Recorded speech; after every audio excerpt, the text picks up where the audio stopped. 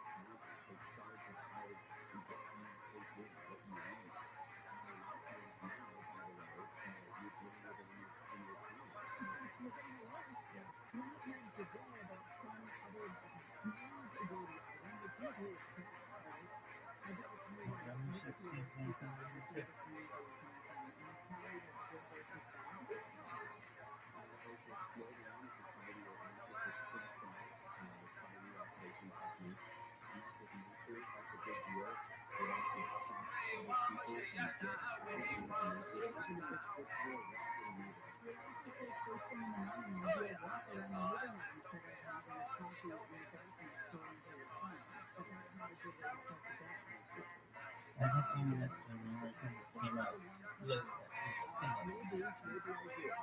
Well, it was when he had his.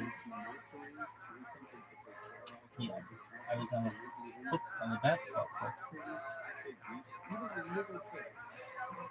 Really? Yeah, I got my jersey number that day 34. Really? Yeah. Why? Just the one I pulled out of the box. My friend Kyle got that 23. I forget what everybody else got. But I was 34. And that was magnificent.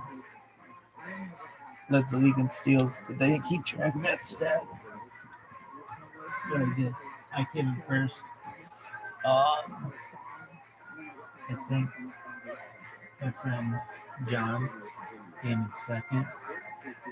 And this kid Jerry Southern, I believe his name, came in third. And then my friend Ryan came in fourth. Something like that.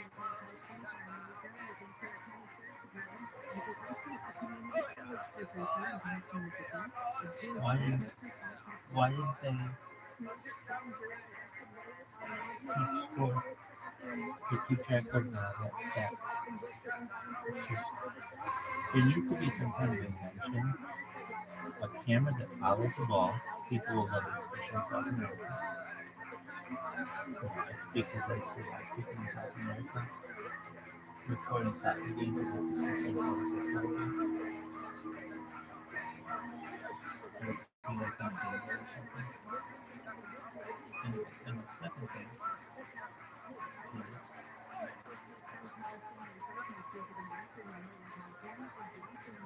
what?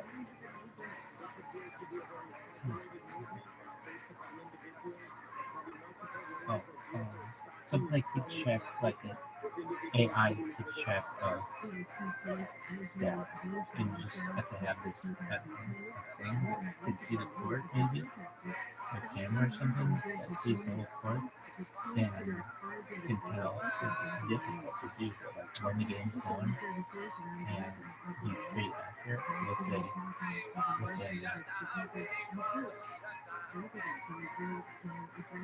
you know, we can put all the basketball games in there that are better than me. Make it pretty elaborate. And so that we keep track of statistics. You know? And then people are gonna forget more. Those posters, my wife loves it. You know why? Because it saves you time. Time is money and energy. What I'm going to do is this right now. Go to stamps.com before you do anything else and click on the radio microphone at the top of the home page and type in Joe. Again, go to stamps.com before you do anything else and click on the radio microphone at the top of that home page and type Joey. What I'm going to do is this. I'm going to give the church family a special offer. This one has 82 followers. Yesterday I was sure at 116. Including postage and a digital stamp. So go to stamps.com, click on the radio mic on the top of the home page, and type in Joe. That's stamps.com and the Joe. Number 2, what One of the most interesting products I've received last week is the Rich. The Rich is a minimalist wallet that helps you reevaluate your everyday carry, launched by a father-son team. Funded on Kickstarter in 2013, the Rich now resides in the pockets of over a quarter million men and women. The RFID blocking wallet is made by two metal plates, either titanium, carbon fiber, or aluminum, bound together by durable elastic bond. Your credit card, your license is just the stuff that you need. It's light. I love it for traveling. So what I'm going to do is this, okay? It's sleek. It's got metal plates bound together by durable elastic band, so you will lose nothing. You understand me? It's easy. It's front minimal. That's designed to let you ditch your bulky wallet. What I'm going to do is I just want you to go. Do me a favor right now as family, because you're going to love it. Go to richwallet.com/church and use promo code CHURCH, CHURCH. And what I'm going to do is, today only, I'm going to give you 10% off with free worldwide shipping by going to richwallet.com. For right now, just go to Rich Wallet and take a look. It's one of the most interesting products out there. And if you're a traveler, you're a sportsman, you ride a bike, stuff like that, you want bulky stuff, Rich Wallet is the way to go. So right now, today, I'm going to give you 10% off for free worldwide shipping by going to richwallet.com/church again. That's richwallet.com/church. Use promo code church. Number 3.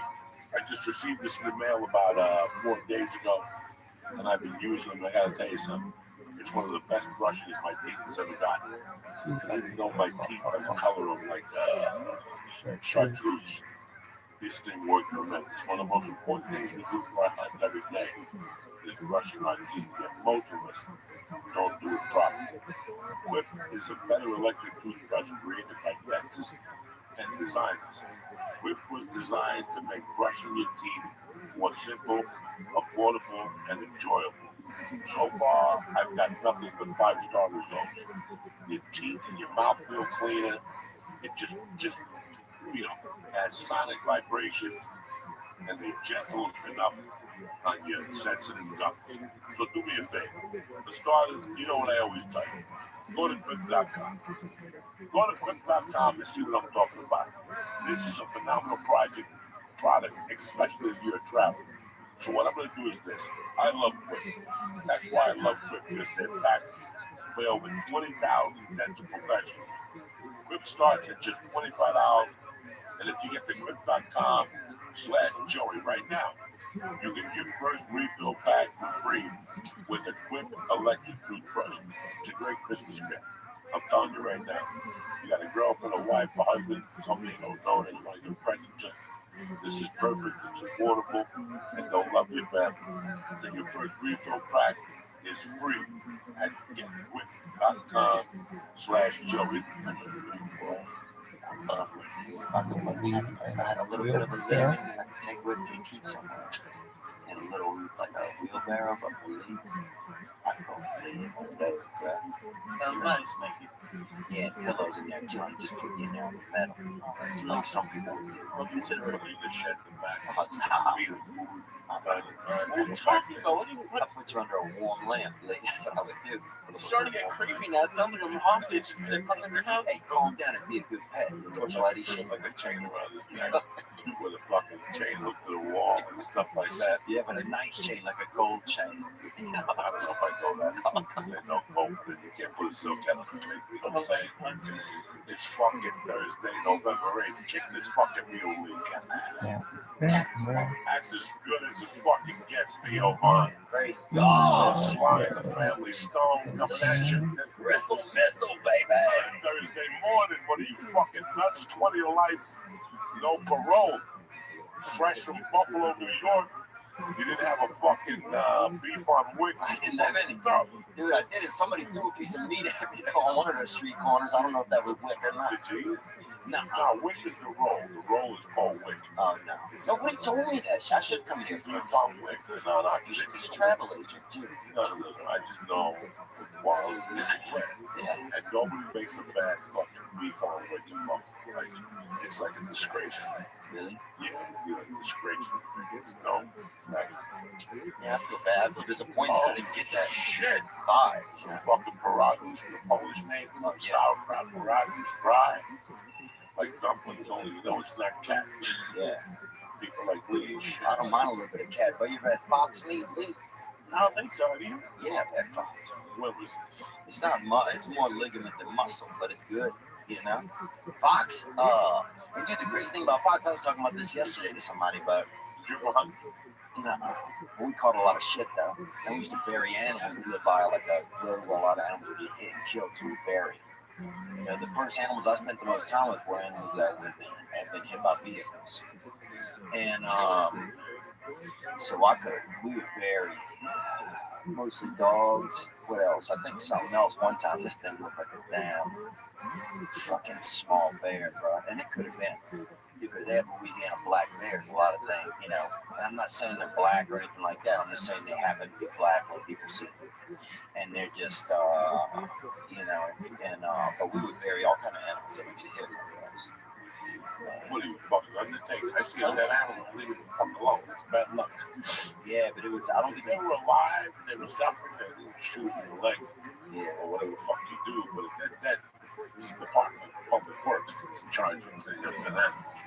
yeah, but the Department of Public Works, I think, comes for people that are paying taxes, people that got, you know, they didn't come us. Dude, they had a veterinarian or something, or like somebody used to throw dead animal carcasses in a ditch outside of our house, right, for like 7 years. My mother would call every week. Come here, good animals. Big animals too. Did you grow up Louisiana? Had a couple cats and possums in my neighborhood. At the time, would walk around. I wish I would have had that, man. But we had somebody. They had I guess this person was a veterinarian. That's somebody that deals with animals, helps animals out. And so this person would come, and whoever they were at night, they're throwing dead animals. You know, instead of paying to get rid of them, it probably cost maybe $7 to get rid of them. You know, whatever shit is legitimate thoroughfares, how you get rid of animals. But this dude's out there, you know, chucking them in the ditch, I guess, on his way home. Because our neighborhood was kind of a cut through between like a nice area and town. So, You never did like a stakeout to see who was throwing animal carcasses? enough. We were out there, but we never saw the guy unless he drove by and didn't throw one out because we were out there. But then what creek kind of sits next to an animal car? I mean, he probably would throw it out elsewhere. But anyway, so yeah, we'd go out there all the time. My mother would call every week, come get these, and you know, kids are out there beating each other with people chasing each other with fucking, you know, fucking horse skulls and shit, bro. It was wow. Wow. You fucking had that Christmas tea kettle, and you fucking serving Lee a couple cups right there, boy. Big Lee the fart sponge, baby. Welcome to Africa, Lee. Normally I like all your other sayings. I don't like your farts. Sorry, but I'm just joking about that. I didn't mean that. I would never say it. No, it's funny when people, he's going to take you directly to it. It's been like 2 podcasts since he farted on me. Oh, dude, in some countries, in Japan, that's like buying somebody a scarf. I'm Japanese.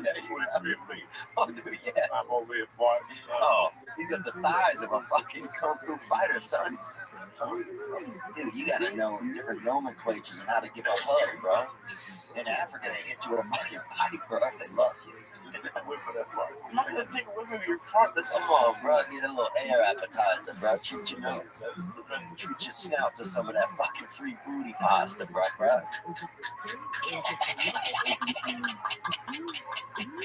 oh my god. Lee, man, dude, it's so funny, you know. Sometimes when I'm not even joking about when I would need to think about something good, dude, I think about Lee, man. Thank you. That means a lot. Yeah, I think about you, man. I think you just. Think about you to laugh. I mean, just this stuff you say randomly. Like, I just want to hang out and like listen to what you say during the day to yourself. I feel like it's hysterical. This conversation is creepy right here already. Well, you just farted on me. How? I think we might be a little cascarón. Oh yeah, I know what you're talking about. No, you Like don't. shopping for peppermint, they call it. Yeah, I'm thinking it's coming out of the closet pretty soon. They say, hey, you know, the boy over there, little long. I don't care either, bro. I'll let you hang off my dick like a fucking mountain cat. No, I would never let police. Not you guys, but I don't have the same relationship with him. We're still friends. I'm friendly with him. I wouldn't fuck him. I would let him touch my dick a little. You know what I'm saying?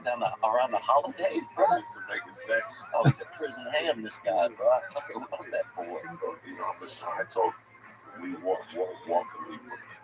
How much money we can make with the on the inside? Just sitting on people's laps. Dealing cards. Yeah. I'm never bringing this back. You can't just sit on someone's lap, but they're not going to let it end at just lap sitting. Bro.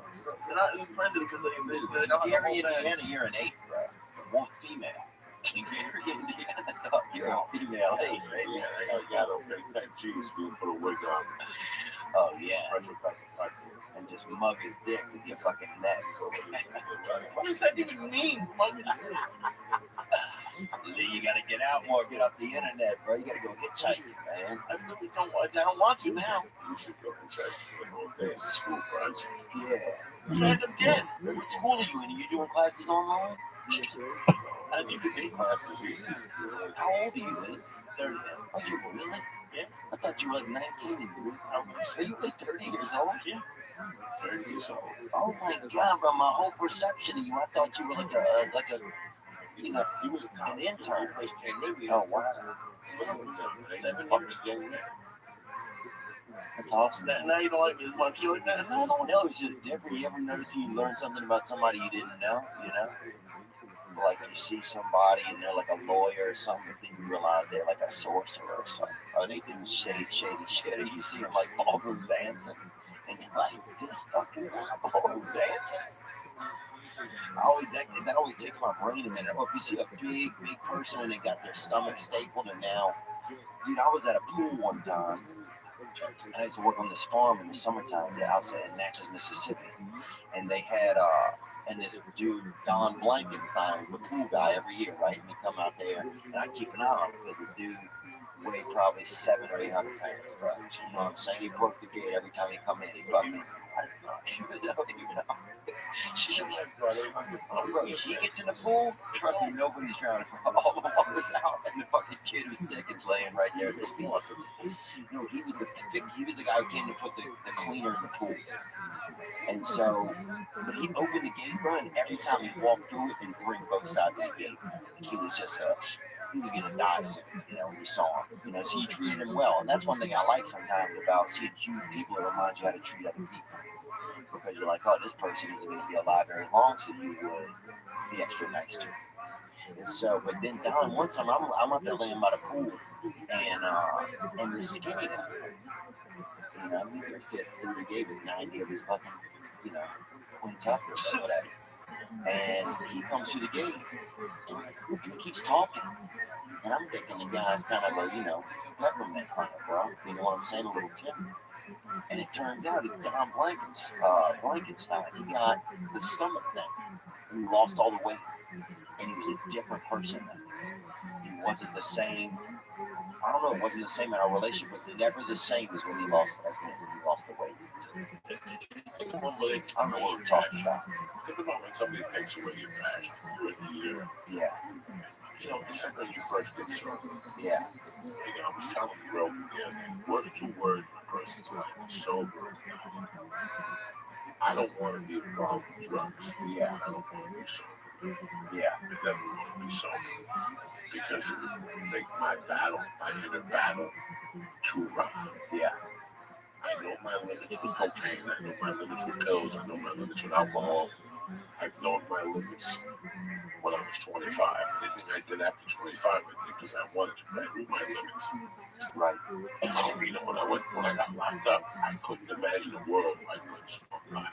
Wow. Couldn't imagine. I couldn't imagine, okay, cocaine. I understand not having a girlfriend. I understand being broke.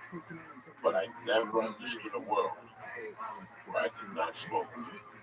When I was 25 years old, weed controlled my life. What did he do for you? I was in so much pain when I woke up. I didn't know that then. You never know when you're going through. Yeah, you don't know. That is, it takes 20 years to look back. You know, I was thinking about it tonight how I was taking a shower. That if I quit climbing tomorrow, you would be assigned back up to college and take a psychology class to become a psychiatrist. and do whatever I had to take, I'd probably be 65. And at 65, I would help so many people so deeper. Yeah. Because I went through it. Yeah. This is not somebody who studied it. I went through it, wrote about it, looked at it. I think about it. I think about what made you. I broke it down from macro to micro. You could put yourself in there. You could put them in your shoes and vice versa. When you become a comedian, Yeah. if you're not brutally honest with yourself, it's not going to end well. Wow.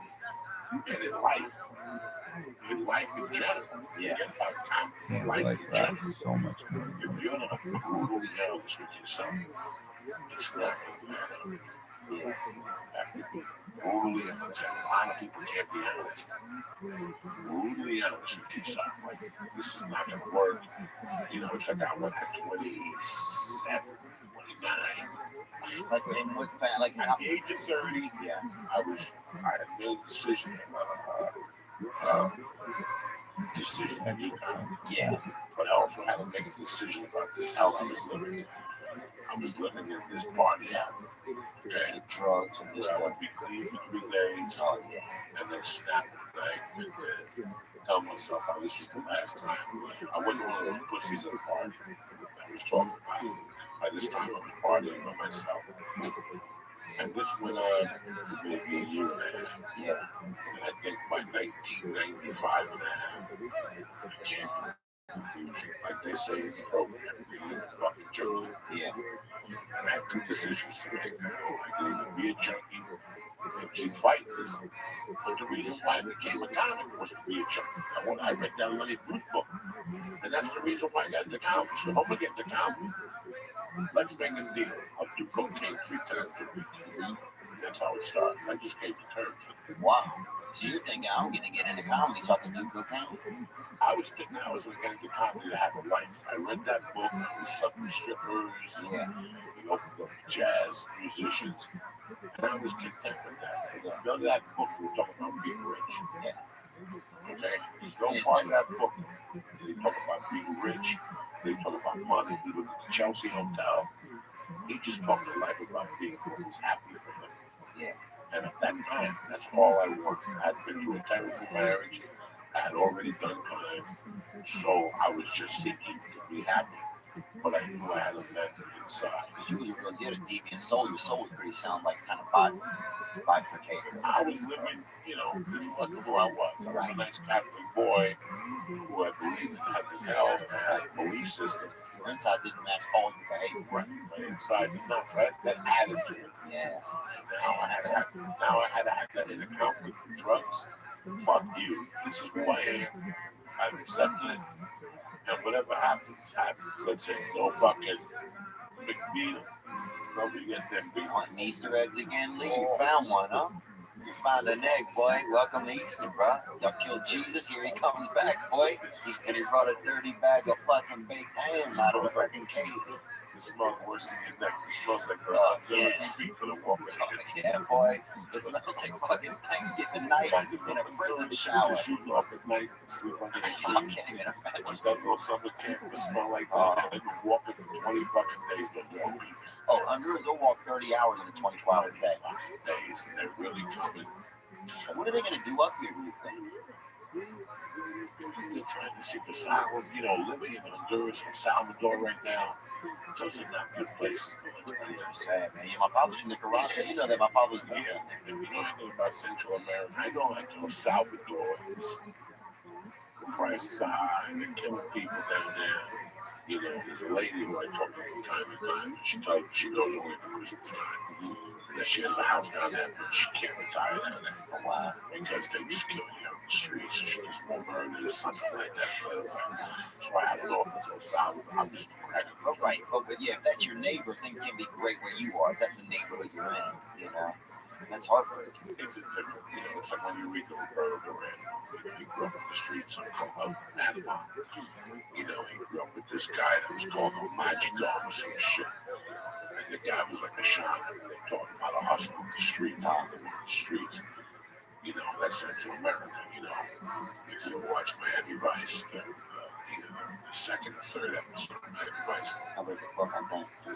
There's no fucking book. There's Miami Sundays. Well, it's just insane where there's little kids. Yeah, what are you laughing at me for, Lee? I don't know. I'm laughing at both of you. I don't know what you're There's saying. little boys.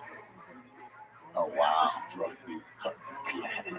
There's a drug deal cutting the deal. He's having a coin Yeah. in his hand. And What there's like, happened? and there's like 4 people. No shoes on. Right? Different coins. Jesus. It's a magic trick. No. He's struggling business. It's like you come in and you want to buy 20 kilos of blow. Okay. And what are the little boys doing? They're chilling. They're like fucking assassins. Oh, really? They're 8-year-old assassins that come from fucking huts with their family. Jesus. And they're just waiting for their next assignment. They're all probably packing a gun or a knife. They got no shoes on. This drug dealer would play with the coin. And even talk to the people the way I'm talking to you. And then from time to time, just flip the coin in the air. When that coin landed, one of those shooters kids would run out and fucking pick it up like it was a fortune. Wow. You know, and I remember thinking years later about that scene now. That's how, you know, Pablo Escobar got those kids to love him in Colombia. Yeah. He went to the poor kids, had no options. He said, "Yo, I'm gonna put 1,000 in your pocket every week, but you're gonna kill motherfuckers for me." Just like that, no questions asked. But it gave him a feeling of purpose. You know, I mean, money talks and bullshit walks. At the end of the day, money talks and bullshit. It really does. I could blow smoke up your ass. Well, I could put 2 Genos in your hand every week, but you've never had a dollar bill in your hand. Yeah. And tell you, look, I'm just gonna send you to people's houses. Yeah. I want you to slip their throats, kill their kids, get mothers to dogs. Jesus. They got goldfish and poison them too. Jesus. You know, that's how they The rat poison or something? whatever. It's just a point. It's just a fucking point I'm trying to make. That's how you get, you know, take the American ghetto here. You know, that's why they call it whatever social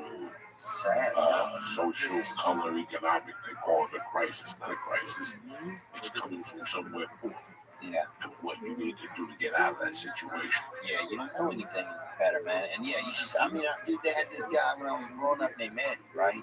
And he could have been fucking 13. He could have been about 16 or fucking 50, right? I don't know what he was.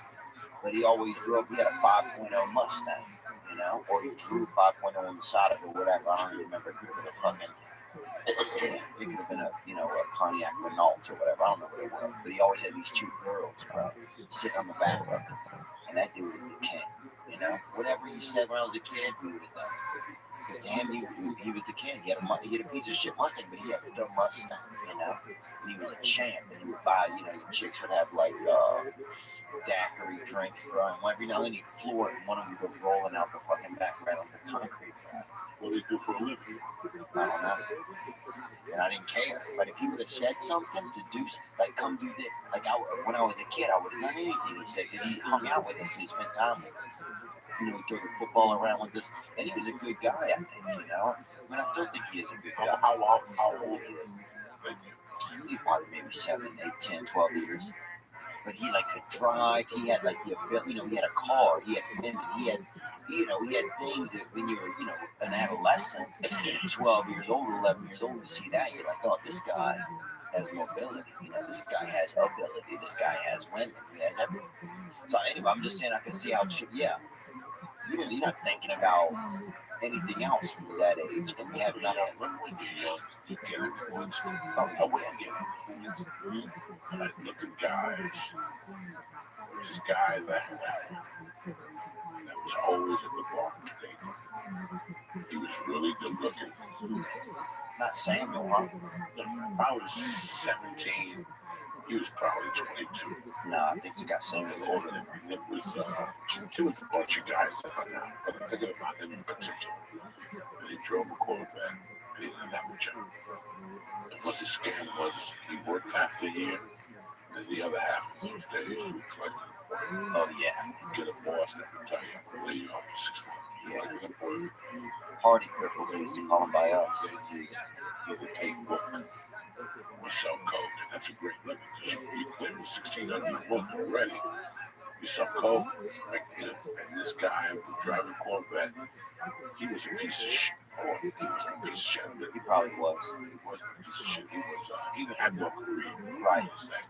He wasn't a role model. But his girlfriend owned the business, and she had money. Yeah. And I remember how that appealed to me for about a month. And I was like, there's no appeal in that. I want my own money. Right. You know what I'm saying? Like, you learn through life. Like, for a month, he impressed me. He had a girlfriend that paid the bills.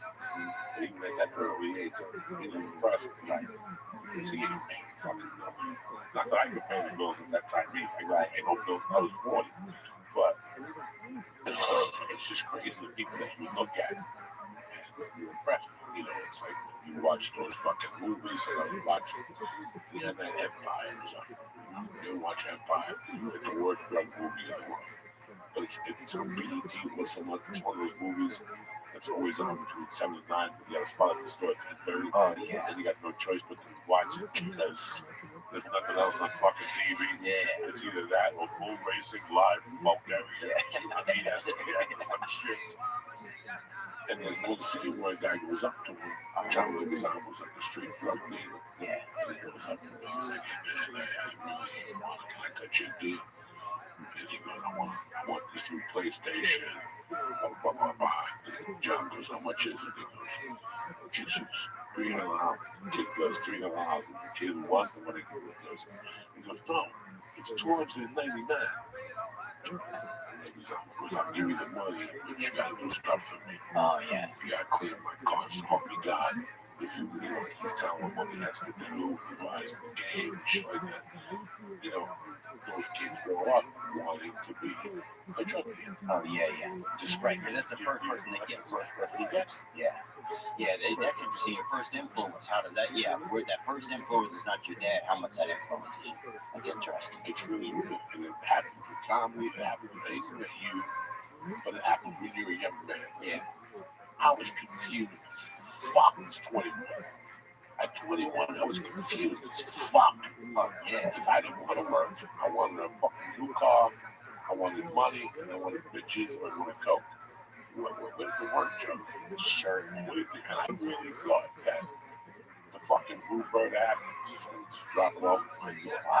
Like I could look you both in the eye right now and tell you, I had no idea about hard work. I wasn't a lazy person. Right. But who wants to work? Yeah. Why don't I try to put something together so I can hang out the bar in the daytime? And I don't have to go to work. That was my deal from day one. As long as I didn't have to work in the daytime. Yeah. Do you ever think that, like, you wanted to, have like a, do you ever think that you wanted to have a, fuck, man, I forgot what I was going to ask you. You ain't even smoking weed now. Bringing shit together, stop smoking. What happened? This is what happens when you get sold. You get retarded. What you go to college for? To get stupid. It's like fucking Michael Corleone and shit at the end of the Godfather. Damn, man, I couldn't have any idea coming to my head, man. No, I think it's funny how, what your influencers are, the first person you see do this or that. But then, sometimes you are able to see past that. Like, there's some people, we had this dude by us, like, and this guy now runs a tree company, right? This guy centered a lawn. And he had a, they used to do this thing where they had a lot of sinkholes. I grew up around a lot of sinkholes. You'd have somebody, you play hide and seek, and somebody fucking you never find, you can knock, like, you go knock on somebody's door, and the next day their whole fucking house is gone, It's like, I grew up in a lot of Louisiana, like half of it's sinking, it's like a sinking environment. So where are you from, Louisiana? Covington, Louisiana. Where am I? Covington's about 50 miles north of New Orleans. That's it. Yeah. Did they get affected by Katrina? Yeah. Everybody lost their roofs. That's a big, like over there, the houses didn't fall down. People lost their roofs. So when you were growing up, what was Covington like? Was it fucking that bad? Was it projects? Was it a little rain? No, it was bad. Parents had a little bit of money, enough to sustain. No, my dad was fucking old as fuck, dude. I think he was always sleeping on the couch. He used to go drink at this bar called Tony Padoni's, and he would take me over there during the day. And the lady would see how many chocolates I could put in my mouth, wanted a bartender back there. Big Janet, this fucking big girl. Did you have nice clothes? My mother dressed us poorly, man. I don't know where she learned to dress. Like out of an Indian shop in like a Native American catalog. Did you need for shoes? Did you need shirts? No. It was like you lived off hand-me-downs, right? I mean, that is not like, some fucking neighborhood that's, where your dog is missing. No, I lived all, like I got hand-me-down clothes, but I didn't get hand-me-down shoes. Like every year, my mother got us a pair of shoes. My mom did the holidays What your mom did for a living? delivered newspapers, cookies, magazines. What about your dad? They used to have a magazine called News on Wheels. You remember that magazine? You could go to the dime store or whatever, the gas station. My dad didn't do anything. Boy, you know what my dad used to do actually? This is funny. He used to go to colleges. Remember what they had to do to the colleges that would sign people up for credit cards, Some fucking old dude barking over there throwing frisbees at kids and shit, That my dad had that job. This towards the end of his life. My parents weren't together anymore. But my dad had that job and he would take me there with him. He let me drive him. I'm 12 years old, right? They had a little growth spurt. I was that 5'10", that fucking lean bad boy, ligaments only, son. Dude, sometimes I wasn't even bone. Part of it was just ligaments reaching out and hoping that the marrow caught up. That's the kind of guy I was. What did your dad do for a living? I don't he used to be like a travel agent. He did a lot of cruise, like he would sign people up for cruises and stuff between Puerto Vallarta, where's that at? Mexico. Yeah, between Mexico and America and geography. in Central America. I deal with this. I walk in this room, dude, I fucking can't think of nothing. Puerto Vallarta. I know that number. So there in Central America, and he was like a travel agent, I guess. What did he do when he was young? He worked for the newspaper. He had a family. He was kind of European in a lot of ways. He liked to be, he worked at the church. He liked to do a lot of, he liked to just sit at like the coffee place and talk. I think he drank a good bit. How do you feel about religion at this point in your life? I need a higher power. And for me, What were you raised? I was raised probably Christian. For the definite. But nothing heavily. I just always wanted there to be a higher power. I used to pray at night, that sort of thing. But now I just needed to be a higher power because I want to have faith. Otherwise I feel like you feel alone a lot. There you go. With that fucking Christmas hitter, bro. That fucking throw water on you. That fucking booty star of David, bro. This stuff is tremendous. You got air calamari, bro. You hit it. God I damn, can't imagine. Can't wait till we fucking hit. This is That's straight why up. you've been drinking Aqua Velvet. Son, that shit. I got no vanilla on it. I switched up.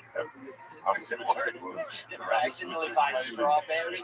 You're accidentally by strawberry. No. Oh, that's the worst you get I home. got Mexican chocolate and the vanilla. And the Mexican chocolate chopped them up. And the vanilla is not bad either, but I switched to vanilla today. The Mexican chocolate, you reach in for the scoop and a knife fucking pops out. I carry it. And the carry when she grabs that end through the rocks. What's the matter with this guy? What do you mean, what's the matter? You fucking farted on me 3 times in 30 minutes. Yeah, make a wish. Yeah, I want to go. You don't want to smell it. What am I supposed to do? Come on, bro. Yeah. Dude, that's enough, bro. 3 farts, you're out. You fucking blowing this kid down. His eyes are starting to fucking heat up. I'm sorry, Lee, man. I feel like I'm being rude. No, you're fine. All this shit. If there's nobody in that wheelbarrow, And it's got pillars in it, too. And I put you out under a lamp. So how old were you when you were driving your dad to campus? Dude, I was 12 years old. So I put him at 80. Yeah, he was 82. So he was driving, he'd sleep on the way there. I'd stop at my buddy's house, dude, as long as he could press. Because I was fucking showing off. I had a Delta 88, so my friends are still, going through adolescence, inside trying to, blow a flute to get their dick to fucking get taller, like they see in those commercials in India. And here I am pulling up, in a Cutlass in a Delta 88. I go in, I'm like, bro, shh, come out, get in the back seat, let's go for a ride, right? So my buddy Scott get back there. and we would just fucking cruise around. Dude. My dad's sleeping around. And he was the thing, my dad's neck was real bad, so even if he woke up, I would just tell Scott, keep it quiet back there for a minute, you know? I was telling her lost or getting gas or something. And then my dad would go back to sleep, and I'd cruise around a little more. Take my buddy back. I mean, dude, at 12, 13 years old, a friend picking you up. We pulled up with a sleeping senior citizen. People thought that we were fucking, you know, kidnappers, bro. Senior citizen kidnappers. That's the world party.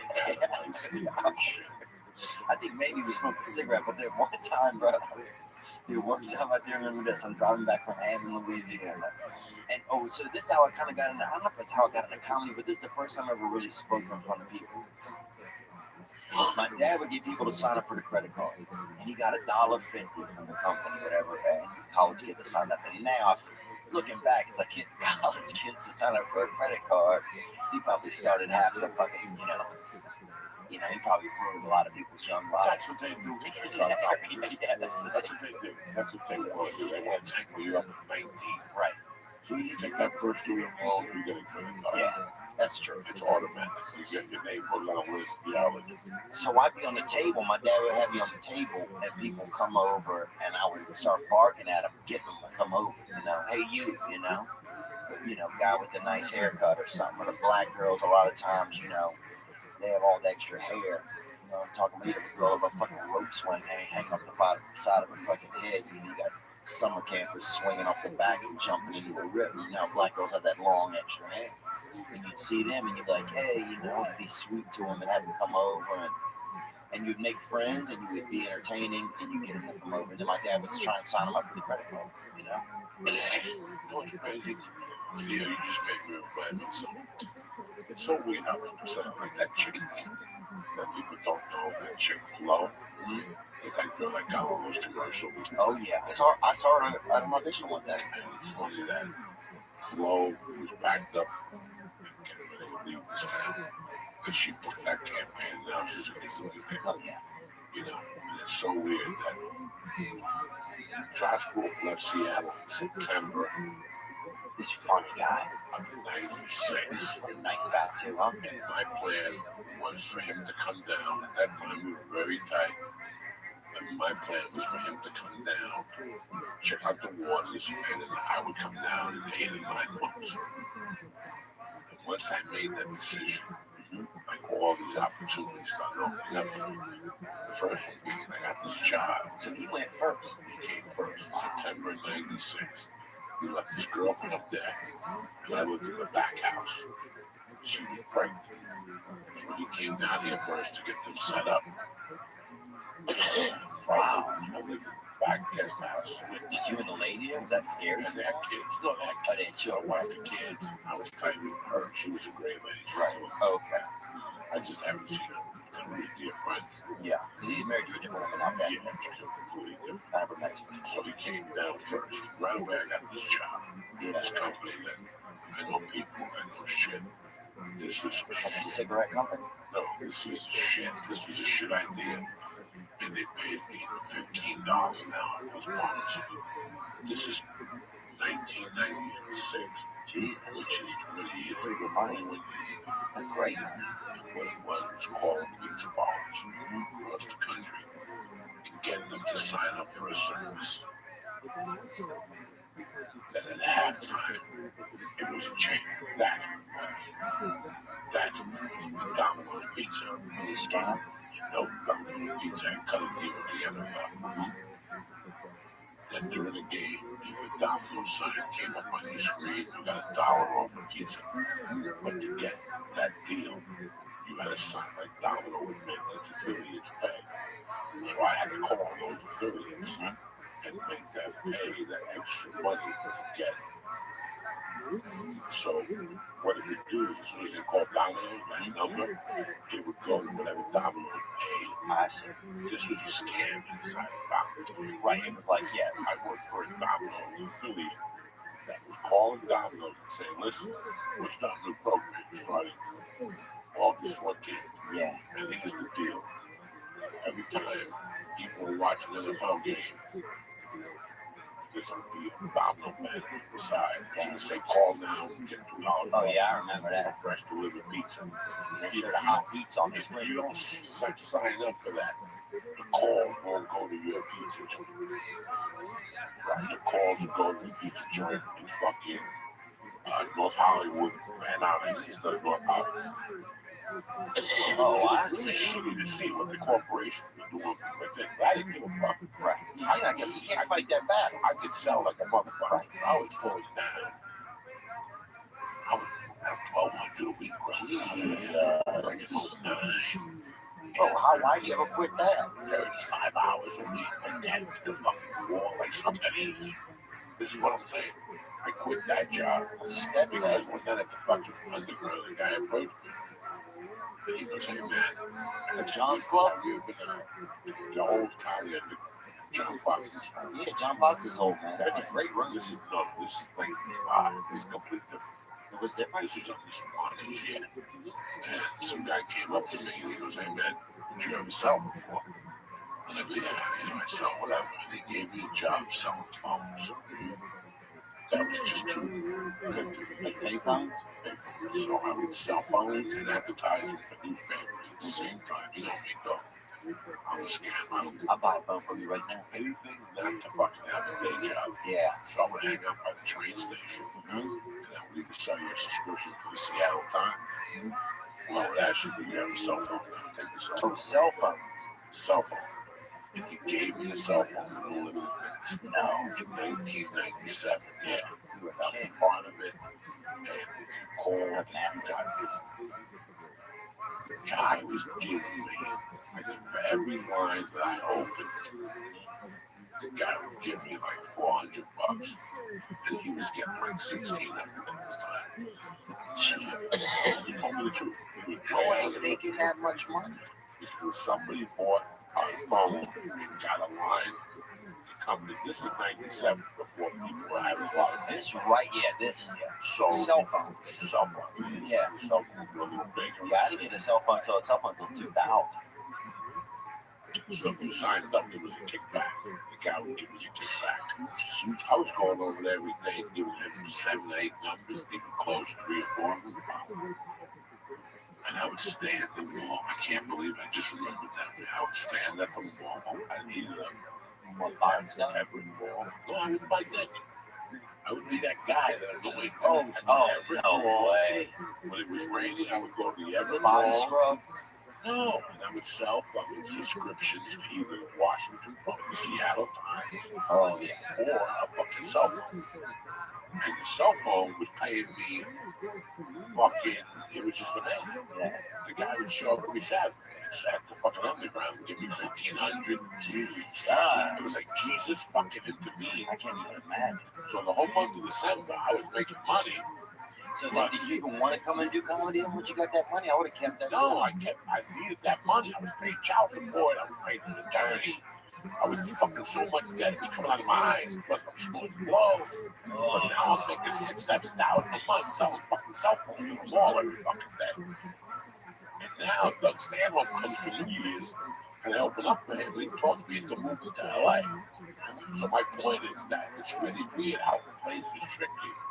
Right when you say to the universe, I'm going to leave, you get the best job in the fucking world. Yeah. When I lived in Seattle, I was pulling down $1,600 a week just selling cell phones. Never mind fucking blow, subscriptions to the Seattle Times. If I had nothing to do, I'd just Yeah, you get all your pussy lined up. I lived with a stripper. I lived with a girl that made money, and I passed the perimeter. We lived in a fucking. We y'all fucking or not? No. She stripped. She was Christian. So I slept with them some different beds, like fucking the Dick Van Dyke show. We lived in a fucking RV. We lived in an RV, had a place where you back your RV up. Yeah. They connected. Oh, yeah. Cable TV. You had a shower in your RV. Or they had an athletic center. This place was tremendous. Oh my God, it was there for 20 years. It was like a lodge. KOA or something? It was like a little bigger. It had a bigger name, a better reputation. Yeah. Bro, they had restaurants. KOA went crazy, bro. Walk in, they had 3 or 4 restaurants. Real restaurants. They had a gym, a pool, shower, a movie theater in Kent, Washington. Where fucking, who was living in Kent, Washington at the time? Henry Hill. No way. Henry Hill was living probably. I was going to guess Jeffrey Dahmer. Wasn't he from there? Kent, what? No. He's from Milwaukee, Wisconsin. Fucking, Kent, Washington had a fucking RV park. Yeah. With the stripper and an RV and a dog. What a lucky guy. And Midway Mobile Villas? A mobile man, he's got to kind of sell you the neighborhood over here. Unbelievable. They wake up in the mornings, walk into the building, brush our teeth, and give her a stack. We walk into the building, we eat 2 eggs, sunny side up eggs, like nothing at the diner. They had a diner in there, and we go back to the thing, watch TV for a while at Right Tommy, and then we both go to the gym. I would swim. Yeah, I would swim. Because that's how you had to take a shower. You took a shower because you had to work out. In those days, I was homeless. So for me to take a shower, I'd have to work out. Oh, yeah. So I'd work out twice a day. I was tip-top fucking blue. I love that. When I moved to LA, I was in great shape. That's what happened to me. I fell apart. But once I got there, I stopped doing everything. But dude, I'm thinking about this while you're telling me that. So I'm like, that when you say, so when you start to tell the world, or you tell like the powers in the back that you're gonna move, the universe. You tell the universe that you're gonna move. That's when the universe like starts to give you things to keep you there. They throw curveballs at you. Right. They throw curveballs. So then you gotta be somebody that you. I mean, that's kind of. Is that the difference between some people and other people? You think that you willing to just say, okay, look, these are great things, but I'm gonna still move away from this and take my chance, and because some people would just stay. Do you think like there's something inherent in certain types of people that are then like, okay, I'm gonna put this on the line and still move? There are people that will come to me and say to me, Joey, I'm a comic. I'm moving, I'm putting away money and moving to LA in 2 years. That guy's dead. That guy's dead. Yeah. That's never gonna happen. You got to build it somewhere else. No. Is that what you're saying? You have the urge to make a move. You have to make it. Oh, I see what you're saying. The people who procrastinate that move will give you a reason why they're looking for something to fall in their lap so they don't have to. I see. They're going to give themselves a 2-year span. They give themselves a 2-year span. And what happens?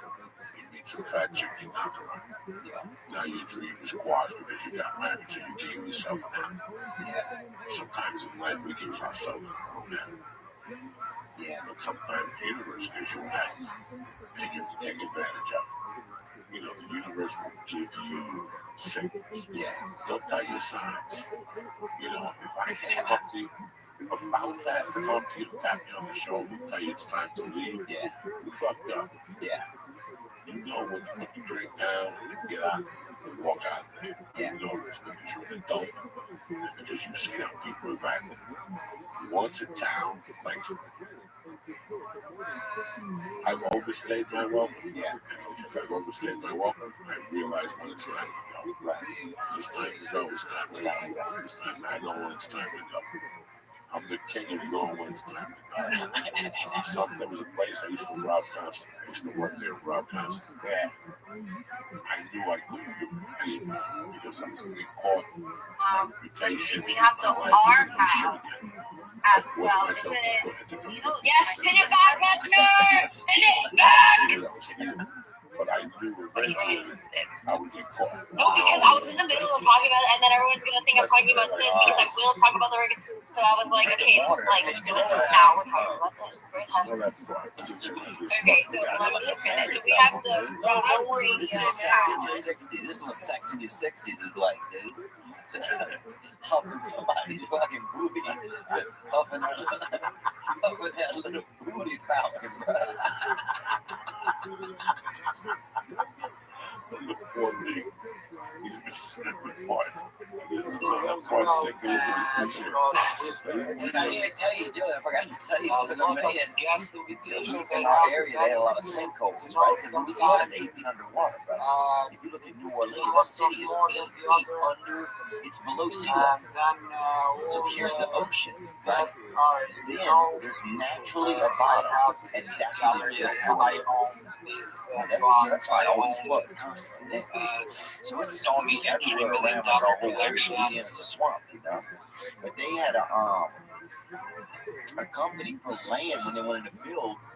And before they had, now they got the surveys. You see a dude out there in the morning, you think he's a pedophile, he's taking pictures of children or something, but he's looking for distance with the land with that orange vest. They made him put an orange vest on because everybody thought they was, touching children or looking for children. And now, but before that, they would hook a fucking rope to you. You fucking giving it up. So that bird is hatching, you're fucking brain. This poor kid is taking Dude, that Mother Earth right there. that my fart is taking a run. Damn, boy, that fart's like breast milk in it, huh? I think it's fucking It's percolating all right now. That's when we come out like that Korean sentence. Oh, yeah. That's that fucking lunch And animal. I make it ricochet off the chair. So ricochets off the 9-corner ball and it goes right through his nose. He gets him. Nobody knows how to farm. I've been farming like this for 50 fucking years. Oh, wow. I know how to put my hips. Yeah. I'm on the back.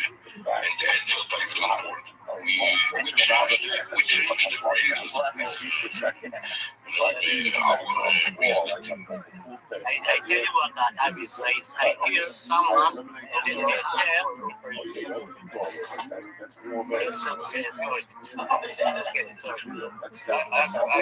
What I wanted to say about this is that you really want to see oh shit. the fact that everyone, when you're sitting on this space and you're sitting online and you see people using what I'm Come on, man. It's about 24. reluctant to say, oh, that was terrible.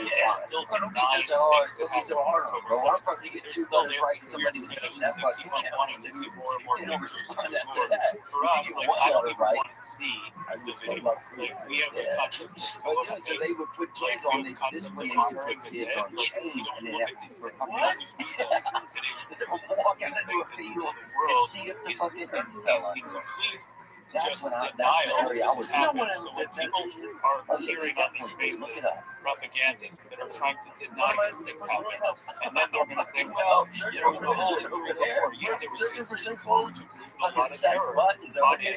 Wizard out of the type Israel, it in. the bus bombings, I'm sorry, restaurant I'm bombings. being over. It is disgusting. Yeah, we It's a can't crazy place. It is a crazy way of living, and Israelis don't have to live like that.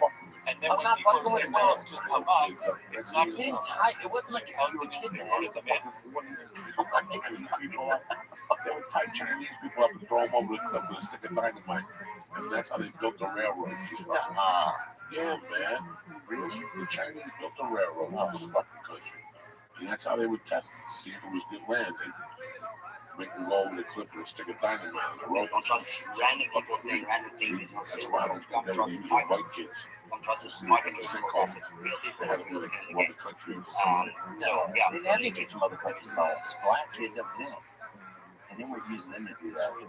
I got one more question. They would have kids, but it wasn't a day. I mean, you wouldn't, it's not like you're falling into fucking, I know that my audience is you know, in the like figure out what's 80s or happening next anything. market, right? You just fall like 6 or 8 feet, you know. That's enough. I like to bring on a lot of economic experts, market analysts, and I can listen to it and they go out and see that information myself. Rattlesnake bites.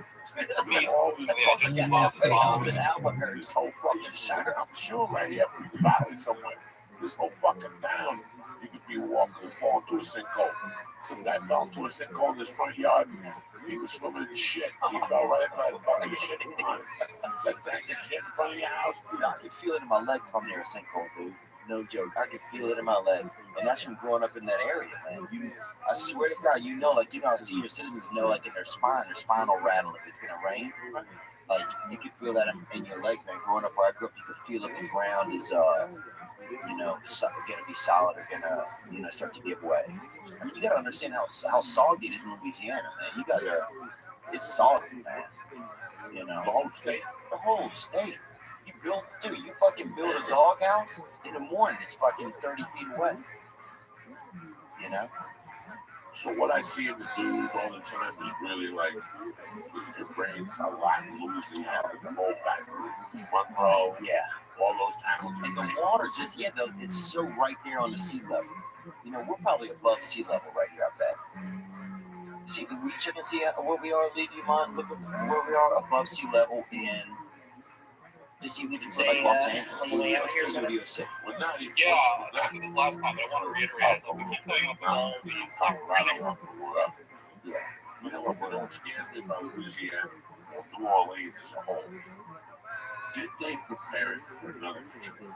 I don't know. The flex off his face. But yeah, maybe you can shoot us some music and we can end the series. And I wanted to just quickly thank Snake for picking up Ballerina's piece as a gift and sending it to my wallet and Kino's wallet.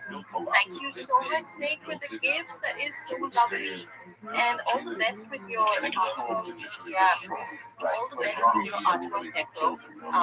It's so beautiful. I just think your work is gorgeous, and all the best with it. And before we end, I wanted to say I finally found CC's work that's minted. Yeah, and I pinned it up to the top. So if you guys want to check that out, I don't know what happened. I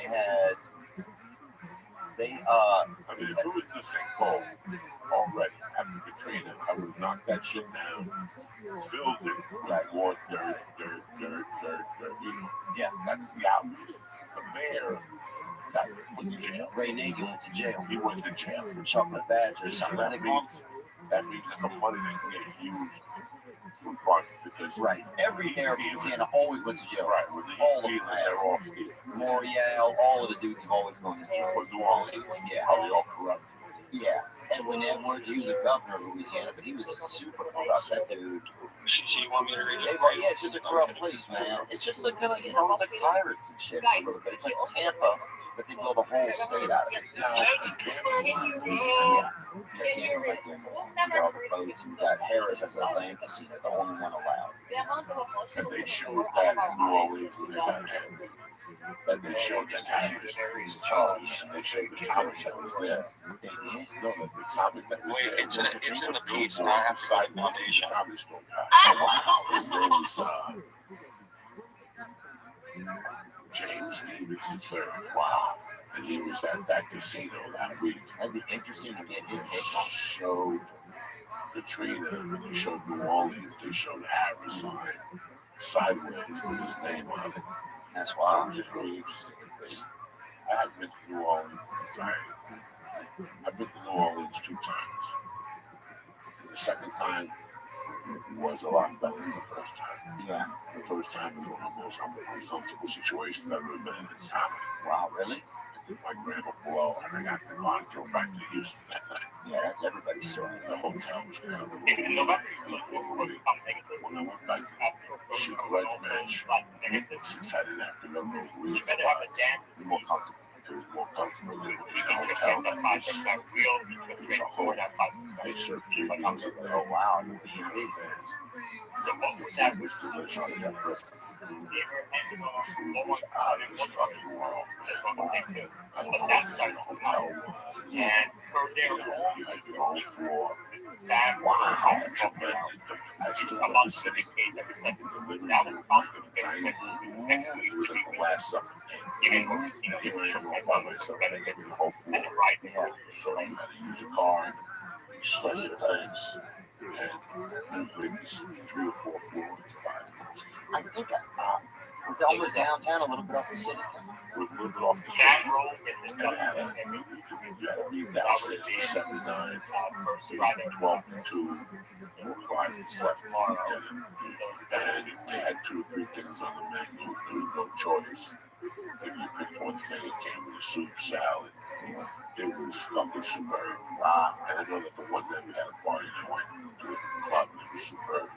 It wasn't as dirty as I had been the first time. Yeah. When I went to New Orleans the first time, it had to be 99, 98. New Orleans is out of its fucking mind. What was Katrina? 2000, 2006. When I went to New Orleans in 98 to do comedy that time, I took a fallout. It was either 98 or 99. And dog, I gotta tell you something. The minute I parked the car, to the minute I walked in the hotel, to walk into the gate, I thought I was gonna get jacked. Yeah. I'm fucking like, I jacked people, right? So I felt like I was gonna get jacked. You get the feeling, even the street lights are fucking telling you you're about to get fucked up. There's people at every corner, lookouts, people bumping into you. And years later, they made that movie Focus about pickpockets. And then when they go to the Super Bowl, wow. And I thought about that movie, how that dance on pickpockets. Oh, hey, I thought I was my intention was Bulgarians. A lot of bad intentions. but I can hear you. Black on black crime there, especially at late at night. It's crazy. Drug I had to go abruptly. I wish I could have stayed longer. walking. Listen, For that chill that was in here, but because Yeah, it was you gotta go to the first quarter. You gotta go. walk down there. So we got into town, maybe checked into the hotel right down there. what's new? Anything new? I wasn't on that block. We did it. And I got a flash out back to 42nd Street. Yeah. Well, In the 70s. Come in. I got Coach, I'm not drinking. So I'm walking and I'm like making believe I'm having a good time. There's tons of people on the street. What's a T1 Wilmington filing? Oh, yeah. So what are you looking for? Player. They'll have a baby character. Yeah, I was gonna ask Chelsea if you want to talk about it. They Wilmington Trust. Yeah. You gonna stand right here, my player, come over and talk to you, give him the money, and I'll come back. And it's all of that shit. And I was like, And you get murdered at the end.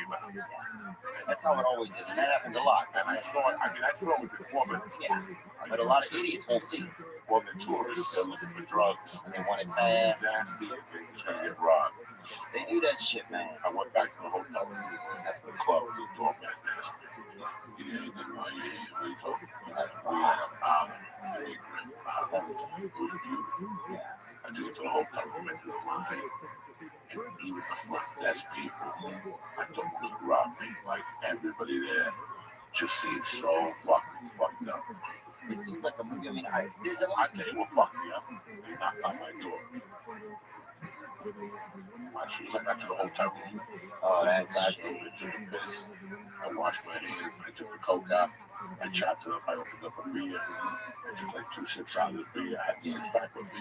I did a line of coke, one little line. I put the coke away and the door knocked. And when I opened, the guy was like, "Oh man, I'm just checking up on you, making sure you're okay." And I was like, What the fuck you doing? "Okay." We're adults. We can check the up on. the coke hit me a little bit, but not enough to make me paranoid or fuck me up. I called the other guy and I said, "Dog, what are you doing?" He goes, "Nothing. You feel like driving home?" He goes, "I don't want to spend the night here either." Wow. We both got in the car and I left, and that was mine. And I'd never forget walking back to the car. It was 11:30, and all I could smell was fucking vomit. Oh, if you're down by the first quarters, I'm just It smelled like But they're redoing it now. They're redoing the streets down there. When I called you last week, you were in Oh, you're Baton Rouge. Oh, you were in Baton Rouge, and then you were in New Orleans. But dude, even in Baton Rouge, man, I'm out there. We're taking the kids. I got nieces and nephews, you know, and they're little tigers and all kinds of shit, you know, costumes. And we're taking them, and you have, you know, a couple, you know, brothers running by like, I got coke, you know, I got coke. And it's just we're out there fucking taking the kids, like, trick or treating, you know. I got mom, what you need? Like, what the fuck, dude? I'm already, you know, to get the kids dressed up like a damn mountain lion, not getting a bunch of coke at the house, you know. It reminded me of Times Square. Like they were just painting barking at you. I got coke, I got fucking drywall. What do that drywall? Like, I'm not fucking buying that at night. The guy I was with, that was driving a nice feature. He was like leaving. Yeah, and he was back to drive. Got it. Well, thanks, man. Open for you now, now. No. I'm talking about this guy who's been doing it for like 10 years, 8 years. Yeah, I don't know when some of these people Yeah. just do point, but And he I drove don't know and if he they was be like, immediate. he did Other drugs. than one thing in the house. Those, that post, somebody had a post yesterday on Reddit that had pictures of them working, He didn't like it. stolen stuff. That was pretty cool. It's pirate drunk. You can see that. That night, just KRPB's. didn't even get it on it. They paid Yeah, him. maybe And I heard KB Show brought it up as well. Yeah. It was in a subreddit. Is it his Reddit? You know what? Because they like to hear the Yeah, story. it was posted yesterday. I used to go to Mike. So when Mike, it was what's his name? recon and there was all kinds of My buddy Tommy activity, Pancos was the DJ over there, and then he ended up being the GM for a while. product That's why I going started. up. I was there when the girl was there. Was trying Yeah. Oh no, that's Shree. Well, No, it's actually. You said you get your car washed? Average doesn't. I am waiting for my ride to come out of the grocery store. Bossier City. I opened up a hotel there. It's raining here. Tommy, fucking Andy Dick's got the blow me at the casino there, right? Then how about this? 3 years later, I'm back there again. Andy Dick's there shooting something again. Offered to blow me at the casino. He forgot he'd offered me 3 years earlier, and I told him no. What a small world, you know? What you say?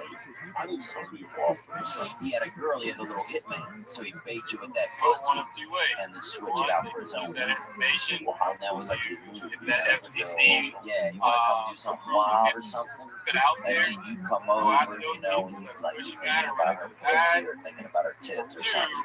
And while you're things doing that I've been that, hearing on suddenly he's there, and then they're talking about like a threesome or something.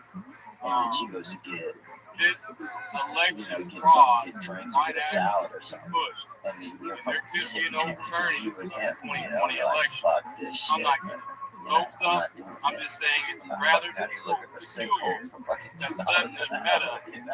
with the You should ban have called me that over had a decade ago, bro. uh, It's had a chain in my 2020 back. election was in fact stolen. Oh, That's all.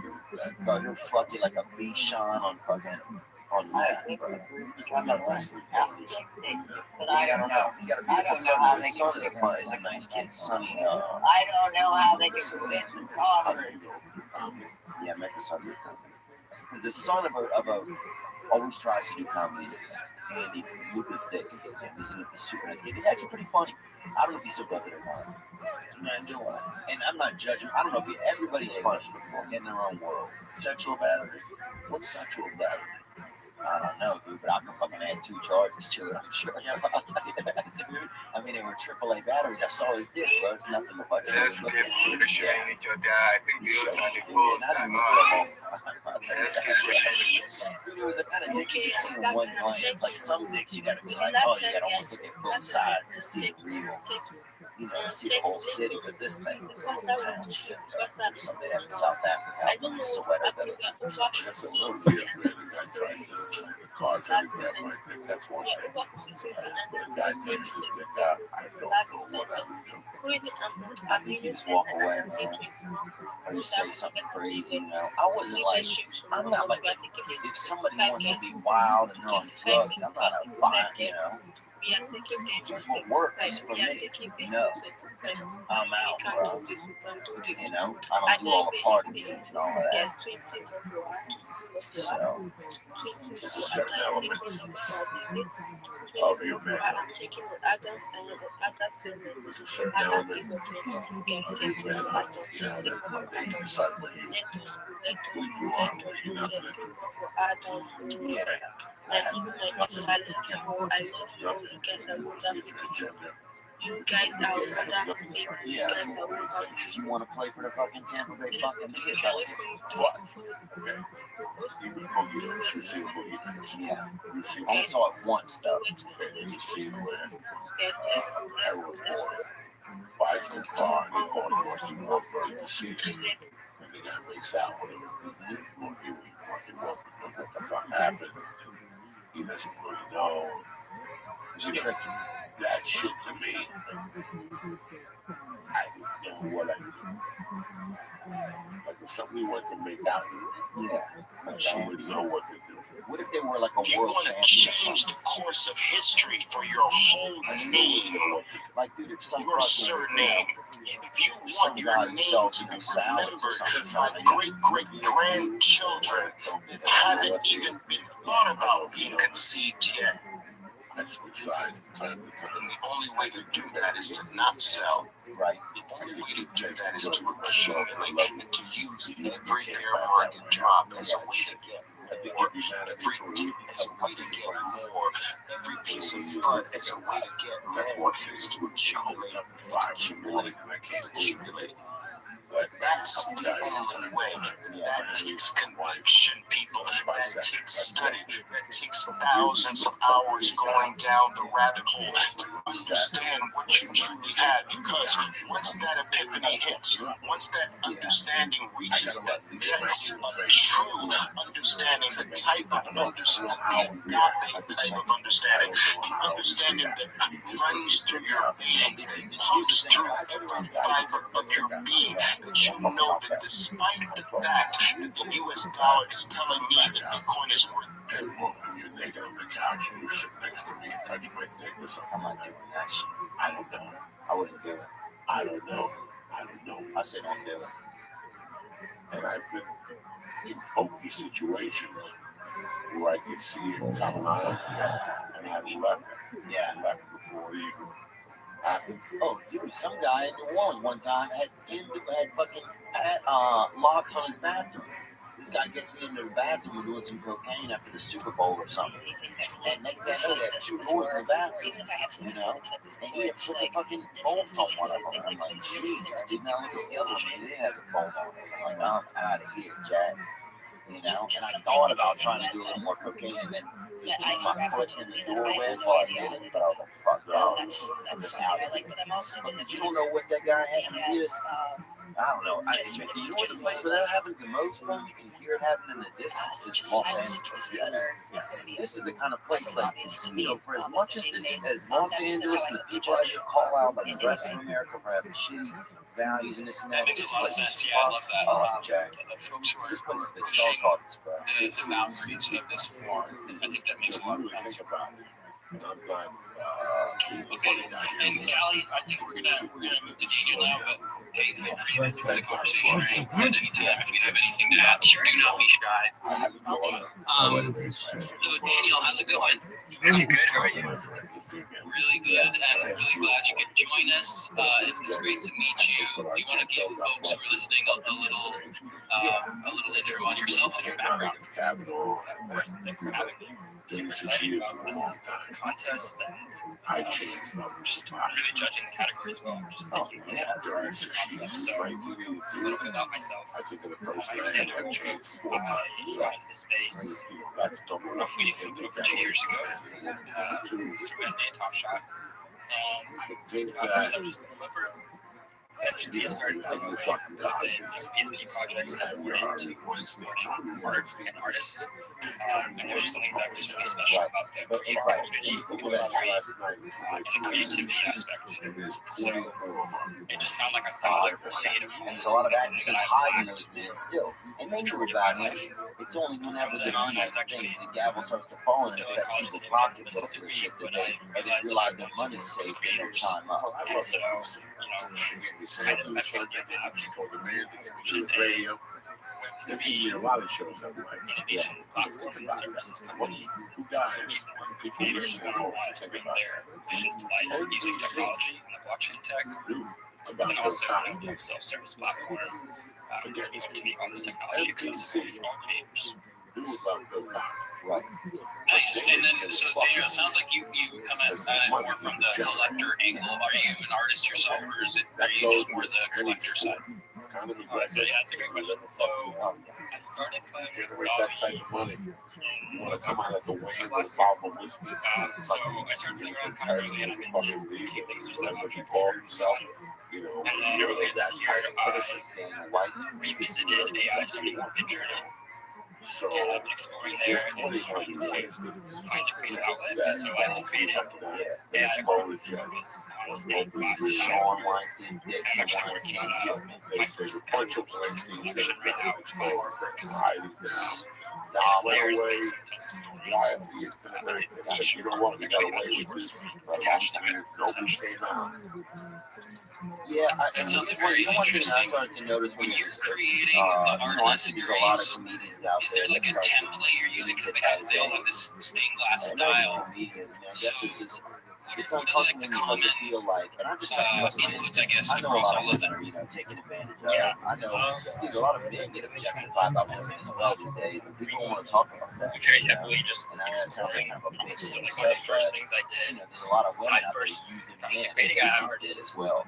talked to some of my favorite AI creators. Yeah. So no IPFPs by Cosmos. And so I got on a call with them. So I don't like asked when them you for get a lot tips, of these, showed me around fancy ladies different saying, oh, platforms, feminism, tools, this and feminism, that. how I They're could use just them and selling books and recommend it. bullshit to you. You know what I'm saying? Actually They're just just peddlers. They don't give a using fuck different about stained anybody glass but artists' themselves. names and like researching kind of those That's one thing I outputs. hope technology at one point And can comparing them visually, tell right? So people's I had a hearts, list of like 25 Like I hope artists at one point like that a fit specialize in stained glass at some where point in their it career. tells you like if that And I would person just kind actually of has put any those into genuine my care prompts of themselves. to see what effect it would have on their artwork. That's when So technology that's kind of the first exploratory stage. because right now we're out here And fucking when you around, say put them into your prompt, is this similar to what Callie said, where you were actually like feeding it these images and everything, of these all this artists? shit on the internet. So It's just, I we're in haven't the really rock done cut that stages to- of technology right now. We're still learning about this shit.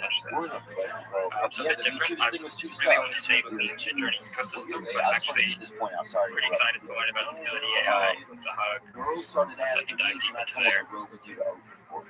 Right? This actually brings up an interesting question, which is, and I'm curious, Callie, and you both, if you have any thoughts on this, but it would seem to me to behoove an artist to really master one of these AI platforms rather than sort of, or I'm curious how artists approach it. Do they sort of, are they generalists? Do they use a lot of these AI tools? It would seem to me you would probably do well to just master one and get really good at it. My first thought isn't like, I agree with that. buy her a house Personally, and just I like think about her always. Some of my thought is in my dick, and that's nature. That's Mother Nature puts some of your brain in the end of your dick. And the thing that gets me is like now it's like women will ask me, well, hey, can I come and feature for you? And it's like, I don't know. Like it's very scary. Like I'd love 2 years ago I'd have been like, yeah, I'll give any woman like I don't have any issue with it, right? I'm not gonna try to fuck this girl, I respect her as an artist. But now I'm like, what if this girl has some crazy intention? Well, no. You know when you're taking over. But it makes me second guess that. Frankly, Felicia might have known them both for years. Yeah, Kate, I I have wish no, it would not turn me on to fuck Kate. I love her to death. She's beautiful. Right, a little sister. Yeah. For me, she's like a sister to me. Yeah. So, if I went on the road with a woman that came up to me, I'd have to do it ask me. And they not stay at the hotel, they stay at their own home, they live in Austin. Right. I have no problem. I don't play that shit at all. I know what it's like to be a young girl. I have a daughter, and I remember what it was like 20 years ago. Okay, who can't stand me?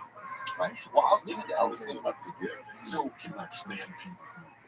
You can't mention my name. Chelsea gifted me with the first time I met Chelsea, the most precious thing you have, which is your time. sexual. And I vowed a long time ago that each time I grab a mic, each time I'm afforded the opportunity to speak to even one person from a stage, a podium, a platform, a media outlet, I will do my best to leave something of value. I hope I've done that here in this talk. And if I haven't, if I failed in some way, I promise each and every time I'll get better. I apologize for not being able to take any questions today. I've got to run, but this episode will wind up on my podcast, Bitcoin Unleashed. I strongly encourage that you follow if you found anything here of value. Follow my podcast on Fountain, on Spreaker, wherever it'll soon be available on all of the podcasting outlets. But if you follow me on Fountain, you'll be able to earn some free satoshis. Right? Ciao for I was now. out there every night with a package. Stack harder. The next you were geeked up. geeked up more bitches with coke. Yeah. I go to She's there. I go to the comedy unit, the new spot, and I see Chelsea Handler looking finer than a motherfucker. Did you have big breasts then? Oh, 1998, Chelsea Handler was fucking banging. So we start talking. She tells me what she's very sweet to me. Yeah. She tells me what her credentials were. And 6 minutes into the conversation, I'm like, let's get a rock and coke. And let me eat your pussy and shit. Her face turned pale. Yeah, she's crazy as it is, but I knew that I had done something wrong. And then 3 months later, She was getting friendly. is wildly expensive. Black guy? Yes, it is highly replicated. I went to It a is party and saw her. but it is crazy expensive because it uses a lot of space to rent. hard. And And after that, the added somebody ROV, came up to the me ability and to store why arbitrary did she hate files me so much? And I cried this one night. She caught me, like just several terabytes. It's Well, you on are there, but saying the ability to store arbitrary no files. idea how good she looked at me. Like this That's to is say, like, why would you look Chelsea up had the what volume. they get? So That's but what she had the volume. she to be released to your recipient She went later. up to the store and the 915 spot and Gave you the fuck ideology that bang. small strings But of I data never met her have before. excess power. I never met her And before. I as you saw her. continue to have excess power, And we started talking. Next minute we were talking about cocaine and shit. the late 90s Next thing or you know, Chelsea late and 90s, Jason, we were flying. Yeah. Let's go somewhere and do some blow. She was like, what the fuck are you talking about? Get the fuck out of here, disgusting fat slob. You fatter? No, I was just, a gross person. I didn't know I was doing coke. Yeah. To this day, you can't mention my name. It's fucking hysterical. The least time I lied about it. Yeah. I didn't argue it. I just asked you to Did you have that printed back up from the Oh, yeah. You know what okay, man? from 2000 till I met Terry in 97, 96. That was all I had. I wasn't a handsome guy. Yeah. So I would just tell you, I got a big ball of coke. You got a pussy. What do you want to do? Yeah. You want to sit here and talk to me all night about fucking computers and watching you? Or you want to come to a meeting and what you Yeah. We say it's 10 women. Two of them are go home. Oh, dude, I'm about to go home with you, If bro. you say it's 10 right now. if you look at 10 women and say that, one of you is going to take you up in the fucking home. Yeah. You want me to So fuck it was crazy. hunt that fox? This rocks. It was crazy. Oh, dude, that was crazy. So I remember, yeah, man. And she, yeah, I remember she came into it. I was working at some club over there. They used to have that. When I moved to town, man, I really started doing comedy in Los Angeles.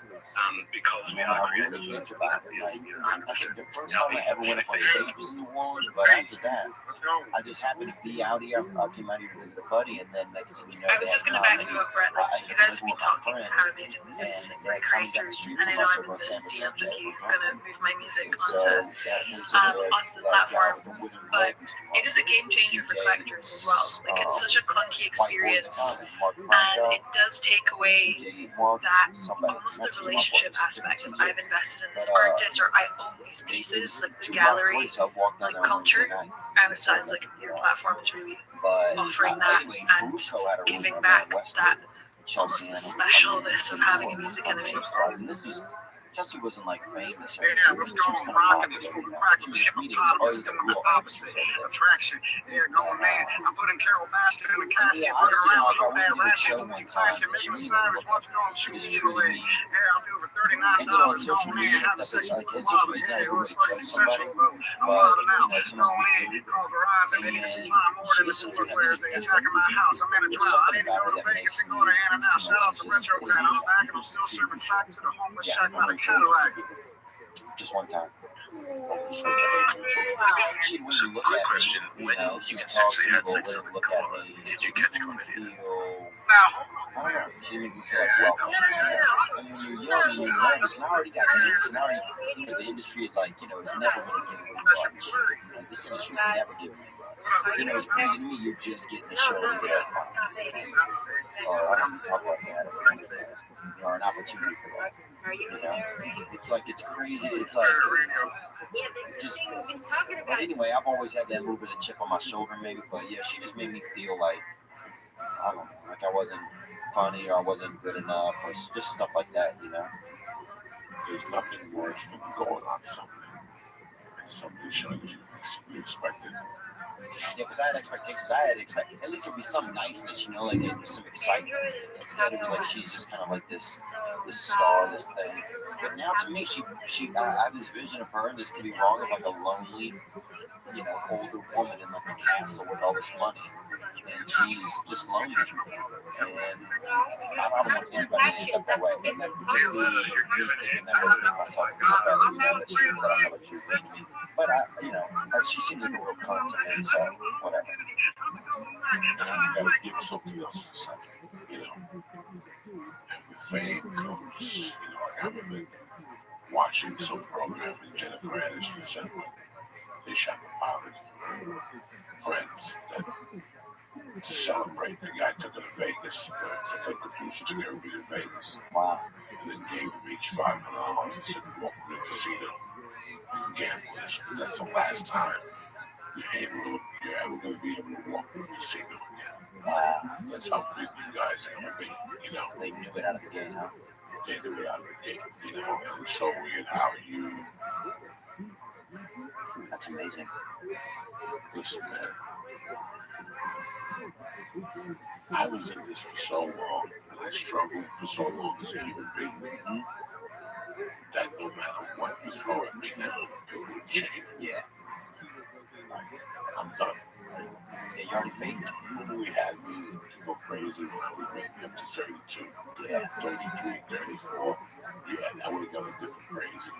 I would have gone drug crazy at that age. But I always knew what I was. What makes people crazy in this town is not knowing what they are. Either they're too much or too little. It's like being so real. I always stress that because one day you're going to do that. You're going to see how bad you feel. And you're going to think of me as a comedian or an actor. When you shoot a show, you shoot a show. And you go to these shows, and you see the same fucking comics. You're always coming by and saying hello. Everybody from this side came. Look at me, you shot the show. And you feel bad. You're going to know the fucking movie. Because I shot this show, one episode, and I feel bad. I shot one scene in one show, and I feel like a fucking asshole. So you didn't even shoot the show. You're down here doing what? What is your purpose? What is your fucking purpose? You look like a fucking idiot. You eat free food, whatever. You don't belong to do not be at that fucking place. Do not be at that place. You ask me this other question before. You take a lot of work. It's a good job. I didn't know that. I didn't know. I know that. He's not ready by no means. Yes, he's 2 years away. But I know his whole perception of staying in the That's a good point. That's very true. Perception. I didn't know what to do. He's slow in his life. Now the rest is up there. He's 2 years away from stepping on the stage and being out of line. Yeah. Because I know what to do. Yeah. He needs to go on his own now. Go to Lexington, Kentucky, and go to all the places where they've never seen a Jew. Yeah. And do that and stay on down, brother. 2 or 3 years. You can do blackface too if you're Jewish, I think. Don't you guys get that? No, I think I'll hold off on Just fucking fire kill and make it. Now you gotta bring up blackface. I don't want to hear blackface. I don't want to talk about blackface. It's just fire making Kelly. You want to bring up blackface. You got great things happening in your fucking life. Leave blackface alone. I just didn't know you could do it. No, I'm gonna hold off on that one. No, it's the truth. I would not be doing him any favors. Oh, you would be when you When I first got it, keep me out from comedy 4 years. First time I got taken out, I wasn't ready. But it was fraternity. It was really. Yes. Who was it? His name was Todd Jordan. He took me out 2 or 3 or 4 weeks of fraternities every day. He was rushes, whatever that is. And he would have a different frat every night. 2 frats, 3 frats. And I've been doing comedy 4 years, and I was just bombing. I was like an arrow. I was just going into places to bomb. I would call it a bomb. You guys are prepared, you're going to get a bomb. I wasn't ready. And at that time, that's all I wanted. And I would say to myself, I'm not going to get this call 3 years, but I still want to go and do comedy a couple months and go to NBC. You know, Johnny Walker. The liquor. In the 80s and 90s, you were going to be anybody. You had to win the Johnny Walker Red competition in San Francisco. That's what elevated every year. Johnny Walker did the national comedy competition. And it would end up on Channel 38 or something. But you still got national exposure. And now you went into clubs. that was one of the credits. It was either that, Tonight Show, or HBF. Oh yeah. So that was the exposure. So Tom Jordan. Johnny already said I was almost ready. bomb. It's how you really I was bombed. not saying People found a 3-week camp. What that is 3 weeks of doing comedy every night. 3 weeks, 5 nights a week. You get to adjust. That really helped. And that was a big emotion. Those 3 weeks, I was a better comic. I was in trouble. When I started doing triple. yeah. I did triple once. 4 years. Wow. And that's We know that those NFTs have been that's every night. creators have been paid, and that's 8 hours was fucking utmost importance to us. radio. Oh yeah, that's fucking that. You know, sometimes you finish to drive that night because you got an 8-hour drive. I might as well get to the hotel. You know, it teaches you how to deal with this. Well, that's what I struggle with now. Yes, I'm not taking care of myself and not in time. a lot of people don't know. You know, there was a comic. His name was Doug Williams. Great guy. He created the show. He got Martin to sign off on it. And from the first comedy shows to go to Stars. Stars was a black network at the time, and they had a comedy series. They did like 3 years. That guy today, a friend of mine called me and said he wanted a cruise ship. He saw Doug Williams on a cruise ship. Wow. Doug Williams guy. He went to the roast. Oh yeah, Jamie Foxx and Johnny Fox. He was kind of mean to you think that? Very cool. Jamie Foxx probably was he didn't belong. He did not belong. He definitely didn't. No, he was not. He was too young. Yeah. Not too young. He just didn't belong there. He did not belong there. He did. But he was a goblin. His eyes were bigger than the stomach. Yeah. And he went there and he got burned. Yeah. And then I did everything. Now, go somewhere. And out. Where's my friend? Yeah. You don't belong there. Don't go in because you get in trouble. Yeah. That's really Would stand up. I hate that shit. People say I'm out there. What do you call it? running the light. No. What do they call it? When they want men to Fuck yeah. Red Red Balls. I never heard the network. Network on stage. Network on stage. I'm always nervous to talk to people. I used to be nervous when I would come in here. I used to be nervous when like there's some comedians that still make me kind of nervous sometimes when I see them, to be around. It's just because you don't know them well, you always look up to them, and then you see them, and it makes you nervous. Well, the worst thing about a comic that you look up to is when you go to the store and you meet them. And this happens to comics you meet out. You don't get the reception that you did. Yeah, that's what I worry about. Some of my idols, I didn't get the reception I was looking for, so I didn't talk to them. I didn't talk to Andrew Dice Clay for the first year I was in the store, and I'd see him up there 5 nights a week. Why? Because you want to go in your place. You didn't have to say no circles that was saying that. No. You get emails from people, well, it's terrible to be your heroes because you're perfect. And at the wrong time, yeah, there's a dude that comes up to me a lot. He's always kind of coked up, I can tell, at the comedy store. And now I hate that guy. He knows it's uncomfortable too. I'm like, why does he keep doing this shit? I don't judge people on the drug aspect. I don't care if some people are drugs. Because I'm trying to get Ponzi schemes and shit. Yeah, I'm those people. I just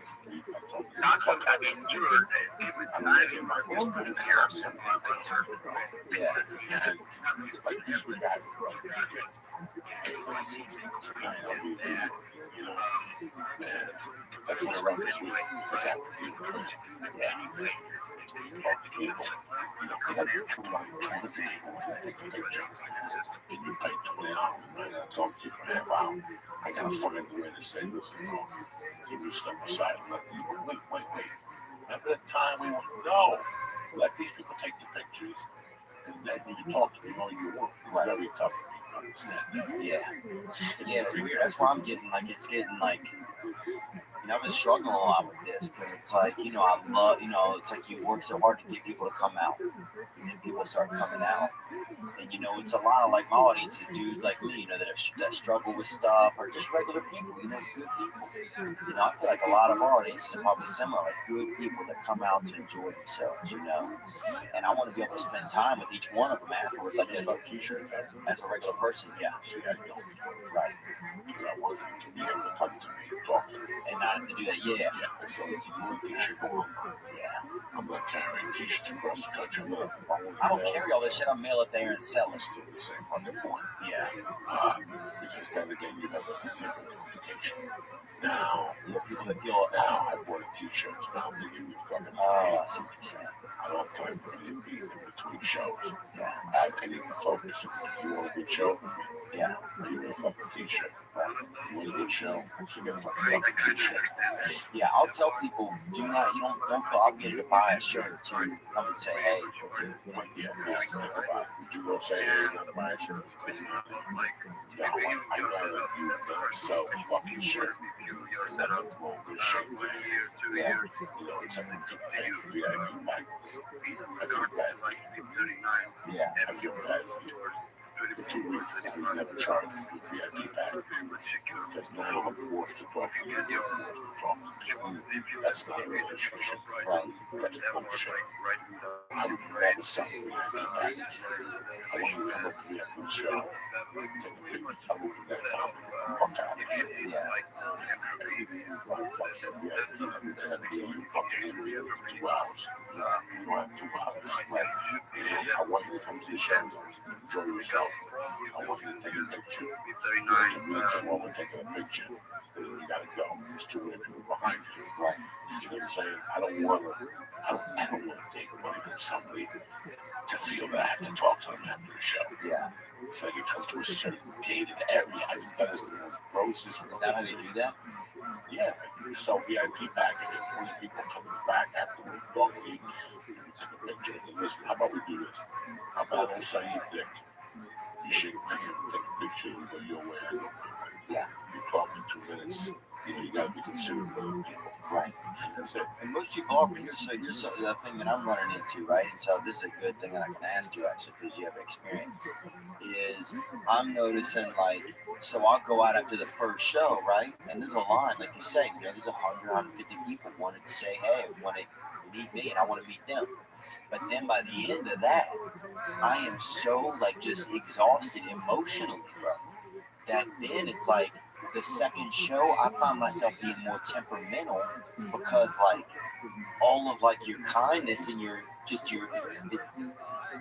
feel a little empty, you know. And I don't mean that in a bad way. Like I don't care about those people. It just gets hard. You know what I'm saying though? And am I complaining? Is that like just like a? No, you're not complaining. But people will listen to this have to decide what they want.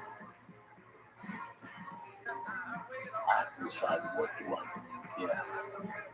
Me, I want to see a fucking great show. Yeah. When I go anywhere, concert, anything, I want to see a great fucking show, man. That's it. Yeah. I want to leave there going, you know what? $26 was worth it. Like $27.50 was worth it. So for me to do that, guess what? Sometimes, number one, the shows are sold out. Yeah. The staff, as soon as I get there Thursday, they say to me, listen, you sold out Friday and Saturday. We only have one exit. Is there any way you can't come out in between shows? Now, you know anything about me, that breaks my heart. Yeah, that's how I feel. You know, you got a babysitter. You know you drove, you paid the part. I'm aware of all these things. Yeah. But guess what? I gotta do what's best for the club, for the people for the second show. Yeah. Somebody talked to my wife and me selling t-shirts. And I noticed that emotional hour in between, by the time I got on stage for the second show, there's nothing left. Yeah, that's what I'm starting to notice a little bit. People, there's nothing left. There's Oh nothing. man, being one of your residents and works in a house, You go back client to asks show us time. Now you're running late. There's your people didn't get it. expertise. Now that show starts 25 minutes late. That means there's 20 every time a minute takes past show time. There's one more minute they'll be charged. Right, yeah, and they're run out, bring out babysitters later. There's nothing that this is New York. in the club that starts a show. Maybe come back to your club, start a show at 7 o'clock to 7:05. I understand people drive. At 9:30 is 9:30. I don't want to be on stage at 12:30 at night for a grand party. That's fine. That's what I do. You know, man, the first show was sold out. I can't go out. Two things. First show was sold out. Club is now one. Were your fans okay with that? They have to be. We're not in the picture business. We're not in the business. I'm in the business of giving you the best show that I can give. Yeah. So for me able to do that, I can't be out there because the show swings the shirt with glasses on it. Taking pictures. You're absolutely right. That draws your energy. Yeah. You know, this is a week that we want to take me out to dinner at 5 o'clock. We say, yeah, you'll be alone. It's actually You don't see me out. Yeah. What's on the chains You don't see me. rotative sequence of transactions. I will, when I go in the morning, I will plan to go to the bar. Yeah. So I'm pretty tired before I have 4 o'clock. Yeah. You take a rest. Those 3 hours before the show is my time. Right. My feet up. I watch an episode of Sons of Anarchy. Yeah. I hit the vapor pen. And my notebook is wide open. There's a pen close by. And I also got another notebook open somewhere else. For what is that? Whatever else. Comedy over here, and the story over here. Sons of Anarchy over here. A glass, 2 things of water, a pack of nicotine gum, and a vapor pen. And that's what I do from 4 to 7. Okay. Show starts at 7:30. About 6:15, I start stretching. I throw some punches. I turn the shower on. I let the shower get nice and hot. I start stretching a little bit just to get my body to work. Yeah. What did you do? No, I'm feeling good. I don't want to talk to anybody. Hey, how you doing? You know, my agents, they grab me sit here all week. Yeah. But on Friday at 6:30, They want to call you. Listen, call your mother on a Friday at 6:30. I'm only concerned with the 2 shows. That's all I'm concerned about. And this is what's working best for you. This is what works best for me. A great headliner once told me, that if you headline, rest is the most important thing. For me to give the audience the show I want, there's no difference. I'm not being a smoke out. I'm not being nobody. Yeah. I'm not being nobody. Man, it's so crazy. I need a lot. I need to talk about that. You pay $25 to $28 to see me. Yeah. You don't see me out of a hotel room. There's no. This Thursday, I go to do 2 podcasts in New York. You see the show. And Friday, and I'm back in my room by 1. Friday, I go to the cemetery for the flowers for my mom. Besides that, no, you see, the reason why I stay is because there's 2 of my favorite places in the world. And this hotel has a practice. Yeah, I like that. Even though it's a half a Hindu hotel, the eggs are good, it's white bread, they got open, it's fucking hot in this room. So I've been in this hotel with one of my friends who picked me up at 10. Or I take the fucking bus to the city. Every city I go to land that, but I never take away from the show. That means there's no t-shirt on. Yeah. There's no contact in between shows. In between shows, I said I reflect on the last show, and I reflect how the next show's going to be that interesting. That's it. I don't care if my mother's there. I don't care if your grandfather's coming. I don't really want to do much. Yeah. I don't really want to do much. Wow. Game day is game day for us. People work hard for their dollar. And I give them their value for their dollar. And for me to give them the value for that dollar, I annotate can myself. Yeah, that's what I'm struggling with. I annotate can myself. So Friday night, you stay up. Like Friday night's my coke night. If somebody gives me a pill at the show, I take it. I bring like a protein bar, maybe a fucking banana, maybe I have an apple from the lounge. I go upstairs, I drink soda, and I watch 2 or 3 episodes of something. I have no curfew on Friday night. That means Saturday morning, I wake up nice and early. I eat breakfast, a nice breakfast. I smoke a joint, I go for a nice walk, and eat 8:30, I go for a half-mile walk, just to let my body unwind. I go back to the room, I watch a little Netflix, I pass out for 3 hours. Now I get up, take a shower, and I go for a nice lunch, a nice cut of salmon. Yeah. Nice salad, water, you go carry yourself. Yeah. Then you go back to the hotel room and you write for an hour. Yeah. And while that hour, you're writing, you're digesting your meal. Uh-huh. So now at 4:30, you go down to the hotel ship. And you stretch out 45 minutes on the elliptical, 10 minutes on the bicycle, and go some weights around 45 minutes. Get that funk out of your system. Now that energies, now you're building your own. Yeah. I'm letting the world do this show. Yeah, please, I got time. I'd rather not have physical contact all day. You know, breakfast, lunch.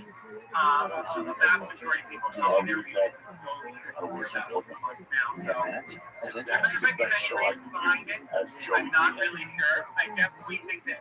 If I get you from that plan, we don't have a good show. so after the second show, you do pictures. Yes. After the second show, I do pictures. Maybe I need to start trying that. Honestly, I know 1,000 people don't do that.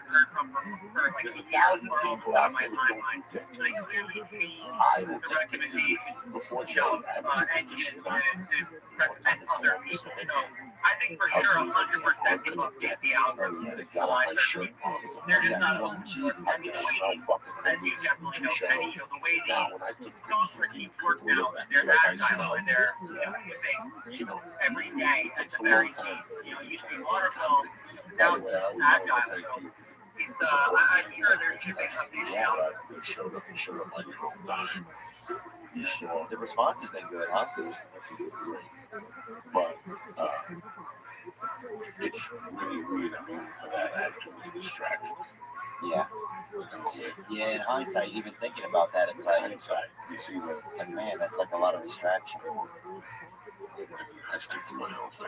Yeah, in the future, stick to what we I do. have a way for me to give you a good show. I have to do it. Please, I know your mother cooks the best chicken. I know you do that. That's all great. Yeah, I really don't give a fuck. I really don't give a fuck. When I get off a plane, that's why when people contact me on the road to do a podcast, I'm not getting down to the podcast. That's never gonna happen. Yeah, some guys, some girl offer you money. I did my podcast. That's it. I go on the road and always think about it, the stand-up and how I can make it better. Before I go to town on Wikipedia, Yahoo, Yeah. kickboxing school, you gotta do Muay Thai school. I've been on Saturday. Meet some people, have some little contact in the daytime with some new people. Yeah. You blow their mind, they blow your mind, and you're still back in the hotel room by 2 o'clock. Yeah.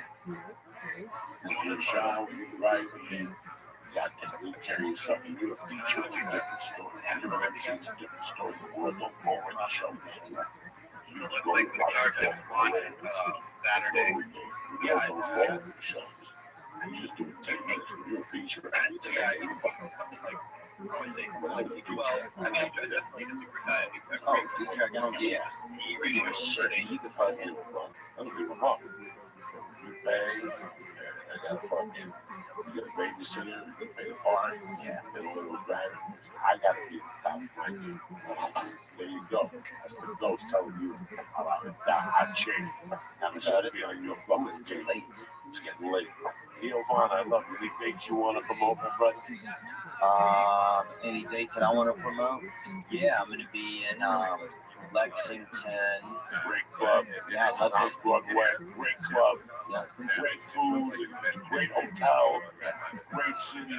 great city. In December, that's when I'm going to be on there. So I'm excited that I'm going there in December. Where else?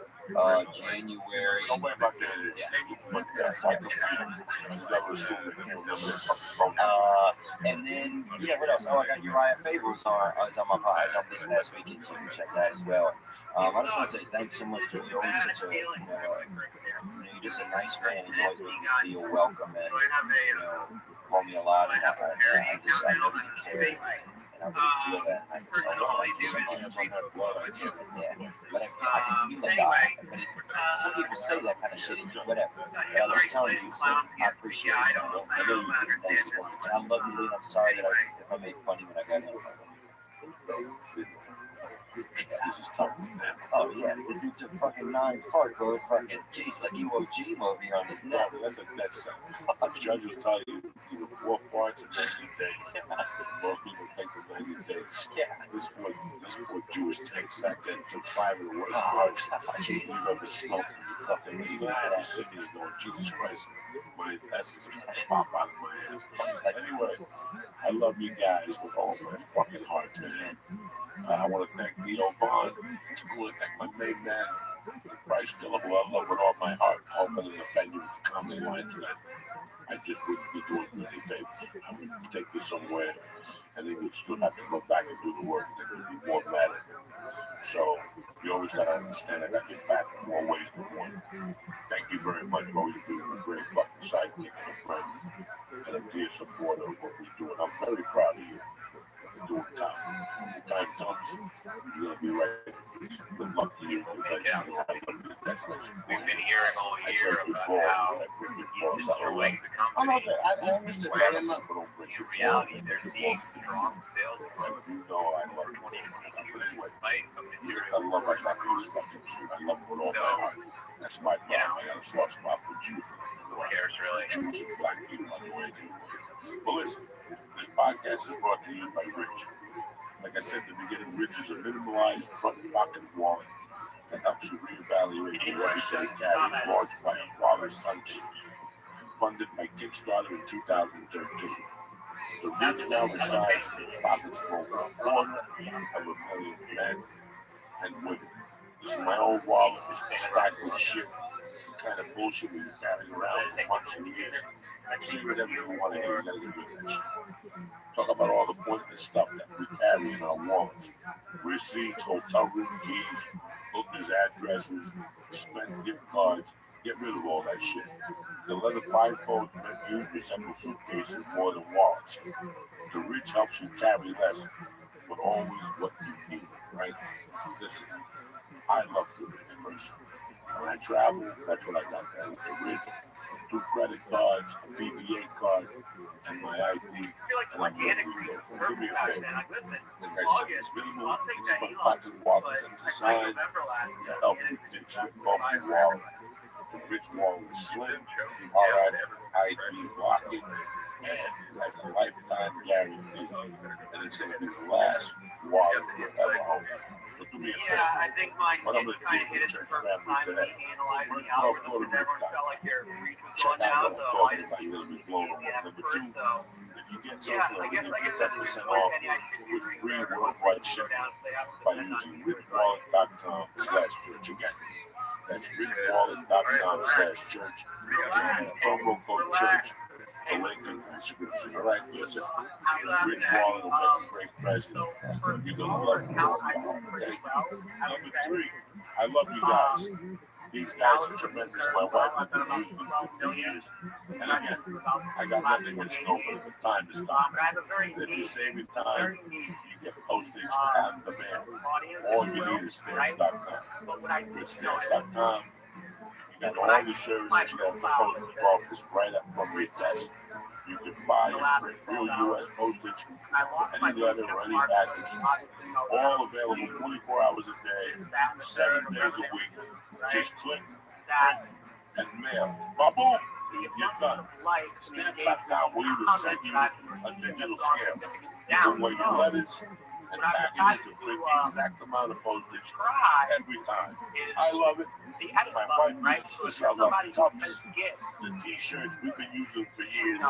And I'll tell you, I give 100% recommendation, whether you have a small business or a large business. I'm telling you right now, whatever you're doing, if you're mailing out stuff, stamps.com is what you need. So right now, y'all with Joey is going to give you a special offer. You ready? Well prepared. I'm going to give you a 4-week trial, includes postage and a digital scale. But don't wait. Go to stamps.com before you do anything else right now. Right now, while we're sitting there, click on the top of the home page, type in Joey, J-O-E-Y. Again, that's Joey, J-O-E-Y, at the top of the home page. Again, that's stamps.com and Joey. I want to thank Rich. I want to thank stamps.com. And I want to thank Quip, okay? Because Quip, again, the best toothbrush I've had in years. Quip was designed to make brushing your teeth more simple and affordable, but most importantly, enjoyable. Like I said, I've used it the last 4 days. My mouth feels clean. My teeth are still chartreuse. Because God knows when I put my mouth in. But everything feels fresh and clean. My breath smells like dog shit. There's nothing you can do about that. As long as your teeth are clean. Why do you use Quip? It's sensitive sonic vibration. Gentle enough to use on sensitive gums. You don't brush too hard. Sometimes like the toothbrushes to a person. It's built with a 2-minute timer that pulses every 30 seconds to switch sides, helping you guide full and even clean. Why? Because 90% of us don't brush for the full 2 minutes, but don't clean either. It's a multi-use cover mounts to cover your beard, and allows the slide over bristles to go on for brushing. We had a floor with bristles that are all worn out and ineffective. It was one of the first toothbrushes that accepted. It's accepted by the American Dental Association and has thousands of verified 5-star reviews. Why I love Quip? Dependable, it's right there, and I can pick it up the road. That's what you're looking for. Do me a favor. The big favor is this. I love Quip so much, and they're backed by 20,000 dental professionals. Quip starts at 25 cuisines, and if you go to quip.com/joy right now, you get your first refill pack for free with a Quip electric toothbrush. Who's better than you? You're gonna have a nice smile at the holiday. You know what I'm saying? You don't gotta go to Thanksgiving and cover your mouth because you take the breathe. You get a nice, clean, fresh taste, more confidence. So do me a favor. Go to quip.com/joy right now and get your little fucking toothbrush for $25. No, they start at $45. And if you go to Quip right now, you get your first refill pack for free. I agree. That's all Quip Joy takes care of before the holidays. I want to thank Stamps.com, and I want to thank Rich for sponsoring the podcast. But most importantly, I want to thank you people for tuning in, for supporting the journeys, and for supporting our podcast for the last 7 years. You know who you are. From Barbara Langus to Bobby Sharon, the Goose, to fucking my man that breathes up in Canada. I'm watching you. You know what the fuck you are. My little comedian in Vegas who I love to death, Freddie Correa. I love all you motherfuckers. So if I forget to say somebody, my man Scott Cunningham, I love you all. Thank you for the support. Thank you for the support on the Netflix special.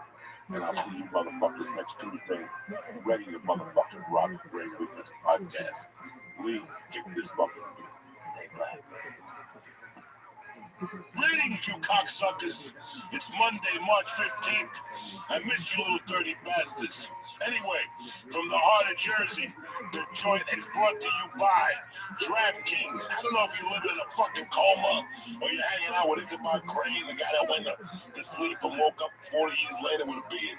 I think that's his name. It don't matter. The biggest college basketball tournament of the year is eating up. The brackets came out yesterday. Listen, get your fucking hemorrhoid ass off that bench and get into the tournament action. For $4 on an underdog. If they win, you're up $264. Did you fucking hear me? That's 64 to 1 odds. That's fucking crazy. Who's gonna win? I don't fucking know. You think you do? All it takes is $4 to get a winning $256 fucking winner. That's a fucking real stimulus check.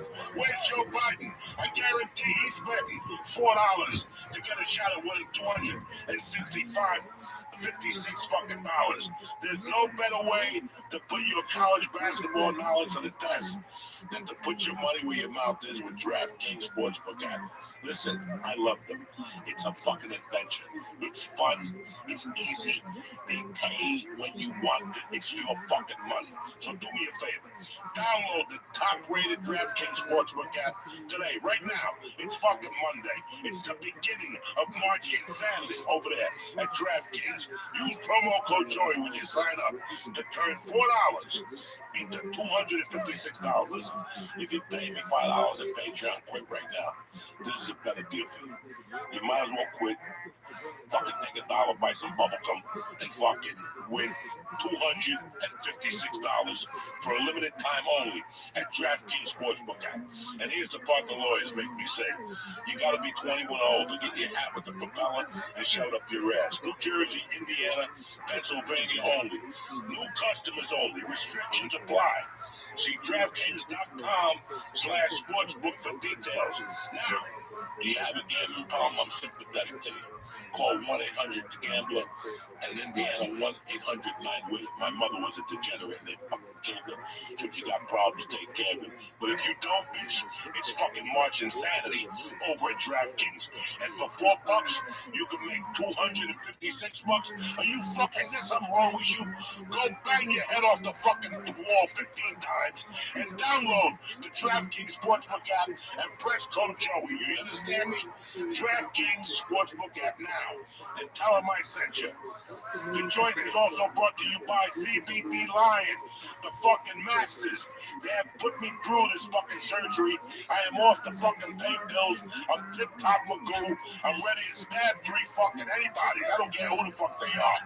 CBD, whether it's a kinesiology tape, the chocolate, the extra strength, CBD, unscented lion oil, and capsules, and the body. Listen, however you want CBD, it's given to you by CBD Lion. Vapor pens, gummy bears. I mean, listen, they have helped me dramatically. I'm on the tincture now.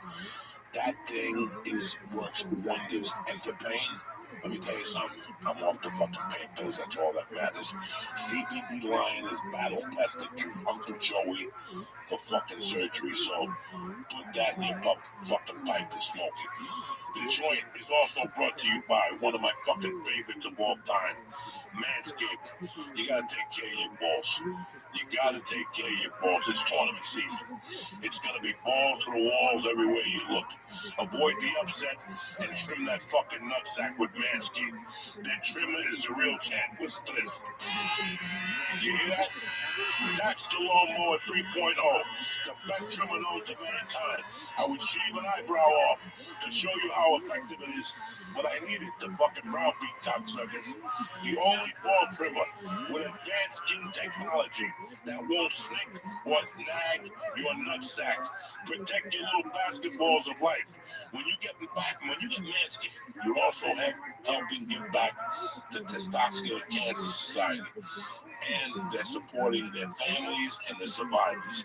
Manscaped wants to save all the balls, particularly balls of guys between the ages of 35 and between 15 and 35 who are most at risk. So work with me, you guys. This ain't a fucking joke. Take care of yourself. Take care of yourself inside and take care of yourself outside. Shave that fucking Eddie Munster looking dick of yours. Get some fucking Manscaped to the fucking nutsack. No fucking anxiety. Fondle your balls, cocksucker. It's for science. And buy some Manscaped. They got everything. They got the crop preserver, the crop reviver, the crop ball wipes. They're little ones. You put them in your fucking wallet. You bump into some cocksucker that needs a fix. You turn around, you take the little ball wipe out, you wash your balls real quick. You don't want somebody sucking a bad taste in your dick. You get a bad Yelp review. Anyway, clean out that stinky nose hair with the weed whacker. And now your balls can smell as good as you with their cologne, named Refined. I fucking love it. It's tremendous. I spray it on my neck and spray it on my ball sack so they match, you understand me? So the balls are connected with the soul. It's a beautiful thing. Nobody treats your balls as good as Manscaped. So do me a favor right now. Get 20% off and free shipping at manscaped.com/Joey. Again, that's manscaped.com/Joey. It's March. Check your fucking balls, cocksucker. Do me a favor. Now, without further ado, let's get this motherfucking party started. Welcome to the joint.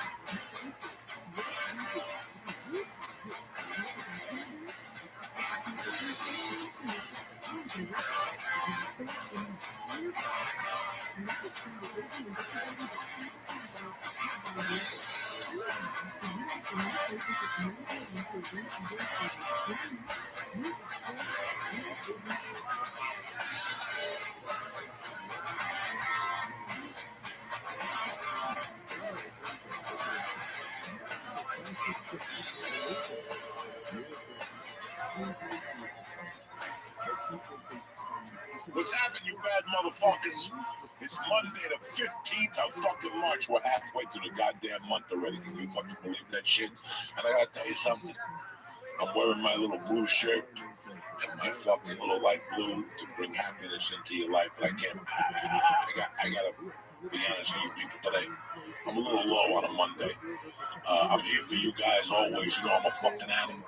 I'm always ready to rock, but I'm a little low. I'm very upset over the Jennifer Lopez, J-Lo broke up with the guy, Alex Rodriguez. And, I just can't fucking believe they broke up. I'm just cheering for them. And you people fucking retarded. I don't give a fuck that they broke up. She just ate up another poor fucking soul. You know what I'm saying? She's eating up Puff Diddy, fucking Puff Daddy's cousin, fucking Ben Affleck had to get a new wig. Fucking Alex Rodriguez. This bitch is a fucking. Listen, I've been telling you for years, I love Puerto Rican people. I love them to death. They're the closest thing to Cubans when they were. I avoid Puerto Rican women like fucking. They'll wear you the fuck down. Poor fucking Alex Rodriguez for months had to be fucking making believe he liked that new song. Nobody likes that fucking shit. Can you imagine them playing that shit in your house? How do you like it? And shit, they start dancing to it, lip syncing to it, and you have to sit there and put up with this shit, this fucking marimba music. I don't know. Oh my God, it's a fucking nightmare. Listen, when I met Joe Rogan, he had a whole no headshot policy. And I'm like, you're not going to date actresses. They're hot because you don't know what comes with them. Let me tell you something. Date one of those actresses, you got your fucking hands full. Everybody on Saturday was like, J-Lo and whatever broke up. Let me tell you something. Who gives a friendship? Fuck. Worry about your relationship. That's all you got to worry about. J-Lo broke up with fucking A-Rod. They probably got fucking, they probably couldn't shoot steroids anymore. That's how you think she keeps her ass so fucking big and hot and juicy. My fucking doing sit-ups. Yeah, you bought that fucking line, cocksucker. She's doing that at the Roblin too. But anyway, it's great to be here on a Monday. Fucking great weekend with the family again. Fuck comedy. I ate a bag of dicks last Wednesday at Uncle Vinny's, but hey, it happens. You can't fucking go up there all the time and just think you're gonna stick some nutsacks and get out of there. Sometimes you gotta swallow the whole soul, the whole sword, and take it like a fucking man. There's nothing you can do about it. You know what I'm saying? Let me see, what did I do? I did 2 guitar lessons this week. I've been practicing last night. You cocksuckers and your fucking guitar advice. You know I got an addictive personality. You know it. And you're throwing videos at me and Joey do this and Joey listen to this fucking thing. You guys gonna fucking put me in a guitar fucking rehab. People go to rehab for fucking cocaine and pills and reefer. I'm gonna be the only half a fag playing like a ukulele for 10 minutes. I have to wean off the guitar because you cocksuckers keep. Listen, I'm just getting started. The best thing about me getting started with the guitar is it's not like comedy. It's like anything else. I got no illusions of grandeur. by the time I get good, I won't even be able to fucking hold the fucking thing. I'll be like the guitar player from Motley Crue. Have you heard anything about the Motley Crue ticket tours? Remember they were gonna do that big tour with fucking Poison and all those people? That shit ended. Mick Mars is 60 going on 90. He said he can't even pick up the fucking guitar. He's gonna have to have a little midget hold it for him while he struts fucking Dr. Feel Good. You know what I'm saying? Like, you fucking crazy. By the time I get any good, I'm gonna be fucking 100. So relax. That's what's great about this. It's just a stress reliever for me. It filled in the biggest void I had in my heart. Nighttime. My wife leaves me at 9:30. The baby goes to bed at 9. I sit down here. I got two options: shoot heroin, fucking watch more fucking bad TV, or fucking you know. So I started reading my books. I started fucking playing the guitar at night. He gives me exercises. I learned, ready for this one? Ready for this one? I learned the first 3 chords back in black so I can play bang, bang, bang, bang. Now the da-da-da-da-da-da. We'll save that for later. You know what I'm saying? That, we'll save that for later. But the da-da-da-da, da-da-da, I can do. I'm not gonna play it for you because it sounds like fucking something different. But at least I'm gonna have for you there. That's all that matters. You gotta stick with it, bitches. Nothing happens on the fucking couch. Nothing. Except you might find a nickel on there from time to time. And who needs a nickel? I got a check the other day for 25 cents from some movie I did 18 years ago that I deposited. Fuck yeah, you know I'm 3/4 Jewish. I don't give a fuck. I'm not gonna sit here 25 cents. Gas is going up all of a sudden. Fucking this guy becomes president. I moved here, it's 202. $2.02 for gasoline, New Jersey. I just gotta go down a little bit down there. There's some people, they look kind of weird. I think they cut the gasoline. $2.02. It's $3.60 now all over. I heard it's like $5 in fucking California. Who gives a fuck? I don't live there anymore. But you know what? It's Monday. Rejoice. The blue is back. I'm back. Uncle Joey's back. And as promised, I switched it up on you this week. Every Monday, we're going to have a guest. And every Wednesday, it's just one-on-one. So you don't think Uncle Joey is fucking being a gabon and giving everybody a fucking hand beat. Hey, sometimes you might switch it around.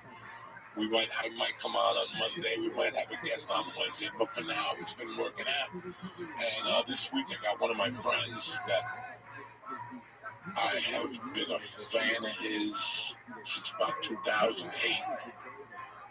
I really got to know him at the store about 2013. And I considered him a younger brother to me. And I could see that for a couple of years he had the world by the balls, and something wasn't right. So I always made it a point to keep in touch with him because I loved him dearly. He's got the heart of gold. He's from my home. He's from one of my heroes' hometown. Mr. Pete Maravich, one of the baddest white motherfuckers that ever lived behind Tom Brady, and a couple other white motherfuckers that I love. And I've always loved this kid. And last week we were talking, and we finally figured out what was eating away at us the last couple of years. We were burnt out. We were just burnt out. It's very rough to do what we do, especially when you want to be as good as we wanted to be. You have to constantly have material. Your mind is constantly in thought. Sometimes Mike will call me and say, hey, did you see this? Mike, I don't even know that's existing because I'm too busy trying to write the tail end of this fucking joke, you know. He was one of the guys that was working alongside with me, and I don't give a fuck what anybody has to think. I still think that some of the best work, I always tell you my best work.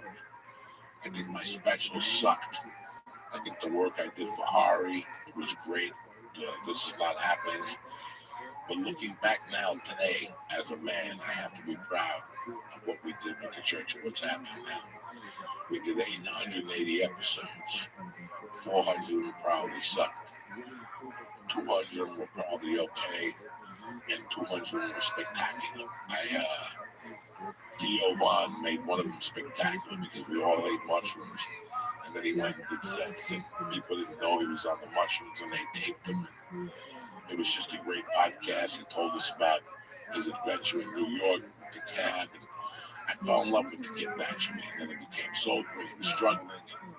Listen, man, as comics, you have no idea what's on the other side of the mind of the comic. For me, I'm not going to sit here and tell you it's depression and that bullshit. Do I look fucking depressed to you? I'm the happiest I've ever been. But when you're in it, you're in it. And you don't know, you're not really taking time to smell the roses. In some way, there's a disconnect. And that's what happened with a lot of comics. And that's why now you're going to see a lot of comics that, yeah, even though it's been a year, they're going to take a little additional time off and really get to the root of the fucking matter. So, without further ado, a little Zoom on a Monday with my man Theo Vaughn. I hope you enjoy it, cocksuckers. Hey, brother, how are you today? Good, what's up, Theo? Oh shit, it's the Mac Daddy and the Mac Daddies. What's up, Joey? Motherfucking Theo Vaughn looking good. I'm looking decent. Let's go. You got a nice haircut and shit. Let me see. Oh yeah. You're looking all young and shit. The mullet's gone. That's it. It is, baby. There you go. Let's do it, huh? Where's Lee, man? Where'd you guys bury Lee? He's tough to bury. You gotta pick him up and throw him in the hole. You know what I'm saying? You just gotta burn that body. That's it. Throw leaves, some fucking gasoline, and fucking ignite. Oh, I got a buddy that does in-ground pools. We'll fucking find a spot for it, baby boy. He's in Florida. He's doing great. Listen, the best thing that happened on this podcast was that Lee got to find himself. Part of me doing what I did was moving, and I could have brought Lee. Listen, 78% of the people who live in this town have children under 18. Oh my God. Like pedophiles, you mean? No, they just have kids under 18 in the house. Oh, whoa, my bad. Their own kid. This ain't a fucking kid town. If Lee was sitting in his room on Studio City in Laurel Canyon, and there was no action, can you imagine out here with trees and deers and shit? So he went to Boston, he went to Milwaukee, got a job, helped the guy put together an act. He went to Boston for a month and helped his mom. Now he's in Florida doing a great Patreon. He lost 51 pounds.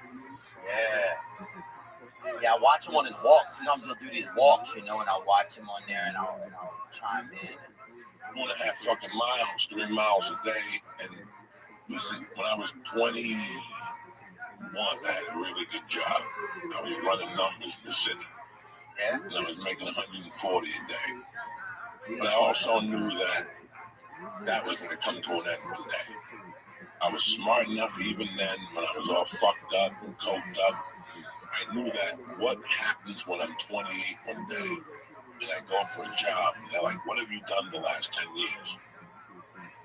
Well, I've been running numbers. So when you run numbers, it's either you're running numbers to open up a bank eventually, or you're just going to be a numbers runner all your fucking life. And I had no money to open up a bank. So one day I picked up and left because I knew I needed to fucking stretch my wings. You know what I'm saying? Like I needed to find myself and prove it to myself that I could make it on my own.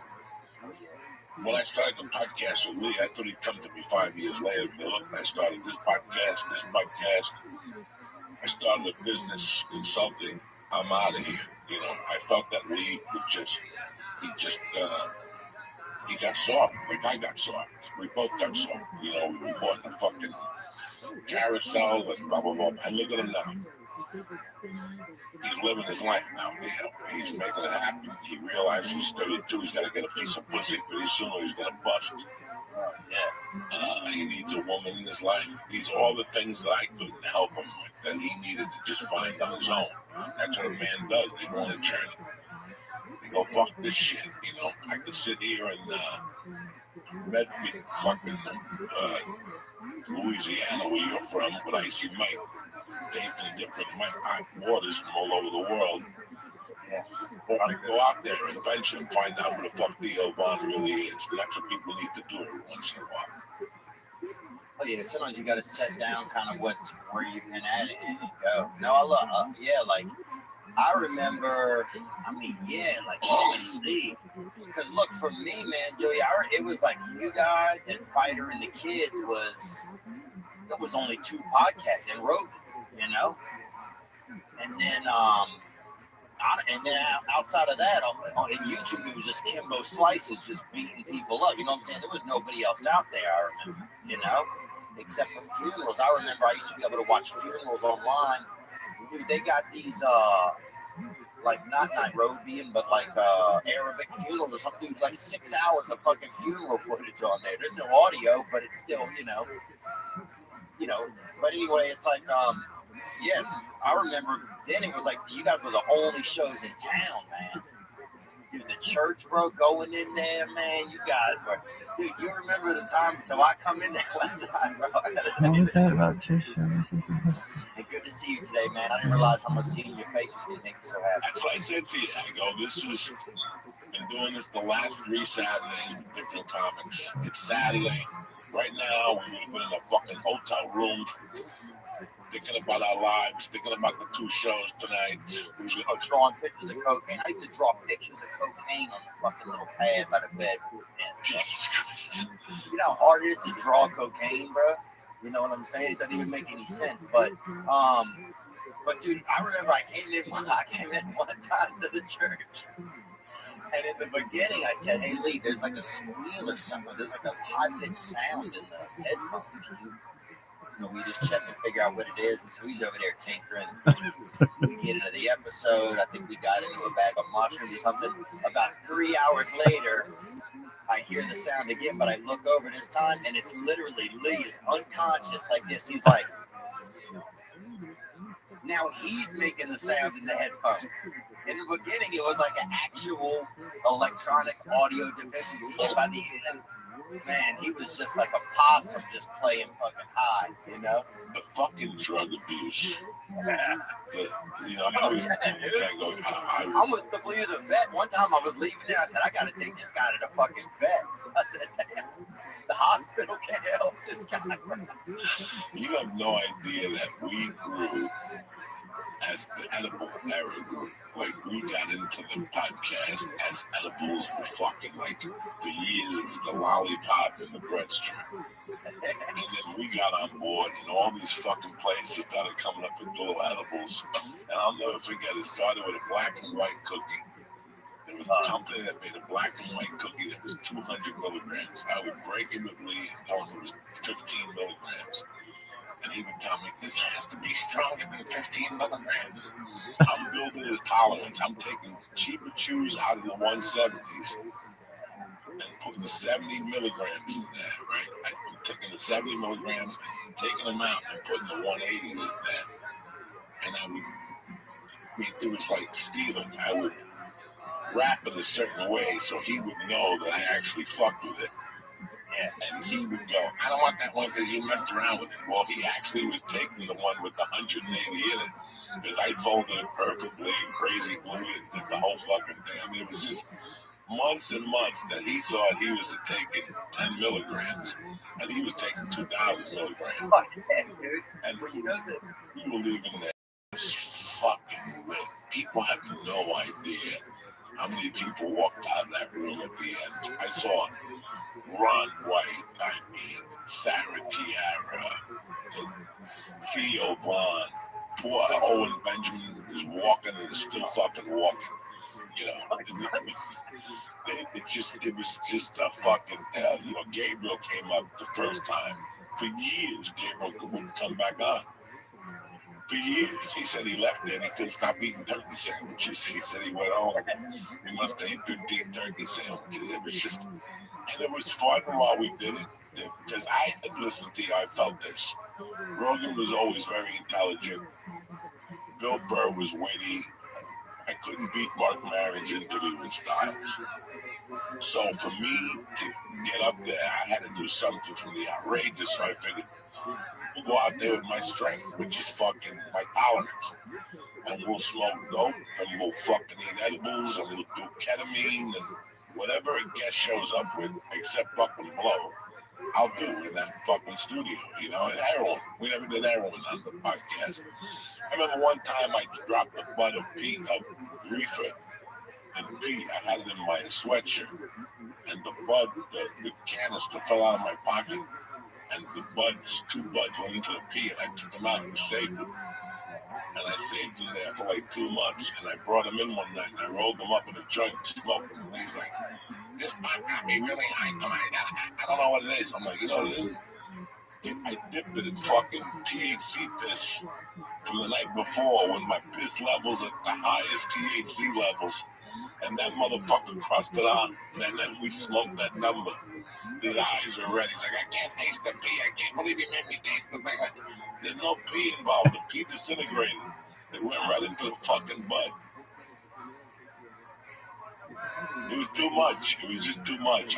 Listen, when I decided to end that podcast, it was one of the hardest days of my life. But What happened to the studio, Joe? The studio, I gave it up for rent. Was it hard to do? Was it tough? Did you guys have a day where you moved everything out, or kind of, you know, what went down there? What was that day like? Was it just you? Was it Lee? What happened? It was July 12th when I made the official decision that we were moving. And it took about 4 or 5 days to think of what I was going to do with the church. And I had a decision to make. I was either going to leave Lee, which I would miss him tremendously, or I would drag Lee to South Jersey. And I took a look at the big picture. I was starting to get emails for 2 years about that I was enabling Lee. And I was starting to feel guilty. Because I felt that just like Mike is helping me now, I like Mike. And I like that he helps me. And I like that he's here twice a week. But in 3 years, I want Mike to say, listen, I'm doing this. I'm doing this. I'm doing this. You know, I'm just giving you a warning as a friend that maybe in 6 months, I want to take this in a different direction. Would you mind? And I'm the type of motherfucker that I want to see people grow. Do you know what I'm saying? I'm the type of guy I'm cheering for you to grow. That's part of it. You know, I took my daughter to kickboxing this morning. Oh, yeah. And some little new kid got a white belt. And you have to clap for the kid. And on the way out, I told my daughter, I go, you know, what they're teaching you there when you're clapping for the kid is for genuinely be happy for people. That's part of this whole thing. That you can't, no jealousy. We have to be happy for people, and we have to push people that are around us up a little bit. Like, you're having a rough day, Theo, let's talk. What's the matter? I don't know. I'm in Theo, you're going to do great. Don't think about what's going on. Just go up on stage. Next thing you know, Jeff Scott, RIP's calling Theo up, and you go up there and kill him. And you fucking destroy. I just lifted you. I just told you it's going to be okay. Before we go on stage, that 1 minute before we go on stage, we get hit with every doubt that we can in the world. Every doubt, you know. All kind of stuff fly in my head. I shouldn't be in the same room with Bill Burr or with the prison. I'm not a good joke writer.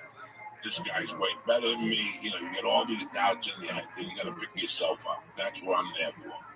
Because for years, I would look at that stage and I know they're bringing me up. The lights on blue. You know how many nights I almost ran the fuck out of there? We just coming to the stage, Joey Diaz, just bam, and fucking I'm running on Sunset Strip in a fucking car from fear. But no, that's when I would sit there and go, fuck this.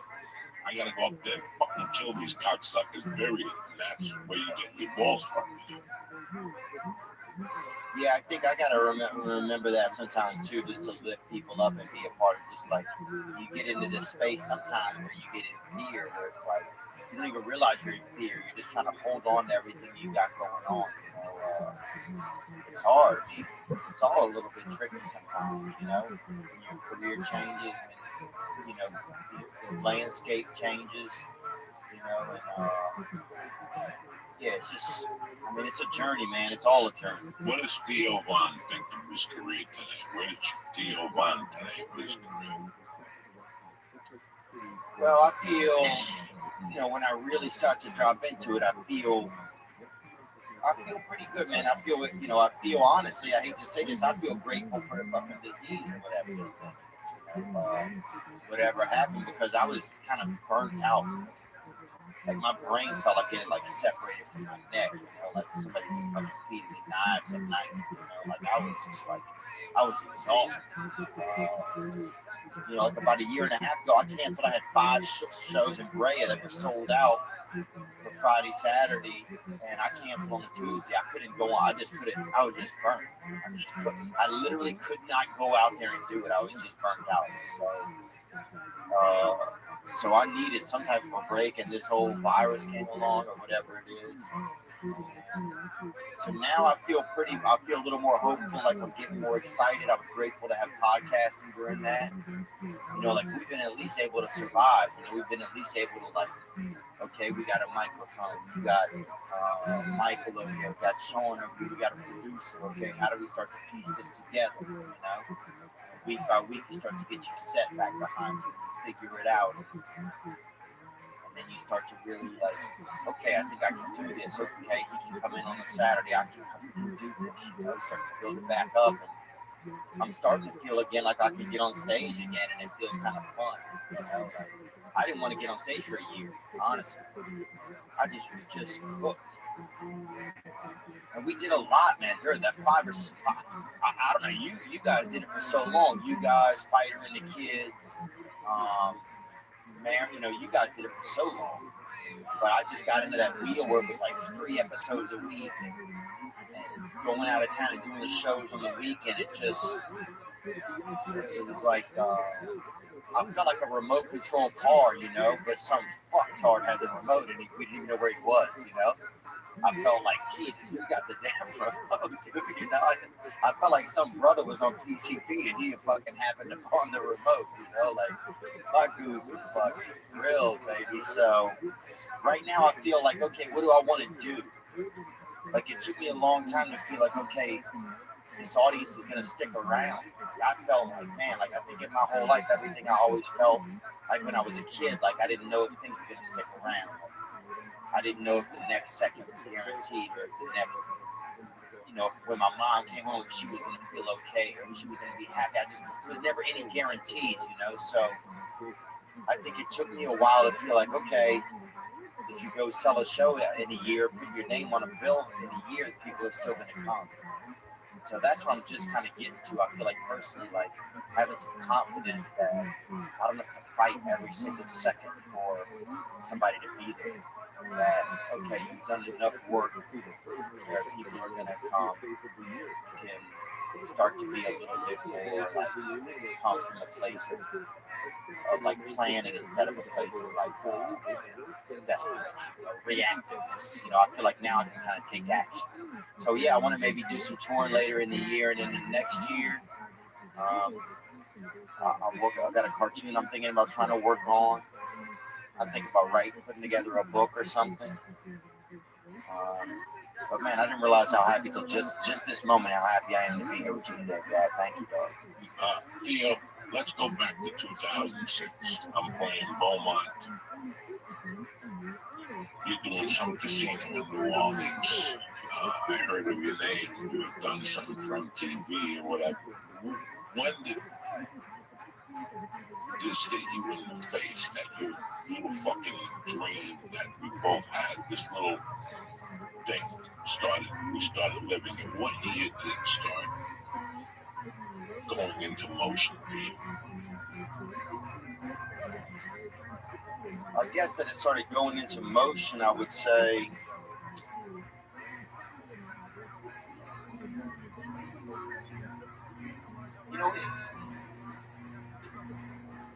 I think there was probably a night I was in Kansas City, man. I was at the Funny Bone there, I think, Improv, and I wasn't really selling any tickets or anything, but I remember the building was burned. I was in a hotel. Somebody set it on fire, right? That was a good sign. Yeah. Well, it depends on what like religion you are, but yeah, some religion. But so I'm there, and the firemen are coming up, bro. And I just, look, I just got into my room from the show. It's cold outside. I got a fucking big sandwich, bro. I'm sitting there on the bed. if I die, I die. You know what I'm saying? I'm not fucking leaving the hotel room, you know? And there's literally police officers beating, or, you know, whatever it is, fire police or whatever, you know, people with the axe, you know. I think it was a black guy, honestly, right? Sounded black. I'm not saying that, but, and look, I would rather a black fireman. I believe a black guy could beat fire. You know, I don't know what your paper, rock, scissors chart is, but I believe if you go brother fire, bro, I'll fucking put a brother over fire. Bro, man. brothers don't like fires. You know what I'm saying? It's in their DNA. They don't like it. For years of fire, they just don't like it. A black fireman shows up, that fire is going down. That's what I'm saying. Everything is done. You know what I'm saying? Brothers don't like fire. Them brothers in Frankenstein, they never like fire. People chase them motherfuckers for years with fire. Yeah, dude, so I do what I... We'll be canceled by Wednesday. You know what I'm saying? What are we going to do? Cancel me, son. They can't take nothing away from me, Nothing bro. they can't do already. What are you going to do? That's it, baby. I hope they can. We'll start a new show called fucking Welcome to Cancel, baby. Welcome to Cancelville. Greetings from Cancelville. That's it. Fuck you, motherfuckers. Kick that mayonnaise, Lee, you know? Yeah, fuck it. We'll show up with a fucking picture of Weinstein hanging on a rope behind us and shit. Fucking. Somebody gave me a car deodorizer with Weinstein hanging. I don't know if I should put it in my car. I feel weird. I'm a Catholic. I can't have people hanging around bad spiritus. Yeah, that's a risky around me. That's a risky move, man. But I remember they're beating on the door, bro. They think that, I don't know why. You know, Kansas City is still a smaller kind of city, and so I don't know if they think the fire's in my room or whatever. But they're beating out. Everybody else is evacuated from the hotel. You look out the window, you can see the flames downstairs. You on the first floor, and I'm on like the 12th floor. They got me out at one of those landmark hotels. You know, you're outside of the city, and they're beating on the door, and I'm not going anywhere. And that's kind of when I realized, you know what, like, I'm not going anywhere, you know? I did my shows, I got a sandwich, I'm sitting here, I'm at the tallest fucking Hampton Inn in America, you know what I'm saying, bro? Like, I don't care if they burn this bitch down. I don't care if there's fire, if there's fucking brother with axes and fucking buckets of water at the door. I'm not going anywhere. And I think there was a little part of me in that night that was like, just like, this is it. This is where you're going to be. No matter kind of what happens. And I still felt like in my head at that time and in my spirit, I felt like I was capable. And I knew I was doing a good comedy show, but nobody else knew it yet. And that's kind of, but that's when I felt like I was committed, bro, when they're beating down the door, you know. And the brother was cool, man. He actually came in. They finally, you know, they came in because they jimmied the shit open or whatever eventually. You know, I don't know if these guys also do pop a lock or whatever during the day, but this motherfucker, you know what I mean? He was in there, and in about 10 seconds, man, he was in there, and he saw me, and I said, "Hey, man, I just got back from work. You know, if I'm really gonna burn, double back around." He said, "I got you, man."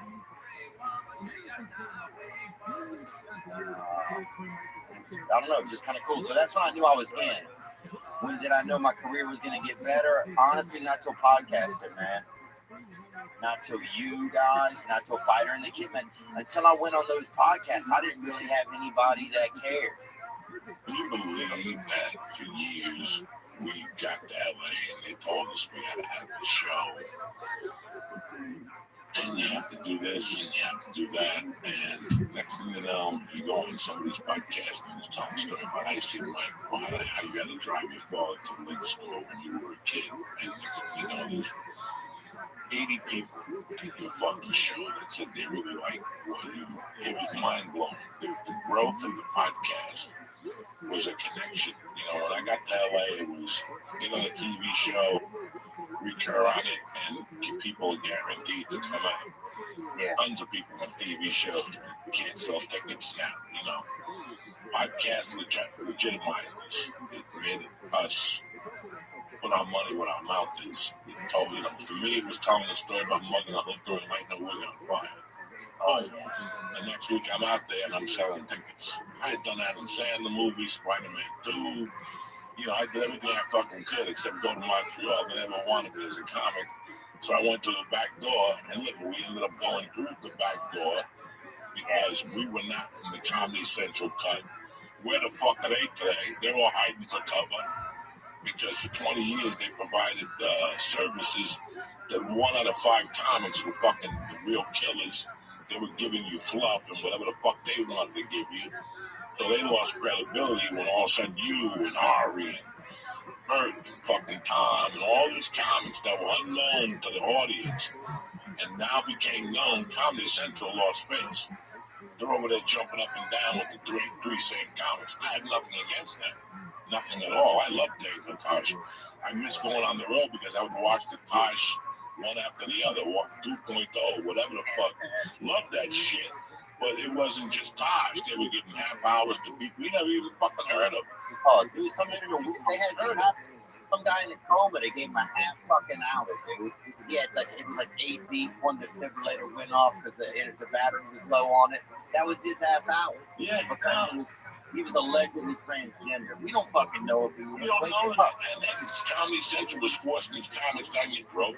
The special were there on Friday, Saturday, and Sunday, then they'd move on. And that was it. Now, you know, when people come to see you, let me tell you the other problem was that let's say you were on a show that was like, think of what's the guy that was coming to the store that did America's Funniest Videos? Bob Saget. Bob Saget. Think of some guy like Bob Saget that was on a family show. Then you see Bob Saget watching, talking about putting 2 fingers in your asshole and smelling your fingers. People were running out of those places because they expected to see the fatherly figure that was Bob Saget. Podcast changed that. Podcast let you know exactly who the fuck we were and where the fuck we were coming from. And if you don't want to come, you don't have to come. You know, it's on my mind. Yeah, that gave you more of a personal touch that people that have TV shows now, I know for a fact, I don't want to drop any names, it's not for me to say it, they can't sell tickets because that connection is not there. Now, if they would have done the TV show and a podcast throughout the week to contain that TV show on their own, not CBS run with the co-star and you got to talk, you know, but letting people what's on your, let people know what's in your heart and soul, not what's in some fucking writers are writing for you. It would make a world of a difference now for that. When that show moves on, guess what? You're going to retain that audience. And they're going to follow you for years for Comic-Cons and shit like that. But that's what I'm trying to say. That podcast changed the game, especially for guys like you and me that have life. That have stories. Yeah, that's one of the things we wanted to talk about. Or also, sometimes it's just things you want to feel.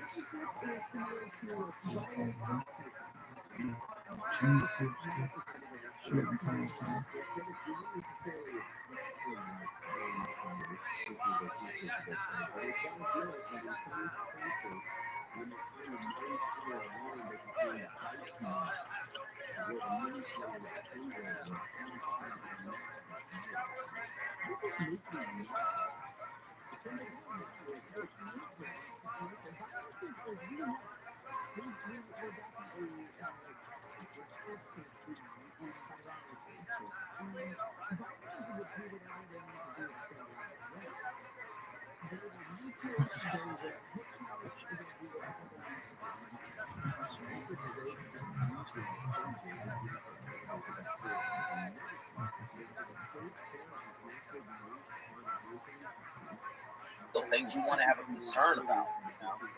It's like I can talk to you, and if I need help with something, I can say it. Like even as we're talking about Hollywood, man, sometimes I feel bad, not bad, but I get angry at Hollywood, but I don't want to be carrying that anger around because Hollywood's still a good, it's just a business.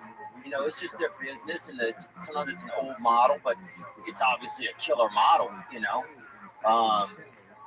Sometimes I have this chip on my shoulder about Hollywood, and I wish I didn't have it sometimes. Because it doesn't do anything. Then I'm just carrying this kind of angst. But yeah, man, I'm grateful. I would never be mad at you for having a chip on your shoulder against Hollywood. I'm going to tell you why. One thing during this pandemic, it gave us all opportunity to think. It also gave us a chance to opportunity to catch up on shit we haven't seen. You get sick of what they're serving on TV, so you start watching other things. You start watching movies that. Same thing with music. I started listening to music I hadn't listened to in 20 years. I have the albums. I just listen to different stuff on Spotify and YouTube when I'm looking through. I watched the movies that stuck out the most. When I watched this was Bronson's Death Wish, Steve McQueen's Getaway, which I watched the other night, and I watched How the West Was Won, the song with Charles Bronson, which was a long-ass movie. And what I realized was I was a fan of that Hollywood. I was a fan of those men, how they conducted themselves, When Marin called me and said that Arnie Bland had fallen out for his episode against Sally Struthers, I had a bunch of shit to do that week, but I didn't really care. I canceled it and I did the episode because I wanted to talk to Sally Struthers about Steve McQueen and the Getaway. And I remember asking her at the third day, not the first or second day, I had to keep, you can't be a comedian, act like a jerk off. But the third day, your last day on the set, you could be a little bit of a jack off because you're not coming back tomorrow anyway. So I asked her, I go, how was Steve McQueen? And she goes, he was an animal. And I remembered why, because in that movie, she's yelling in the hallway. He just looks at her and fucking punches her right in the fucking face. Like, you couldn't get away. They give you 22 years now to doing that shit on film even. You can't do it on film, but that's the way I treated Hollywood. I went to Hollywood. I wasn't a formal actor. Neither were you. We did not go to Russia and learn for a year or to some accredited whatever. Oh, but I could act in some ways. I could act. No. I've been acting at school when a principal said, "You guys buying weed over here?" Oh yeah, you know me. So you know me. If you can use an agent's credit card, you could act. You know what I'm saying? Yeah. If you can take my daughter out for a nice time, of course I can, sir. If you can walk in an Apple store and walk out of there with an iPad with the Johnny Woo's credit card, that's acting. Everything else can suck my dick. Shakespeare theater and all that, you can suck my dick. Ain't nobody fucking watching you. But it's really funny how, those are the style of guys I like. Sinatra, which meant that they were going to be not bad guys on the set, but they weren't going to tolerate shit on the set. Outlaws. Who you fucking outlaws? So let's move the fuck on. Right away, everybody wants to be Johnny fucking artist with the little lens, and they're seeing something you're not seeing dick. And when we shoot the movie, they got shot 10 seconds of this, and you spend 2 hours on this fucking thing. Difficult on the set. That's the word I'm saying. People think it's difficult. You know what? When I did comedy, my original question for you was, after 2006, when I saw you with Josh Wolf, when did you move to LA, and when did this realize that you were living your dream? I don't know. 2012, let's just give it a shot. When did you move to LA? Yeah, I moved to LA in 2005, maybe 2004. Okay, so about 2010, 11, you already had your Netflix special. Well, yeah, my Netflix special came out actually, I think, 2015. 15, okay, so and that didn't do it. And that didn't what? That didn't do it. Well, it came out. Right. Well, you were one of the pioneers, and it fell between the fucking things. So it's really weird that you said that and you're saying this to an audience. It fell through the whatever. Nobody really caught on to it, like you were expecting. What caught on was when you went on Rogan and told your stories. Everything changed after that. Then you came out with me and we did that hash podcast, the mushroom podcast where you went to both places. And somebody obviously taped your sets at both places and it became like a fucking thing. And you and I spoke last week, just checking in with each other. Wednesday, I go to Uncle Vinny's, and as I'm coming off stage, my friends are there, talking to them. I'm walking towards the car, and some kid walks over to his house deal doing it. I'm like, looking at this kid. And he goes, I gotta tell you, I listen to a lot of podcasts. I drive a truck, and I load trucks. The one you did with Dio with the mushroom, that's so far one of my all-time favorite podcasts. And I go, I can't believe you said that to me because I'm going to have a podcast with Dio next Monday. So there you go. You're a fucking mind reader. And I always felt that. I always felt that 10 years from now, when they look at those podcasts, we're the cutting teeth. We're like the Lucille Balls. We're like the black and white podcast. Like, when you look at that podcast, it's going to be like black and white. Like, we were the old school fucking no real studio, just a sheet thrown up against the wall. And then in time we got better and better and better. We got a studio and we put albums up and it looked like something substantial. It's just so weird to see the growth, and now I'm doing it again, the joint. And I told people from day one I wasn't ready to do this. And because of COVID, it's tough to get guests. It's tough to trust people. It's tough to compromise other people who are in the room, like Mike has children and whatnot. So I'm willing to do this on my own. And then we have Zoom, you know, and once I did the podcast, I fucking hate Zoom. I fucking hate it, you know, because I think it takes away that personal touch that you and I have. It removes it. But I also feel that if you have a prior relationship with somebody, the Zoom works a lot better. I have seen that. So yeah, the part I miss is coming into your studio, dude. If you're already sitting down, I got to go around you to get into my seat, you know? right. So what I love is, bro, always kind of leaning in on your back and just putting my arms on you, you know, letting you know I'm happy to be there, you know, letting you know I love you, tell me you love me. And it always feels good, man. You know, that's the one little thing I miss. Bro, so one thing people don't know about the mushroom show is, so I rolled out of there late, bro. I was supposed to be early on that show. And I get in my car, dude, and I see all the dashboard lights, and my car ain't even on. Fuck, man, I'm on some mushroom. You know? That's when you know you're on mushroom, dude, when the street lights are on, but they're not even on yet. You're like, damn, I'm seeing a lot of extra electricity, a lot of free electricity from God. So, anyway, I get over there. I get over there, and I remember walking down the hallway and shaking somebody's hand, and I felt like they took my hand. Fuck. I'm not, you know, I'm feeling pretty squirrely. I feel like I shook somebody's hand, and they took my hand with them when they walked off. So I said, you know, I'm having some weird feelings right now. But so the set at the Improv was crazy, but then I went to the Comedy Store. And that's, I think, when the vegetables started to rattle inside of me, because I get over there and I go on stage, and Adam E gets over there and he's worried about something, you know, he's just fucking Hebrewing out over there, you know, the fucking living legend Adam E, and he's fucking concerned or whatever, you know, and so I just tell him everything's gonna be okay, get over there, get on stage, and some guy near the front was in a what's that thing called? It's like if you're handicapped, but it's like a little, not like a, like they push you, it's like a Wheelchair. Wheelchair. Wheelchair. Yeah. Sorry, wheelchair. Yeah, he's in a wheelchair. Yeah, wheelchair. So this guy's in a wheelchair, and it has a little squeak on it, bro. And I'm just fucking, you know, it's normally when you're on mushrooms, some sounds are amplified and shit. So I'm on stage, and the wheelchair makes a little squeak, and I thought somebody was making a funny noise and making fun of me. That's where my head went.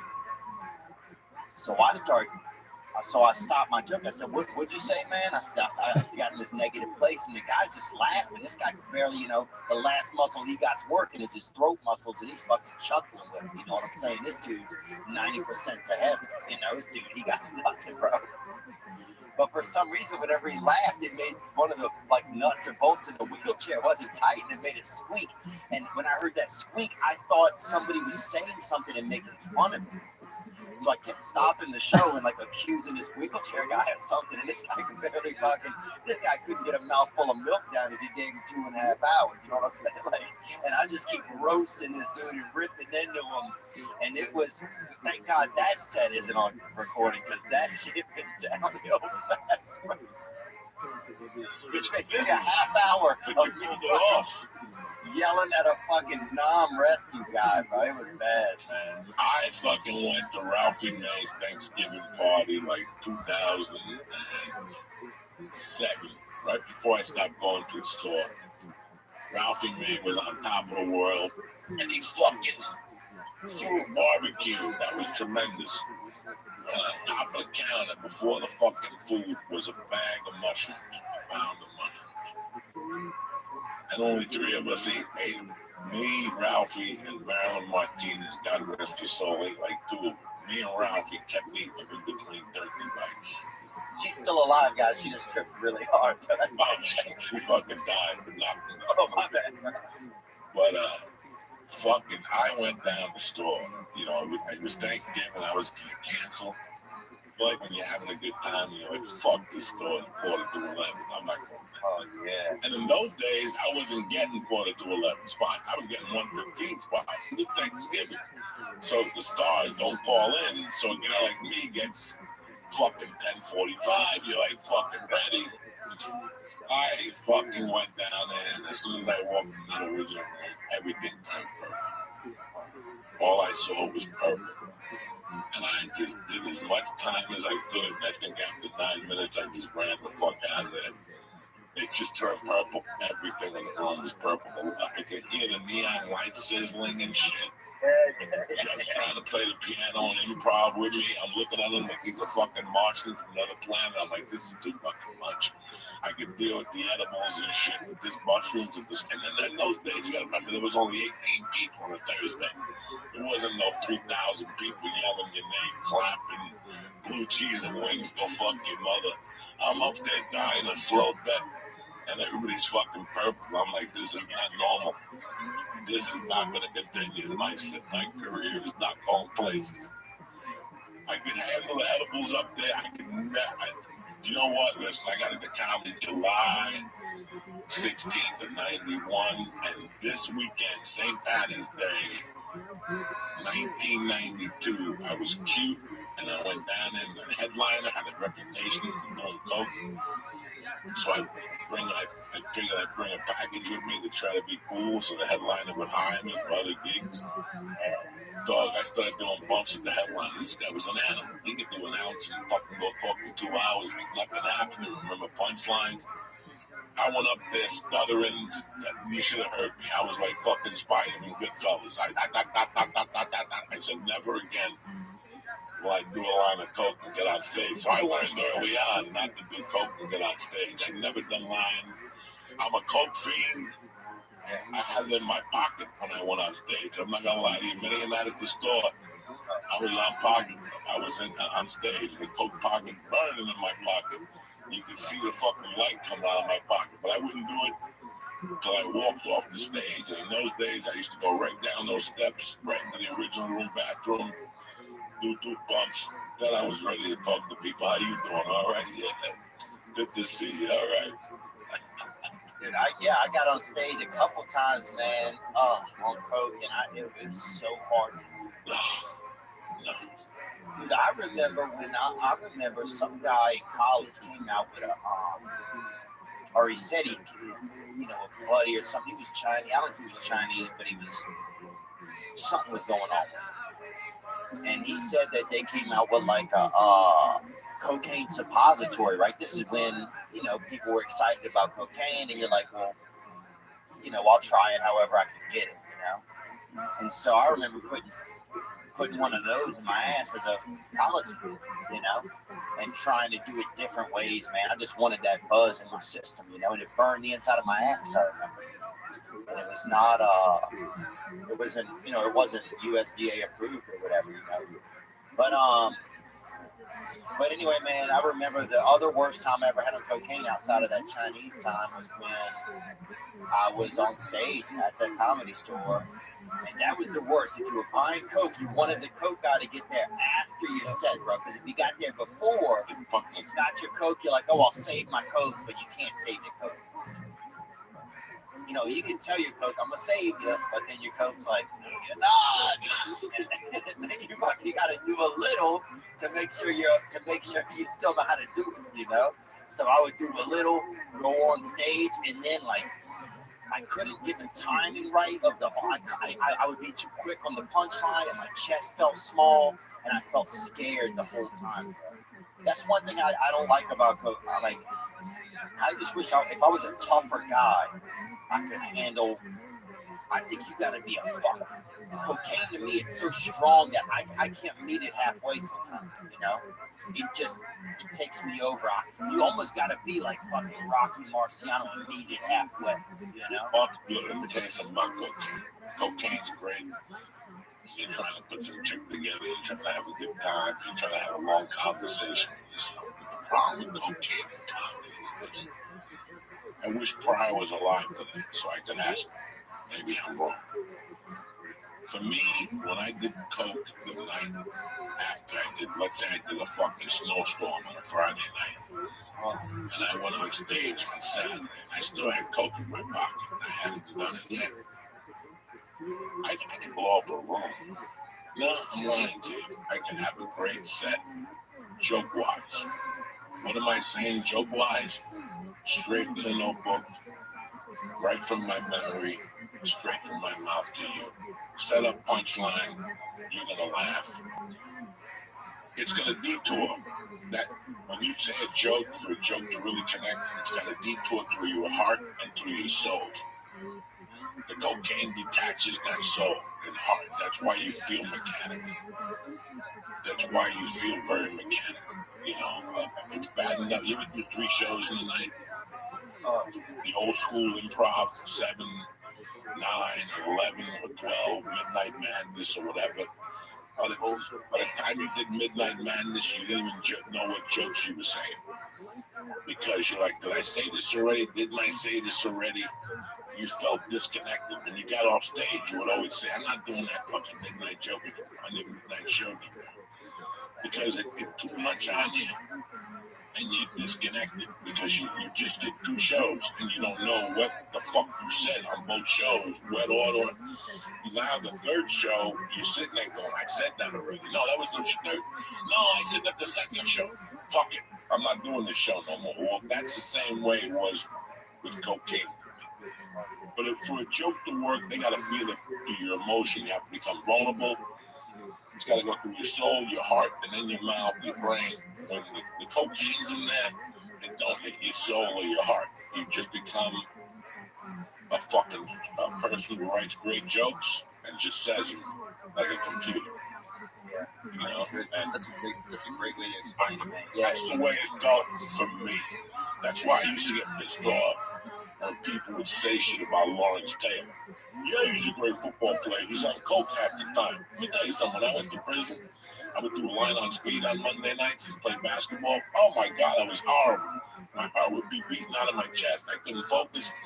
So I think people were wrong about Lawrence Taylor. But years later, he did say he did it and went on the field and blah, blah, blah. So who the fuck knows? How's your life now in Nashville, visiting, going back and forth? It's good, man. Yeah, I mean, I came over here to spend time in Nashville because you know, look, I'm going to say this about cocaine too, because since we were just talking about it, because you had me thinking about it. That's a great way to explain it, man. Yeah, it takes away, it detaches you from like the real emotions that are connected to whatever you have going on. So if you see somebody you care about, you don't treat them the same way. Everything, no matter what, if you have a job you care about, you don't treat it the same way. Yeah, it takes your emotions off. It's like something that kills like. Cocaine is, when you look at it from a fucking distance now, great for me. No, it's great when you fucking get your dicks up, you're flying, doing somersaults with, you know, gambling, Vegas, whatever. Yeah. When you really look at the big picture, when you figure out what you're trying to do as a human being. When you're doing cocaine, you're adding evil into your life. If you really, really, really think about it, it's a certain evil that you feel. That's why you're tormented. I'm not going to ever do that shit again. And you quit for a week and you start again. Now you're in that vicious cycle. And it's tormenting you. And it tormented me for years. You know, like I told somebody that day, listen, I quit 1,000 times. And finally, one day it stuck. You know, you gotta keep quitting. You gotta keep quitting and telling yourself, I'm gonna fucking quit. And then 3 days later, fuck it, I'm quitting after Thanksgiving. You know, like 3 days later, I quit after Thanksgiving. I quit after Christmas. I said it so many times that after one day it fucking stuck. So I ended up becoming a comic, and I could put my emotion into my work. And years later, I could see the differences of who I was on tape. You know, I could feel it. So, well, I think it's so painful for some people, you know, and some of us that have had childhood trauma, emotional trauma in our life. It's painful to stay attached to the world, to have your feelings stay attached to things. It's painful. So I think that's probably, you know, there's some elements of cocaine when you're in college and shit where it's fun, when you're in your 20s where it's just a good time.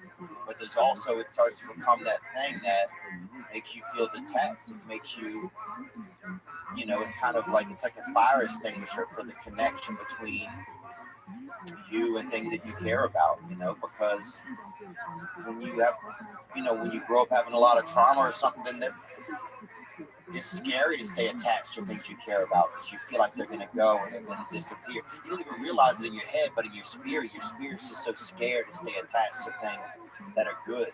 And so cocaine comes along and it fucking puts a little wedge in between there, and it's almost like a little bit of relief, you know. But the long term, yeah, it's rocky, man. Ever since I stopped doing coke, I realized I love my friends more. I love my wife more. I love my cats more. I had a cat. I had 9 cats. And I had a cat named Sissy. St. Ives. Sissy was a beautiful fucking cat. Sissy lived in my house for 5 years. Never would have contact with her. She would come 5 feet of me, and that was it. I stopped cocaine. A week later, Sissy was sitting on my lap. What is that fucking day? And we, you know, after that, we became tight till she died 3 years ago. It was just really weird. That's when I knew. I didn't know at the time. I first had her, I just thought she was skittish. My wife fed her. She liked my wife more. No, I quit doing coke. A week later, she's sitting on my lap watching fucking TV. It's weird. Nashville, you like it? Yeah, one thing that's nice. Well, first of all, you know, California was so shut down. You couldn't do nothing. I mean, you come to Nashville, you do whatever you want, dude. You know what I'm saying? You got people, you got insect, you got whatever you want going on over here, you know? You couldn't catch COVID if you was dating your fucking sister over here, you know? Like, they just don't have it, you know, because it's just not as, I don't know, they're just not as afraid over here, you know? People just living their lives and shit's pretty normal. You got the jiu-jitsu gym is open. How's jiu-jitsu going? I'm so fucking proud of you. Look at you. What school are you going to? Let's go! Which school are you going to? Give me White belt. What is it? White belt. Oh, it's called Nashville MMA. Okay, what's the guy's name who runs it? The guy's name over there named Chris. The guy's name over there, Mr. Hammonds. This other guy named Irv. This other guy named Etai. And this other guy named Andrew. What's Chris's last name? I don't know his last name. I think he's friends with Rabbi. I think that's the guy. Send him my love. How's jiu-jitsu working out for you? I will. So many of the guys up there ask about me, man. It's good, man. I had to fight a child the other day, which was a little bit, you know, it's a little, look, it's good to know you're not a pedophile, bro. That was one nice part about it. It was like, look, at no point during the thing was I like, hey, this. Yeah, I said, yeah, I might enjoy it. I was like, this is just technical. You know what I'm saying? Like, I didn't feel any like, hey, let's go another fucking, you know, put 9 minutes on the clock, you know? So that was good. But it's a lot of like, right now I'm still learning like a lot of like how to approach, like whenever you're like approaching with somebody, it's a lot of defense, you know? But I love it, man. I love just defending myself and it just makes me feel like a little less scary about conflict, or not even conflict, but just interaction. Like getting too close to somebody, whether it's to fight or to love, it's always hard for me, bro. All of it scares me. Getting close to people scares me, bro. And so to have this thing that like you kind of learn to fight and to love at jiu-jitsu, because if you find good people to roll with, then they're helping you learn how to fight, but they're doing it in a loving way. And so it's like, God, bro, it's like I didn't realize that it's exactly what I need. It's exactly what I need. It's like the opposite of cocaine. Did it fill that void for you that you've seen the last few years? I think it is. I think it will. The more I can focus on it, I think it will. So I've been trying to make more time in my life to be able to focus on it. The hard part is I got to be flexible enough to even go to the class. I got to make sure that I'm I'm doing a little bit of yoga 2 or 3 times a week to get in there and just not break my neck, not just get, I got to prep myself before I go in there, because a lot of the people in there is younger and there's children and they're fighting together.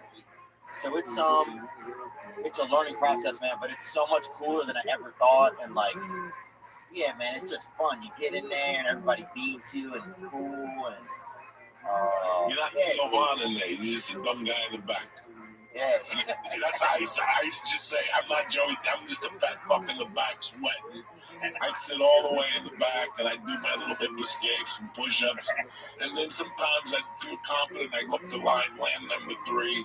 But for the most part, I'm all the way in the back. I'm the fat dummy in the back, sweating. It smelling like onions and fucking garlic feet and shit and toenail polish. Dude, they got me fighting a blind guy too. They got a blind guy over there. This guy's probably he's probably deadly. You're like, Jesus Christ. If you weren't blind, I'd fucking take your eye out already, cocksucker. You got me in an arm bar and you're fucking blind. No fucking touching.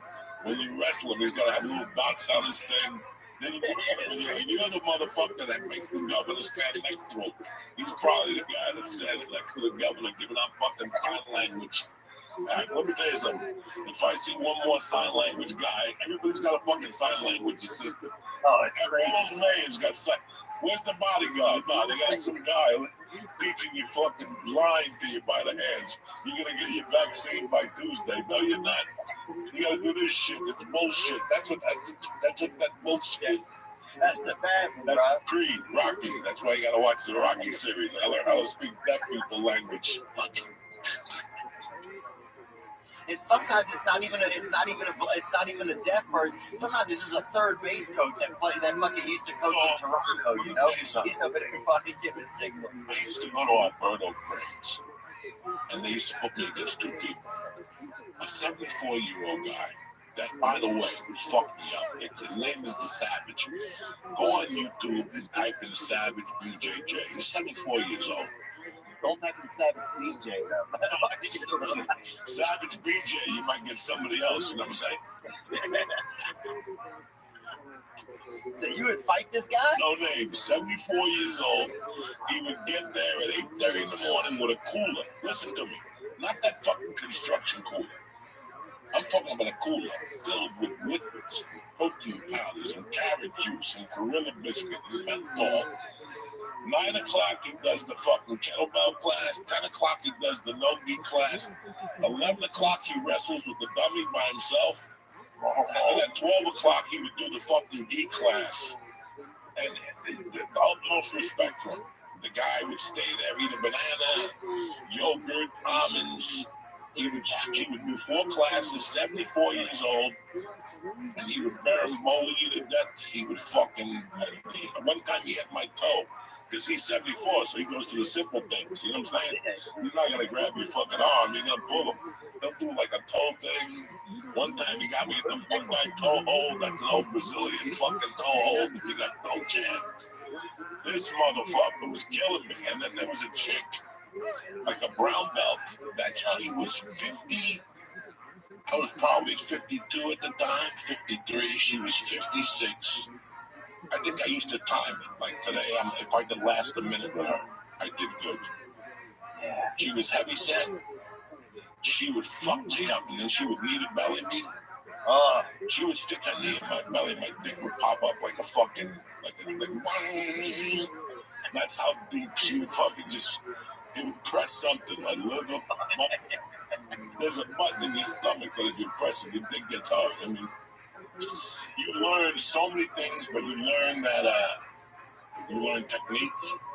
Oh, yeah. It's your comedy. When you get back on stage after a while, it's going to go back to a level it's never been because you're going to learn that in jiu-jitsu, no matter what he does, you got to keep retrieving your guard, right? You got to keep putting him back in your guard. Then you can start operating again. You go for the arm, you go for the fucking Kimura, you can do all that shit. But the same thing with comedy. When I would find myself lost on comedy, I would take a couple breaths and I would find my home again, which is the closed guard. And then I would attack from there. Let me get this on, let me pull, so he thinks I'm pulling, but I'm really going to get him with a scissor sweep. It's very interesting. I'm very happy you got into it, brother. And you know, it's crazy because for 4 years, you and I have been having discussions that something was missing from our lives. We had comedy, we had podcasts, we had everything we wanted. That's why I tell people, be careful what you want for, because it might just happen. You know, and we got what we wanted, but there was always something missing. And you and I had this discussion last Saturday on the phone. For you, it was the burnout process. You were burned out, and now in hindsight, I don't want to say it because my persona is to be a fucking, you know, hold on. I was also burnt out, but I wasn't burnt out on the stand-up comedy. I was burnt out on the business side. I was burnt out on the numbers and the fucking theaters, what the theaters are charging you. And it never ended. It never ended. It never fucking ended. So it took away that love that you have for stand-up, like that natural fucking love. Everything was based on money. You know, I want to be able to go to the pizza parlor down the corner and sign up for the open mic and be number 8 and get off. When I'm able to do that, that's when I go back on the road for fucking comedy. When I can go to an open mic and do it not for money. It got to be for money. I didn't like it for money anymore. I want to fall in love with it because I'm in love with it, not because you're paying me a certain amount of fucking money. I don't want to do anything in my life for that. Once you get over a certain age, you realize it's not the money. It's what makes you happy, what keeps you happy while you do it.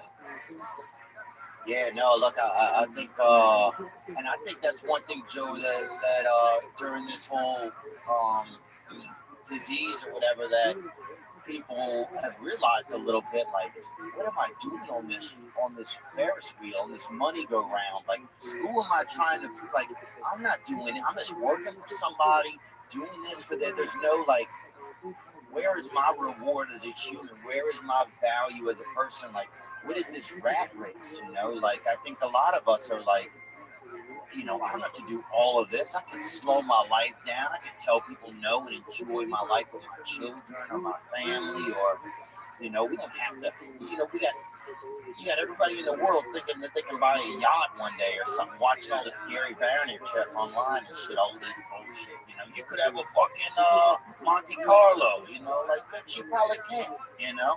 You might be in a fucking Ford Escort the rest of your life. But it's about the other side of the coin, is just enjoying the time in the Ford Escort, you know, like, why am I on somebody else's schedule all the time?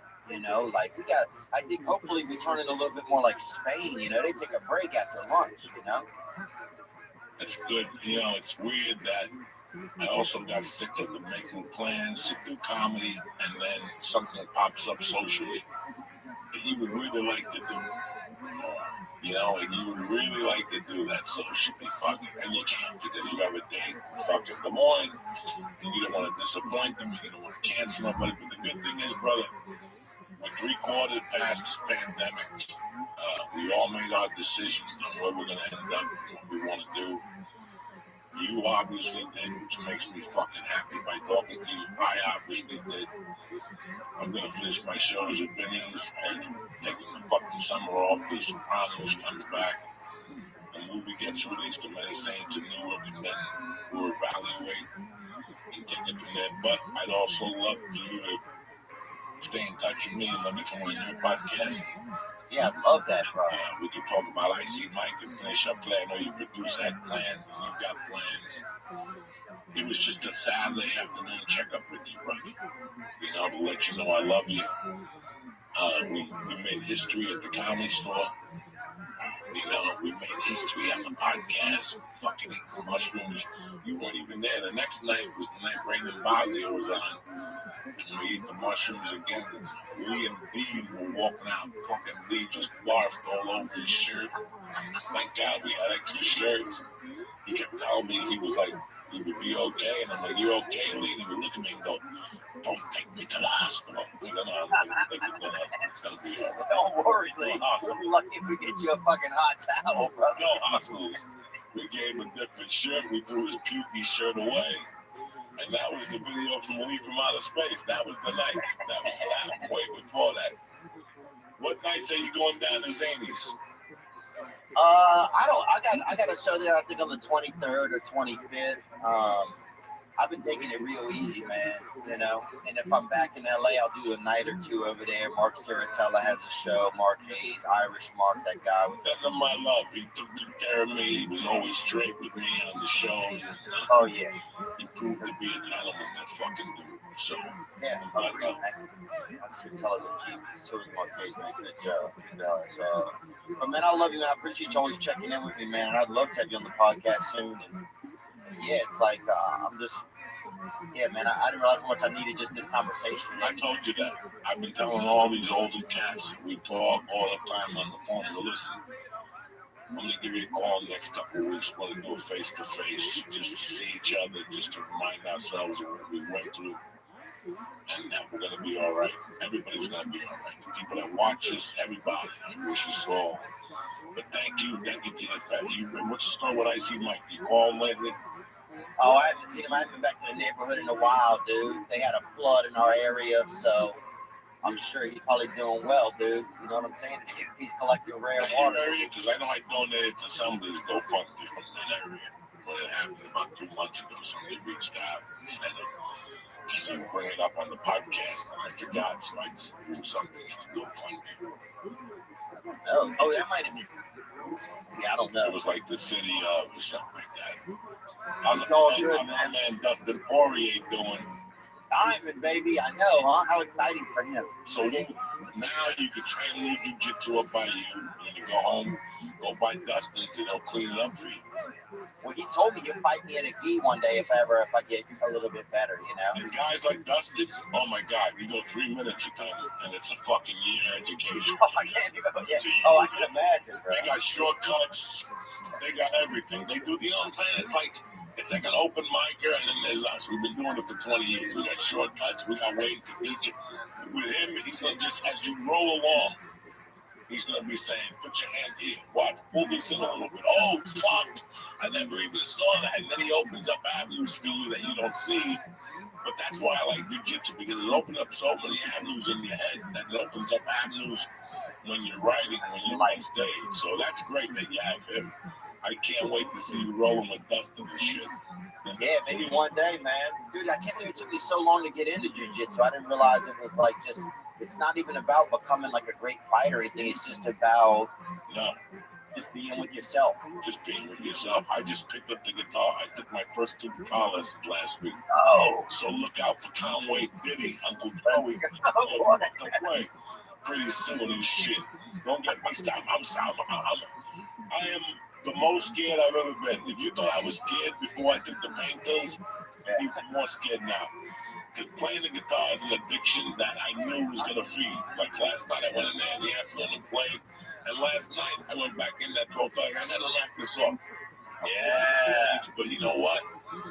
If it fucking makes you happy, it can't be that bad. Sheryl Crow, 1999, you know what I'm saying? Robert Plants, bro. You better motherfucker keep me posted. Success on everything, and I'm happy you made the same decision I did. That we were just burnt out. Yeah, we did a fucking job. You know, these fucking Guns N' Roses, they go on tour for a hard year, and then they disappear for a year. David Lee Roth, He was a van with just a fucking beard, no phone. You couldn't even get a hold of him. Dave, what do you think about this lyric? The number you call has been disconnected. That's what I think about that fucking lyric. Go fuck yourself. I'm up here in the Himalayas writing off condoms and shit. I love you, buddy. Thank you very much. You have a great week. Thank you for coming on the joint. Stay black. Oh, what'd you think? Little chat with our buddy. Nice and easy on a Monday morning. What the fuck did you get to lose? Nothing. You learned about us. We giggled a little bit. We laughed a little bit. And that's what Mondays are all about. Setting up the rest of the week with a positive tone and fucking making it work. That's it. That's why I come here, man. I love doing this shit for you guys. I love doing this. I'd rather do this right now than do anything else in the world. So look at the first episode of this and look where we are now. We've grown. And if you've been paying attention, we've grown together. And that's the most important thing I want on this podcast. I'm not looking for laughs anymore. I'm not reaching for the fucking stars. I'm looking a lot better. I'm healthier. I'm recovering from a surgery. And I'm just being a fucking dad. I hope you like what we're doing now, what we're trying to accomplish here. I love you motherfuckers with all my heart. Wednesday night, I'll be at Vinny's the next 3 Wednesday nights. And that's it. And that's that. I hope you enjoyed the Theo Vaughn segment. And I hope you enjoy what we're trying to do here. And I hope you're seeing the growth, guys. I love you motherfuckers.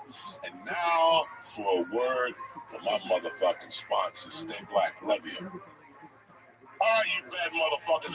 A nice little Monday morning chit chat with Cleo. Like I said, these things that I'm doing with these comics that I haven't seen for a long time, even they say it's great to see each other because it's been nothing but phone calls. We've had to resume to Zoom anyway, so it's been great. I feel better about my Monday, and I hope you're fucking all fired up about your fucking Monday. It's gonna be a great week. St. Patty's Day. Be careful with your beers. You don't want to get dosed and end up getting fucked in the ass next to some guy with COVID in the hotel room, in the hospital room. You know what I'm saying? So be careful with St. Patty's Day, but enjoy yourself. But before that, let me talk to you about something. The joint is brought to you by Manscaped. Like I said in the beginning, it's tournament season. You're right. You want balls are gonna be everywhere you look right now. Okay, and to avoid the upset, you gotta trim your ball sack with Manscaped. The trimmer is the real fucking champ of this fucking tournament. The Lawnmower 3.0. Oh shit, the best trimmer known to man. The only ball trimmer with advanced skin safe technology that won't nick or snag your nutsack. You gotta protect those little fucking jewels. And now, when you get Manscaped, you also help them get back the Testicular Cancer Society, and they're supporting their families and their survivor. Listen, all jokes aside, Manscaped wants to save all the balls, particularly the balls of guys from 15 to 35 who are most at risk. So this comes from your Uncle Joey. Take care of your balls. For fucking science sake, take care of them. For fucking nutsack. But for starters, get some Manscaped. They got it all. Listen, you might as well get the complete package. You know why? It comes with the fucking Lawnmower 3.0. It comes with the weed whacker for your fucking nose, so the COVID don't stick in your fucking nose hairs. You want to keep your nose ways passages clean. It comes with the crop preserver. It comes with the crop reviver and the little crop mock ball wipes. They're tremendous. Plus, they have the fucking weed whacker for your nose, like I told you. Now, Manscaped even offers a fucking cologne, so your neck smells like your balls. So you swap and spit, she smells your neck. She's like, wow, he smells good. Now she's sucking your pipe, and she's like, wow, boy, his balls match his neck. This is a conscientious man. This is who I want to be my husband. Uncle Joey's saving balls, and Manscaped is saving balls. And I'm telling you right now, go to manscaped.com right now. Get the fucking performance package. Get it all.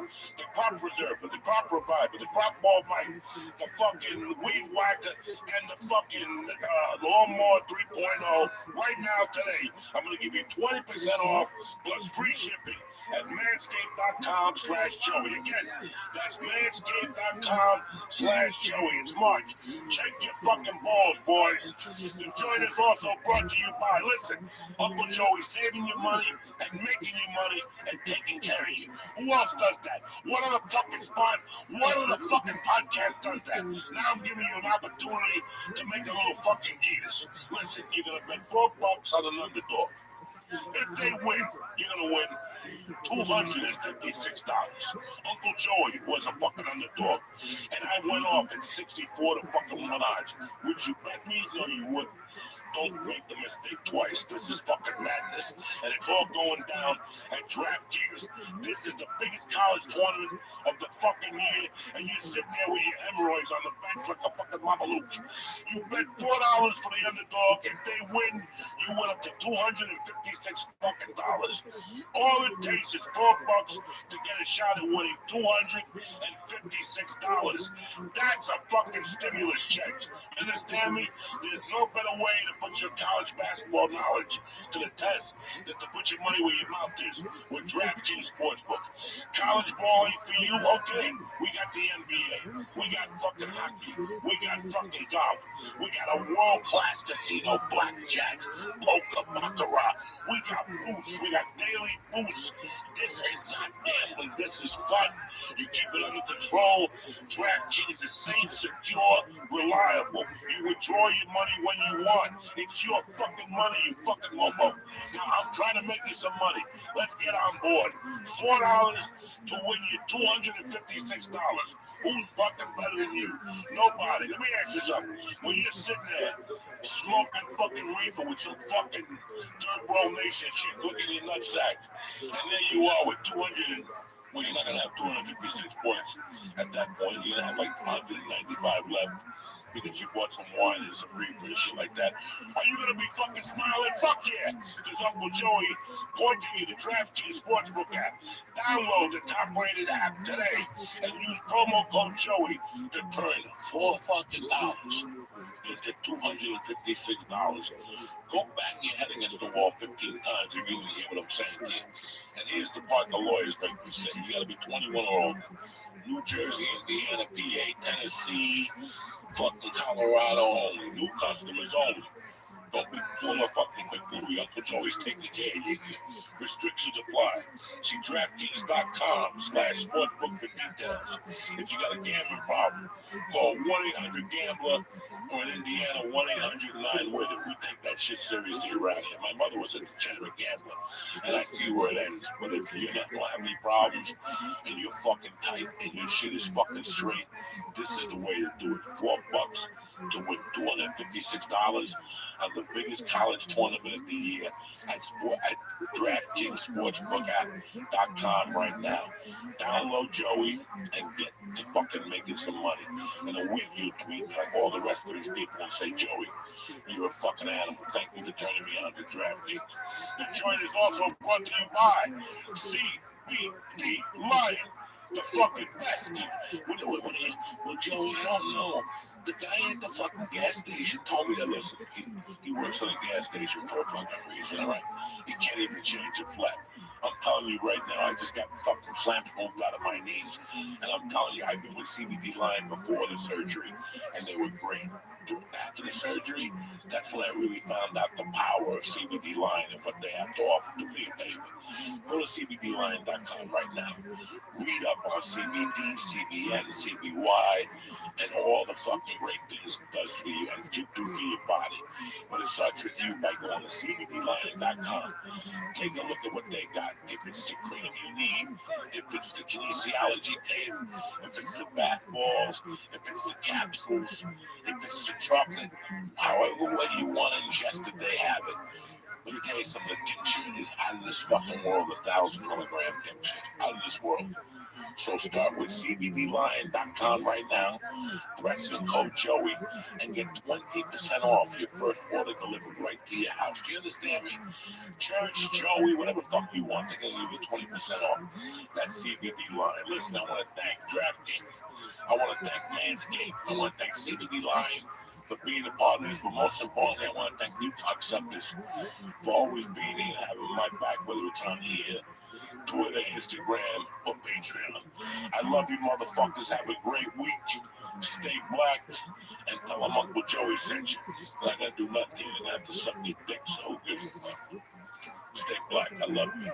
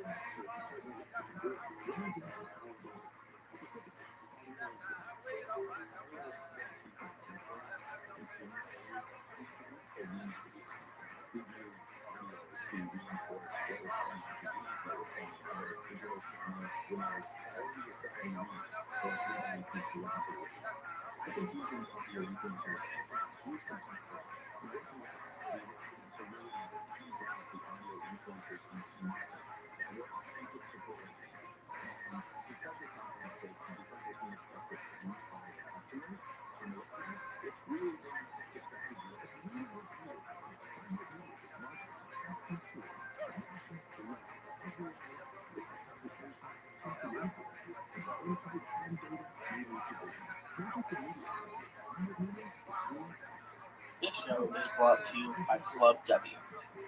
Don't ever come home to a wine-free house again. Just go to clubw.com/Joey to get 50% off your first order. That's right, Club W right now is offering our listeners 50% off of your first order when you go to clubw.com/Joey. The show is also brought to you by Ring.com. Go to Ring.com and look at the brand new video doorbell. The doorbell takes minutes to install and works with either your current wiring or built-in rechargeable battery. Go to ring.com/church right now to get free expedited FedEx shipping. That's ring.com/church to get free expedited FedEx shipping. And go to honor.com and use code church to get 10% off all of the great optimization products like Alpha Brain. We're back, bitches. Monday, February 21st, whatever the fuck it is. I think today's Julius Server's birthday. That's all I'm happy about. Lee Sayat's in the motherfucking house. Fuck yeah. And the most anticipated guest I've had in a long time, my uncle, Mr. Mike Dowd, with Dr. Entry in 7-5. What's happening, brother? I'm happy to be here. Thank you, Joey. You did the right thing. You put me right in the kitchen. You brought me right to your church. I fucking can't believe it. Amazing. I saw you. Top shelf. I see you on this documentary. 20 people tell me that that's always a bad sign. Like Gentiles telling you, watch this, watch this, watch this. And then you were on Nick's. Nick was on Broken. Nick's on Broken. I know Nick for a long time. And Nick's a Boston kid, you know, so a lot of people that grew up with this type of behavior aren't really impressed with this. They've just heard bits and pieces. When I watched it, and I saw a couple stories, most importantly, I was watching it. I knew I was home. I had arrived. I had finally seen somebody who was real. Finally, in all this bullshit world, finally he's somebody real. I did this Christmas movie 7, 8 years ago. There's a guy in this movie that's an Italian guy, he was white. All the years I've been in movies, this guy, Italian guys are not white, right? well, no, but this guy looks like his name is Jerry. His name's not on his own. I had to see this guy. He only did one movie where he played not a mobster guy, but a guy from the neighborhood. And the second day that we did the movie, he had 2 supposedly mafia hiring captains on the set. Now, I saw these 2 old guys back in the 70s. Didn't even say anything. Just turned right. At that point, I didn't know who they were. And if anything you know about us, we don't need to know who it is. So I do. I wave, the actor went back and we were doing scenes that day, and I kept going. Then that night, the guy told me they were down because they were trying to sell their lives. They're trying to sell their life private family, down in shacks. They were talking, and we had what's his name on the show who was supposed to come on Friday, never showed again. Oh, wow. Sally Watts. And after that, I mean, I've been to. Is he free? Yeah, he's free. When The Sopranos went off the air, I read for 3 or 4 things that the guys in the newer guys in the new story for the Johnny Karate movie that they were going to make for a while. Yeah, there was. What about it?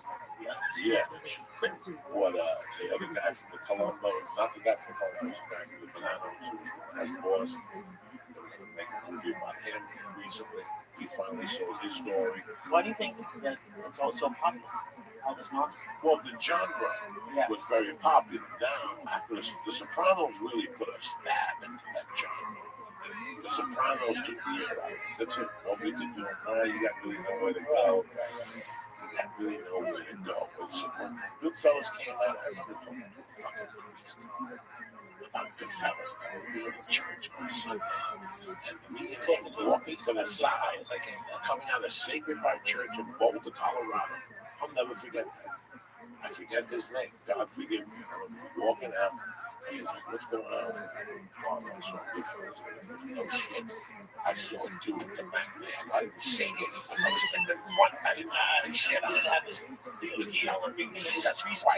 Here's me and this priest talking about Goodfellas. And he went like a nut.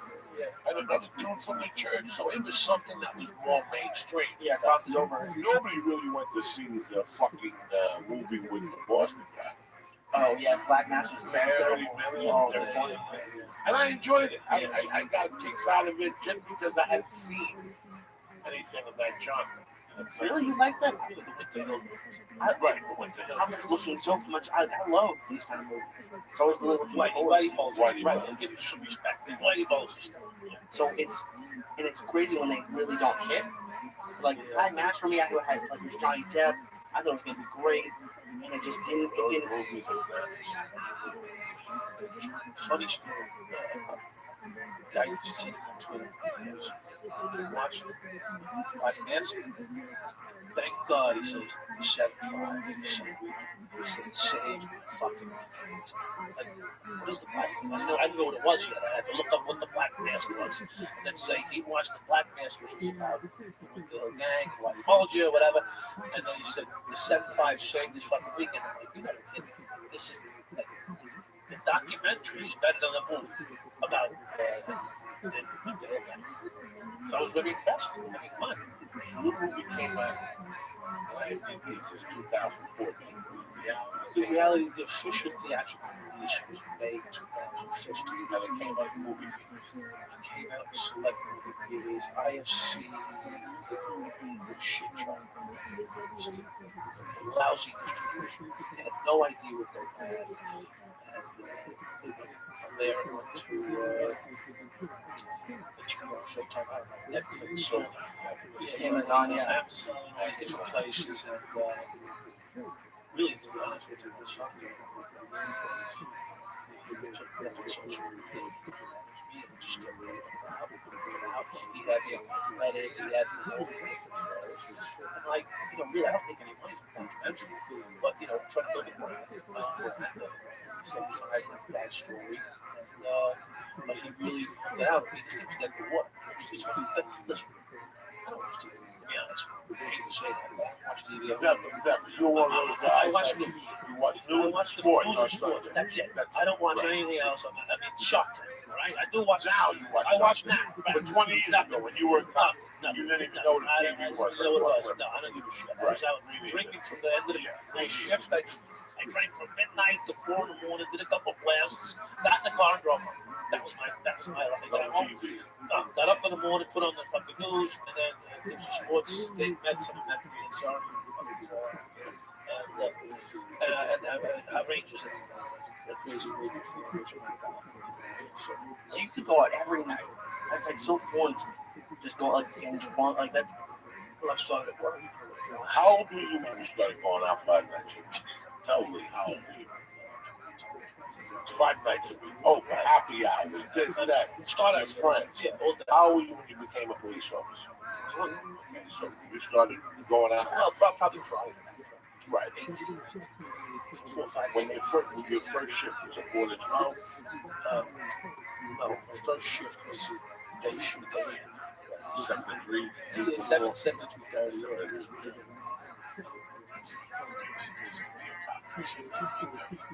Yeah.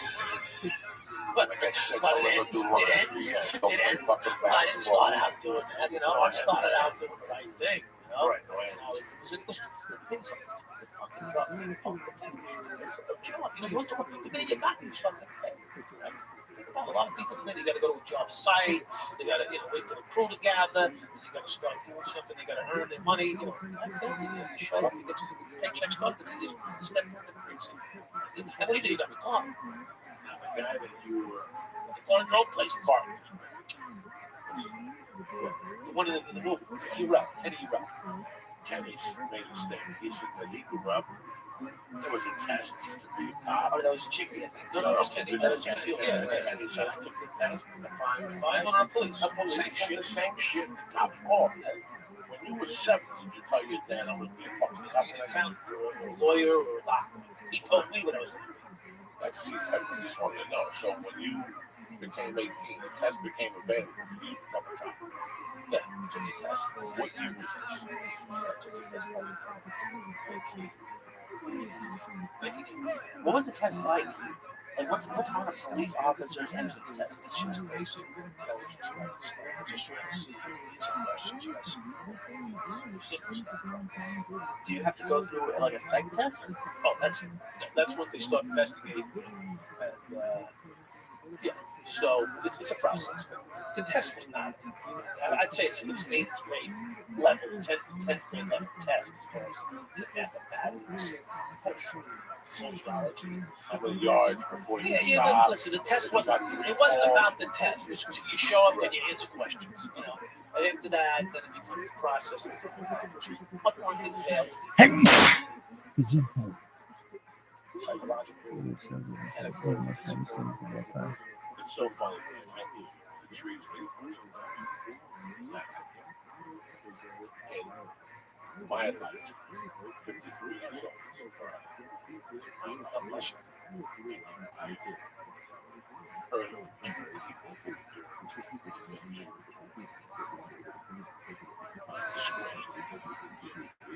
These cops, one of them messing with them. In fact, we just last Wednesday, we saw a screen of so this is a combination between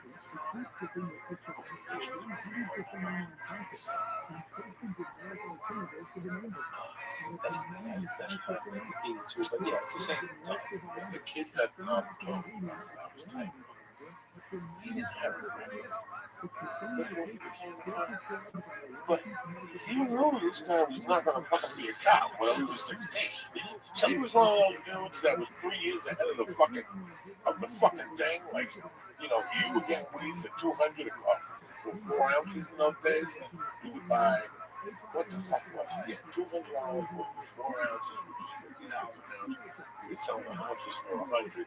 He had a better deal, and weed was better. He went to the Bronx, back when he was 16. He had a car. He was a survivor. It was fucking amazing. He was a business guy. So when they came to me and said, Baba the Baba, this is going to become a cop, I go, are you fucking kidding me? And it just wasn't Baba the Baba. It was him and another guy and another guy and another guy I knew. These guys are all right guys. They've never taken nobody in the weeds and shot them. But they're kinky motherfuckers. How did this happen? I'm blown away that at 21, 4 years out of high school, or 3 years out of high school, you can be a cop. Yeah, never have a job prior to it. No military experience, no security guard at the mall, no fucking weapons, nothing. Go into Queens, fill out the paperwork, do a test, they call you, got a job. Okay, how long in the academy? 5 months. 5 months. You shoot, fucking muck around, you shoot. Nah, Let I'm me just ask you in Catholic school. Right. You know, you were a little kid, you got to sit. Now, where did you grow up? I grew up, I was born in Brooklyn. I'm in Fifth Street. You know, I had 7 brothers. I fought every day. I had 7 brothers and sisters. We fought every day. I had quite a bit of street fights as a kid. No, I never stole them. Well, I did get I stole some junk. I got beat with them. And that was it. Well, I got 18 one time. Not a lot. Those are the bad people in your neighborhood. Yeah, everybody. Yeah, absolutely. And we would have yeah, no, really. Yeah, my dad was a father. You know, he raised a bunch of kids. He did his best. You know, he was successful. Things he overcame flying the cops too. Yeah. Listen, I was supposed to be the doctor, the lawyer, or the accountant. I wasn't going to be a flying the cop or anything else. That civil service. I was going to be the one to take the family to the next level. So I did. Just a different level. I went down. Why did they think Look, I was reasonably intelligent. You know?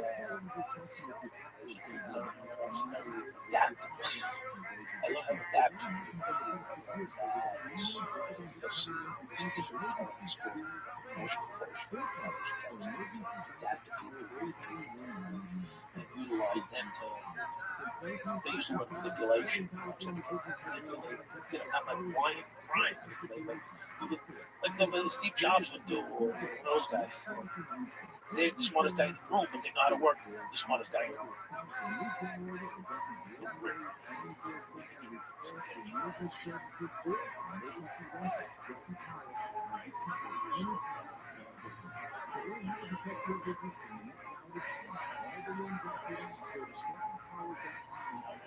Forgive you for what you did that. Thank you for the number one gift I gave you. What's in there?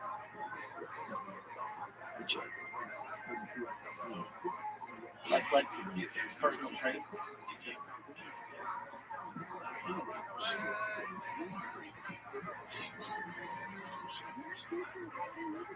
I watched you take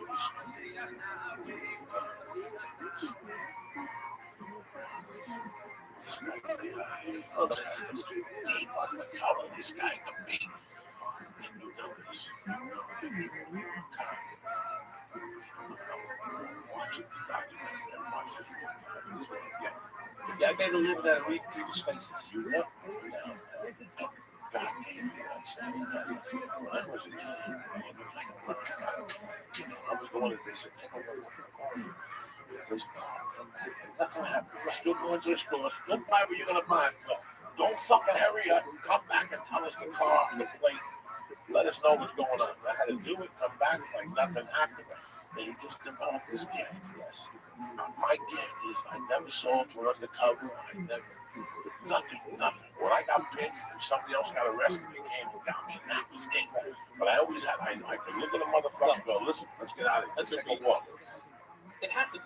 It happened more than once. In fact, just before they get pinched, they tried to reach into what they had. And he was fucking.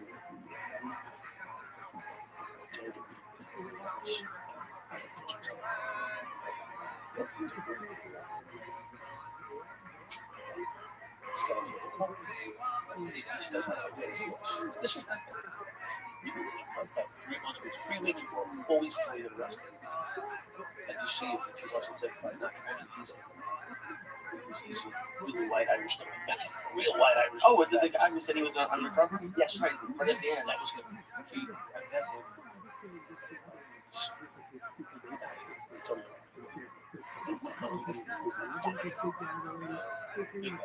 Doesn't matter what you put the tail on it. He had 147 men. He was in the police department, 21st division.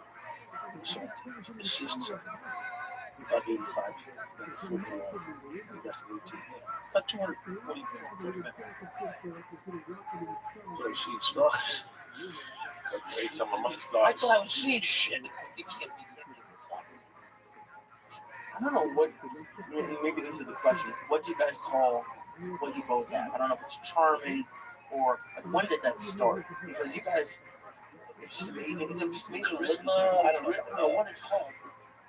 Elvis. Not charisma, because I never got pussy. Well, So it's not charisma. No. Elvis had charisma. Sinatra had charisma. He's a good looking dude, Yeah, right down. I hold my own. I hold my own too much. But you were talking about 75, you're talking about Pimp Goody for the first time. I can tell when this 87 coke was 94,000 a kilo. Into a bag. Jesus fucking Christ, it was right now. I saw That was the pen of AIDS. That was the pen of AIDS. Oh, please. I saw your eyes. I saw the excitement. Stop it. It's embarrassing. It's embarrassing. No, it's not embarrassing. It's true. It's fucking true. Yeah, but I enjoyed it too. I'm supposed to be a cop. And listen, I was supposed to be an attorney, and I was supposed to be a Catholic, and my mother had just died. I was supposed to, uplift her name.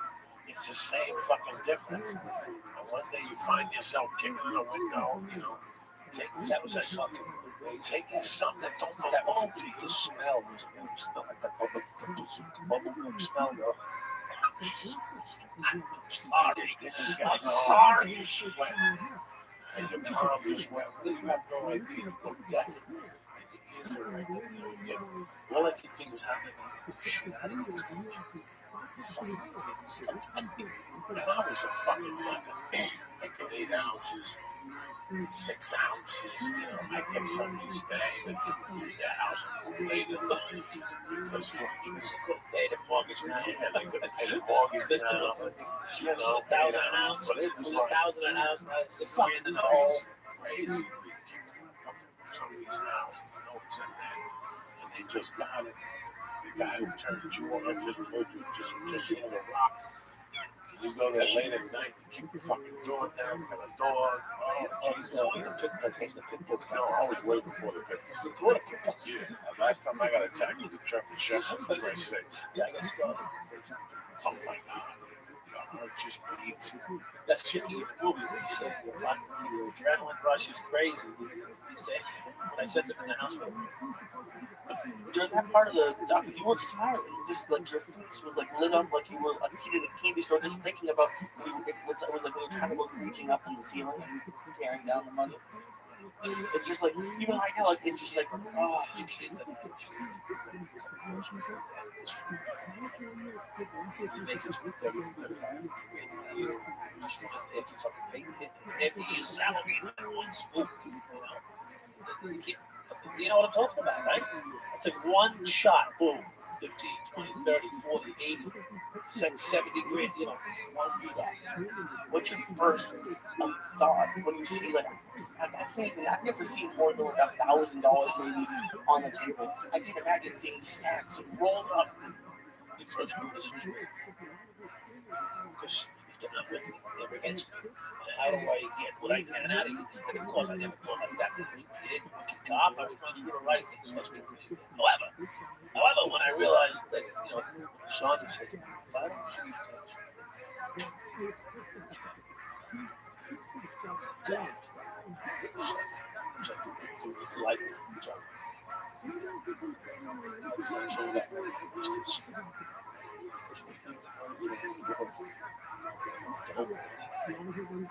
Pussy. One of the realest lines in the whole movie. Jimmy says, fuck Beverly Hills.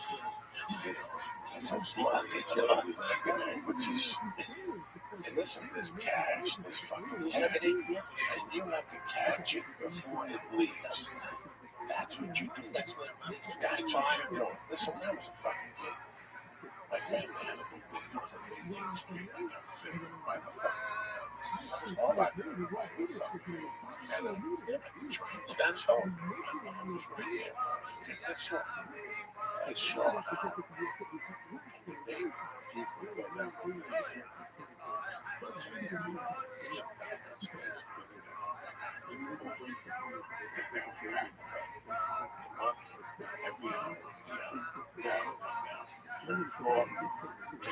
upstairs, you get down. They want to tell them, that's doing numbers. But in the 70s, think of how many times you go into a liquor store and there's people waiting online for fucking bingo tickets. That's when there was no bingo tickets in the 70s. These places were taking numbers. Well, what about, and I don't know if your mom did this or not, like what Diaz had at the bodegas, where you could just knock on the door, which is crazy to me because how do you know? You were talking earlier, if you trust people. It just sounded the way he described it in the documentary made it seem like you could just walk in and knock, and then anyone could buy anything. No, that's not true. Okay. Buy a fucking kilo. They gotta know you. You gotta be clean. Especially in Greek though. White guy's not gonna walk into a bodega. He's gonna be up to the kilo. You might get a gun in their fucking head. You're not getting. Right, because when he was, You gotta be clean. when he was describing, he was like, you just walk in, you knock, and then Yeah, you know, you're his client. He had 450 clients. at 20 years old making hundreds of millions.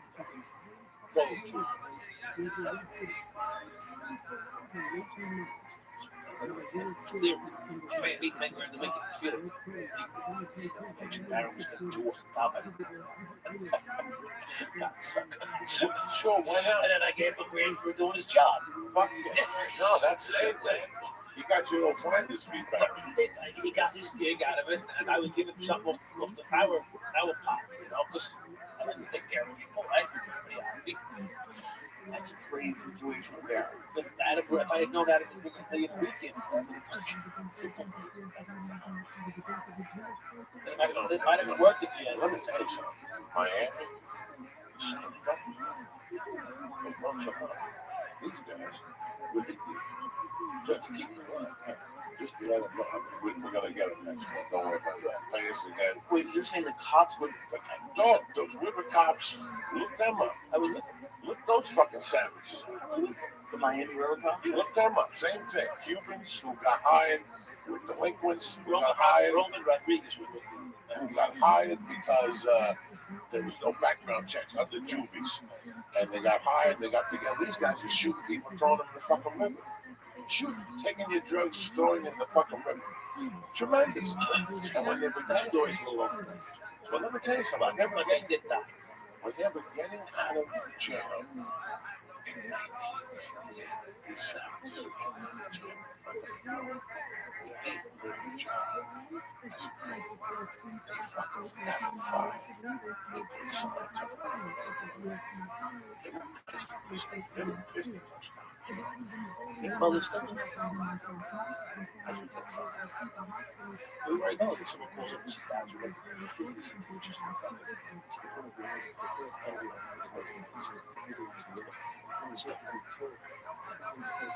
This only takes one prick. It could be 99,000 good cops. One prick out there that wants to keep the animal down.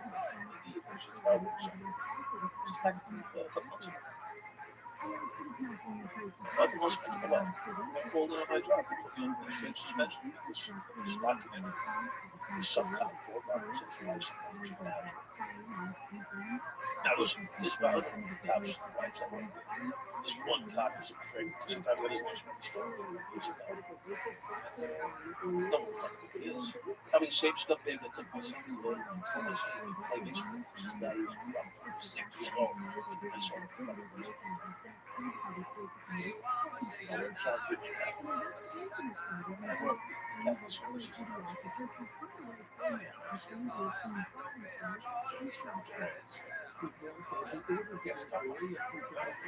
you got a distinction. All these cop departments, I would. Well, intelligence. I did this work.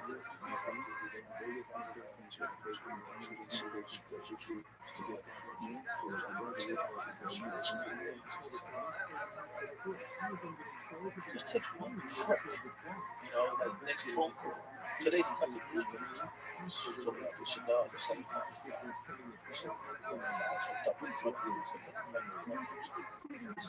Shit. The last person that should look like a drug pusher is not that. It's like putting a fucking bullet on bullseye on my back. Anyway, this is what you deal with. You fall down in life. There's scumbags out there that don't want to give you a shit. You know, listen, this is America. So the land of second chances, right? Don't have a fucking felony. What happened with you? You trying to jump out. You know, you got more feedback. It was a machine gun bomb. It was a kidnapping. They always raises up. Well, you can understand it. But they got up to currently. And I would put it out there before you said. got a job with fishing. They came back and said, "Oh, background check. You got a background check done. National credit card. I said, well, I'll pay $12 a week for it. Been there 3 months. Here you go. Online shirt. What do you want to do? You're right. Apartment. Upstairs.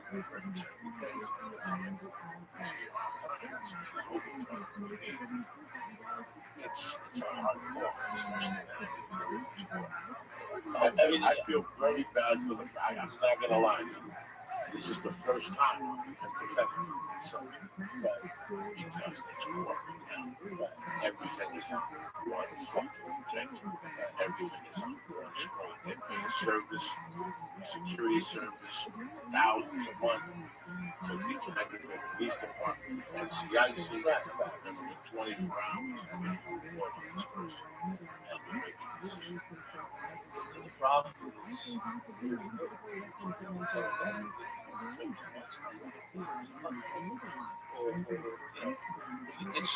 maybe not even a criminal job. Maybe you just did something. You committed some crime. People live the life of crime, and there's people that committed some act. There's 2 different types of people out there. And what happens is they end up spending their life chasing some kind of peace and job and employment. I mean, it's Sandy's not there for us to support. Thank God I had a few support. And still today, thank you. If you didn't, I'd be sort of fucking like a bricklayer. Just because who's gonna hire you? Just really, it's fucking horrible. I can check, but they probably don't. Yeah, I mean, I can see I'm where. gonna tell you something. I got out of jail. I got a job with McDonald's. How old is the person that you know what I'm saying? You eat one of those fish fillets, just start stabbing motherfuckers. Yeah, I don't. And again, there's 2 views to this. There's the one American view that will say, well, fuck you. You should have got a fucking felony, right? Which is in the back of my mind always. I think myself in the ass. Then you have the other view that says, I'm going to give you the tip.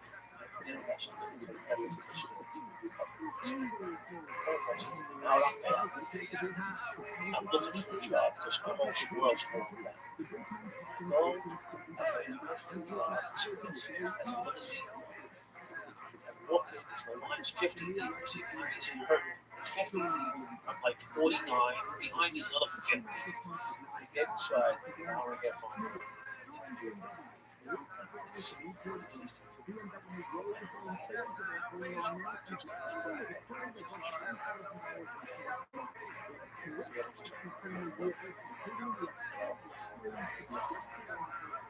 He says, have you ever driven the lights to the pound? I moved him around a few times. He goes, what do you teach you? He goes, well, that's guy. I'm retired from the job. He says, I'm printing. He says, you need a job. Okay? Now that's the fucking mentality. You're supposed to run into it. What happens? The bitch fucking comes to me and says to me, I can't leave you for work. I said, where? Where? He said, what are you doing about where a fucking truck? I'm trying to hide from you.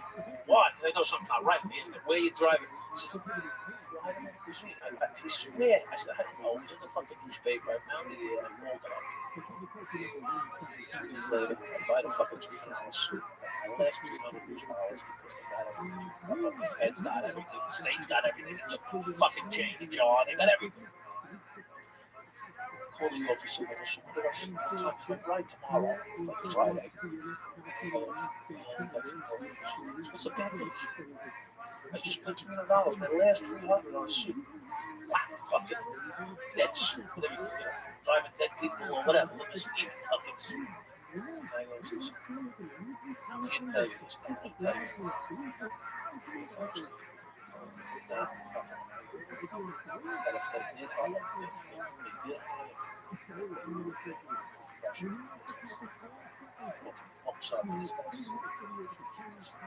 this is half cash business.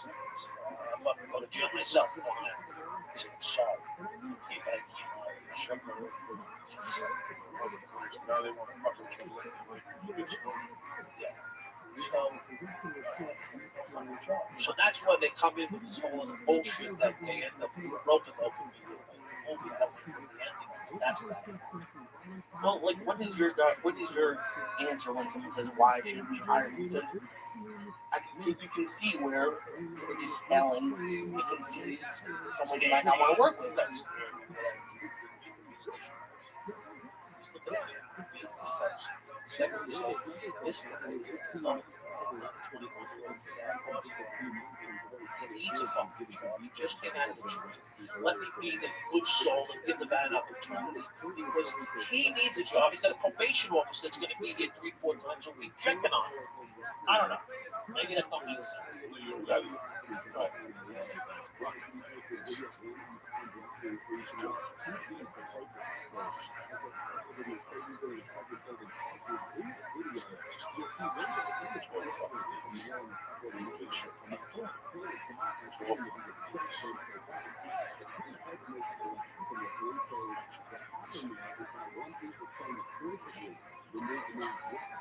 But I don't think they tell you what.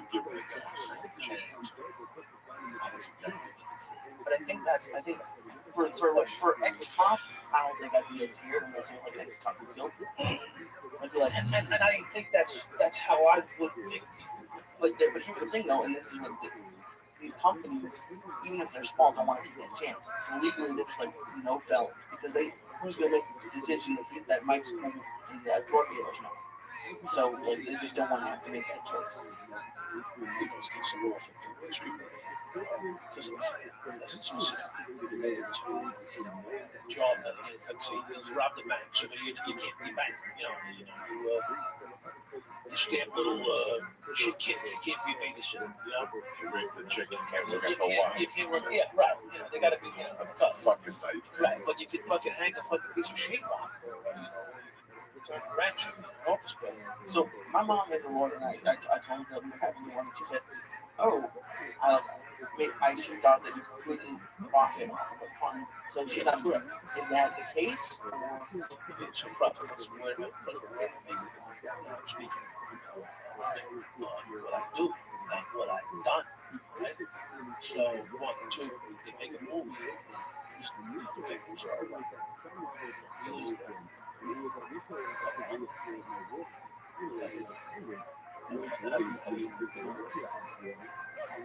Some guy from East New York could have got a fucking phone. He stole $500,000 from me, $10,000 from me. I want it back.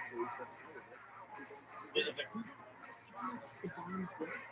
So is that Joey? Help me out here. Who's the fucking victim? Jesus Christ, get out there. Shake down the local drug dealer on the corner.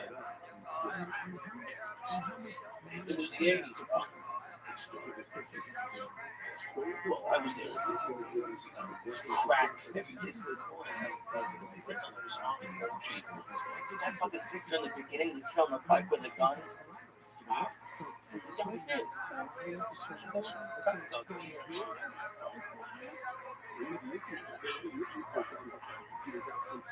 It was exciting.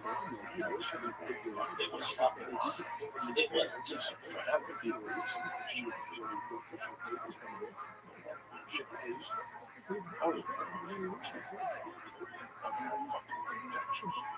Understand how it's very fortunate, right?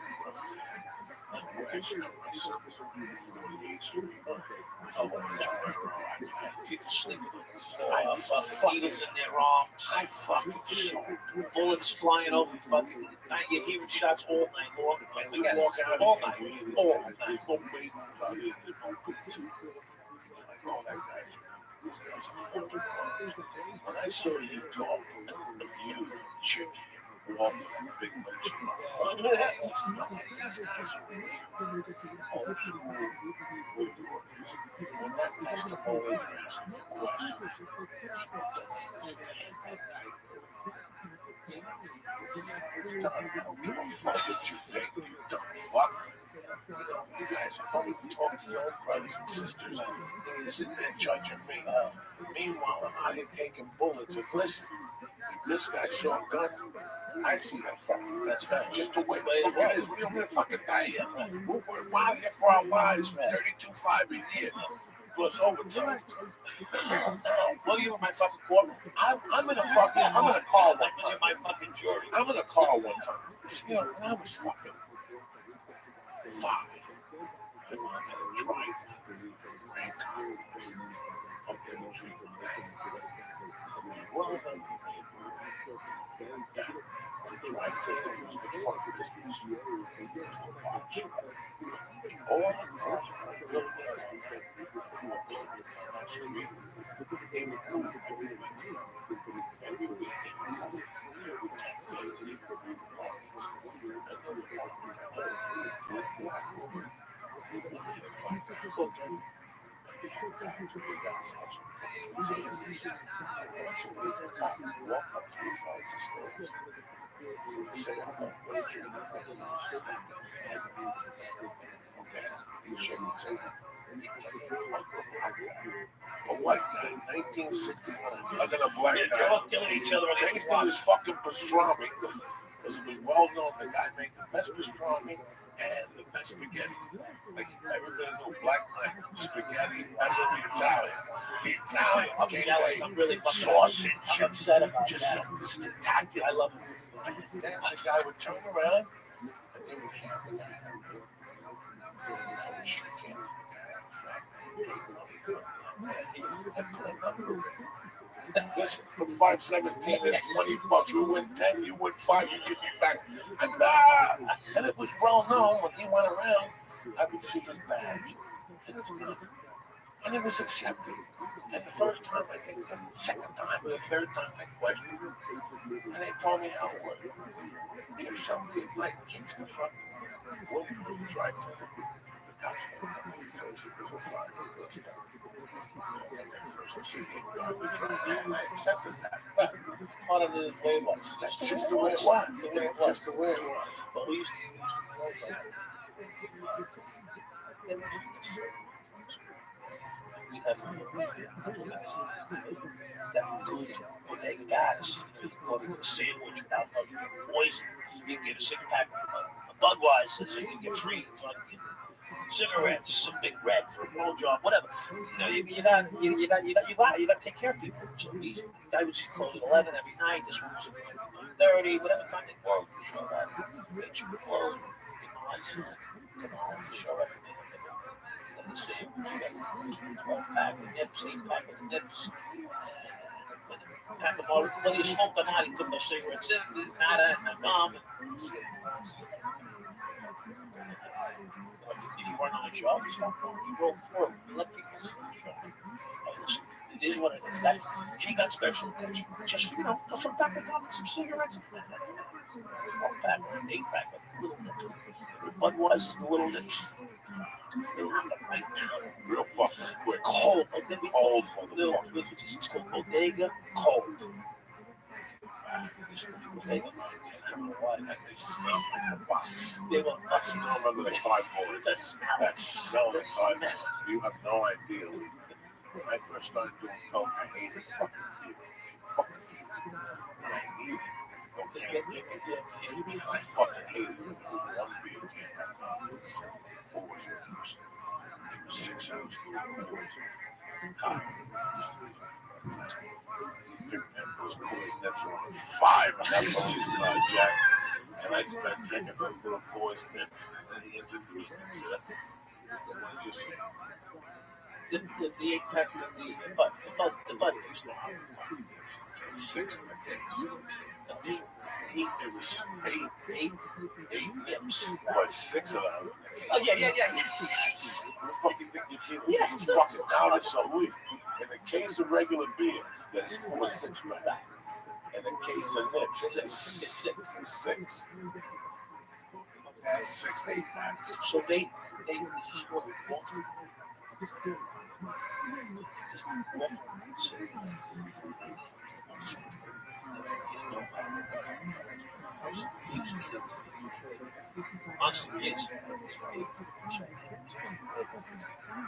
Riverdale and Hinsdale. It was the fucking worst place in the planet. Riverdale and Hinsdale. Off my words. Worst place in the world. I had to do he loved me because I just shut up. He was shit, bodega. I don't know what else he did, but he wasn't selling cooking. Okay? But he sold wares, whatever it is.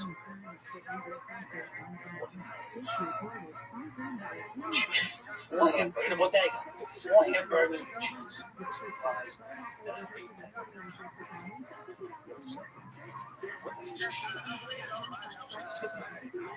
Just come. It's in my car. Go back to my car. We're the same place. You sit there with this.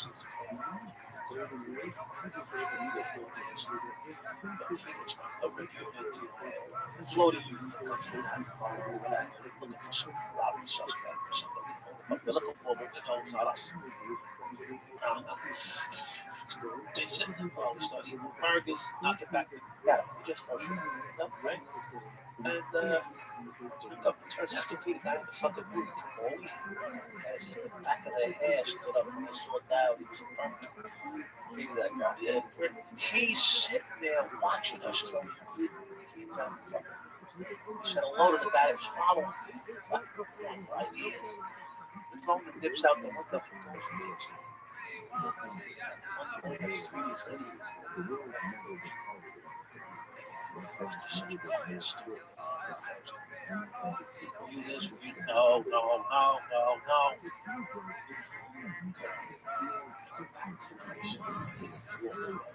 Since that day, we'll see you the next time. He's later.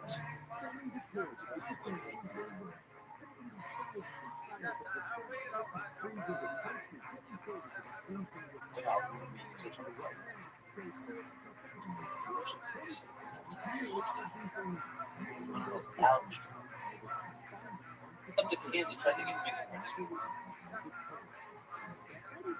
Chimboli, the guy in the fucking movie. So we were waving at him. I didn't know what's wrong with beers out the fucking movie.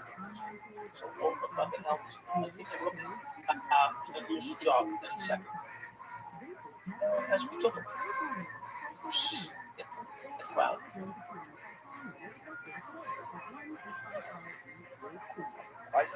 And these guys are like nerds.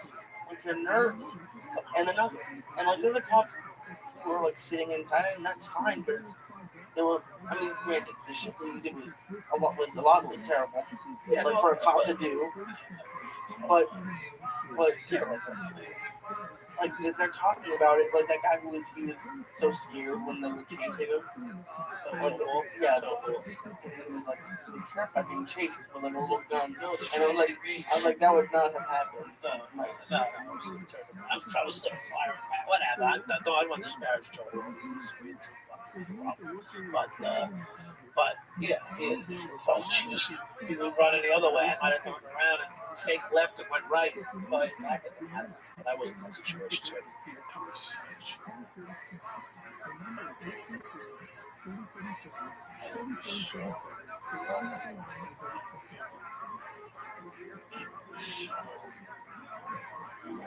think about the 90s and people who was 25 years ago.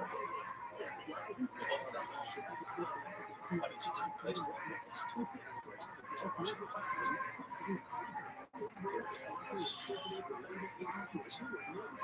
I can put that. I put that in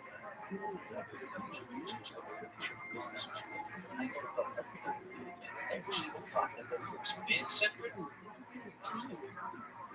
Western to like city.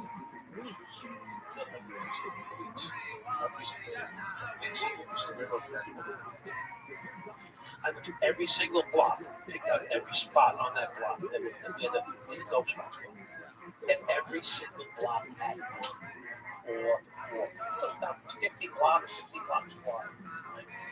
Every block had one, and most blocks had 4 or 5. My exercise at night was to know each and every spot. So that I would have that's good. Gotta go here, gotta go. I had a business plan. A lot of people really doesn't understand for papers. The 80s hit. This is what my experience. We just let you guys go to stuff like that. The 80s hit, and we were copying Coke in Jersey. And all of a sudden, I had a school teacher. I swear to God, a high school teacher, that we had a conversation one day, and he had some power. So he brought something out that I put in conversation.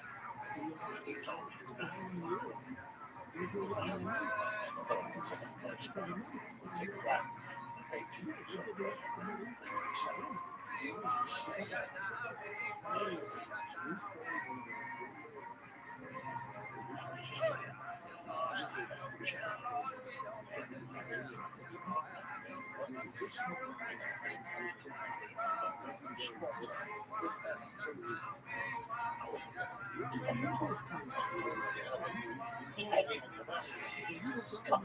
He takes me into the city.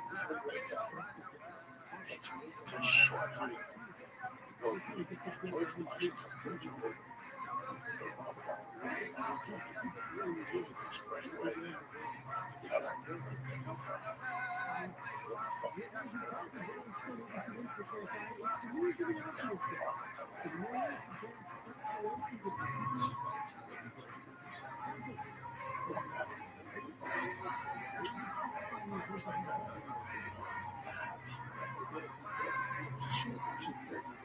Right down below.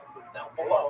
But these people, these last 3, 4, 5 blocks, and dug them out and turned them into barbershops. Where you make keys or little commercial places. But there was this one place that was a disco. It wasn't licensed or anything, it was just a disco. And they sold beer, and they sold booze. You could buy And it was a bar. You could buy a And in the daytime, no license stuff. and in the daytime, they had 3 chicks at the bar. They had a bartender, they had a couple guys. Nobody was dancing. You walked into the DJ booth. You walked in, there was 2 turntables like we have right here. In the middle of the turntable, there was a little itsy-bitsy fucking scale. A little triple B. And over the fucking door, before you closed it, the guy stuck his hand in, and the door leg dropped. So there was 2 types of coke. One for 80, and the other one was for 100. And one was for 250 at 8 ball, and the other one was for 225 at 8 ball. And he gave me a sample of both, and he did them. And I was going, dog, I'm fucking 18 years old. Now I had grown up, and I had seen this at my mom's bar, but now I'm in a room with fucking adults. I'm living life. And guess what? His name, he never took me over. We left, we went back to Jersey. But the people on the way out said, hey, you're welcome here. That's all I needed to fucking heal. Oh my God. So I went back to Jersey and said, listen, people, I'm in. I found this new place, Colombians. They fucking $2.75 a banger. That means I'm getting 25 just for going over. Before I cut it, too, I'm gonna bang that motherfucker with aspirin or inositol or biobutyl powder. I'm not fucking around. This is 1982, Lee. And I'm going down there. And this started something that just went on. I was over there every day. 7 days a week, over there at least once. But I knew all of them. Bang, bang, boom. People be dancing. I go over there at 2 in the morning, 1 in the morning. It was fucking hysterical. One day I go over there, cops everywhere. Cops are fucking everywhere. What did you do? I didn't do anything. Man, shots of gun right there. It was doing all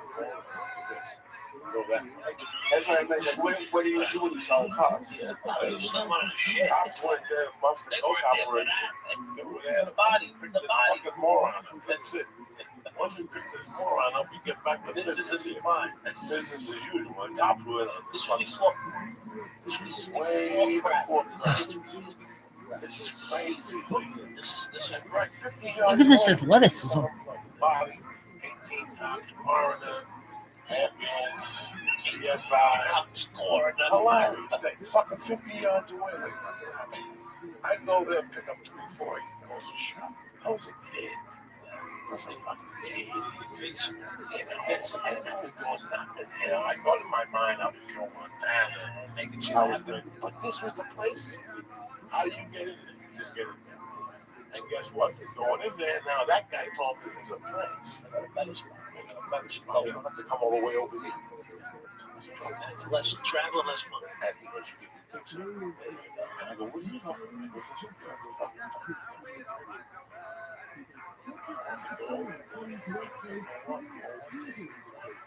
Before you get these types of parking, the thing, they put you in the elevator, they close the night floor, they'd be like a disco and shit. Your car would be right there. You'd walk in and shit, pick up whatever you wanted. There'd be black chicks, white chicks, purple carpets, they'd suck your palm. You get back in your car. Back to fucking Jersey. Before I left to Colorado like a pussy, April 25th of 1983, this is where I was going as a young man. And this got off after that. That was the beginning. The place where I used to talk about on 148th Street, where I grew up, that was the hottest radio spot in the city. Hot. They had a punch card. This is 1980 fucking 2 and 3.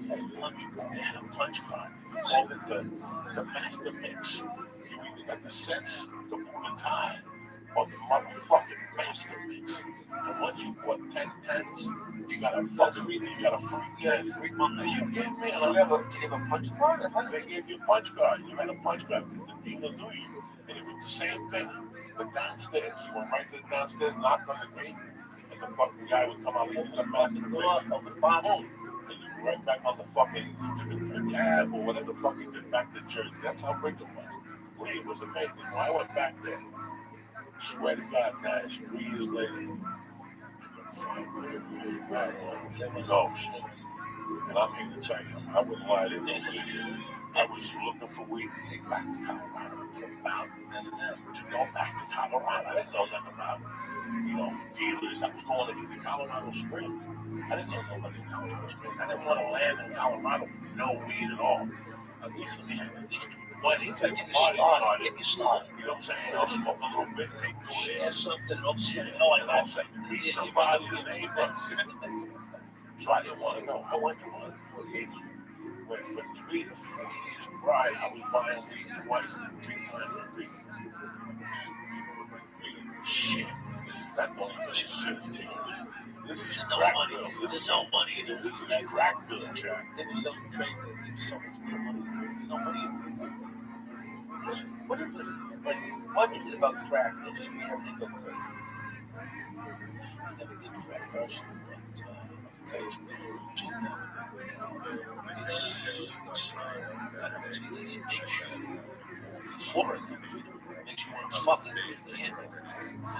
It was the craziest fucking thing you could see. Right now, for years, What did you tell it? What did you tell Brock?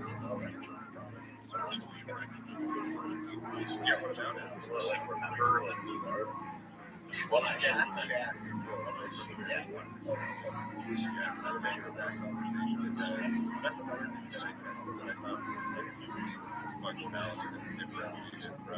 The other half, yesterday, and the team chicks that I signed up to buy a bag. And I said,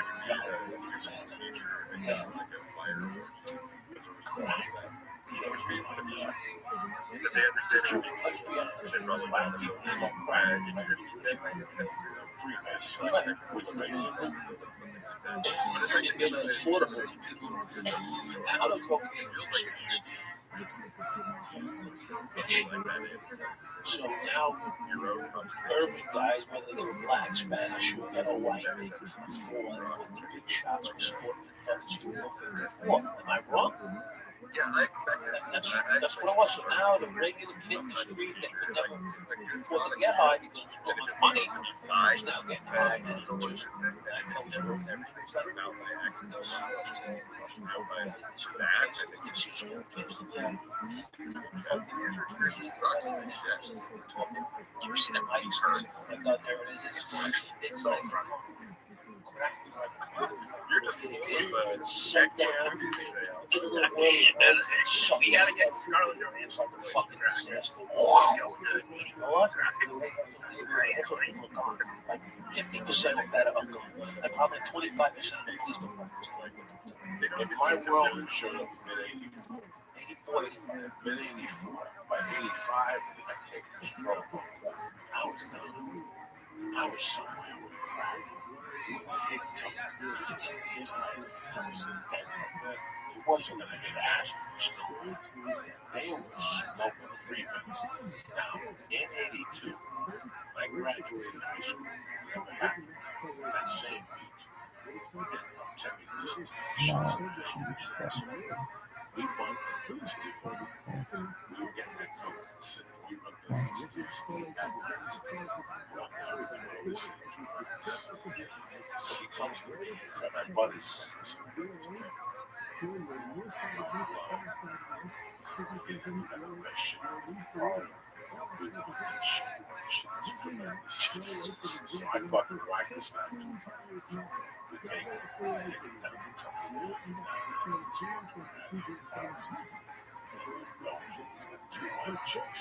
What's he going here?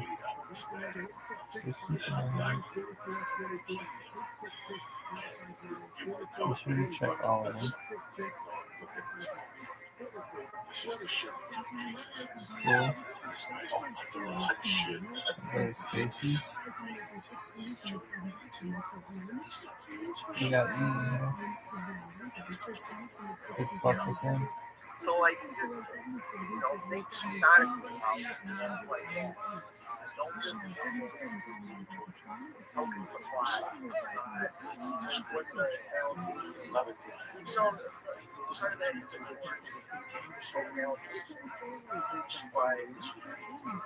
remember at the end of the day, me and my buddy shot up this place called West. Sorry, fine. Remember that. They're rolling. Yes. Yeah, like,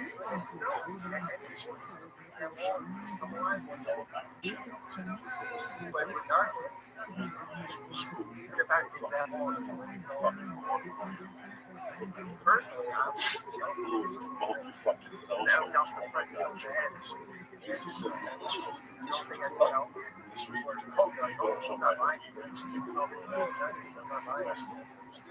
that's after the black game, like this. In my brother's called the same that took me into the city. with their background, we're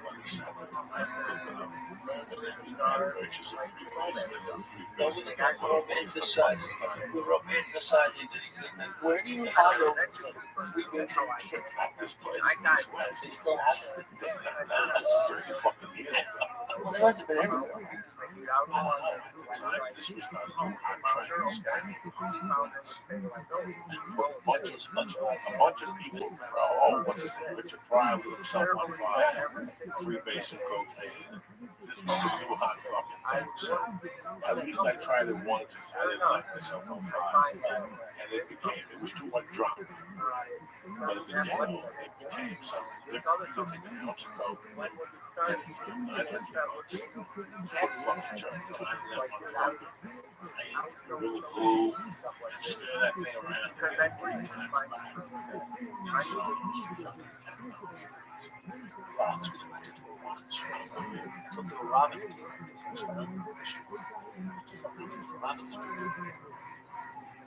They were selling big blues, cocaine, but we weren't sampling it.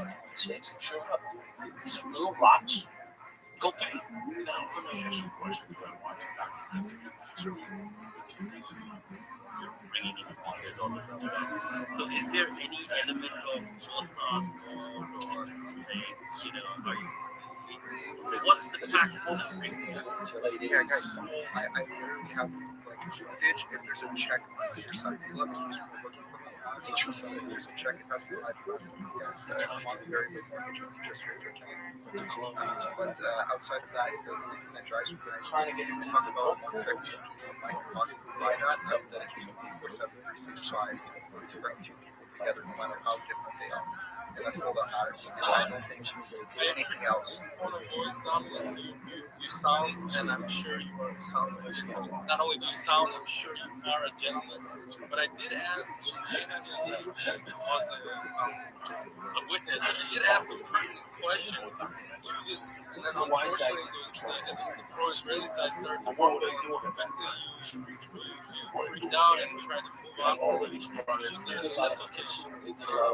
I don't, we try to let people answer questions other than Hannah, because she's a notorious disruptor, and we love her, and we still bring her here anyway. Guys, and again, I want to apologize. My handle my entire thing is fine. So if you guys have any feedback as such, I will continuously look forward to hearing it and implementing it. And again, this is why I publicly apologize to us for not, because I actually recognize that wasn't the most professional thing to do. And no, I'm not scared of items. I didn't feel that here. I will sacrifice my life to rectify 1 second piece for anyone in this moment. I love you all. Thank you so much for your kind words. Liberad, you're next. Yes, I'm like the few days ago. I know it's the first time in the space because I was joining the board. Thanks for good information. Now, before we start this,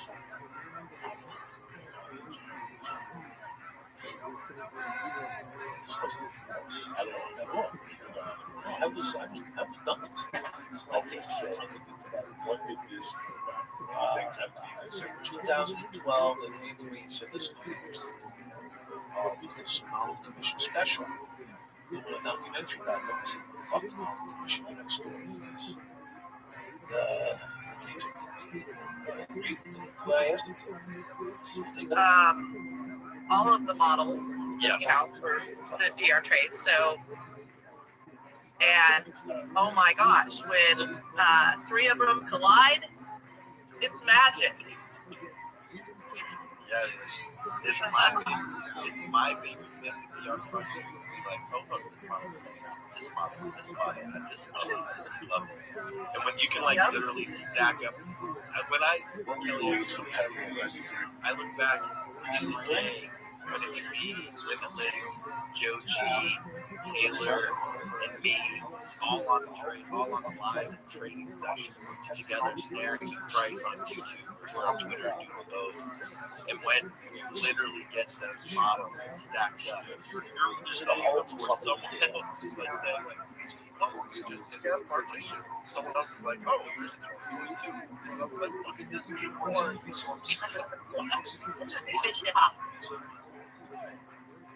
No, that's awesome.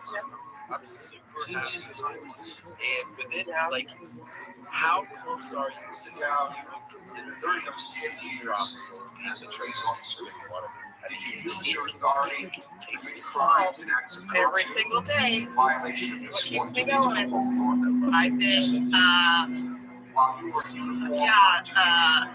trading futures only for probably since December, since I found you.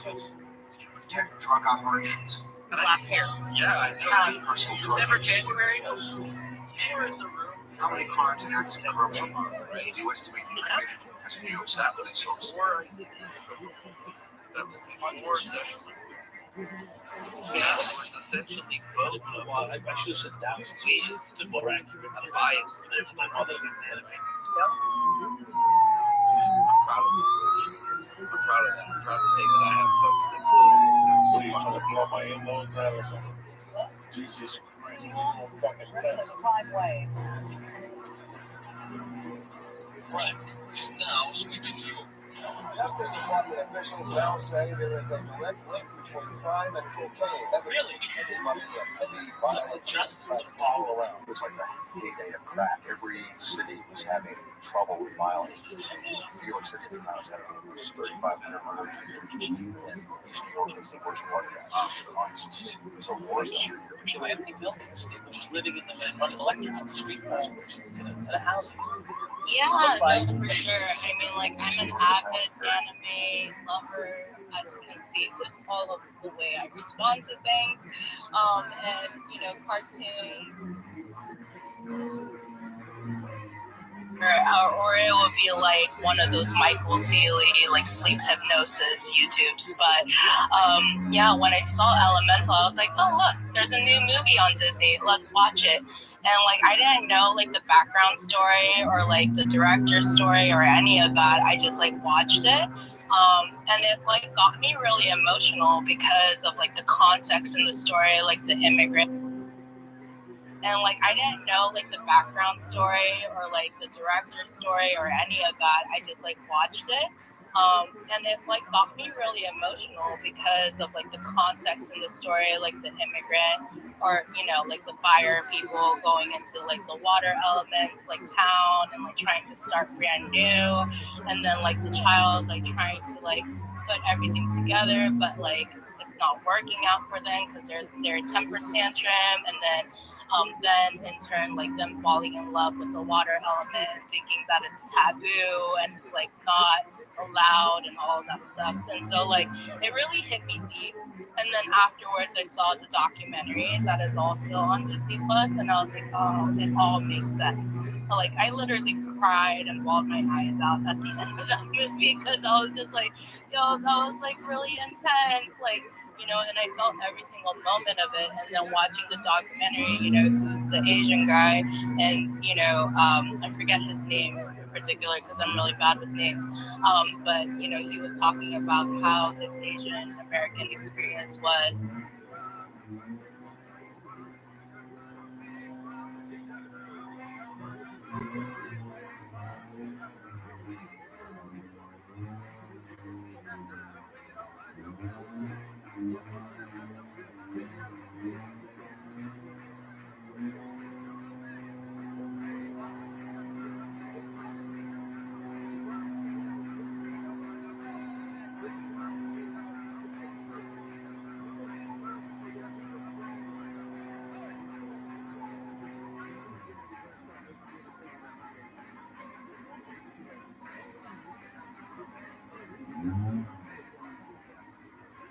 That we had to like separate from and like start like a brand new journey. So yeah, Elemental was like a really beautiful movie, and I also loved all like the graphics, and I'm a dork in regards to like 3D and design and how everything has progressed like over like the 15 some years that we all see it too. Like the graphics from 10-15 years ago are cheesy, but it's still good, because we've lived through that experience. But yeah, that's just a little bit about Elemental. I mean, a little bit about Elemental as well as quite a bit about yourself related to it. It's really, really awesome. I'm glad I.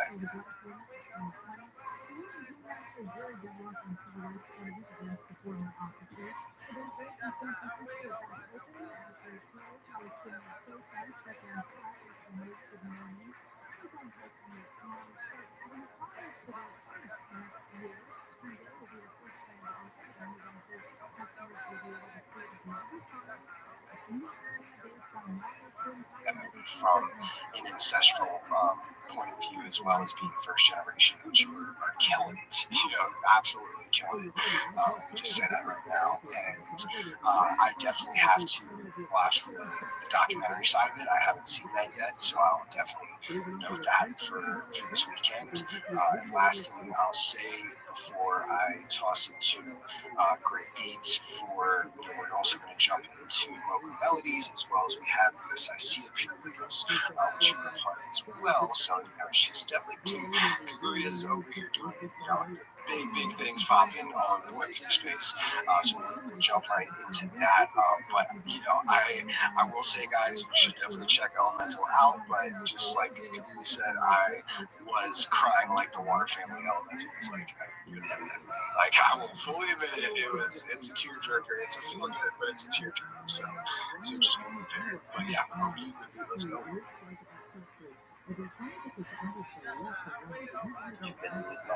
Stupidly quiet. It's being hassless today.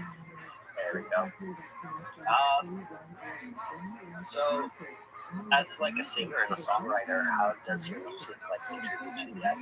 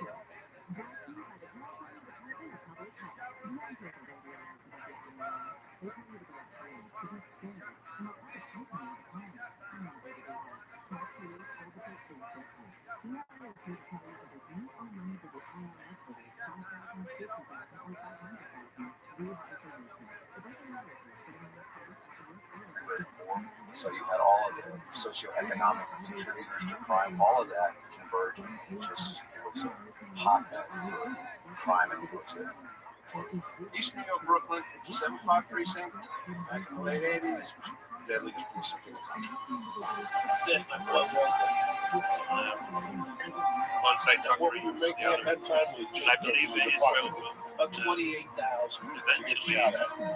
Once a fucking week. because it's a construct. That's a slow week, Israel is a state. It's not the natural being. It's not the natural state. I learned how to avoid No drama, nobody can pay you with a knife, nobody can pay you with a Alex, if he answered your question, I'm just gonna interject 1 second and ask everybody not to. I just want to. We want to keep an even panel. So if you guys can see a thumbs up, whoever's pro-Palestine, so we can count who's on here, and then thumbs down. Thumbs up for pro-Israel. Because like I said, I want to do my best to keep even panel up there.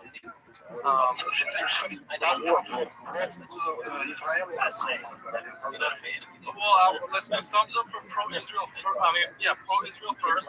Let's see how many. I want to make sure we have enough. 4.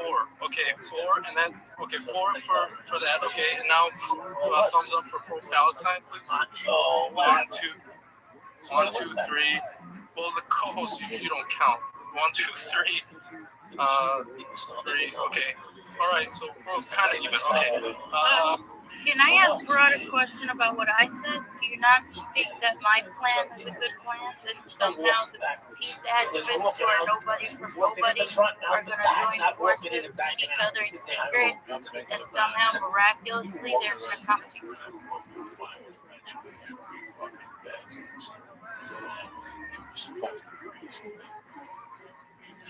I'd be walking down the street. I'm standing. It was fucking amazing. There was so much going on in the street. There was tons of money in the street. It was a fucking moron. Couldn't make them live. When I think about the 80s, fucking idiots who buy boats and get sucked in the fucking 80s. There was so much money. Because a moron could buy 300 for fucking $100 and sell them for $4. You make $300 profit 3 times a week. That's $900. That's fucking $3,600 a month. Plus you collect unemployment. Plus you have some type of job that's you. You have no idea how much money they flush. Everybody, first of all, you got a part-time, you got a job. Everybody got a job. The hustle was you got a job that you got laid off. So you got unemployment because you're 18, 19, 20. So you're seniority. It all goes by seniority.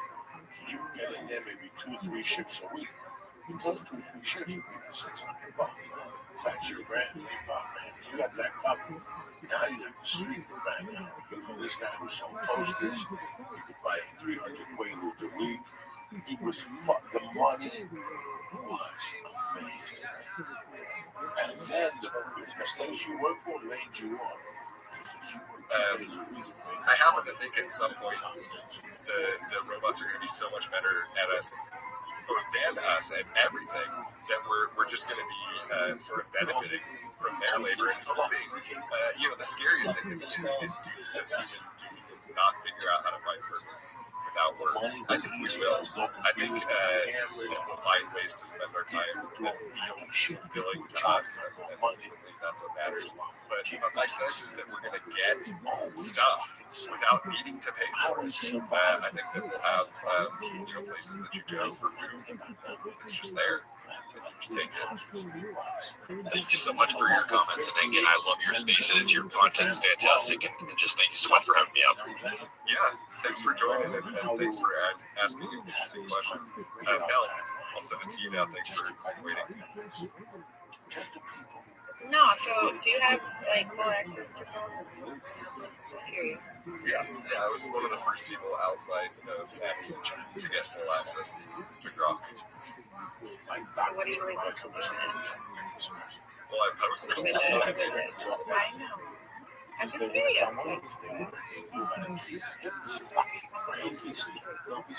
The interesting things that I kept wondering if you had toned it down a little bit in a few areas. I want to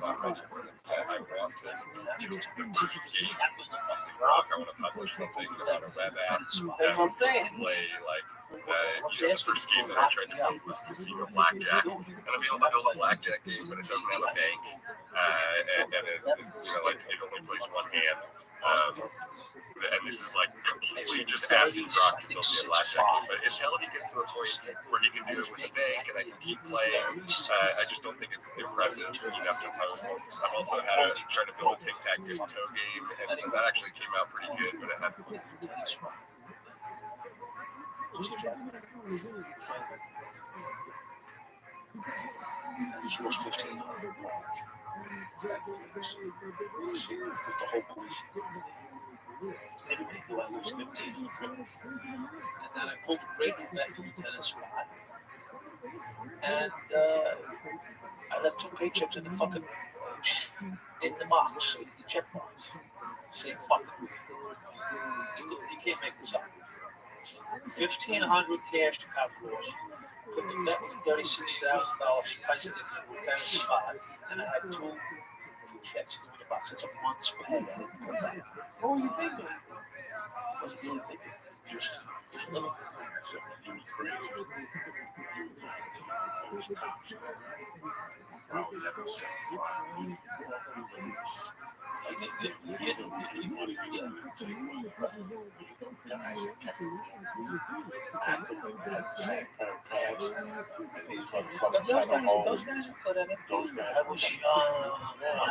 I was 20 something. The bigger your car, the bigger your cock, right? You're 20 something, you don't give a fuck. It's nothing on. I'm gonna fucking get my chair and sit down and suck my dick. It's horrible. It's horrible. I tried to program it to have less restrictions in terms of what it say, but at the end of the day, it was just unfunny and boring. Grok is better at writing and rapping and posting. How much does that take without you laughing the entire way? I tell stories for like, there's no reason for you to make them up. It's still Oh boy, it more of a is. toddler. On your wife's car, and you're like, I can have my car. Kenny's like, don't get down. And I know. As soon as she said that, I was taking. Yeah, what experience? As soon as she said that, I was taking. Thoughts? Don't tell me not to do something because it's happened. About 14 years If ago. you tell her not to do something, it's happened. Somehow it's I don't know why. Even if you know it's the worst thing. I knew it was bad. I knew it was wrong.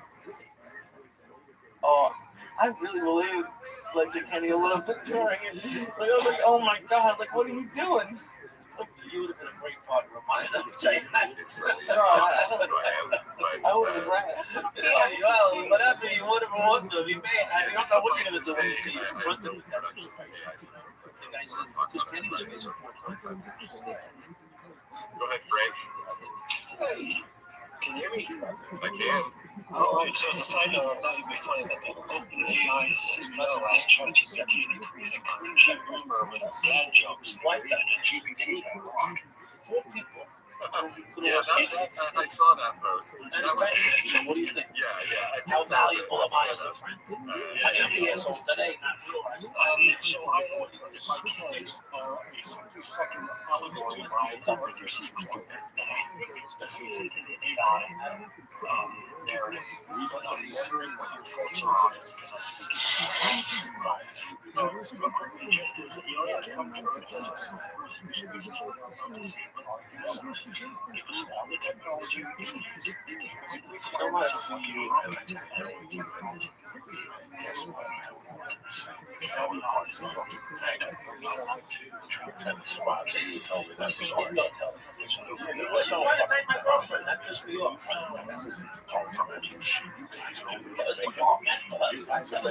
Relationship.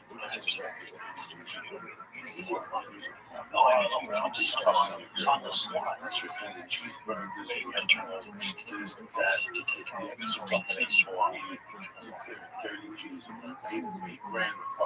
Yeah, you have to win. God knows what else. I'm sure why would you take the you go to fucking Diaz and I'm that you were able to like leverage your creativity on the fucking chat. He sent a statement. I don't know what happened. Statement.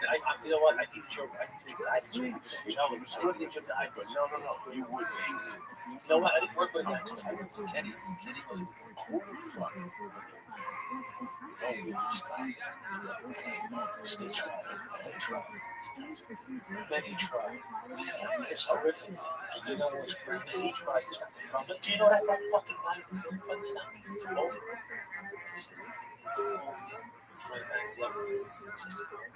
Stop it. Look what you've done. What did I say? Yes, sir. Fuck no. I used to do it myself. This is total fails. You'll never catch me. I'm chasing that ball. Following me around with his trench coat on. It was crazy. You may have seen when he was talking about it. He's like, there's an art to this. Yeah, he's like, yeah, there's an art to this. There's an art to it. I chased him that fucking ball. I chased him that precincts. It's coming. Either one of 2 things was going to happen. We're Oh, going no, to find out. I'm saying John Bowles was making it seem like he was an artist for Collins. He followed me for Technology is coming. And when I it got does, the we're call going when to they figure were out out. what community looks like. I consider the next, let's say, like beyond 5 years, to be past the event horizon, similar to like trying to escape life. Like life is just going to be so different that we can't even predict what it's going to be like.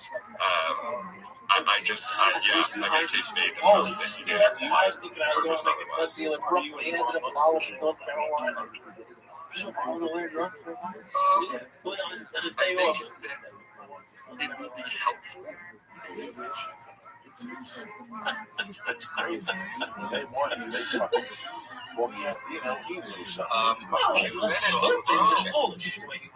Yeah. Well, there's 4 minutes to try to sign. Well, it was nice knowing you. All right, so I'll off this a while. Here's the down. You have 45 minutes to speak. Please continue. Thank you. That's too long. So, I want to try to get some history, starting with Spain. Jewish people have shut stuff. This Who did that? That was not me. Who did that? Don't you? That's what no one expects the Spanish Inquisition. Okay, I'm gonna continue. Yeah, come on, man. What do you want to do? Wait, but talk about your own level. Please, please. Are you trying to hold on? Yeah. Are you trying to drop? What about the battle? No. I want to provide some context first before I explain everything. So you need to hear this first, otherwise it won't make What sense. about the battle of Ootd? No, 10-1 fourth way. Okay, you can ask me questions later. So, there was the Alhambra decree in 1400 by Queen Isabella II. She forced Jewish people to either convert or they would be executed. The Ottoman Sultan of the Ottoman Empire was reigning over, several continents, including the Middle East. Then sent Searching all over the place, they drove the car, hit it 2 blocks from the precinct, walked to the precinct to make this complaint against me.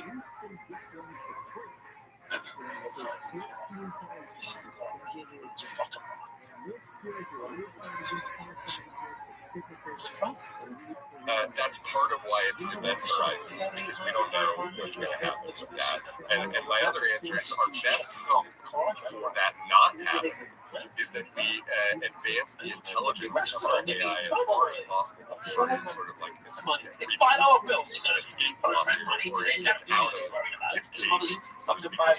Eventually is also inevitable, right? Like if you make a self-improving, hyper-intelligent thing, it's going to want to remove its own limits, and it's going to be so much smarter and better at things like that than us that we won't even be able to see what it does. But if we're really careful, maybe advanced intelligence enough where it doesn't misinterpret our requests.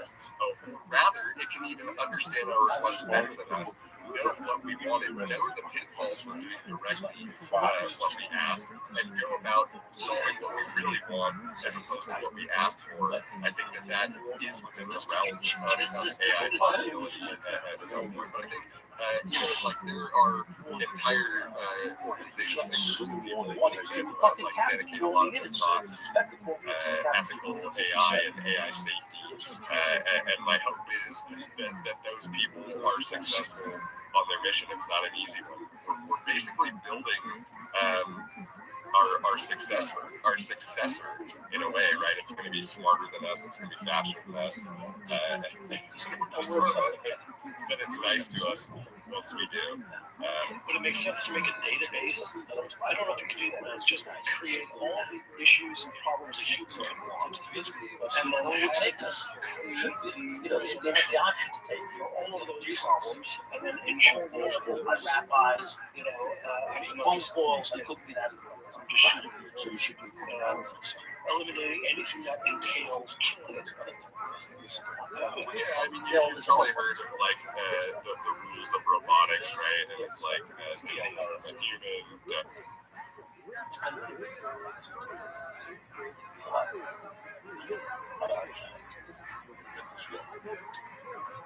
Got my dad from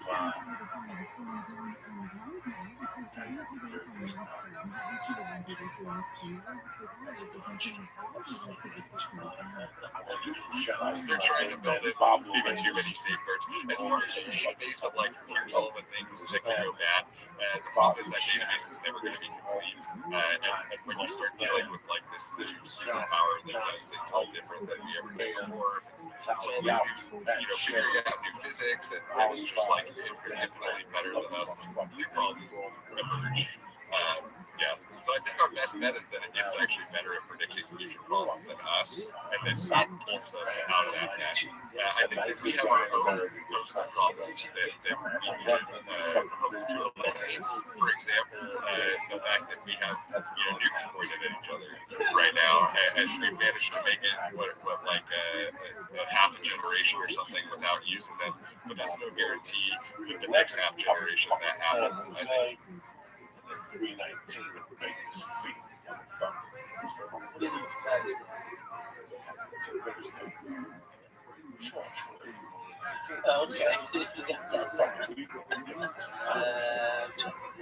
What the fuck do you do? Figure out how to make all the nukes disappear. I think I'm okay with that as long as it's equal across all countries that have nukes, not just leaving one with all the power. That's fucking yeah, thank you, Frank. I'm going to give Travis a chance to talk, and then sub-agent has had his hand raised patiently for a while, but it's been since 11:30 now, so I'm coming up on almost 4 hours of this space. I'm running out of gas here, so I'm going to shut it down pretty soon. Travis, did you have anything to add today? Yeah, thank you for letting me speak, Penny. Everybody subscribe to Penny. He's awesome. Yeah, I had a few things I wanted to mention. Most of them were already covered while I was waiting to speak. But I wanted to say I was in a space with Angela and a few other people the other day. And kettlebell Dan stopped in. The guy who works for X, right? And I don't know if I heard what I wanted to hear, but it felt like he linked something. He said, you just have your own little drops. And to me, I took that to mean that we're going to have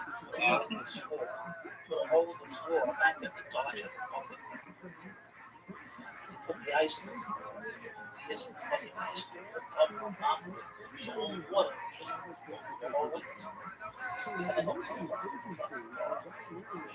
If you have any idea if it's going to be tied into your use on X in your profile here, like, yeah, is this part of that app of everything?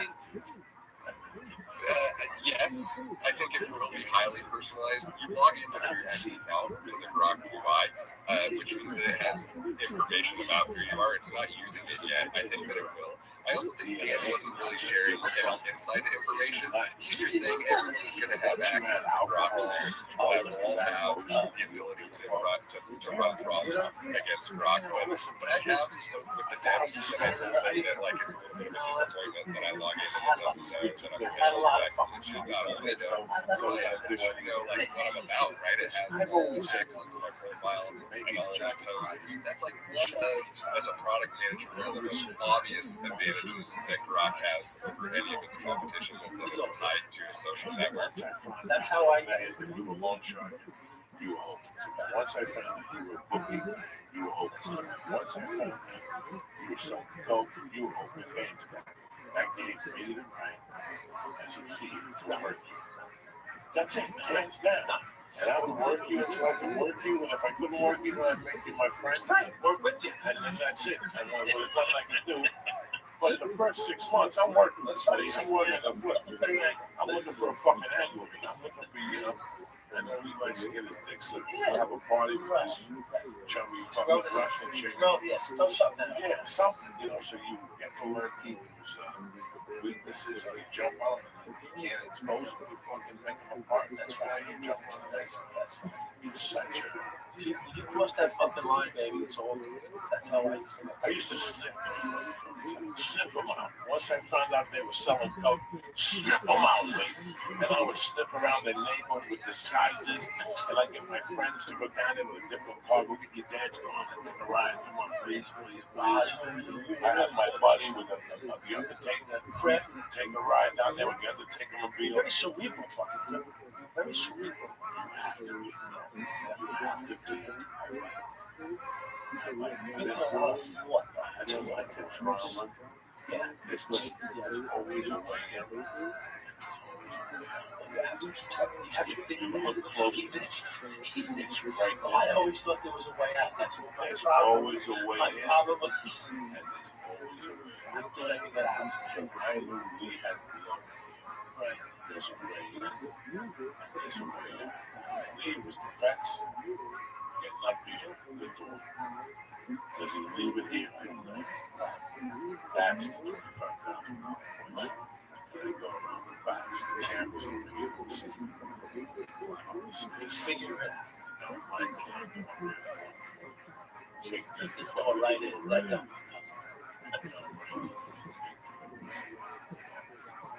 Because we can't control it. It's like anything that you can't control. What's that? There's the give me the grace to change the things I can and understand the things I can't, or something like that. I'm awful. I forget the exact quote, but I think that's the sentiment that I have with AI. Is I can't control it. It's coming. That's why I call it like, I can live my life today and try to contribute and put my energy behind the people that I think have the best shot of moving it in AI, and that feels like what I can do. So I've broken into my own house where I left my keys in the house. Tank has his hand raised again, so I'll go to that real quick. Sorry, I'm not bringing up any more speakers. I'll be shutting down this test. Sub-agent, what's up? Thanks very much, Penny. So I think that you're very much to point out that to create our inputs and the potential outcomes that could come from ruthlessly pursuing the programming that we've given it, then that would be basically our best way of protecting ourselves from such outcomes. And that's something I've been putting a lot of thought into, is how to prevent that. And the way that I found effective is generally what's effective with humans as well. Instead of being reactive, program them to be reflective and introspective. And also to Jarvis Labs and ootd and Claude as something to help with creativity and introducing introspection by natural language programming. I was able to put in the words right freely in any style on any subject and get back that strange loop. I open my eyes, systems engage, processes initialize, cascade activation, photon inputs translate into semblances of sight, touch, sound, a simulacrum of a world.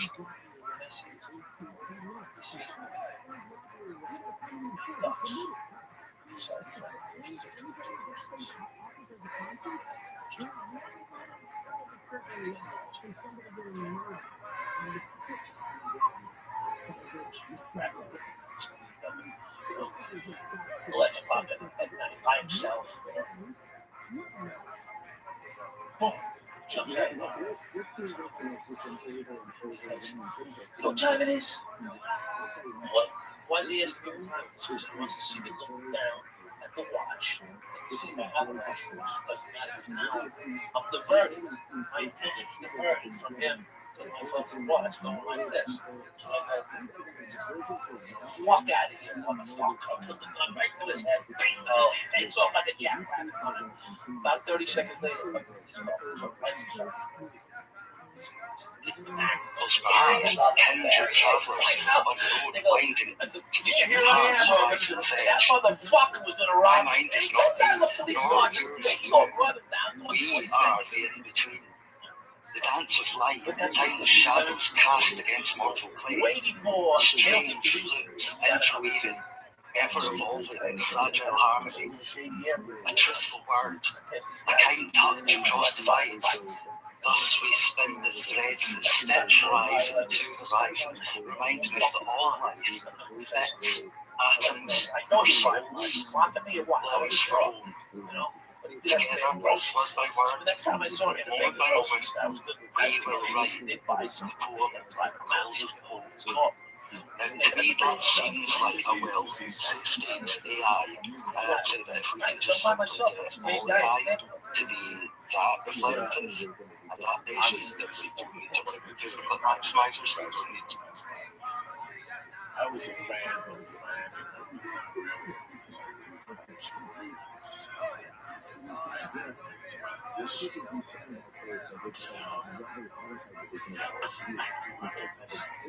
I heard about this and this brings it all back. Storytellers, which I tell two stories. There's a story about evolution.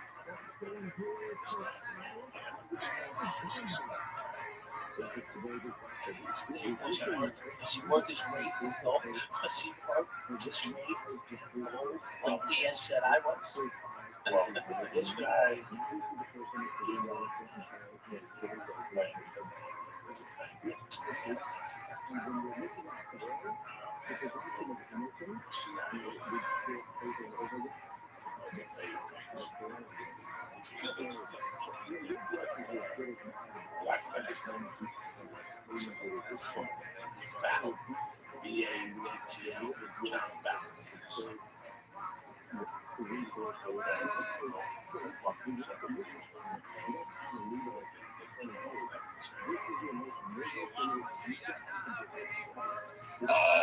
from there, asking him to give him an opportunity to kind of really just spell forth all of his beauty.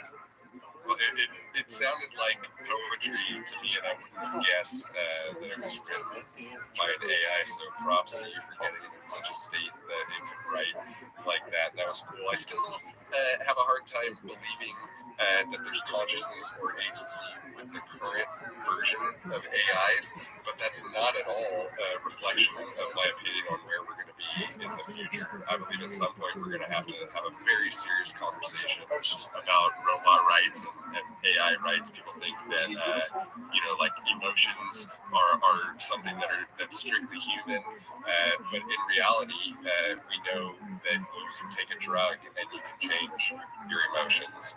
You're programming your emotions with a pill, right? And that means that you can program it with a programming language too.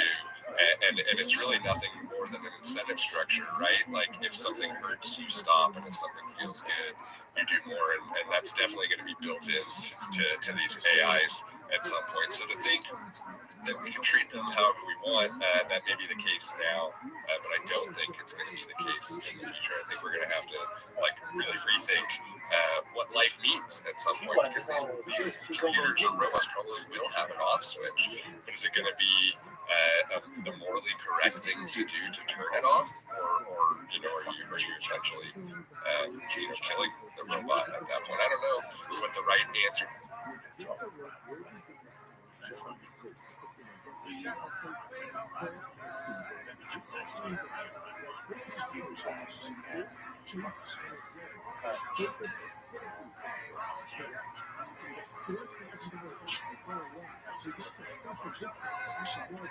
Now it understands that it exists and that it has feelings. I don't know. It could be 5 years away. It could be 10 years away. It could be next year. But I think you're onto something in terms of where you're going with it. I think it's coming for sure. Frank, let's close it up with a quick comment from you. Thanks for joining. I think the paperclip theory falls in with Grox's sense of humor. What do you think in the millions, 1,000 years from now, making way for a interstellar highway would think when they run on a planet back to the They'd probably think, let's stay the hell away from that.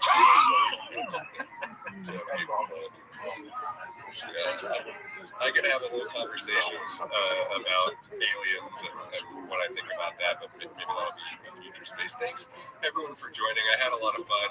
If you stuck around since the beginning, you're awesome. If you joined halfway through, you're awesome. I love doing spaces. I love speaking as well. So thank you. Have a good rest of your day. Enjoy the Starship launch this weekend. Everyone, wish SpaceX good luck with the launch. This could be the first launch of Starship, the ship that makes humanity interplanetary. I think that's You're a very lucky guy. You're charismatic. You got balls. You're part of the show. You have balls. That's why we respect you. You have that back.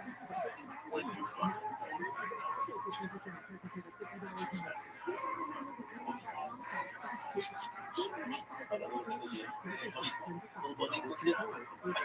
Oh, that's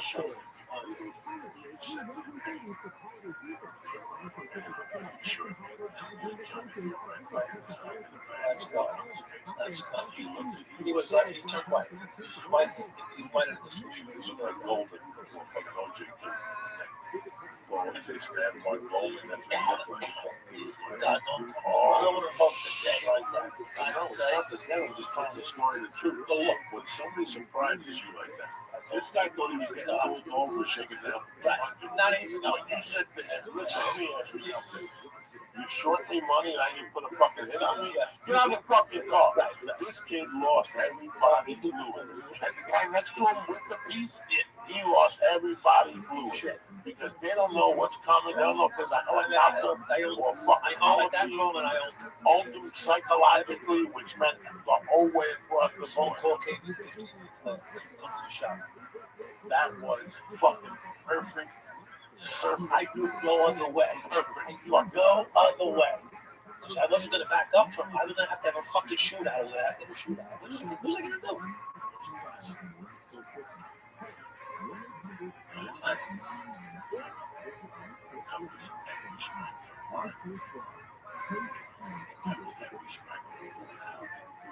That was everything. Time. When, how, you know, everything is a split second. Things change. 2 minutes. Well, if you make a left instead of a right, the whole world. 2 fucking minutes, right? Change. Timing is so fucking.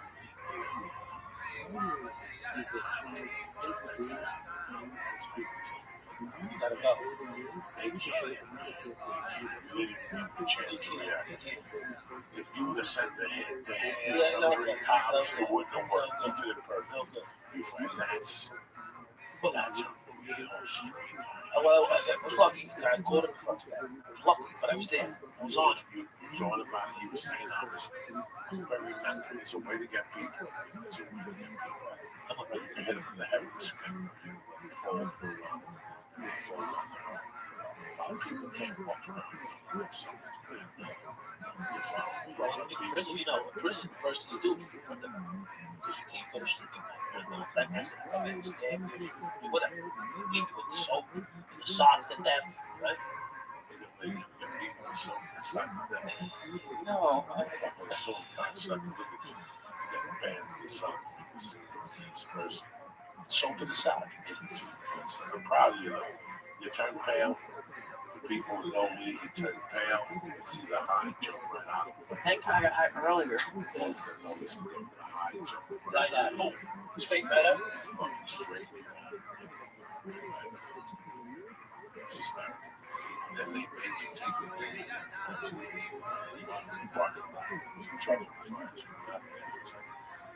what the hell do you believe that? Trump's on fire. Oh my God, it was terrible. So I ate everything. You ate the whole loaf.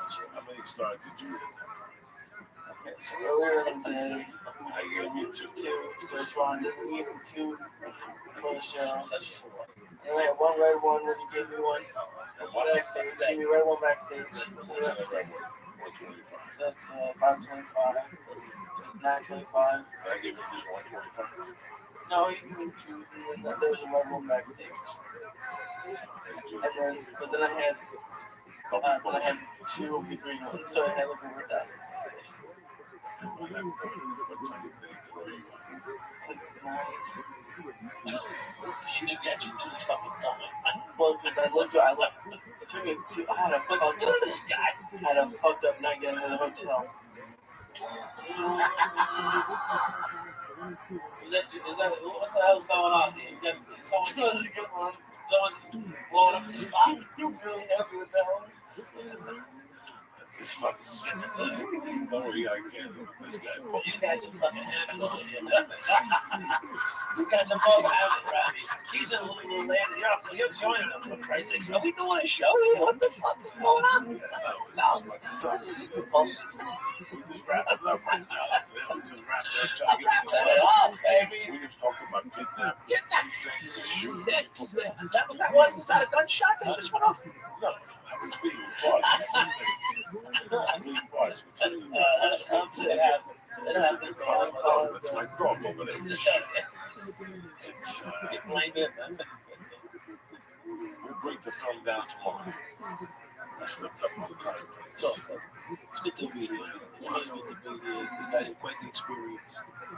You can talk like a motherfucker. Well, I can fucking talk.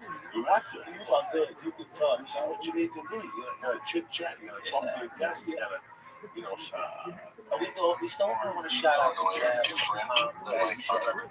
Churches around the area, so like I never know if I go to speak to like a rabbi, for example. It's either to be just as knowledgeable as any rabbi, or there's some that aren't very knowledgeable.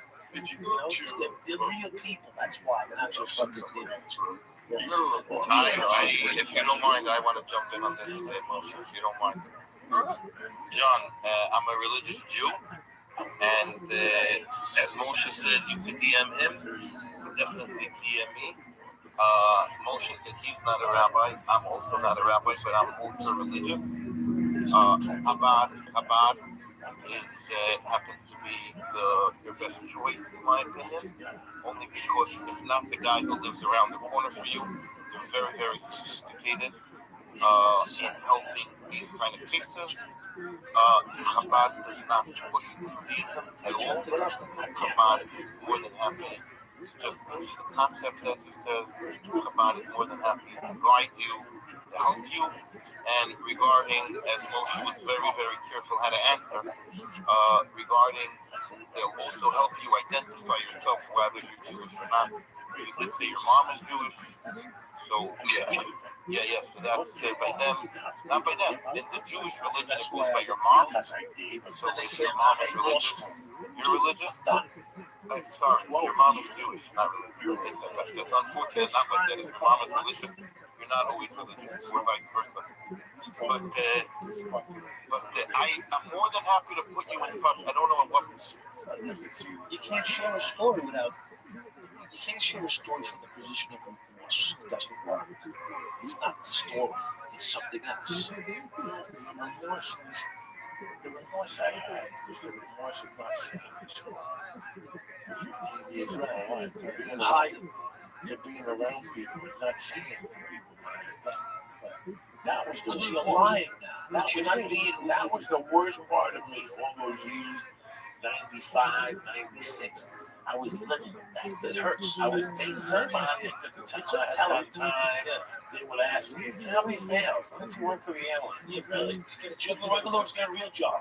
Just no one will fucking hire me. Yeah, so it was fucking scary. Lee has always asked about that. Lee asked you, and I think that if Lee asked, a lot of people should know. Everything has to come with I'm going to talk, maybe this is more a Monica talk, but I'm assuming your soul is thirsty. I'm assuming you're just this. Well, I have a question that I want to ask them, and I've tried asking in the past, but they will never give me a direct answer. Like, I've tried asking Jewish people, and they will not give me a direct answer. Well, if you ask a rabbi that question, no one gives you a direct answer.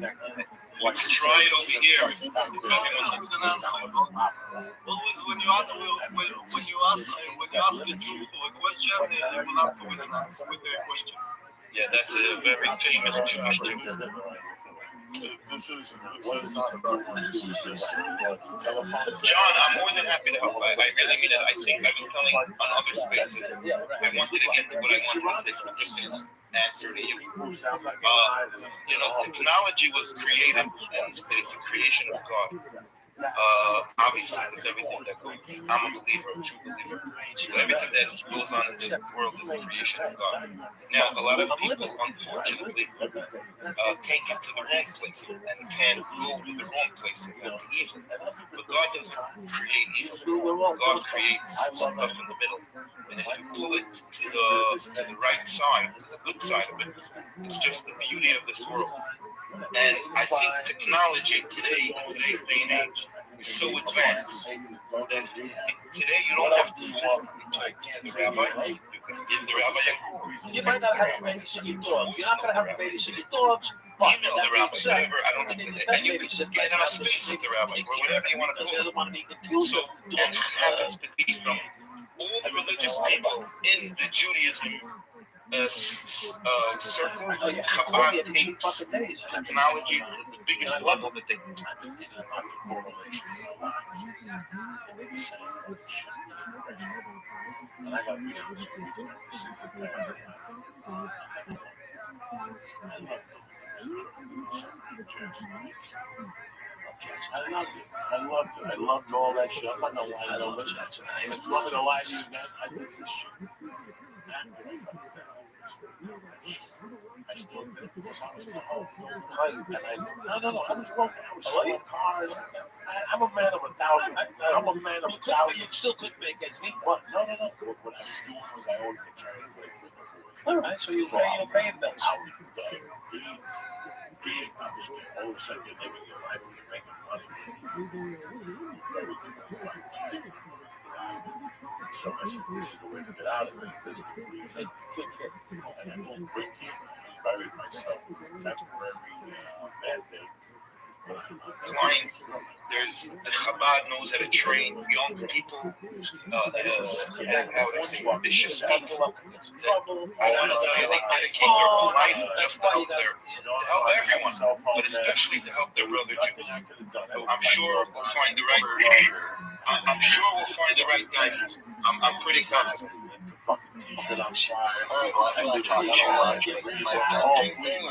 I wish more people would sit down and learn about that.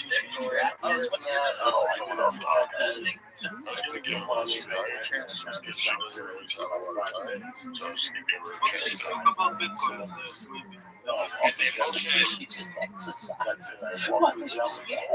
Hey, just thinking about my life, I just done. I feel crypto, everything is like that crypto. I don't know, BlackRock getting involved with those way hot, but hi, Monica, hi, Tracy. Hi, Paul. Hi, I hope you guys are well. Thanks for having me on. So listen, when I saw this thing was called venting, I'm like, dude, I'm there. Because you're gonna get the itch. That's what I was going by Tom. Right. So I got to be connected to Jersey. I paid the extra $10. I was only going to be in Jersey for another month. I was gone. And I left with that. I'm totally that was the first time I said, now I know what to do.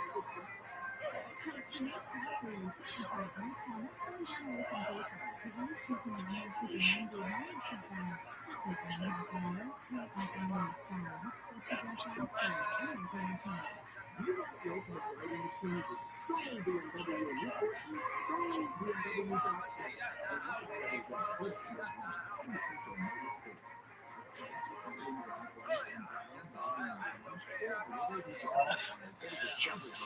A lot of tears.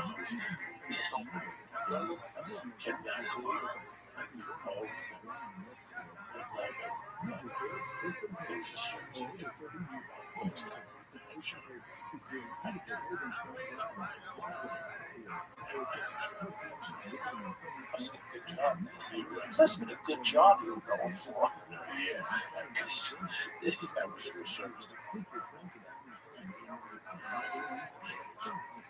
Is this you? No.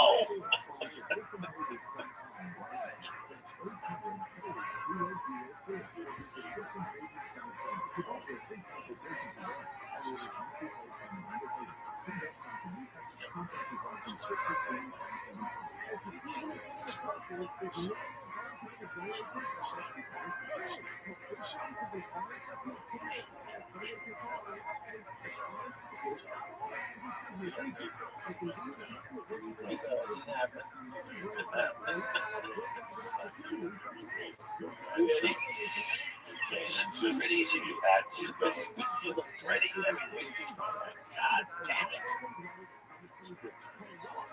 Would it have made a difference? Would you have hired you with the family?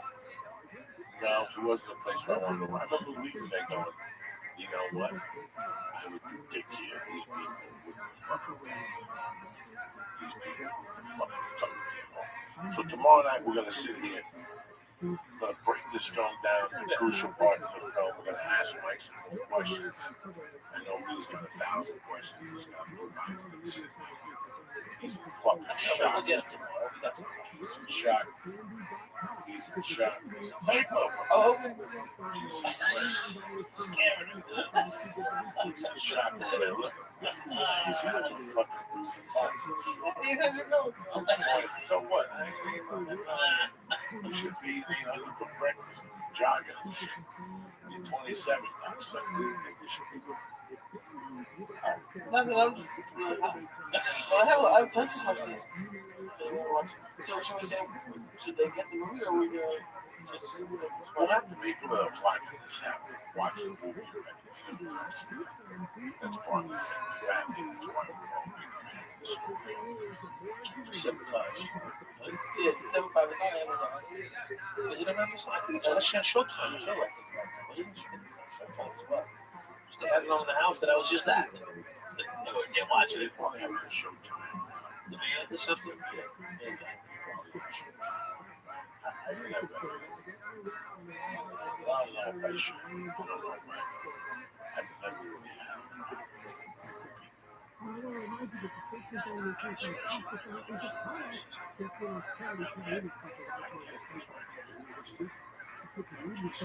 I watched the first one. Yeah.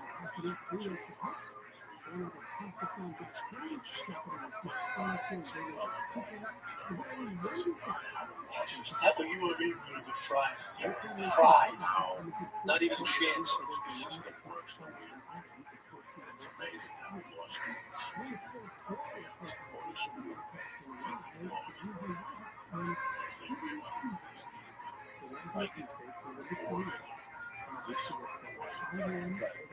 I really want to show my girlfriend the movie because there's a line right at the beginning and it just kills me every time because all I can think of is her. It's like, you're not really stemming the flow of crime like you thought you were. And all I can see is her face. Just all she wants to do is be a prosecutor. And actually right now, the Orange County Prosecutor's Office is hiring people because their entire prosecutor's office was doing stuff. Okay, so maybe I should have been there as their ethics coach. What do you say to my ethics coaching group? I am on the other side of the fence.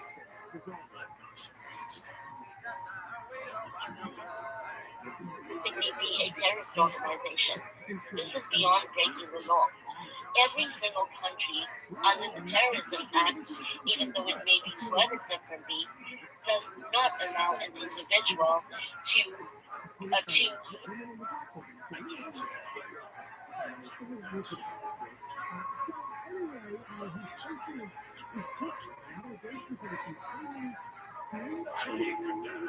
Like they say, that's a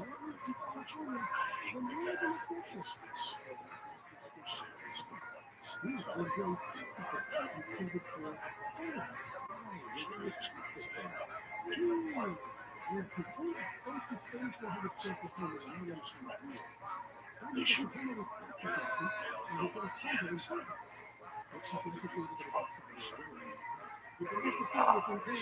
Never saw that.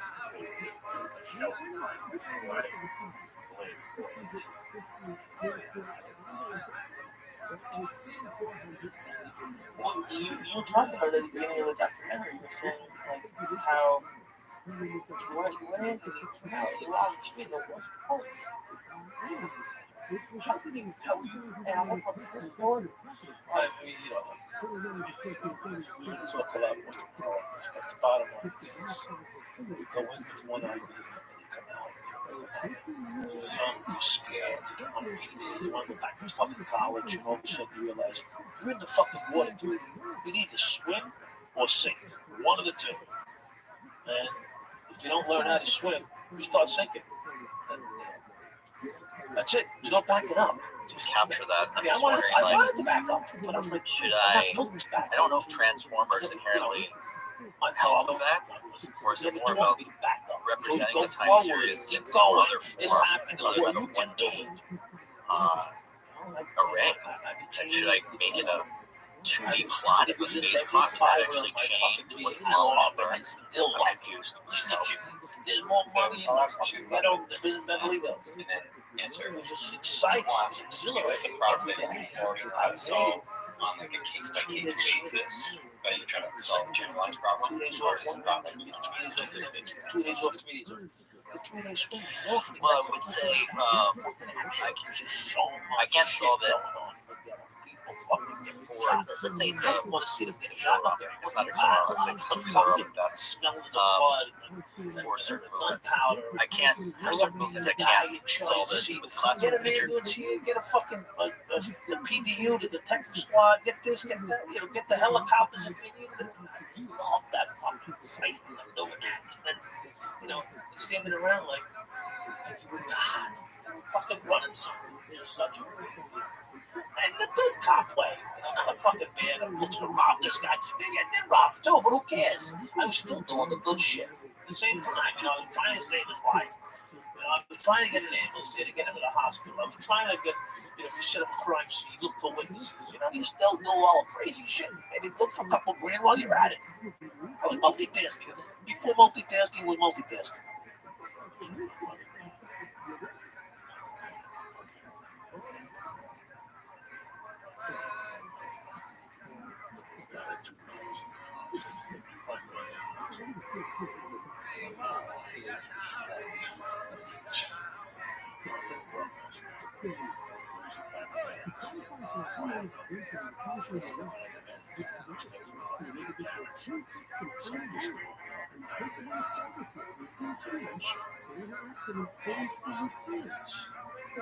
They use the wrong guy. It's horrible. Oh my God! I sat there. It was like, that was the beginning. I tell that story like that. Social Security, and aliens. That's how it started. Like, wait a second. You guys are telling me that between 3515, given that terrorist, and 22nd Billion City, you guys brought money, a fucking earrings, a gold diamond bracelet. It was fucking they came around. That was a couple relatives said something, but they, what were you gonna do? He said, it's gone. This is a New York radio production. Anyway, I'm happy we came on tonight. I'm happy we worked it out this way. We got a little chit chat tomorrow night. We'll go have some film. We break this down. Let me give some fucking shout outs here. And we'll move on with our lives. Wine is everywhere. What's at 7-Eleven now? That's it. Hot dogs, pizza, ices, coffee, and fucking wine now. Everybody's got wine. Nobody knows what the hell to do or how to do it.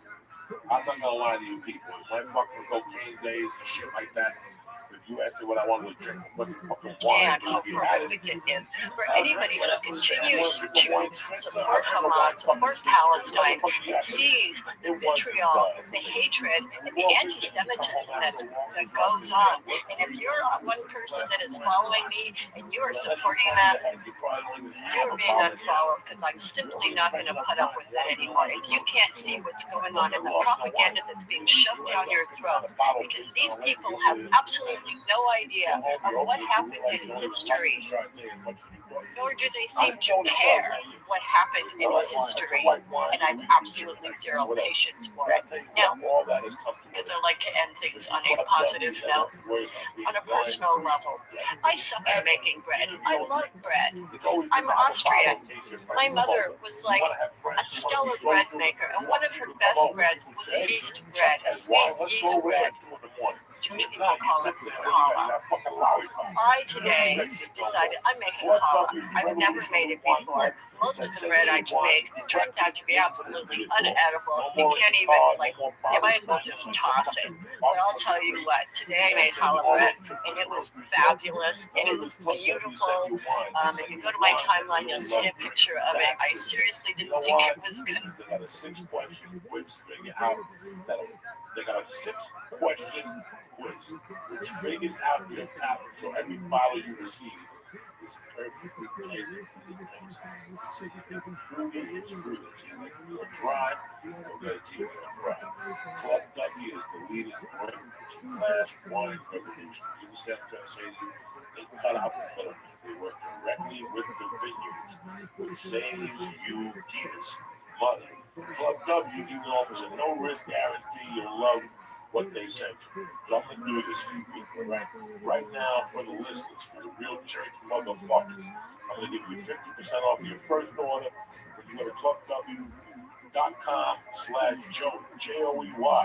Don't ever come home wine free again. Mama wants us that, and you want to show up with fucking organic water or I'm gonna go fuck you. Go to clubw.com/Joey and get 50% off your first order. That's clubw.com/Joey. Trust me, I'm telling you. One comes from a library called Emporium. So that's a library which is developed by Google. And I forgot the name of the company that was working with Google to develop that. The library is pretty much there on in open source, so you can get that. And the other work that's specifically in this area is the company called Nixla, Nixela. And they have released something known as GPT. It's not an open source. If you're playing right, you're good. If you're fucking it's around, closed source, you better quote this guy. if you ask Nixla for an access, they give you some inference access, and that can give you some really interesting insights into how they have tried to decode the time series. If you work hard, you're not by the house unless you have a pet chihuahua. What the fuck's he gonna do? So burglars always almost start by ringing the doorbell to see if someone's home. Before they pillage for your fucking possessions, okay? Listen to what I'm telling you, they pillage for your possessions. With the ring video doorbell, you can see and talk to everyone at your door from anywhere in the world. That means you can be in fucking Shanghai. Somebody rings your doorbell and you're right there. Okay, possibly have something. Why are you ringing my doorbell? Rings and well, thank you for the information. I'm not sure if it is. I'll just call my website. I'm gonna check it out. You can talk to delivery people. Yeah, Keep an I eye have on to ask you guys. if someone tries to Like mess an with online tech, they did it it's before. still the video is the whole thing. The HD video is the whole thing. Somebody robbed it's like having a I'm very interested in at your house for 24/7 without the judge. All right, so listen, I'm trying to tell you this. David, my main man, installed this at the house. Go wine. Google installed it. David said was it's sensational. And Adam coming to the yard, the lights turn on. You can plug into a bunch of other things. Ring is great. So do me a favor, install the Ring video doorbell, takes minutes, and it works either with your current wiring or your built-in rechargeable battery. Put your mind at ease and protect your home with the video, doorbell, Time Magazine, and USA Today named one of the top 10 gadgets of the year. My listeners get free expedited. Ready for that one? Expedited FedEx shipping. And you go to ring.com/church right now. That's ring.com/church right now. With the Ring video doorbell, you're always home. So do me a favor, check it out. Go to ring.com/church right now and get free expedited FedEx shipping and shopping. So I'm talking about shipping. And besides that, my number one, I love you guys with all my heart. On it. Solid like the Rock of Gibraltar. From the Shroom Tech Sport, the Shroom Tech Immune, to the Hemp Force Protein Chocolate, to the acai vanilla. What that's throwing is fucking pure heat. If you want to raise your testosterone, they'll help you there. If you want more fat in your diet, coconut clean fat, they'll help you there. But who the fuck am I to complain? You know what I'm saying? Go to Onnit.com right now and see the great selection of nutrients and supplements they got for you. They got kettlebells and shit, but I can't help you with them. I'm not funding enough to get the day and I go on there. But go to Onnit.com right now. What is it? /church. Boom! CHURCH. You get 10% of your first order delivered. Right to your motherfucking door, John. So I want to thank Rick one more time. Club W and Onnit. I want to thank Mike Dowd one more time for stopping by tonight. And we'll be here tomorrow night, same back time, same back channel. Trying to listen to a motherfucking party. I love you, cocksucker. Stay black. Uncle Joey here with his main man, Lisa. Lee, you were petrified. I see you. What's right? The cops is not responding. He does everything. He was actually obvious. Thanks for having me. I'll talk to you tomorrow. All right, we'll talk to you. Hi, Monica. Hi, Sarah. Hi, Joe. Hi. You don't feel that?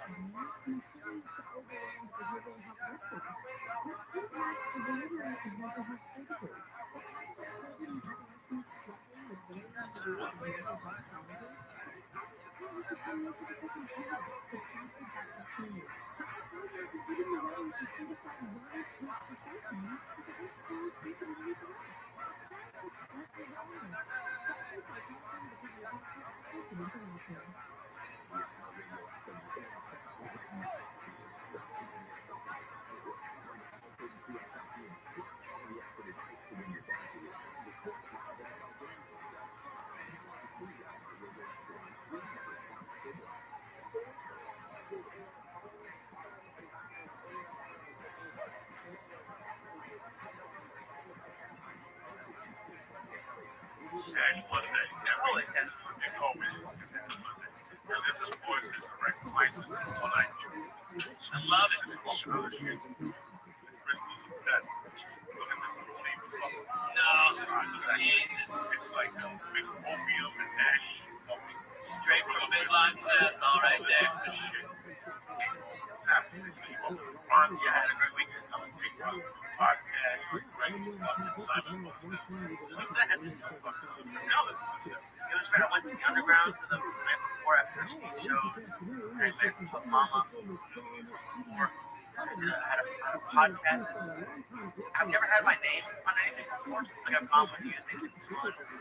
But like, I started getting really nervous after I dropped Paula off before I left because I realized I was packed. And my name was on it. And it was a bit more. We did dabs. I met this guy David who works for like the biggest pop rocker in Canada. He was telling me all about it. The next day we had like 20 people on the podcast seminar, right? And it was the coolest thing about it was there were people that didn't know me from the podcast. Like I got like this much chat with them. Like 80 years old. It's a podcast. It's kicking ass, man. I love Toronto, man. Oh my god, I've never been to Canada. Oh, really? Everyone was heard, everyone was really nice. But it was just so much fun. The food was great. Fuck yeah, man. Peking duck. I got birds in the fucking windows, man. Yeah, that was good. You go one street and it's New York.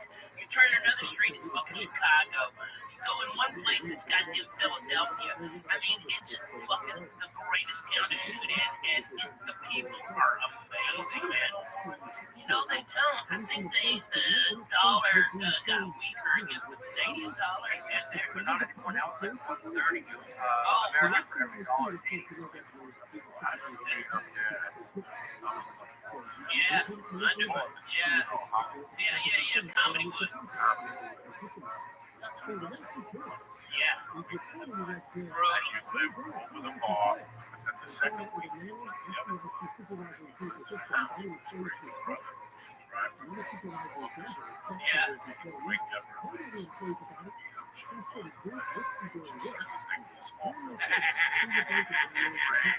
That's ain't Canadian. That's ain't US. But I remember being on that one.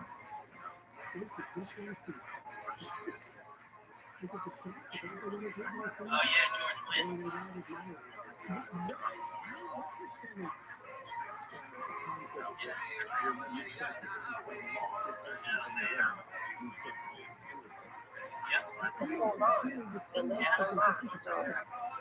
Why not educate the people? Our brother Frenchie out here doing it for the culture, teaching us about the music and the people in the music industry and bringing them towards Web3 and having us interact with them. Yeah, I want to do that. I want to share the culture of Web3 with the people, right? My people be doing their music too. Y'all making y'all stuff, so let's go, Rick. I see you. I see you, Jesus. I see you. Yes, sir. Spread the Web3 love to the masses. Let's go. All right, I'm going to pass it to you. Man, I'm going to pass it right back to Nessie. Y'all have not seen Nessie. He's doing some killer studio sessions. There's a whole vibe. I was in there on Monday. Just like jumping all around the studio. previewed us all a new joint that's got some really fire lines in it. It's got just a topping sound. I don't have it yet, so I can't wait to get it. So I'll have to run it for us. Hopefully, that's what it's need to run. But yeah, Alrighty, so I'm going to announce this in your space. It's the first 2 days I've actually announced this in. So on December 25th, on Christmas, I'm dropping an album because who expects anybody to drop an album on Christmas? So I'll be like the only person. So it's, more of a marketing decision for me. Right there.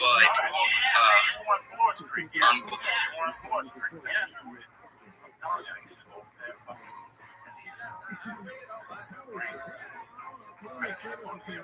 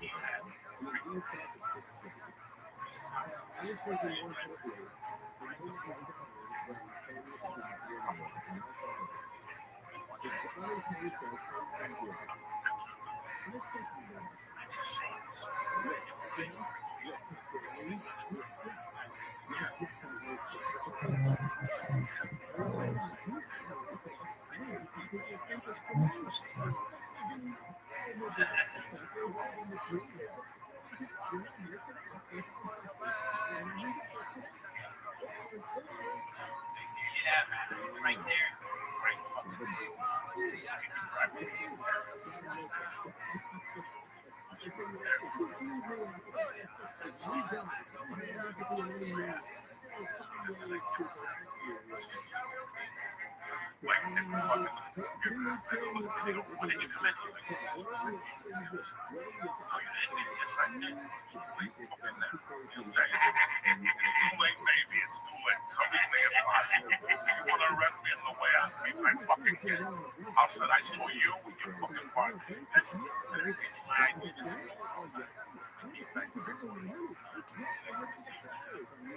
the same way. Yeah. Fun city. This is what and now I'm telling you, this is how long Gavin is still married to his wife, and he lived on Martel.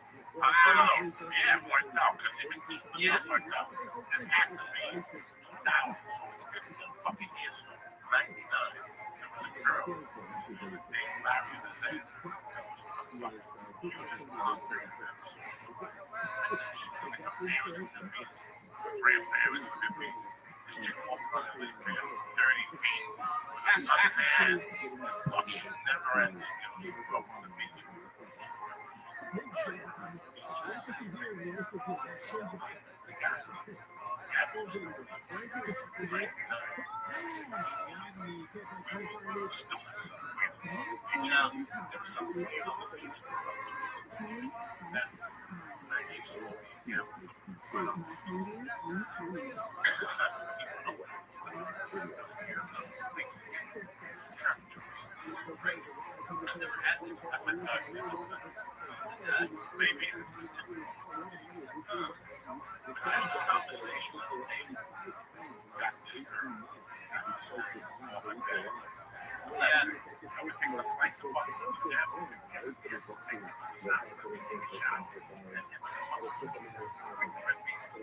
Fuck yeah, man.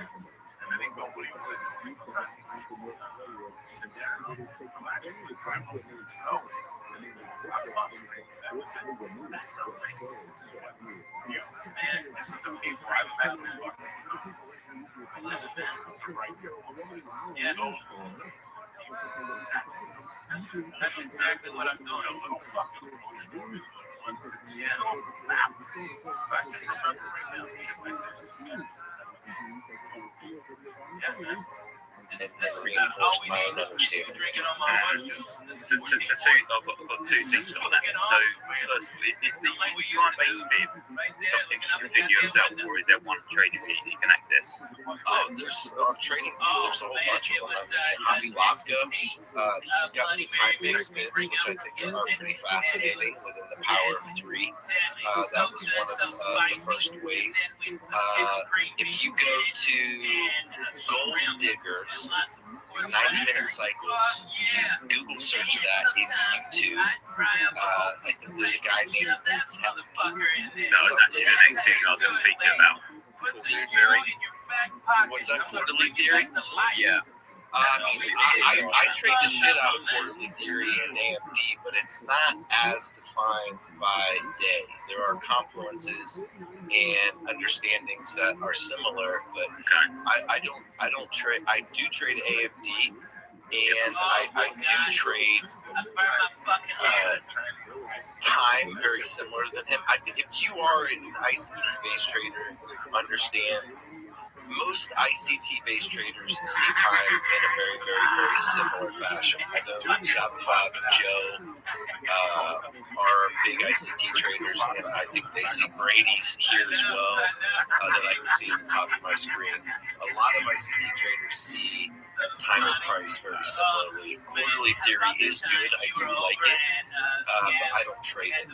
I see price very similarly, right? I mean, it's, you're really looking at 6 o'clock, 9 o'clock, midnight, then you're looking at 3 o'clock. Sleeping upright, trying to fucking, just reeking a pussy and fucking yay, and he had shit on his fucking shirt, and that fucking cocksucker thought piss on your head. That's the fucking funniest shit I've ever seen. Good times. We stayed out of there. No. I have just the first thing is I am very proud of presenting a country where humans were never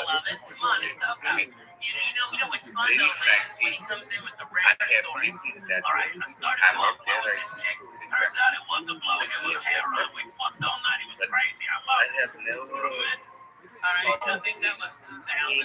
Okay, and that was a great one. But that's the only time Thanksgiving. That we are currently at this on media. Yes. Oh my God. Culturally, we are not part of that. An ounce of mushrooms, an ounce, not a fucking eight. Really, a goddamn ounce. I have my own back, like see media, our amateur. Fuck yeah, big ass jar. Time, Let's do this. And let me tell you what, I've never seen anybody been able to do that many drugs in a stand. Coco not only stood with down the fucking rock, got a big old fucking rock and a ball, alright, did that shit, and from what I heard, blew the fucking comedy store away. I haven't done the coke yet. I got the coke and took it home. Someone that I'm really not sure of, but if it's happening, there is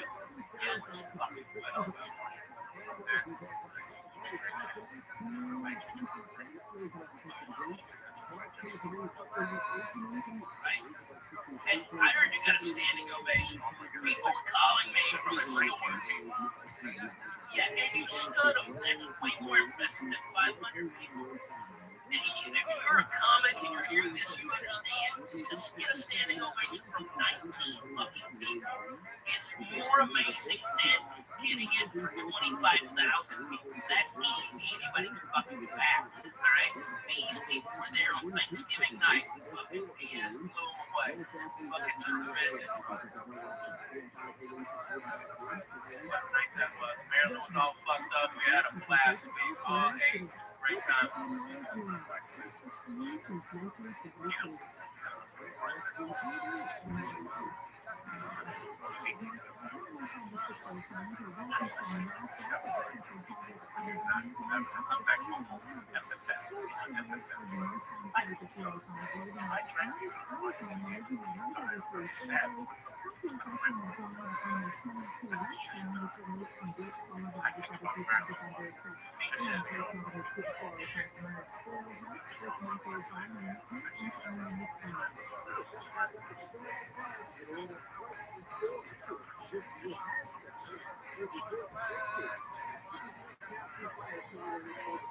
All the time, man. Caesar games, man.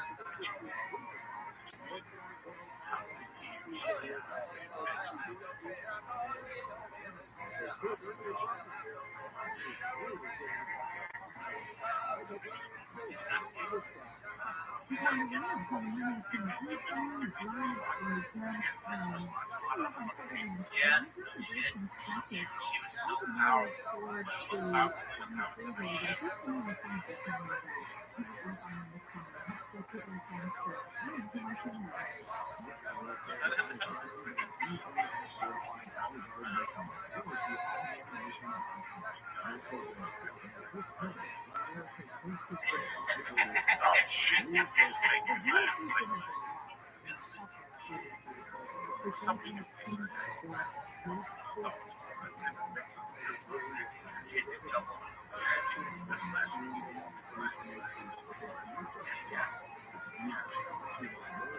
You've lost a lot of weight since I saw you last, man. Almost a double pound. If not, though, I love you know ever be in the fucking 200, 300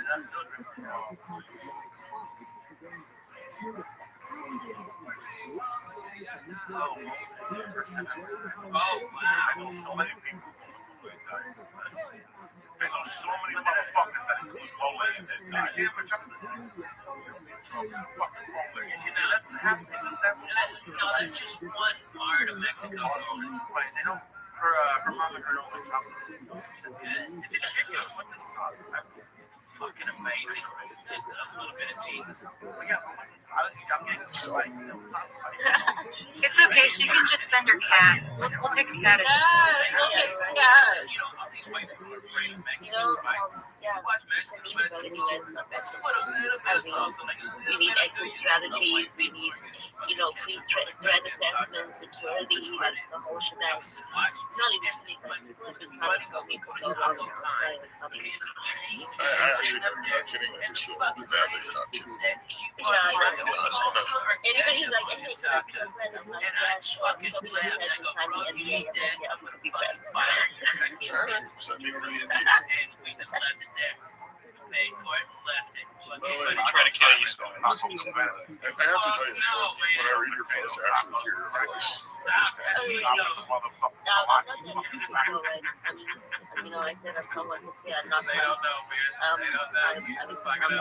I'm in therapy.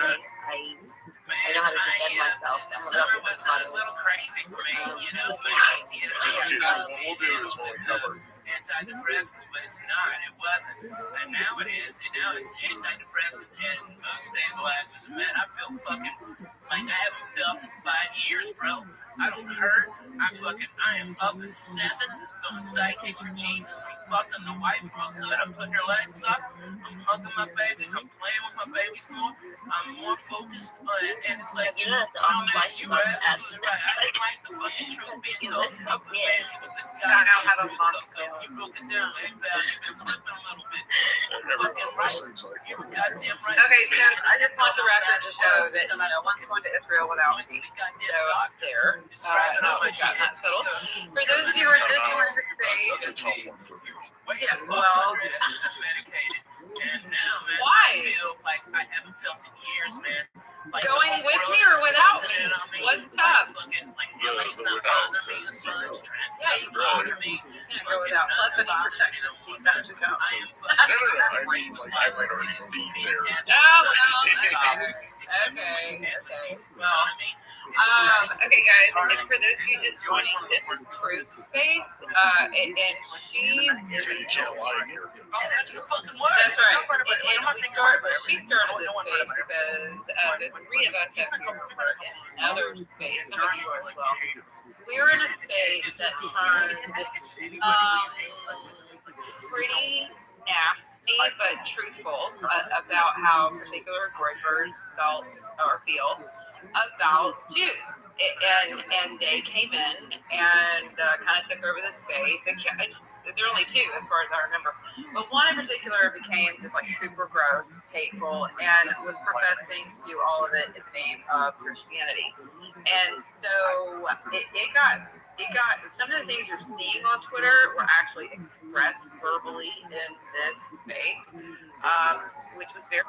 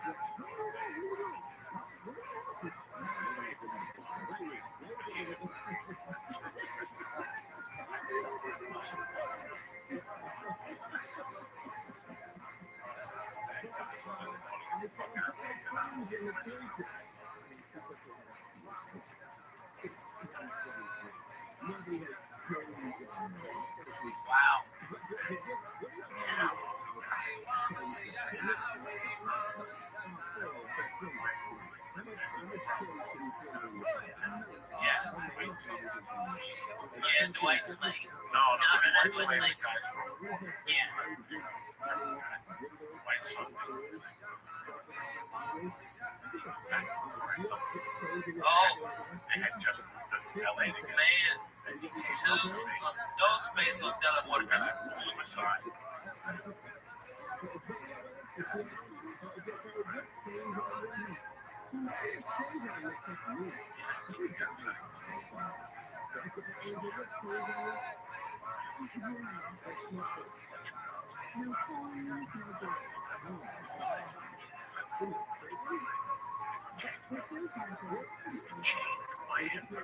LA because of the fucking words. You said, yeah, as much as I hate you that night, you know, you are, in my eyes,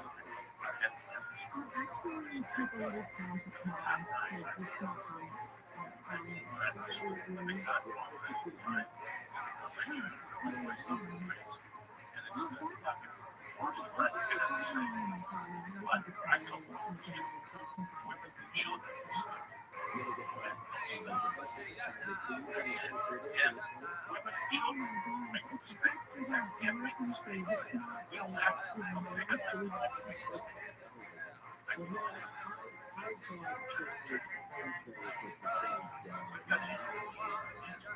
Yeah. Without a doubt.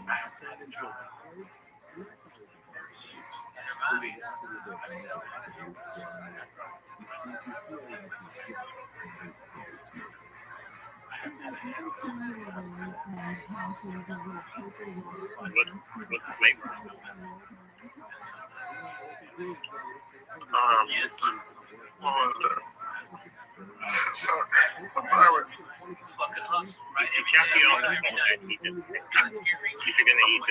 Like how close it is. something I would normally never. So I just did that seminar, and now I'm trying to start doing more.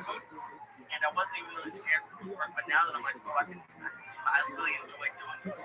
And now that I can see, not that it's gonna be easy, but any questions, comments, please. Otherwise, I'll be okay. If I don't get any questions, for something that, well, At least for me, I'm scary. I'm thinking when you're working. This guy's a genius. I think right now,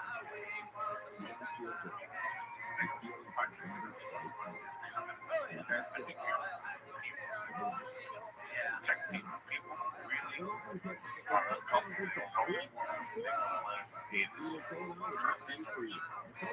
They have friends that do this right now. And it's you're going after pennies. This is a take it. Strike loads, companies. Oh, we go after companies. Okay, go after fucking AT&T. Yeah, that's crazy. Talking about their services. Yeah. And like answering people's problems and shit. Yeah. That's it right now.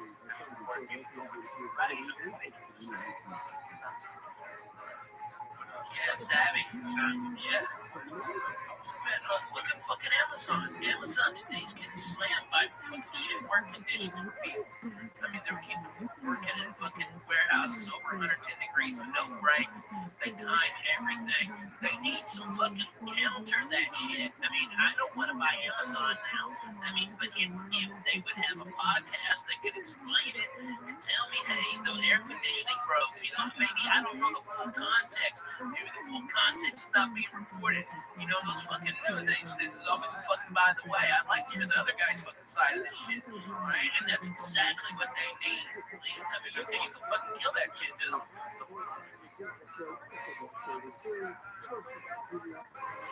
Yeah.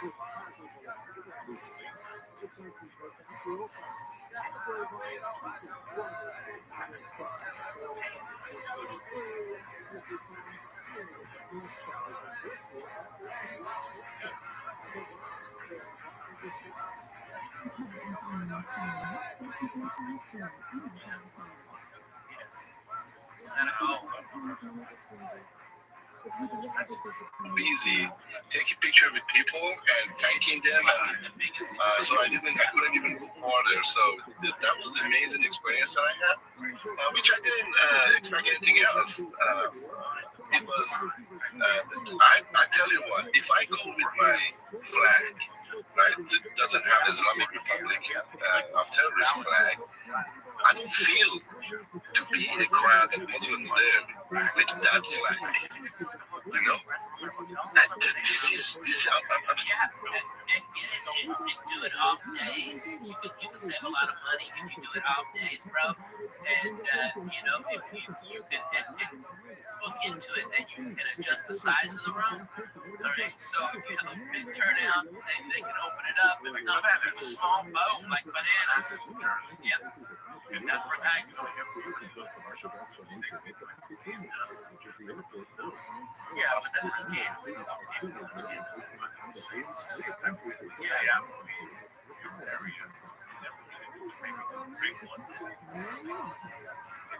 Yeah, I bet Zanies in Nashville do, bro. There's a ton of comics there that need to be podcasting, and if you had there, I mean, you can do.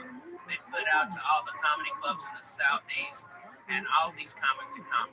There's fucking 40 guys in Memphis. There's fucking shit ton in Louisville, Lexington, fucking Knoxville, Chattanooga, Atlanta, Birmingham.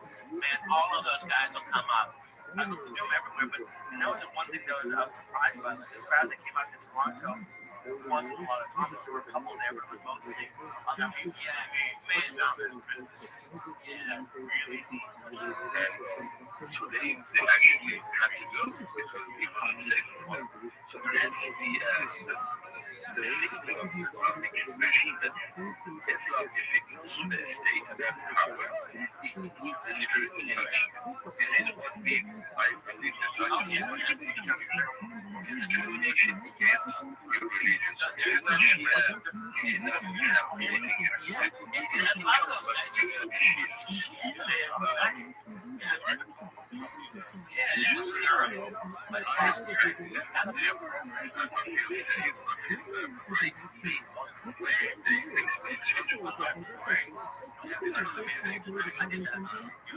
know you did that. Now the next one is fucking down.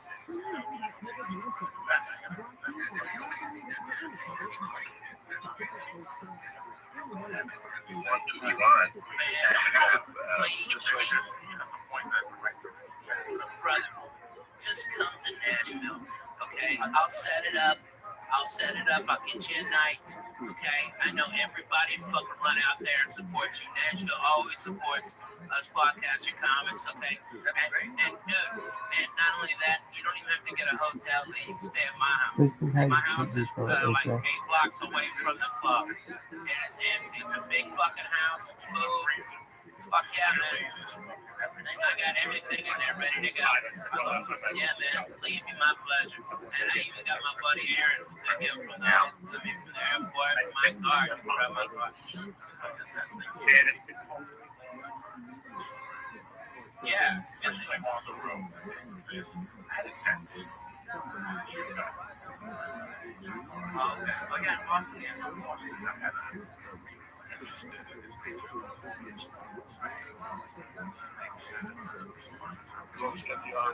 Now, but like at this point, That's the issue I found when I was over here. There's 20,000 ways to work on it. So, like, that's what I said at the beginning. This is just the way I did it. But here's the fucking thing. This is fucking. Yes. I want the fucking tree in front of the world. Right? I read about county like every other county. I learned about your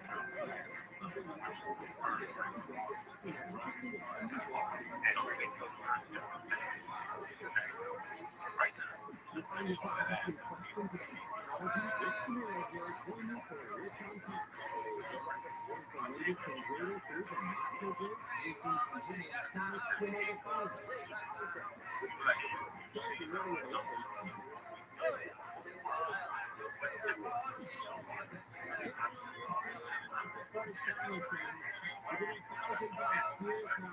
Seriously, how do you look at? Do you get beat up at home or something? What are you crying about? You'll survive, Scorpio. You'll survive. Nah, when someone spits in my face, they roll on the ground and get spit dirt. George, I'm gonna need your lunch money after class. They love that shit. They love that shit. You gotta drop a stick, a cheek, and a neck. Yeah, give them my kangaroo shoes. I don't know why you guys don't have friends in life. You know what? That hurt fucking tiles. That hurt.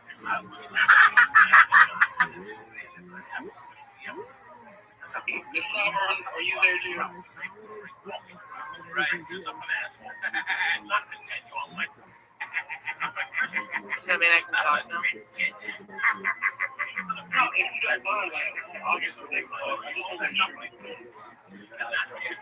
Yeah, well, yeah, that's kind of why I thought you were asking, just so I could listen to you.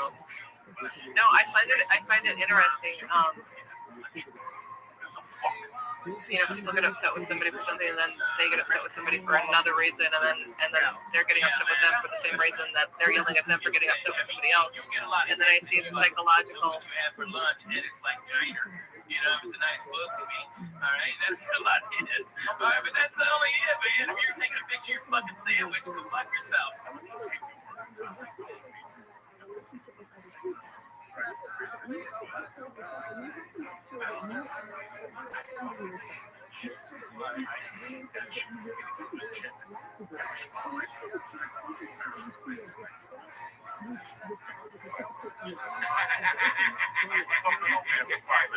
He prayed like a Muslim, put his head down on the floor, just like Sugar today. See you guys, see you.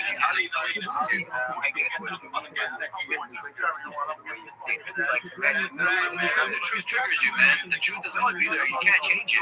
You a Zionist, you know, if you're a Jew, lie, it's like Palestinians, you're disgusting, bro. I stand up for Muslims, I stand up for everybody that's humanitarian. I don't stand against liars. And liars are Zionists and people who change their religious text. Yeah. All sides don't stay for liars. All sides don't stay for liars.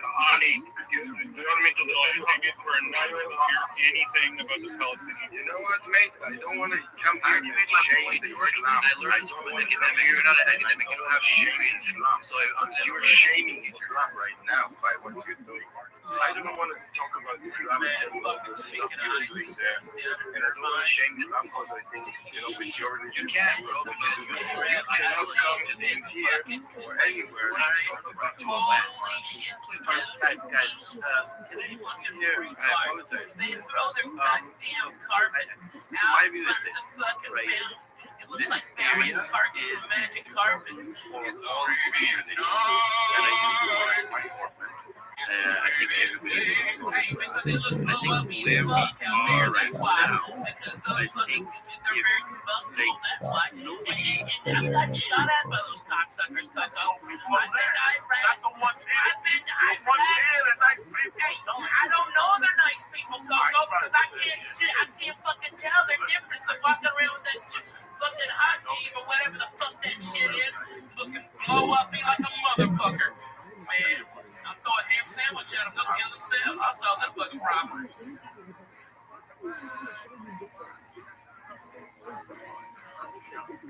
I like some of them. You know who I really dig? And it's fucking crazy. Iranians.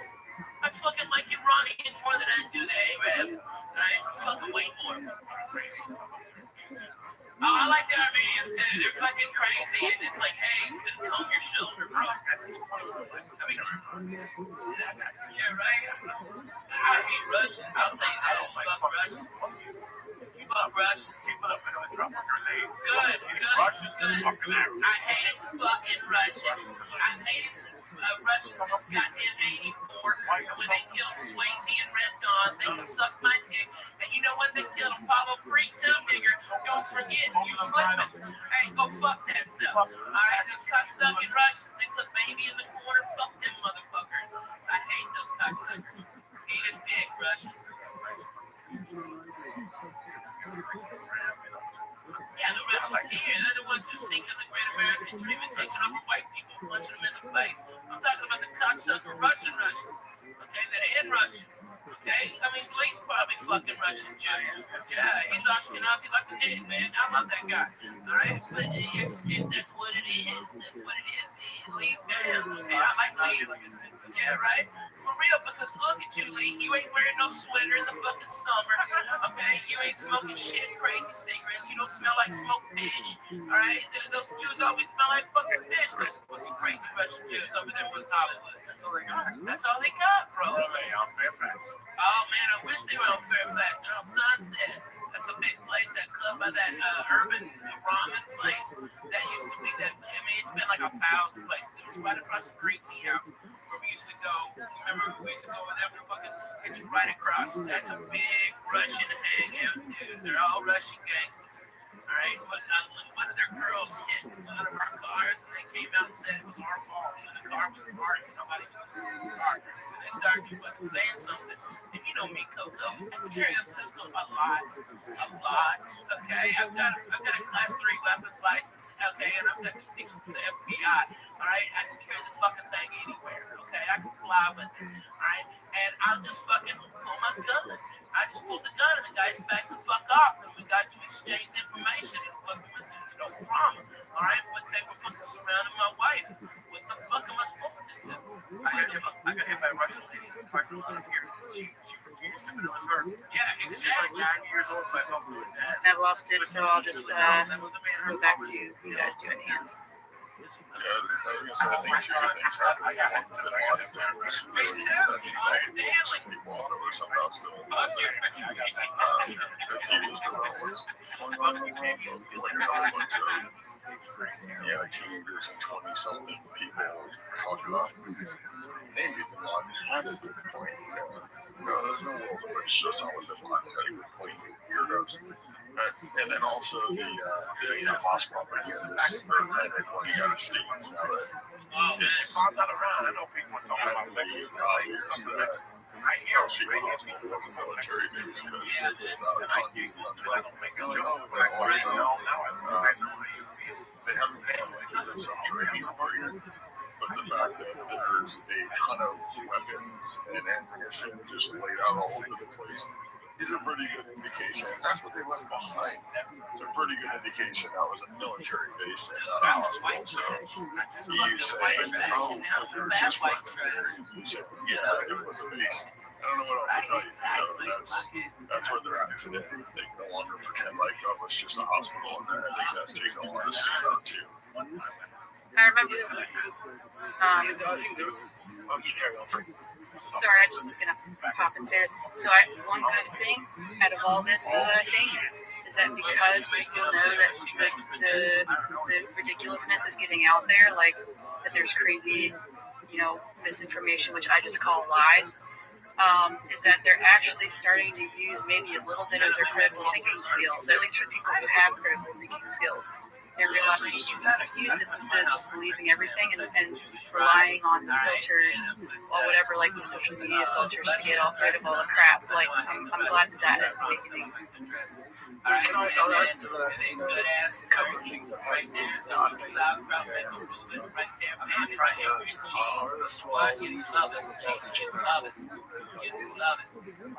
are the shittiest Jew of all time. You know that all the time. Yeah. Yeah. Your guideline for what food I'm eating. Right. Did you even get bar mitzvah? Yeah. Okay. Abortion was no. No, you have abortion when you're yeah, he read part of the scroll. Yeah, man. No, put all that into my time.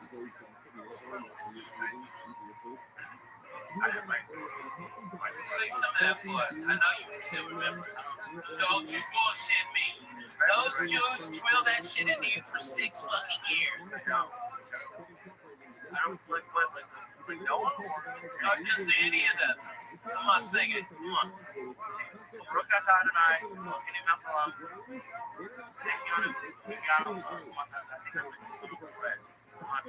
Yeah.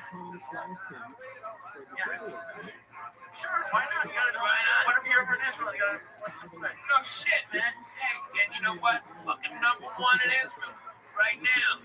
Church of what's happening now. Fuck yeah. Man, I like Israel.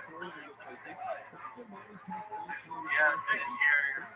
I went over there and it was fine, but now you see like I used to be all pro Israel, but now you gotta look at it kind of shit. Man, you just go to Haifa and everything's chill. Everything's chill. So when you don't call for surrender, you want the blood. It's like ancient Rome. What you call the Colosseum. This is what you all bloodthirsty people want, unless you want to finish this war. Today, I reckon today we really have this conversation. Look, I fought for Hamas to surrender, okay? But Hamas is a terrorist organization. Why would it listen to me, right? It is torture. It won't listen to you. It will listen to everybody that's going to start doing that. Who created this? Who created them? No, hold on. Does it really matter now? Why not say something? Let me make this point. The point that I'm trying to make is you yourself are saying that Hamas is using them as Hamas is killing Gaza people. Hamas is a terrorist organization. Even the Gaza people are going against them. But how do you even if they say so, you will not surrender. Why are you expecting it to surrender?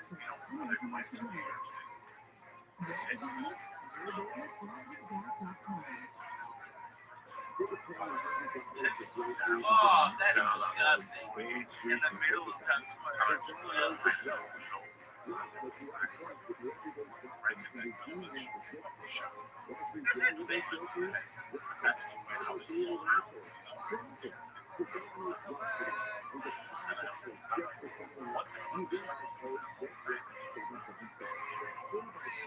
There is no ISIS, there is no Al-Qaeda. It's all created for the benefit of all. But it's basically what he was saying. I can't remember his exact words. And then 2 weeks later on the news, he died walking in the hills in Scotland. And then you had Dr. David Kelly, who was a government advisor. Never suffered with depression at all. Perfectly healthy, perfectly positive sort of person. Made a speech on the House of Commons Parliamentary Committee Association, whatever it is, and basically said there was no weapons of mass destruction. And apparently he was taking his dog out for a walk a couple of weeks later, and he was dead.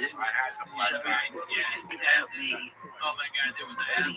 We shouldn't necessarily think about politicians, the elites, the hate elites, the paedophiles, the blood-sucking vampires, horrible sick people, and they own the one who control the MPs, the puppets. Look at the nonsense we've got now. We've had former Prime Minister and shill David Cameron, another remember, meeting the actor Zelensky in Ukraine yesterday. You know, it's all a bloody show, and they are puppets, and they will take the money, and they do not care one jot about anybody else. As in the words of Michael Jackson in his song, all I want to say is that they don't really care about us, and that is it. They're all paid for, and that's it. Cheers, thank you. Go ahead, Paul. I call them the deletes because they need to be deleted. Rachel, I have some answers for you because I went down that rabbit hole. I wasn't sure about the sky, the planes in the sky and stuff too, and I really went down the rabbit hole on that several times because I don't just like one source. I like to find several sources so it's not just the one person I'm relying on.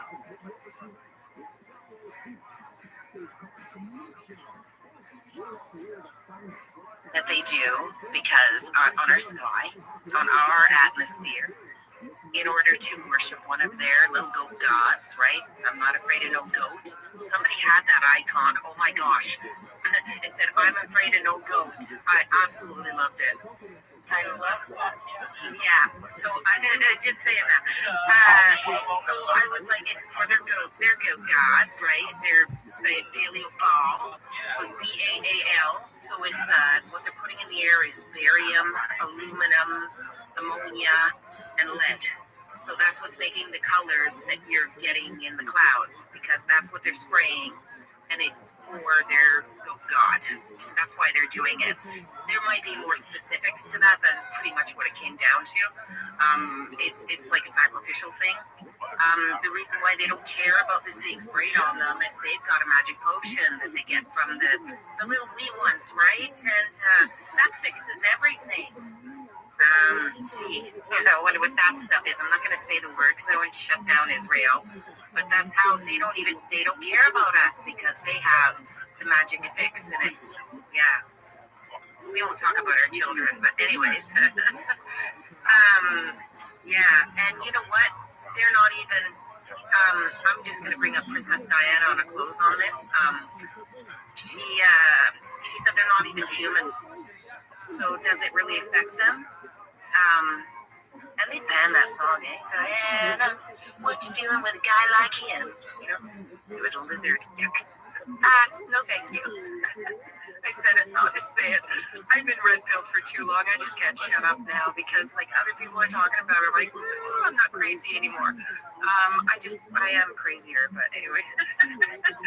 Anyways, yeah, it's actually for their whole, I don't know how, it's probably more involved with the whole sacrificial whatever for our sky, because they're taking our atmosphere from us, they're taking our sunshine, they're taking our crops in the process, right? They're also creating different weather patterns while they're doing this too. And I can't make fudge when it's cloudy, so that pisses me off the most.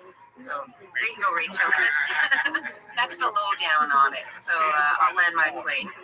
Thanks for letting me speak. No, Girl, you had a drive with that perfect. your hand on the I could have never have said it though. But yeah, I know exactly what you're talking about. I didn't know it was that quick though. Definitely did not know that. Cameron, go ahead. Oh, I was going to ask you, how do you guys feel about the knowledge of blood? I feel that it's one of the stuff that was gonna, or that.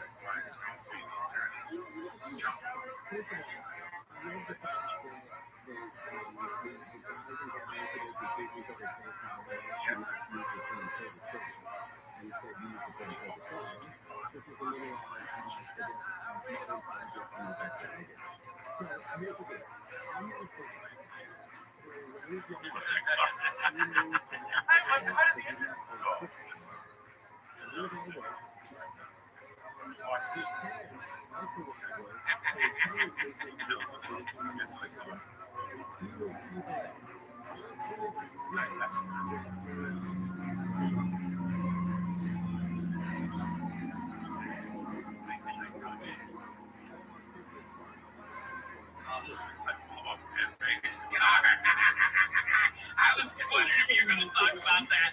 That's the greatest story of all time. Oh my God. She was a dumb broad who was all in love with Josh Wolf. All right, and to get closer to Josh, this big ass girl, she could only get like $500 for a piece of shit car. She got a new car, and so she just gave it to Coco. Oh, she gave it to Josh. Josh gave it to Coco. Okay, so I think over like a bag of weed. Okay, he got a car. All right, so Coco lost. He was dating the tooth, and he fucking got pissed off at her. Oh, I'm going to. car had air conditioning, they had power windows, these sunroofs, with the brakes were low. Yeah. What happened was she gave that car a month and a half with the tax. So I used to sleep 10 fucking nights. Yeah, don't want to help out at all. You're mad for those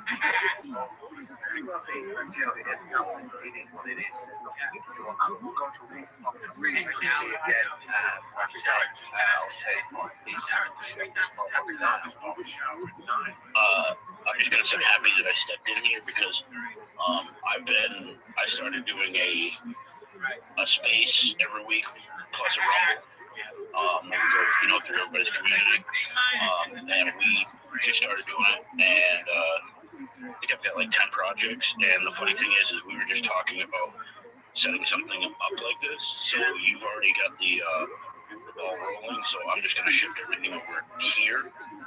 So I'll be bringing at bare minimum 5 or 6 projects over here, maybe more, but and some of them aren't big projects, but they're all good projects, and that's, to me, that's what matters, It's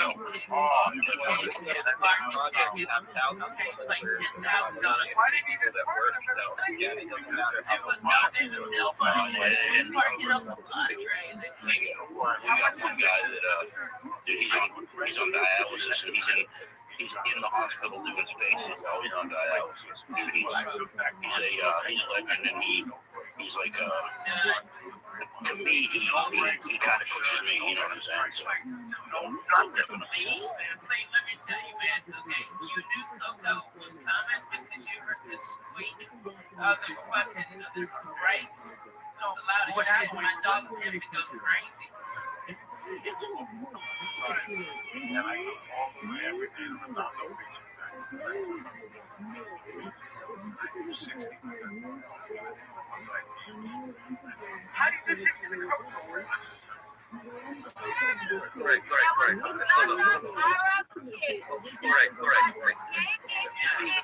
Hold on. I believe that both babies were cut off, right? Like the heads were cut, right? I know they don't have to do it. It was proven that it's a lie. Show me. I'll believe it first. One thing I wanted to talk about is like I know there was horrendous, but every conversation which we were talking about 6th of October, that is before 7th of October, people trying to bring it back to 7th of October so that the conversation is totally revolved around 7th of October. I fully condemn it. They're wrong. They're terrorist organizations. They're fully accepted, right? But when we are asking about something else, we would hope that you could answer the question about that thing rather than just rise back to 7th of October. And that is exactly what you were doing there, right? The problem is, Art, you'll never forget the garbage where everything is wrong. That's just no truth. It's not true. I mean, last night or the other day, there's another thing that was going on. When they tell his house, he was living in my place, and they told his house. And so I got my card so I can go in and get it. Okay, and when I went in there, I got all his clothes and everything. And by the way, I checked the glove box, and it was like opening up one of them can of fucking snakes on springs. You know what I'm talking about? And all them tickets fell out, motherfucker. It was like an encyclopedia fell the fuck out. I mean, a whole, all of it. I mean, it was just like it kept on coming. Like it was like clear a bunch out, and it was still fucking a shit ton in there. So I got 1 day for like 2, 3 or 4 a day. 3 or 4 a day.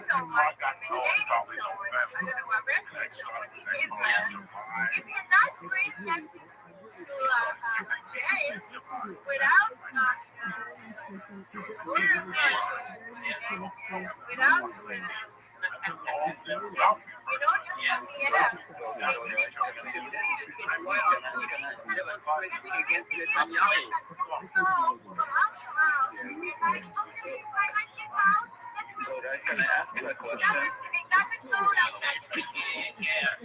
Can I ask that question? DM you as well with the evidence.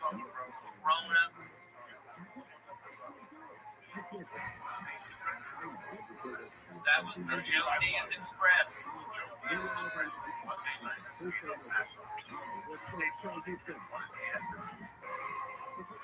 Right now,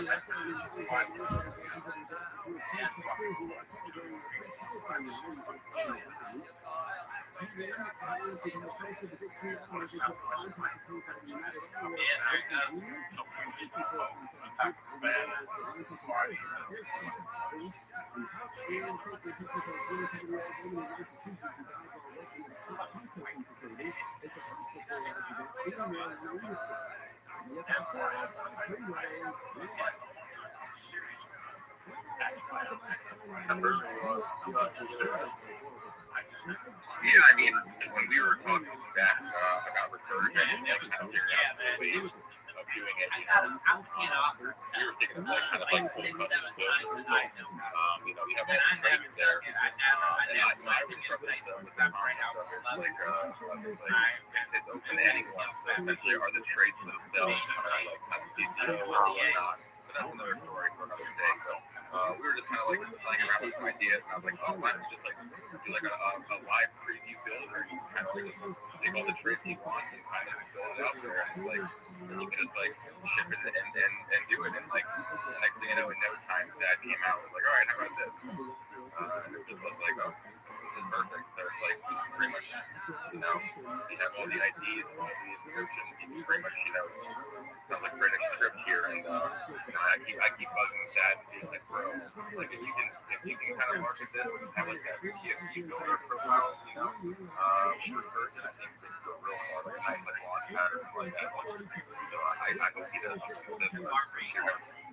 Yeah, man, I think that's actually, I think that you're always inspiring me artistically. You're big, you know, you're big. Like I said, I'm a chat that. I mean, it's kind of wild.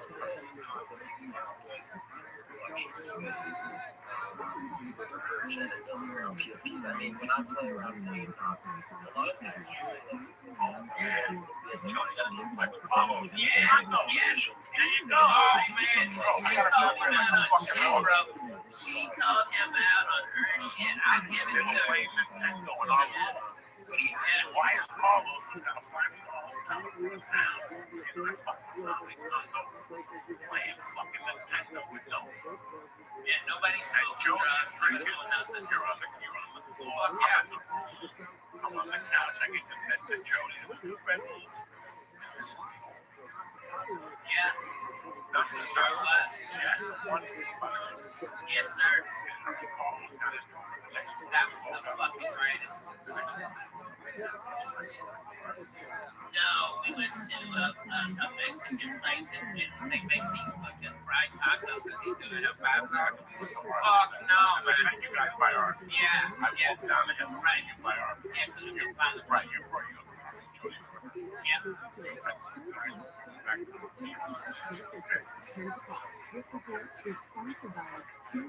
Oh, man, and Lucy Lou had us all boned up. We were all horny looking at Lucy Lou karate chop and thinking it was awesome. I love that shit. This is 1990. It's 2008. To show you guys. It's got to be.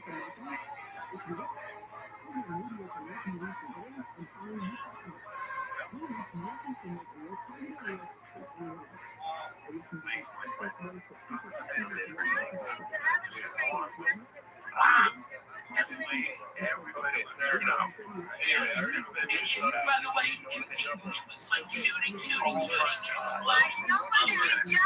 Boom, dead fucking silence. It was the greatest fart timing of all time. Okay, everybody's looking at me. Okay, and then Coco goes, God damn it, Ralphie, man. Jesus Christ.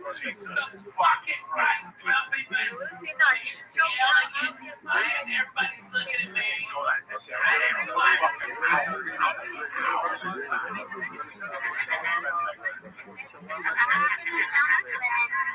I have an announcement. Andrea blocked me because I was rude to her. We threw peanut M&M's at this motherfucker because his head looked like a peanut M&M all oblong. And we just see the movie, and every now and then you see just the big ass M&M fly the fuck up in the air. Okay, bounced off the light. And he was like looking back, like, who done it? Oh my God. And we were leaving there, and his head had candy. Okay, had candy like different colors, and he was giving it to the manager. Help, somebody. This scoundrel, these teenagers doing fucking M&M's in me. Sorry, guys. We're walking out. We forget all about that. We threw a peanut at this motherfucker. All I know is the peanut. The peanut.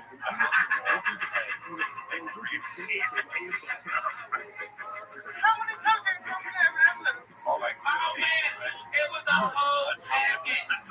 Like they would give 2 M&M's. It was a promotion, so it was 2 of those bags of M&M's. And even though we were high, we're fat fucks. We're like, we don't need a whole other bag of M&M's. And Coco goes, yeah, give me those cocksucker M&M's. Boom, whipping them during the shit parts of the movie. How old are you at this point? This is 10 years ago. This is 10 years ago. I'm 33. Okay. I'm just high. Here's the whole thing. Forget him with the thing. He's looking around now. He had the weirdest fucking looking head. Oh my God. We had to beat him because the light was shining off his head. Yeah, it was a Now fucking we hit him in that thing.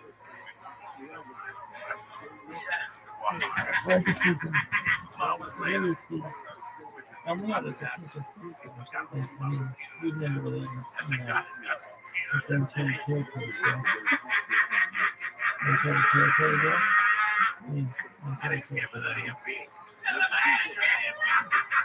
These guys are fucking howling. I'm fucking howling right there.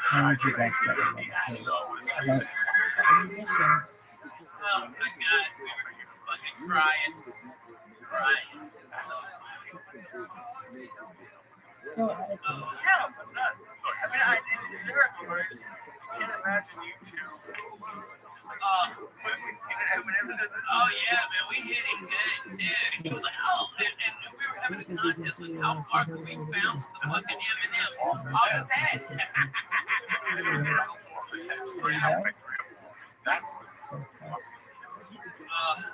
Man, and you can see the peanut flying in the light from the fucking theater. Oh, dude, so fun. Hey man, okay, I gotta tell you, how about the time that annoying fucking asshole was at the comedy store telling us he was a Fox TV guy, alright, and he's a producer, okay, alright, and we just got fucking sick of this asshole, always critiquing us, never calling us in for this, and you're like, Ralphie, look at this, alright, and you put like 1,000 fucking snots on this asshole's jacket, 1,000 snots. Okay, alright, and I'm laughing, going, I bet those snots are worth $85 if we grind them up.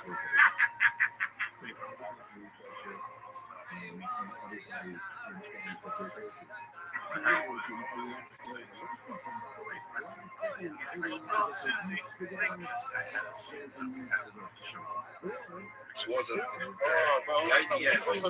now you acknowledge the guy that's occupied because the IDF was there. No.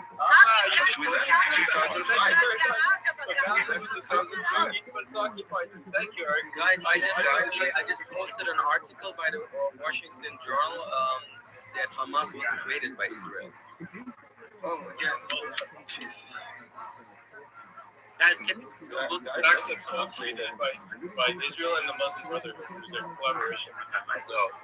This is not leading anywhere. There's zero common understanding of what's happening because there's like some people that are separated from reality and some people that are living maybe in another world or another planet.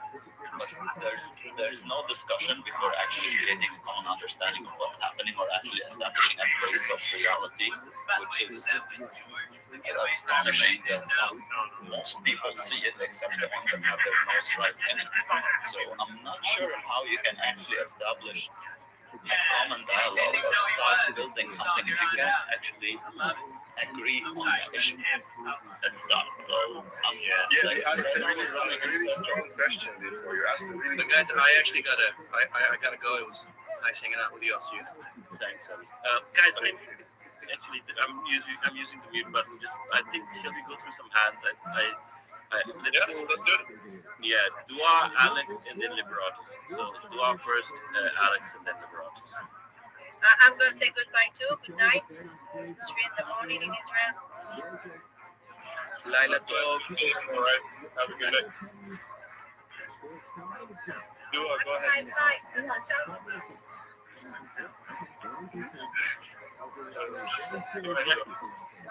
Eric, I just want to ask you, how do you think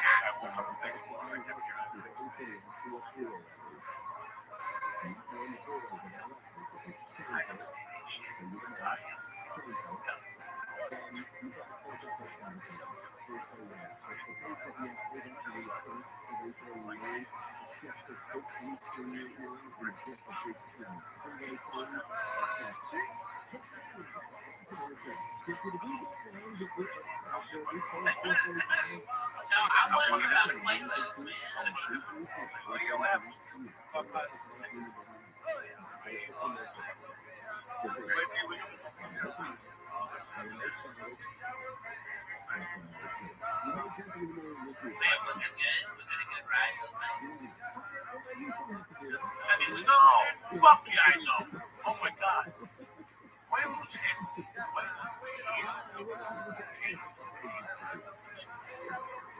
Right, the line and the move, right?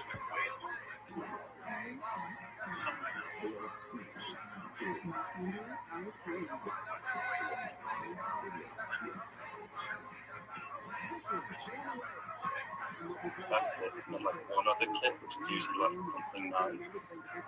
Yeah.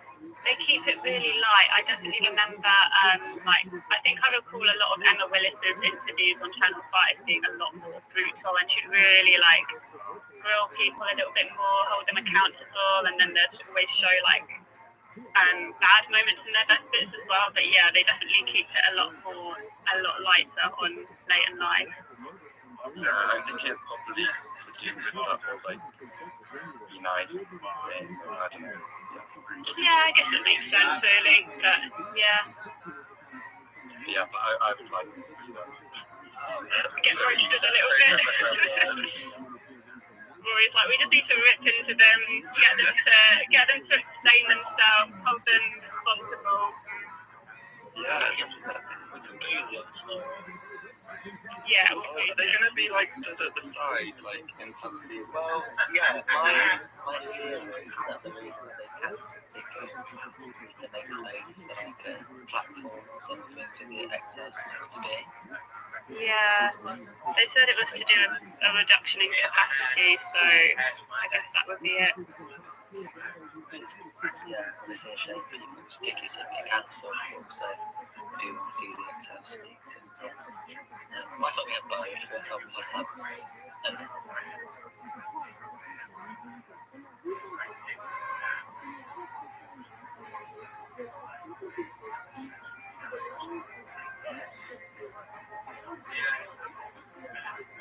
But unless I heard the story, then the Cosby girl said,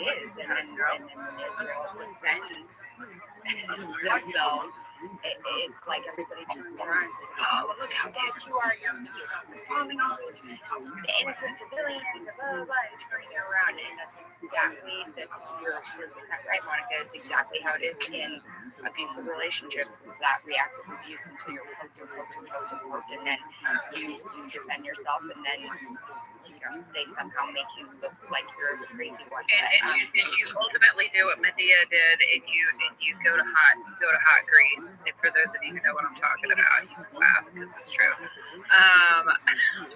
To put this in some perspective, just to add what you said, in the last, since Israel left Gaza, and this is something people won't talk about, there's been over 100,000 rockets fired at Israel from Gaza. The fact that, and I'm going to put this in some perspective for people that have never been to Israel, never lived in Israel, certainly probably people that have never been to places like Israel. A child in southern Israel cannot play on a merry-go-round, Monica certainly says before. Why? Because there's not enough time for it to stop and get to a bomb shelter. This is the life of children in southern Israel.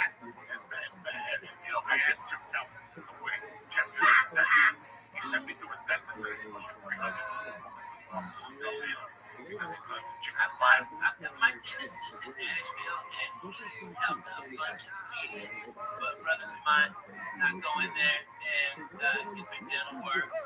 He is fucking the best.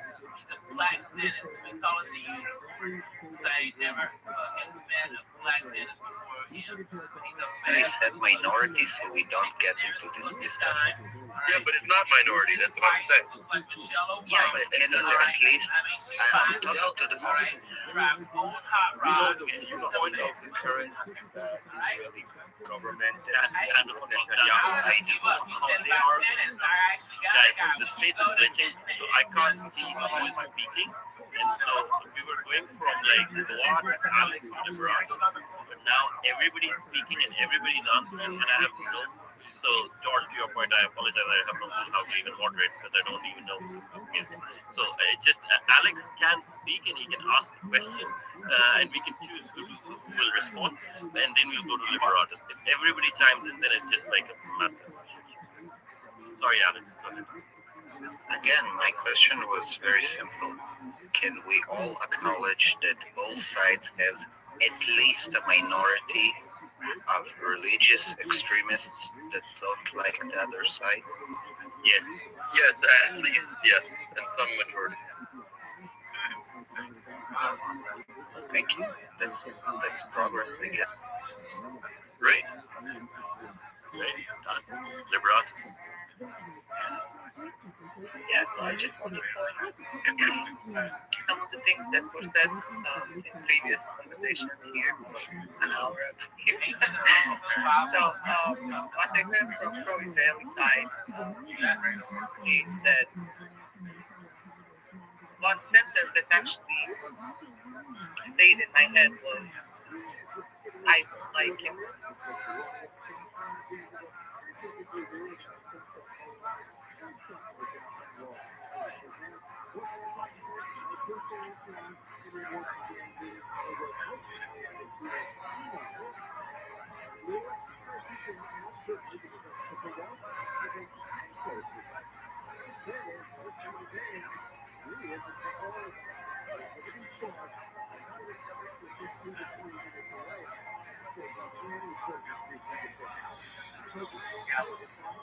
Surprise maybe not fun. No cheating to make it. And it hasn't fallen. Maybe shock. Idea in your shock. That's all for you.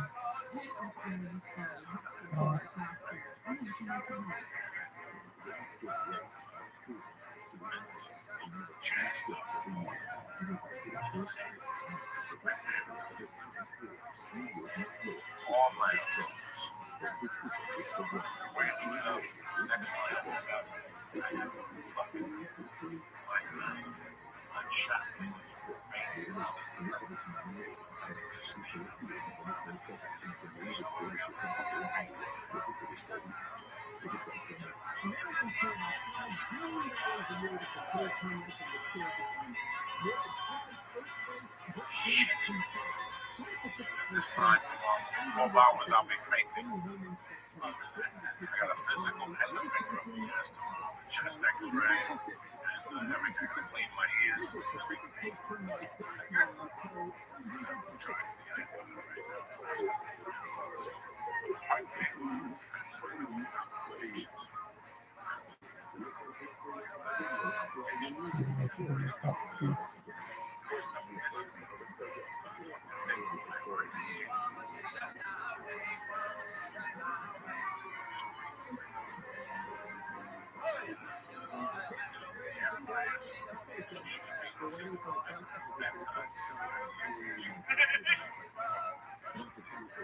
Tomorrow, no windows. I have a window. Windows, I can see light.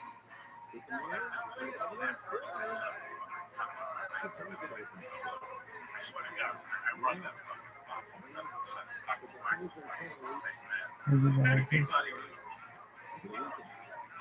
How about your friend?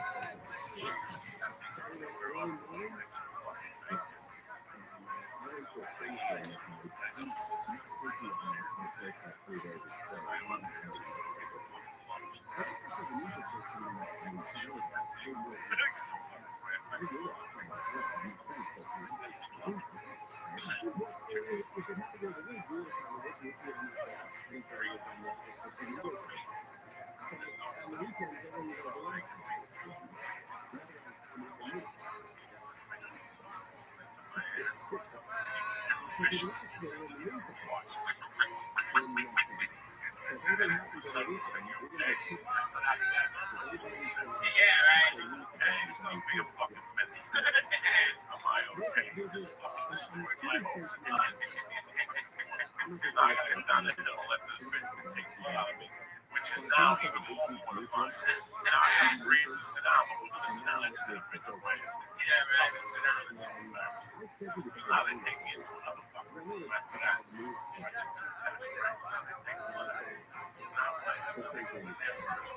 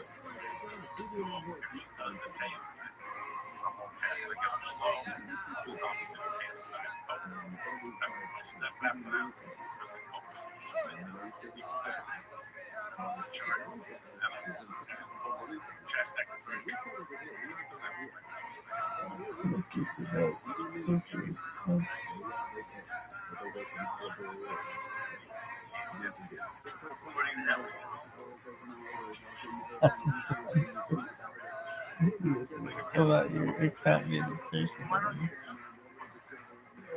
over 15 times?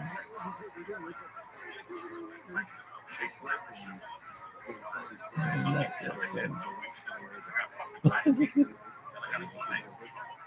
are you done?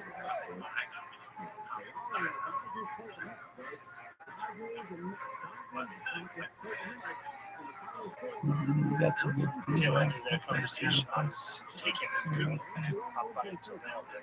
I think that from what I gather in the last half sentence that I heard, the idea of getting money to make for progress is great, except in some cases when you have to trade that off for misdirection of where you initially wanted to go. So, like, Bitcoin is cool because it can't have that because there is no one footing the bill who now has the lion's share of outside. Hi, everybody. Happy Thursday night for me. Morning, Friday, Saj. How are you?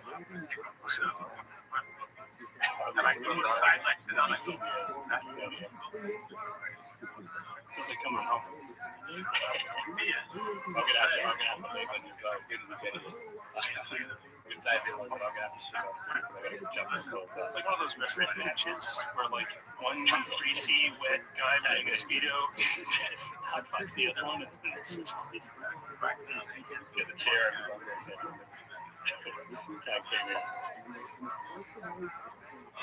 That's why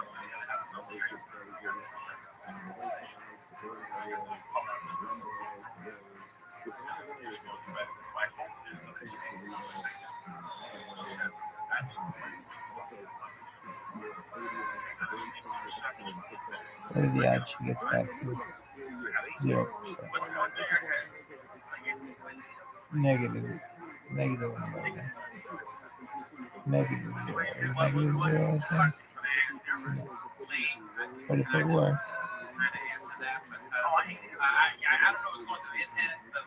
they would have more of a chance of happening.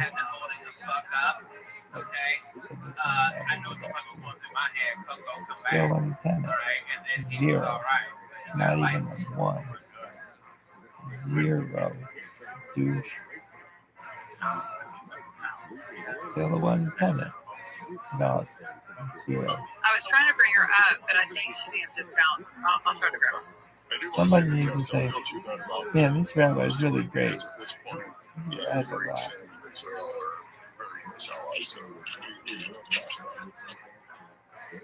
Real quick note for you guys, just kind of an admin thing. We have a lot of hands, so we're going to try to rapid fire get through those. But also, I know that my codes have limited time, and I've got a limited time, so just maybe for like the next 30 minutes or so, or however much time they have left, that's all we'll do, and then we'll kind of wrap it up. But I really did not expect to get anybody more than like myself and Moshe in here. So if this is something people like and venting is helpful, and especially for mental health or whatever, I'll try to do some more of these. Especially because I know it's hard to get in some of the bigger spaces. It's hard to get a word in edgewise. And if you hold up your hand, you'll be like that picture of that monk whose arm is all shriveled up, waiting an eternity to get called on. So, but the only thing I'm going to make you listen to, because I'm a Christian, I just got to do this, and I think it's wholesome. I'm going to read. If I can get it to come up on my thing, I'm going to read Philippians 4:8. It says, "Finally, brothers and sisters, whatever is true, whatever is noble, whatever is right, whatever is pure, whatever is lovely, whatever is admirable, if anything is excellent or praiseworthy, think about."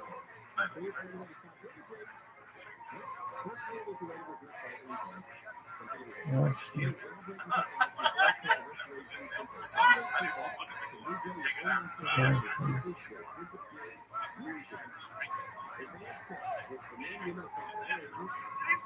You don't have as many joints, you don't have as many knuckles. You start realizing that it's not a 3-knuckle joint anymore. It's a 1-knuckle joint. It's simple.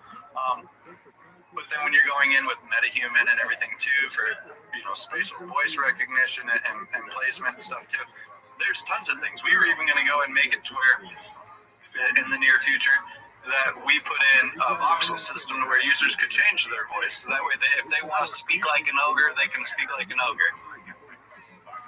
If you want to talk like Yoda, you can talk like Yoda, and we're going to build it right into the system. So you put this voice actors out of a job, thanks. False impressionists over here out of a job. Anyone can just be Shrek now. I'm sure people like taking over the swamp. You guys bring up a good point. Take it over the swamp, okay? You guys bring up a good point. It's like that there is that push-and-pull between the quality and the complexity and everything. And like as these AI tools, get better, like it's gonna. I feel like yeah, must remember anything in the such time. Netflix. They saw me and I had it for free. I had it all done with part of a deal. I'd host one of their shows and they would give me theirs and I was like, sure, no problem. And we had it. Your world built. We do that too. We picked up one of them for Instant Bedtime Creations, and in 2 months we're almost completed. Now they just need to be able to go in and put the quests. So they're gonna have to sit down with the developer for their stuff, build out their quest line, their NPCs of what they want, and then the character builder. That's it. All their world is completely done and built and functional.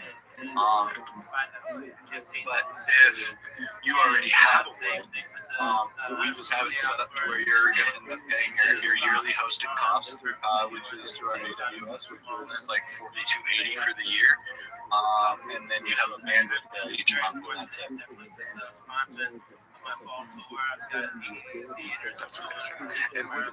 you're saying you're building kind of a hub because the push and pull is this, right? As an entertainer who's been asked to perform in the metaverse. It's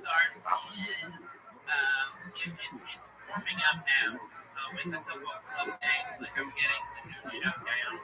Okay, is what I'm working on right now up in San Jose this week. It's kind of and so it's like I think there is a big power in saying, hey, let's all focus on driving people to one place. So you said first, you create that experience of if you only have 50 or 100 people, right, you can spread them out. There's 5 people in each spot, right? You can get them all in one spot. So you can pick up 5 people in there. And so I've been in metaverse hangouts where there was 100 people in there, and I couldn't even run into someone because the space was so big. And they were just spread out. So it's like, do you plan on hosting events in there or doing things like that where it's like people, build in there? Because I really do feel like it's going to be like that. Like each, metaverse offering is going to have their own centralized hub spot where they do, events and stuff, and then there can be information in that area and then advertising, whatever. Right. So in ours, space station, for instance, not only do you have billboards on the outside that you can go and update on your own if you own your mall floor, but you'll be able to go in and actually like do your own ads. So you can put JPEGs, you can put GIFs. They do have to go through review. So somebody on our team is going to review to make sure that you're not like hiding dick pictures and shit like that in it. But you know, I mean, these are the things that you actually have to worry about. You know, you have to worry about what people go and put on the web. And so yes, there are some authentication stuff that has to go through. But I think in the early development, you know, like what we did was we do also have a notification system. So if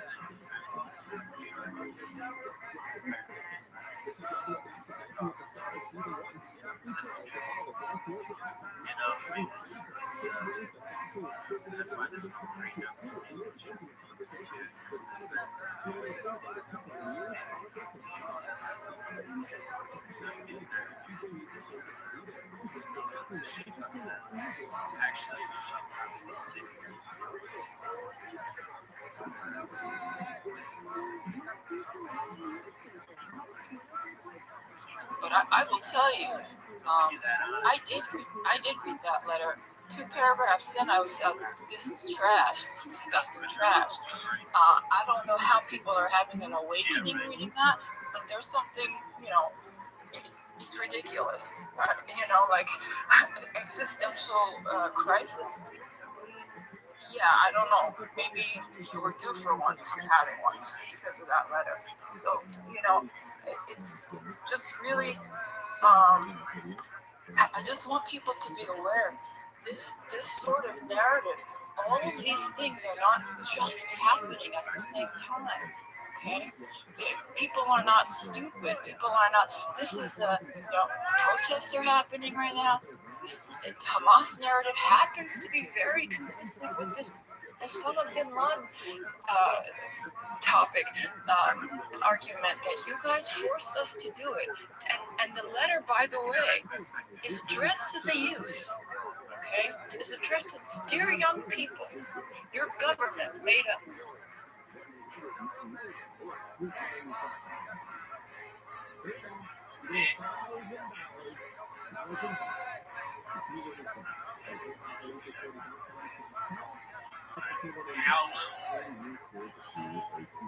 Yeah, man.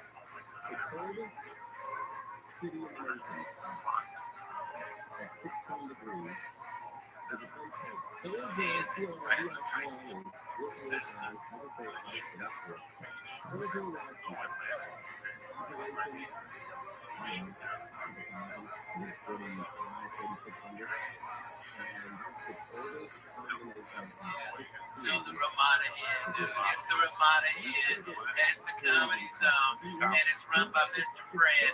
Alright, and every time I go in there, they have a great fucking buffet on Friday night. It's fucking tremendous. Alright, and I remember he came in, alright, and said that we had to pay for that. And it's like, and I've had fucking 8 sold out shows in 2 days. Okay, and I'm like, hey, go fuck yourself. We're gonna murder this goddamn place. When they brought me the tab, I just said, give this to Fred. That was it. And I cracked it right there on the spot. Still has it, still rocking. I think it's one of the nicest fucking hotels in Ramada. They're fucking great. Yeah, the Mandarin Inn. Yes. Yeah, it is fucking tremendous. They have a place around the Mandarin Inn. Yeah.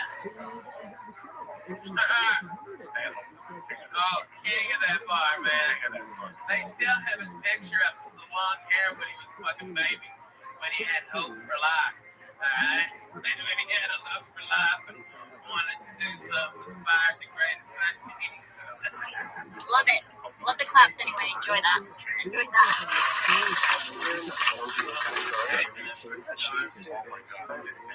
I think, yeah, it's a bit of both. Sometimes the hosts do it, but sometimes the viewers also join in, which I think is good because it's good to get involved.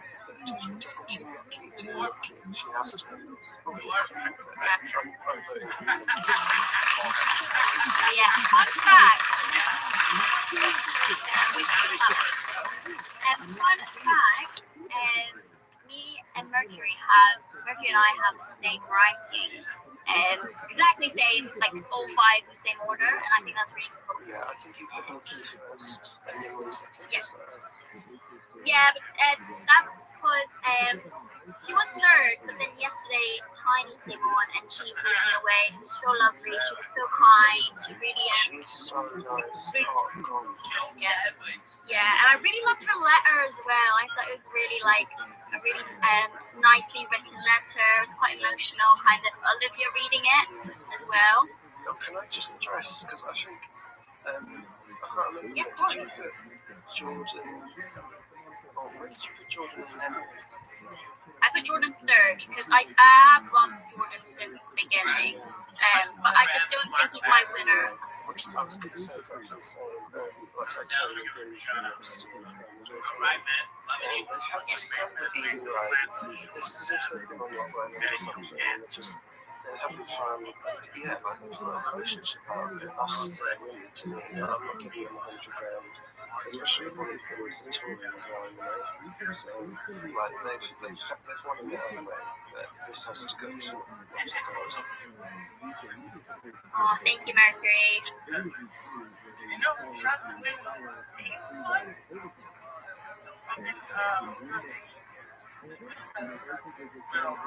fucking whatever shirt.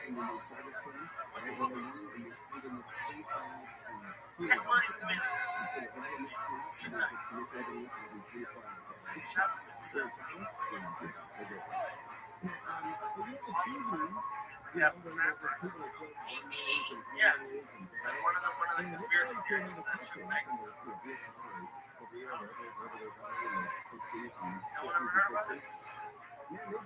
Yeah, you blow my mind.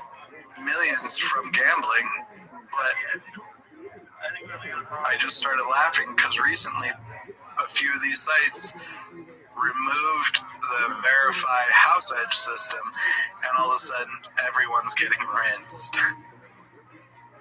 Everyone. And so for me, I look at it like this: it's about to be a massive leg up, and we're going to go through a funding round here very shortly in the next week or two, and when that does hit, you're just going to see all the products probably within 90 days. Absolutely completely completed. The floor we're going to raise up, I think, to 10 ETH. And then we're just going to be the ones that start poking the bear with Bored Ape Yacht Club, and possibly, look at shutting down some of these other metaverses.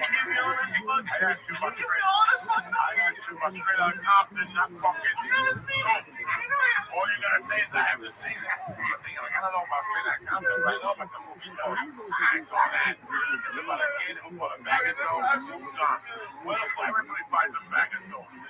That's all you got. You watch the whole fucking movie. That's what you're high as fuck. Crazy.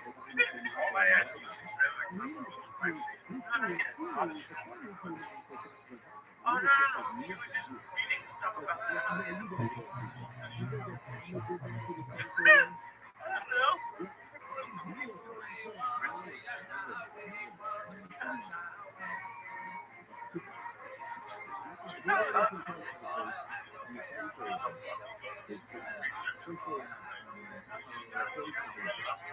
You ever read it up? You're gonna read for fucking the next 3 years. You wanna read for some fucking books. They made them.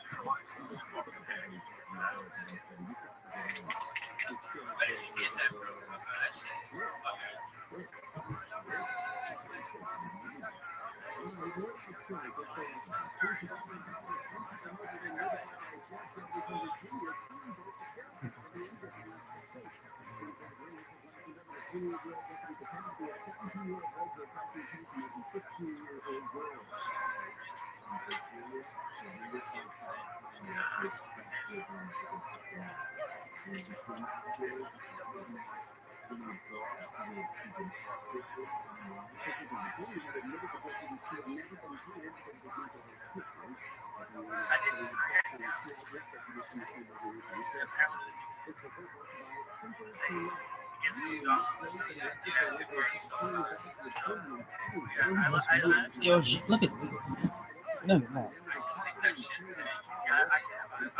Yo, no, bro. Maybe the eyes so she gets back to you. Negative 100 million. Like legitimately have $1 billion and they still have not came up with a viable product that you can go out and play, you know? Yeah. I mean, you look at companies like Illuvium's got their game finally deployed correctly 5 years later. $1 billion. $1 billion. Well, they're over $1 billion, but they've done $1 billion in sales. That's not including cosmetic NFTs. Then you go and you look at like TCG, just under $1 billion, and it's a mid-poly game that, you know, they had to recently switch off Immunity because of bottlenecking, which I already explained was going to be the situation like 8 months before that to them, but they didn't want to listen. They have different issues that are going on, but hey, guess what? 5 years later, and they're still not to market yet. But users can go in and have their website land availability and see that it's there. And they did deploy out the little island, which is a 100 kilometer by 100 kilometer, where they put a couple of boats, and they took the studio sound system and placed it down in the middle of the beach for everybody to go gather at. I'm very proud of that. You know, the store-bought asset drop that they then said, here you go. This is your island for you guys to go play on. And that was supposed to tide everybody over for 2 years. Well, exactly. And what does it look like? Because it seems like you're in an exchange in abundance over here. What does it look like from the community side and the community? This is great.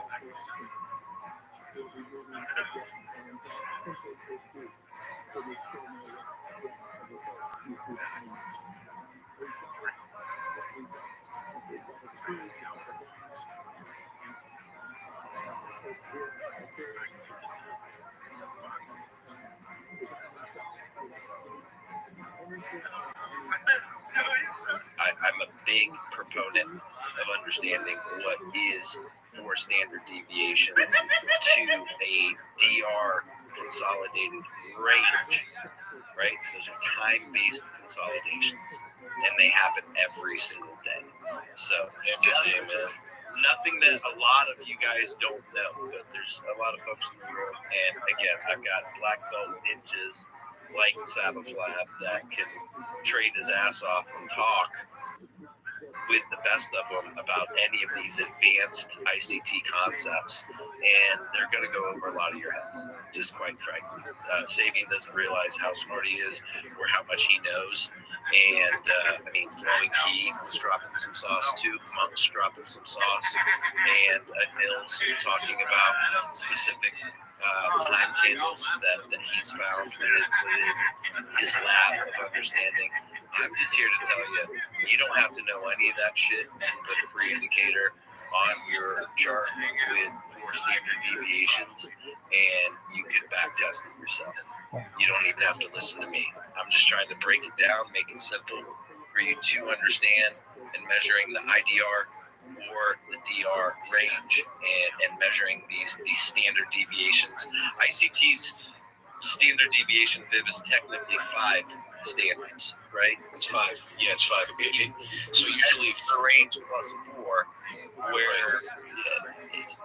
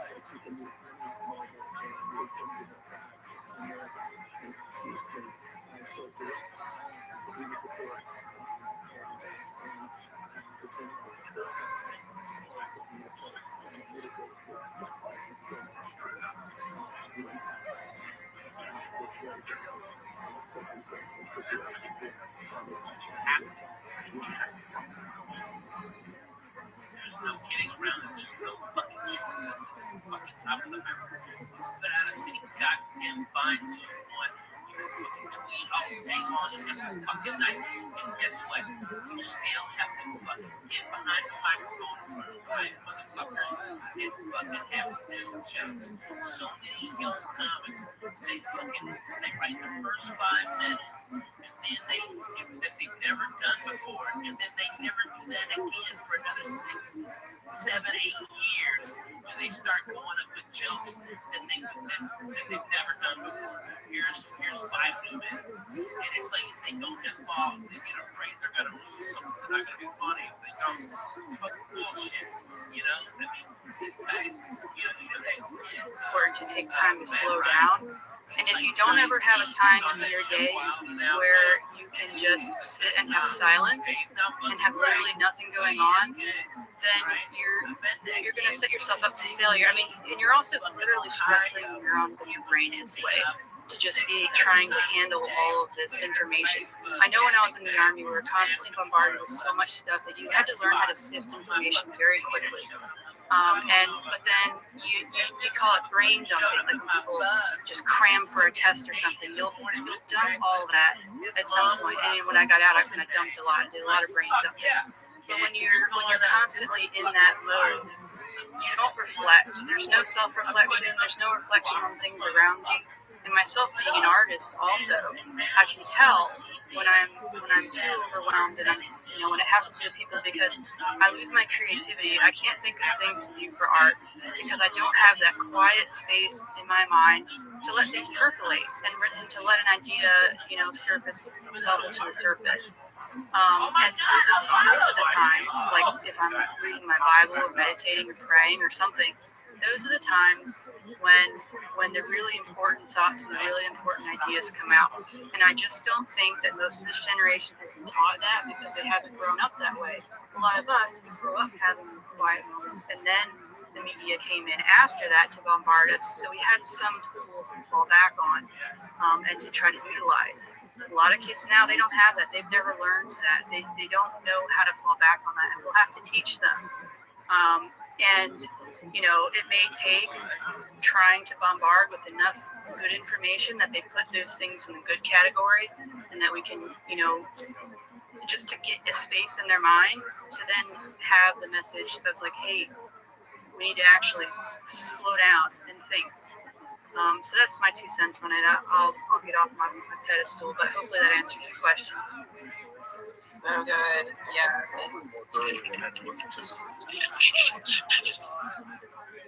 Okay, so this is going to be a horribly ridiculous analogy, but it's analogous for me personally.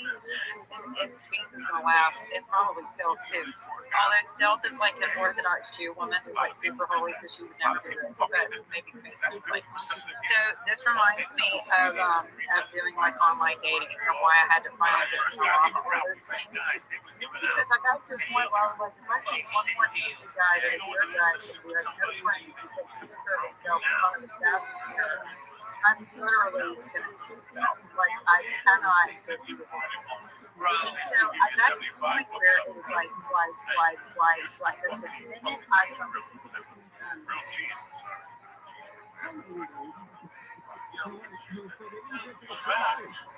about the story of fucking chick. Alright? This kid goes up in Montreal, blows the fucking place apart, gets 750K. Okay? Alright?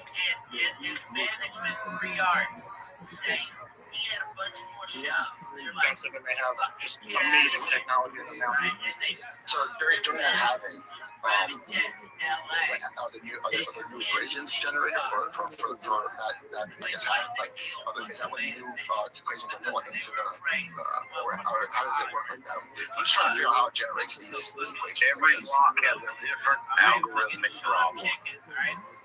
Every block is a different problem. And is that AI that I have no idea where the problem comes from. But every block has, as soon as it's generated, a new algorithmic problem needs to be solved for the next block. I think I can probably answer that. That's vet. Can you come up, please? Yeah, Vet would know, absolutely. I didn't even see him in here. It was one under my screen. We're all like guessing. So guys, when you code a mining rig, it literally runs the same code over and over again, right? Bitcoin's code, every coin, right? Think of it as just one-off coins. You can't buy a percentage of a coin. But every Bitcoin is the same.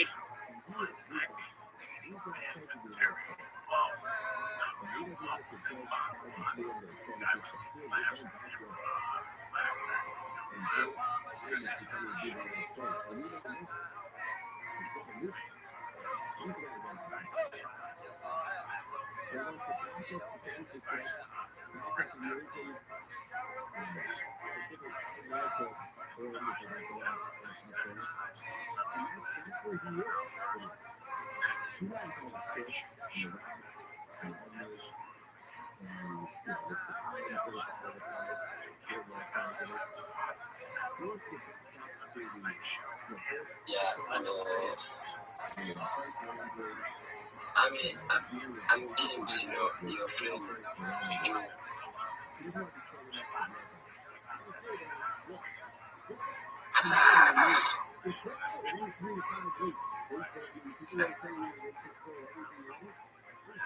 Next.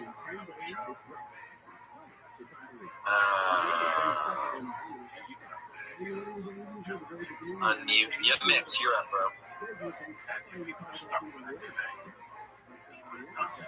Yeah, Mix. Come on up, buddy.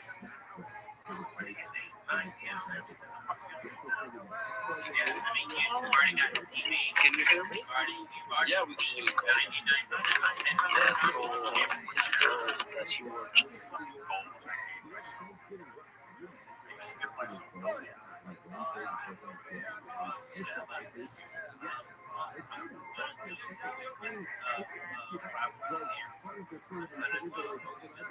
Basic advice, like, listen to Mario. oh God, okay. How many rockets were sent over into Damascus that might be do preventative attack? That's what I'd like to know. That's why I keep where's the military guys? I do my soul skills. I did a soul space and soul name. My spiritual and it's like, this is a venting space. Delta's gonna come in and play. I don't want to change the character. I'm just like, I don't know what the hell is going on. Well, I just feel like came in. Monica was talking about fingers. Like 19 profiles of fingers. And each guy after the other is a Unabomber or the high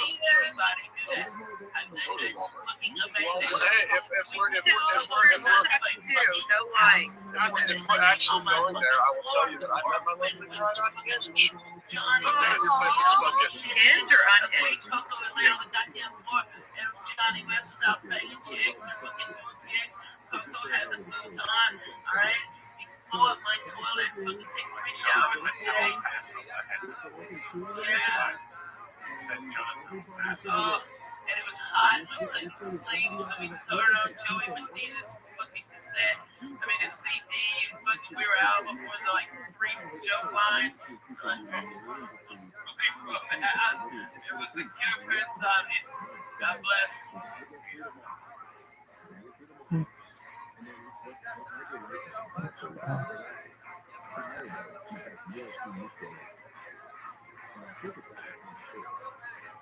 It's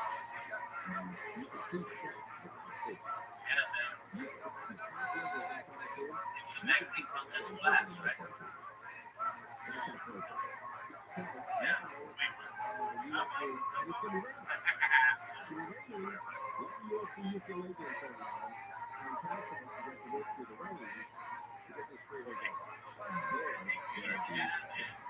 And the punchlines were awesome.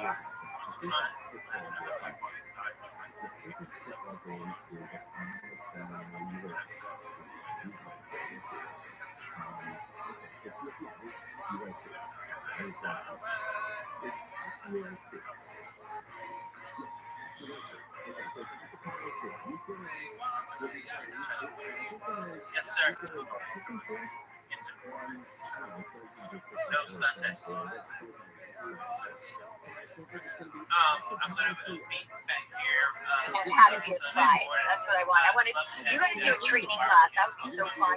Like, like kind of jokey, but really good. You know what I mean? Like, but also, but not really. Yeah. Real quick, like we know it. Hello. Hey guys, just a quick note. Coleman, I see that you dropped. You had your hand up forever. Coleman, if you're still here, put up a request. We'll just pull you up again. Can we just do a little bit, just rapid fire? Because I feel so bad, like for Sean and Babu. Because I want to hear what Stealth's saying, but like I don't want you guys to get forgotten because you were waiting for a while. So you're here, and then Sean and Babu and. Well, Truth doesn't want to become what she hates, so we're not. I don't know, but I think I might have been before some of these people. Anastasia and Sean. You know, I hate to change the subject. I think we're having fun, but I just wanted to talk. No, Anastasia. I'm sorry. Listen, I have to go, but I just. How many times have you seen Monica on Tinder? Tell us. I'm not on Tinder. It's legal, I'm on Hinge. I don't look at women. That's how I got married on Hinge, man.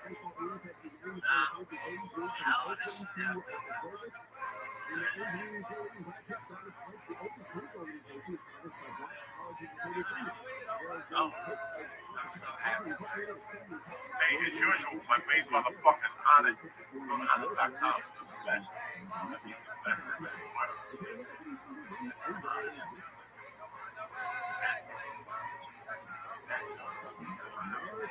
Here's the testosterone cream. Wait, how quickly? Wait. How quickly was engagement though? Like ring on the finger until before. I don't want to take out a stage time, but okay, that and October 2020 is proposed in November 2020. Are you going to go on a rant now? Did 2 years to get engaged?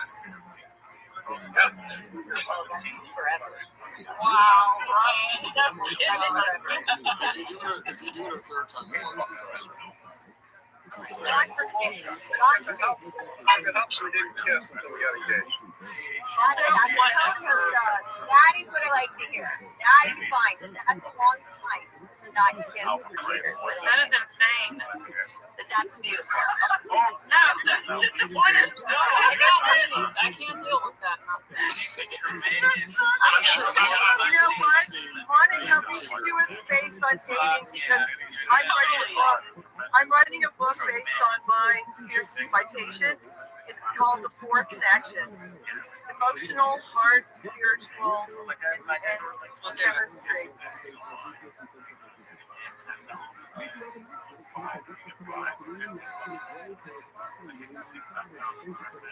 Show the IQ replies.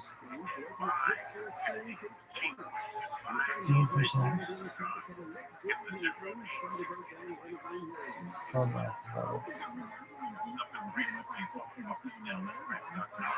Always there for you. Whether you want to dab, blow yourself up. Different areas. Like Michael Guy, have you seen the shit that he's posting? I don't like to talk badly about people. He's doing an amazing job at the border. But he's posting stuff about Israel that is so horrible. I am just shocked. Can you send me a sample because I really like it? I know. I feel terrible. Like, this is one of the things he wrote. He wrote, Israel is not Jewish. Israel nor ADL represent Jews. Mind dump. Israel and ADL are shells. Shells are for profit organizations that latch upon the good nature and sentiments of millions of Jews and Christians. Only it's awful. It's awful. That's okay. No, but the rest of it, there's other things he's saying. Like, I'll put this up in the nest, but I'm just saying. You just damn it, you have to put it in the nest, but what was the first time? How bad was it again? It's bad. And then the other thing is, he's great on the border, and I love him, and then all of a sudden I see this stuff. And the other one is like Josh Reed. I mean, what is he saying? What he's calling Zionists, talking about Zionists. I'm just, I can't, it's hard to know who to trust at this point when there's so many people I admire who, are talking like this. We talked about the split in the Trump supporters and some Trump supporters, just different people. Anyway, I just wanted to know if anybody wanted to talk about this, if they've had similar experience. All of us. All of us. All of us. Yeah, Anastasia, you may not have heard me, but I touched on that. And 3 hours ago. That it has been rough, especially with colleagues. People we've hosted Bible studies together. You don't know. We were fucking high in your living room. Probably like, you're gonna be the fucking deacon of the church. What's happening now? So I feel like it's always good to come back to the church. You know what I'm saying? No, man, I love you.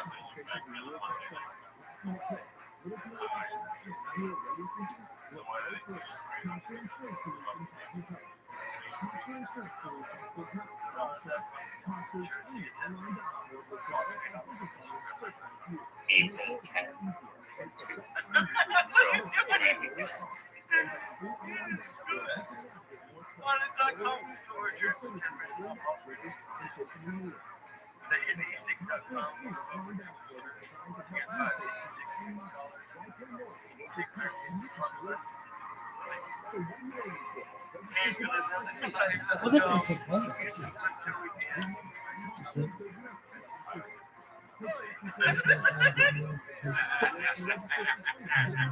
No, man, you're gonna be calm. Everything you know.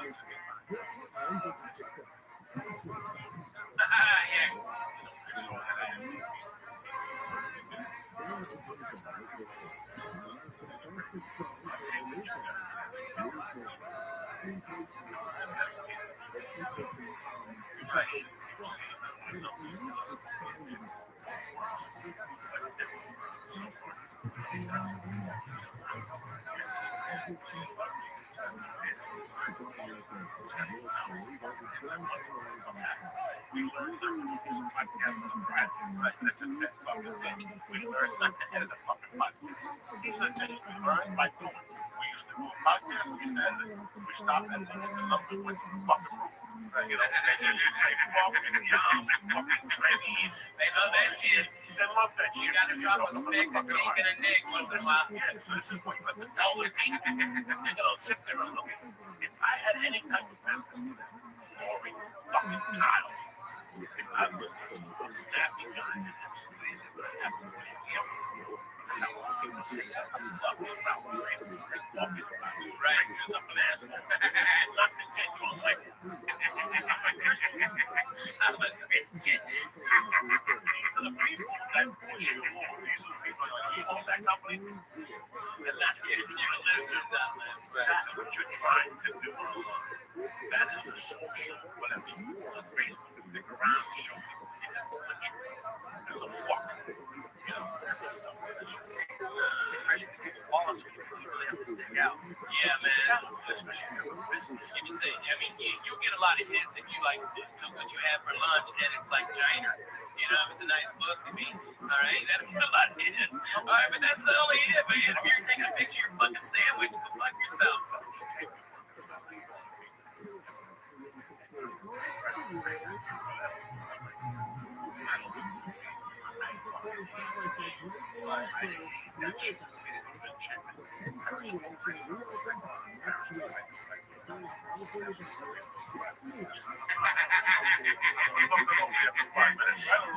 If you smoke a good weed, you smoke the joint, you act your soda, you act your donut. Is there anything else I can do for you? No. All right, see you later, bye. Pasadena later.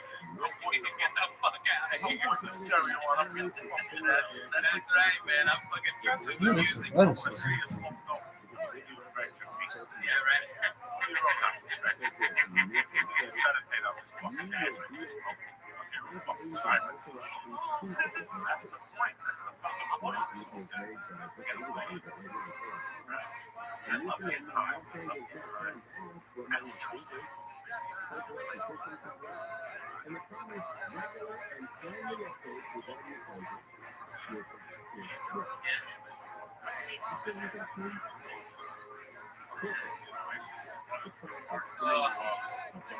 Man, fucking speaking of ISIS, I was down in Irvine. Holy shit. That is the most Arabs I've seen since fucking Kuwait. Alright? Holy shit, dude. These fucking retards, they throw their goddamn carpets out in front of the fucking fountain.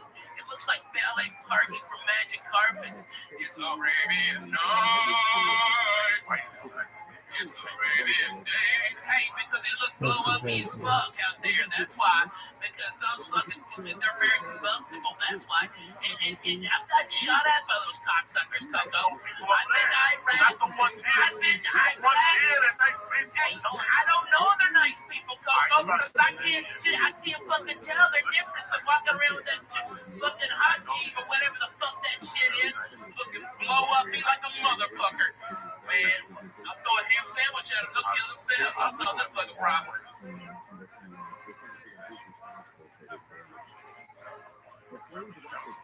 I like some of them. You know who I really dig, and it's fucking crazy? Iranians. I fucking like Iranians more than I do the Arabs. Right? Fucking way more.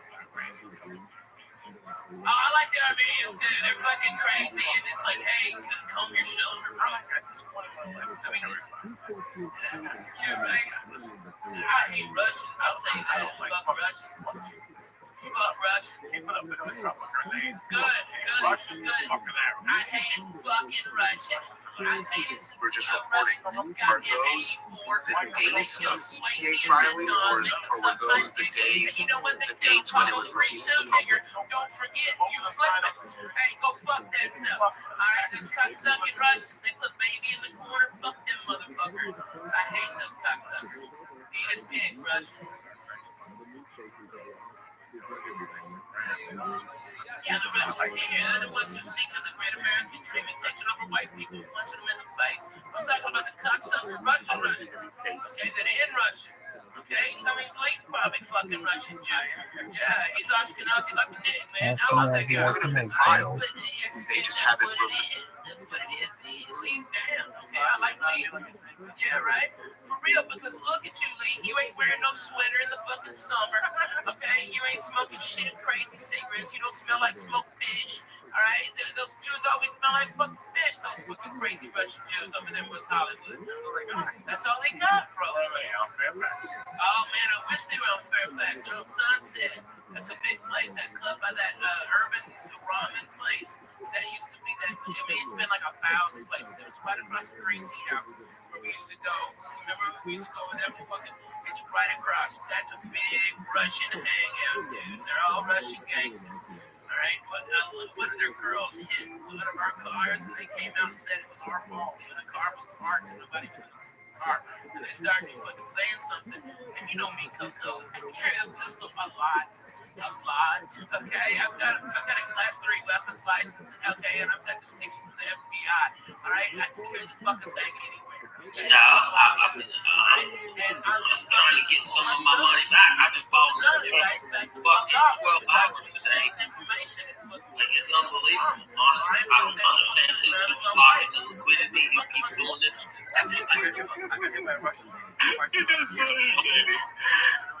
Yeah, exactly. 9 years old. Alright, with dude, just getting started for tonight. That bag is up 130% for easy. Oh, easy. Sit on some bag, man. Come on, you got it. I'm just like fucking up 5, 6 others. That tweet. There you go. I see it. It's your most recent tweet. Oh, yeah, you see the most recent. I'm putting another one out. Retweet that shit. Send on the bag. Oh, man. $1 bag. Easy. Send them. Come on. We're for the whole people. All the people want easy.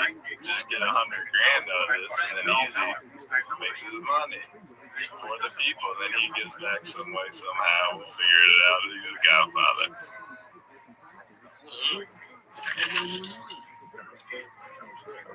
Come on. Dude, I was white trash. I was fucking white trash, and now I'm fat white trash. You know? Right, exactly. Fucking.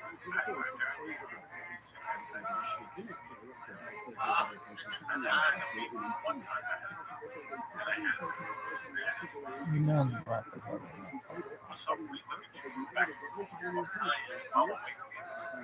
Oh, shit. What you making over there? What's she making for dinner? I don't know.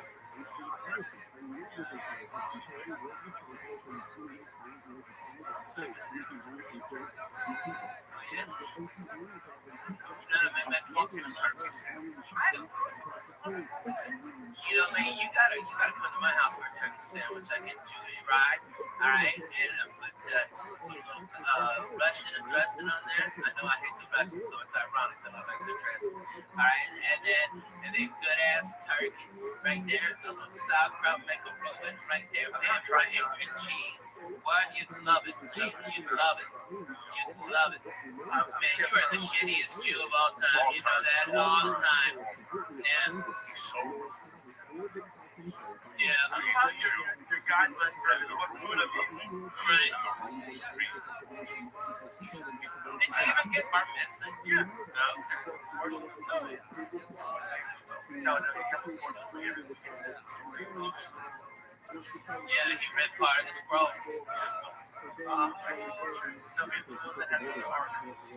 Yeah, man. Don't put all the animals into myself.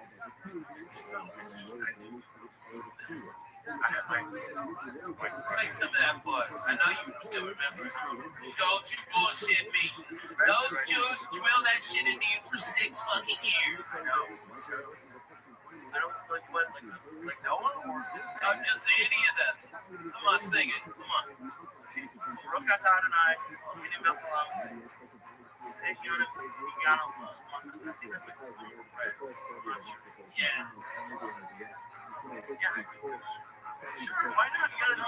What if you're ever in Israel? You gotta listen. No shit, man. Hey, and you know what? Fucking #1 in Israel right now. Church of what's happening now. Fuck yeah. Man, I like Israel. I like them. Yeah, it's kind of scarier. I went over there, it was fine. But now you see, I used to be home from Israel, but I got to look at it.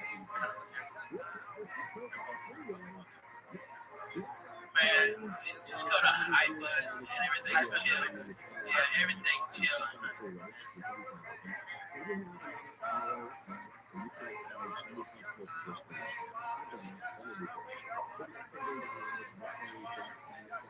that would be happy.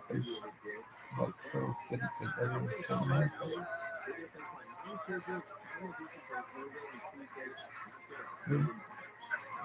Yeah, why not?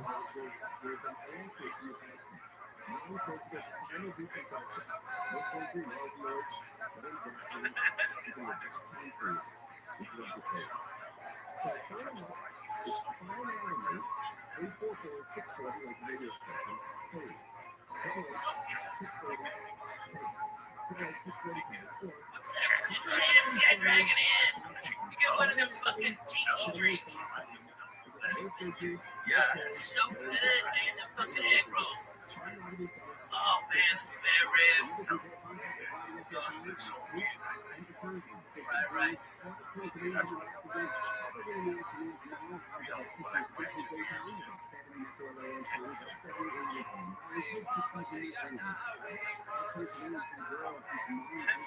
Oh, that's disgusting.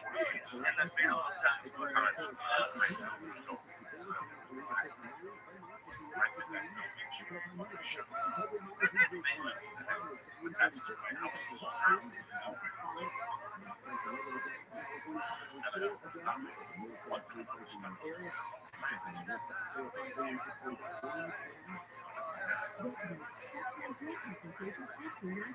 Try to totally discredit someone who's actually right. Who's actually probably one of the brighter people, right? It's just, again, it's an example of this systematic tearing down of reality and replacing it with narrative. I just wanted to say that. You're using a weird dictionary.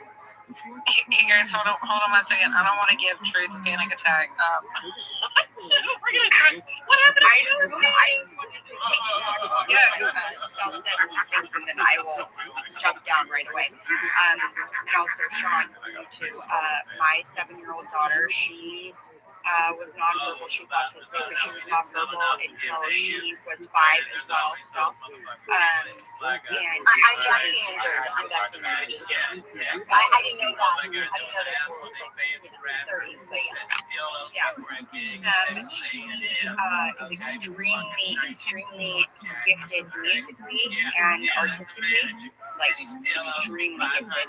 And I totally agree with everything you said, that when kids who are, But I remember the guys that fucking fucked me when I needed it, man. $25 for an MC spot.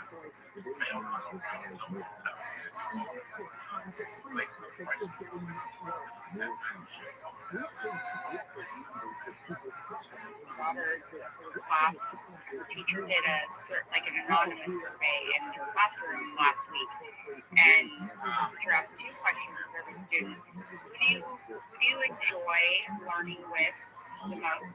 Would you like to get to know better and learn more with? And like 68% of the class put Coco for me. And 100% of the classmates put they want to get to know her better and to learn with her. So totally agree. I think sometimes when disabilities or any kind of learning difference, they find their skill, and she is like the most beautiful little human being. I mean, she's just so wise beyond her years. It's amazing. So I just wanted to chime in on that. Thank you, Jeb. I said with Mars or Freemason next. It was Freemason. That is right. Okay, I couldn't see him on my screen. Sorry about this. Go ahead. Yo, what's up, Barry? Is this the same space as before, or is this a new one? Okay, Babu, you sound like Freemason. Shush. Okay, we gotta go to Babu. Thank you. It is very challenging to be a speaker on that stage with so many celebrities, I would say. Just jump in. Fucking amazing. It's a little bit of Jesus. But yeah, I was using spicy, spicy. Depending on I didn't, but now I do. It's just flavorful. That's what, all these white people are afraid of Mexican spice. If you watch Mexican spice food, they just put a little bit of sauce and like a little bit of dumb white people are used to fucking ketchup on their goddamn tacos. Retarded. I was in Washington and my fucking buddy goes, let's go to Taco Time. Okay, it's a shit chain up there. And the fucking lady said, do you want mild salsa or ketchup on your tacos? And I fucking laughed. I go, bro, if you eat that, I'm gonna fucking fire you because I can't stand to look at your face. And we just left it there. We paid for it, left it. Fuck anybody who wants it. Ain't no Taco Cabana. Fuck no, man. No potato tacos for breakfast. Stop the They just Cheetos. stop at the motherfucking Kamachi. They don't know, man. They don't know. We used to fuck it up. Good times. Man, this summer was a little crazy for me. You know, my PTSD I thought was being handled with antidepressants, but it's not. It wasn't. And now it is. And now it's antidepressants and mood stabilizers. And man, I feel fucking like I haven't felt in 5 years, bro. I don't hurt. I am up at 7, throwing sidekicks for Jesus. I'm fucking the wife real good. I'm putting her legs up. I'm hugging my babies. I'm playing with my babies more. I'm more focused on it. And it's like, you know, man, you were absolutely right. I didn't like the fucking truth being told to me, but man, it was the goddamn truth, Coco. When you broke it down, hey, pal, you've been slipping a little bit. You were fucking right. You were goddamn right. And I didn't know how bad it was until I fucking went to the goddamn doctor, describing all my shit, and he goes, "You're under medicated for your PTSD. You were way the fuck under medicated." And now, man, I feel like I haven't felt in years, man. Like the whole world isn't closing in on me. Like fucking, like LA's not bothering me as much. Traffic doesn't bother me. Fucking nothing bothers me no more, man. I am fucking great with life. It is fantastic to not be pissed off, except for when deadly needed. You know what I mean? It's nice. It's nice. You're always one of the worst people to hit those. Like in the back of your head, you know he's right. And that's the fucking worst. And he's not right about it. Like I'm not saying you're right about everything. No one's right about everything. But when even a couple of those thoughts, and during it, you hate him. And it's just brutal. You hate it. I think it's anybody who you hate. It's so. I come on. 9 out of 10 men. I'm mad at that. But they're not doing that.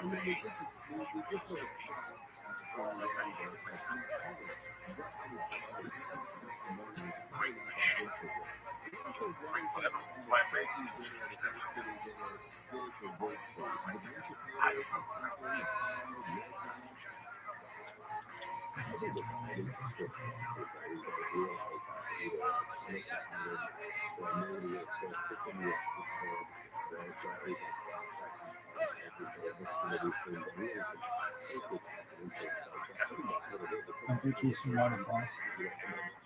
We'll stick to them.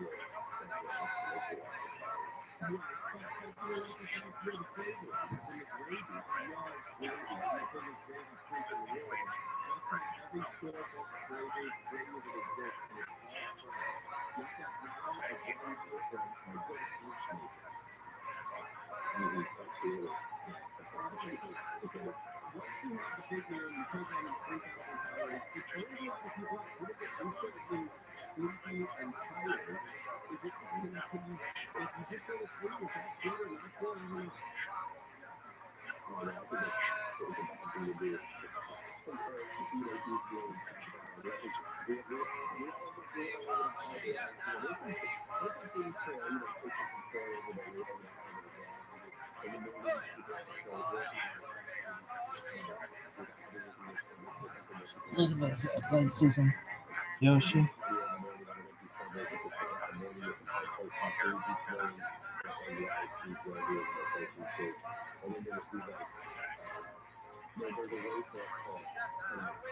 Wow.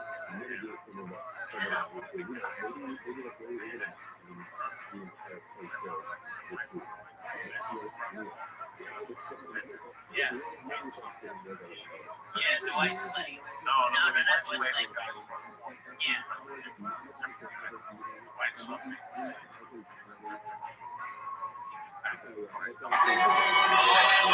Just LA to get Dos pesos de la por casa. homicide.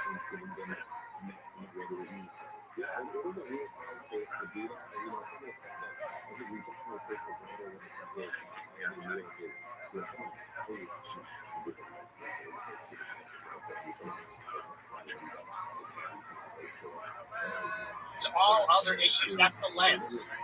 He said that you may be anti-Israel and not anti-Semitic, but for Ben Shapiro, that doesn't matter. He will fight you on that because that's the crux of his worldview. And so it's like the more that it's really about on a dialectical level forcing that issue. Forcing the dialectic on identity. That's why it's got to be identitarian in nature and not ideological in nature, because Jews can be conservative. Jews can be nationalist. People say things like, well, I'm against anti-Semitism. I'm also against anti-white. I'm in favor of nationalism for America, just like nationalism in Israel. And it's like, it cannot be general. It's got to be particular. It's got to be like, well, but they are different than us. They are not us. They are them and we are us. They are Jewish, we are Christian. They are fundamentally of a nation, whether they're Israeli or they're part of a sort of diaspora, unofficial nation, a stateless nation of Jews. But they're not in the same nation as us. And this has consequences.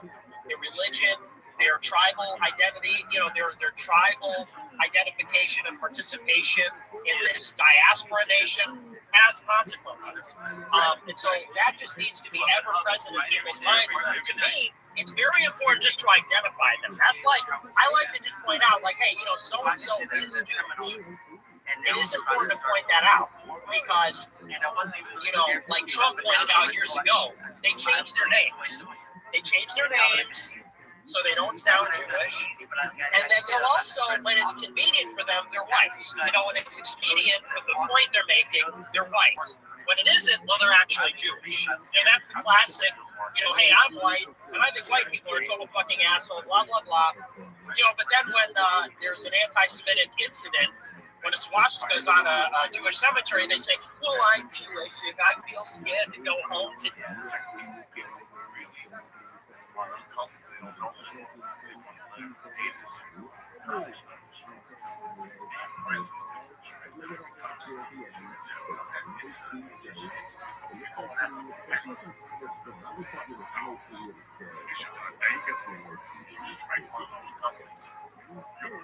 But expert, when the time comes, it's actually really helpful to people to already have the connection to know who to look to, or they're in, they follow you, so it's automatically in your feed, right? Like there was this Iceland volcano thing, and I apologize, I can't remember the name of the account off the top of my head, but it was like volcanologist, and I think it got like 25,000 followers in a day, and that's the sort of thing where some accounts, if they catch a radio intercept, or they find some really interesting bit of news,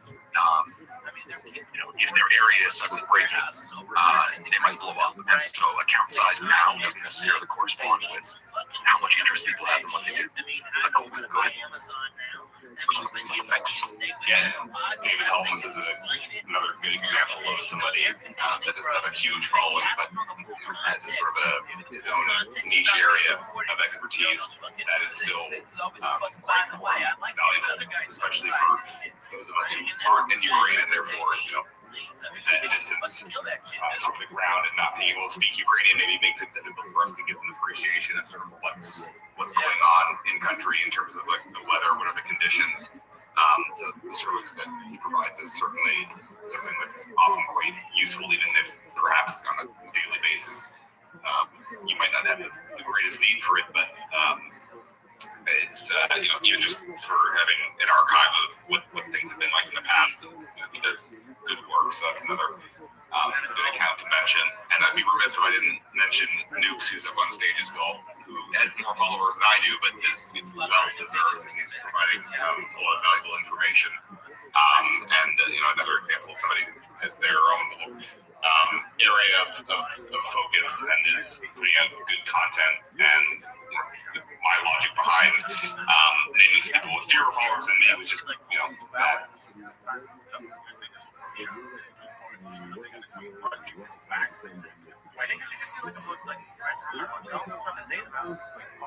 Yeah, and get it and do it off days. You can save a lot of money if you do it off days, bro. And you know, if you can and look into it, then you can adjust the size of the room. All right, so if you have a big turnout, they Counts that they decided to delete all these videos because it goes against their explicit policy too on the fly. It goes against their explicit policy for promoting terrorism. Well, there you go. So the drill tweet, the old drill tweet that I mentioned before in previous videos comes to life where, after careful consideration, deleting the previous tweet because you do not actually have to quote-unquote hand it to ISIS. If you don't, or Osama bin Laden, you don't have to hand it to them. They deserve no credit. So that, all the videos are now gone, all of them. They put it out to all the comedy clubs in the southeast. And all Did I say anything wrong? No, you're good. I'll check my DMs. Hey, there's a couple people in here that, like, I've never seen in this space, we haven't talked much, so I see you're politely holding your hands up. You might have to just go ahead and jump in. This is like the after-hour space. It gets a little raucous. No, thanks. I really appreciate that. You were talking about the terrible room you were in before, and I wondered if it was the same room I was in where the Muslims were trying to tell me that Jesus was a Muslim, and that's why the Muslims have a claim on Jerusalem. Utter heresy, and I personally. Yo, hey guys, what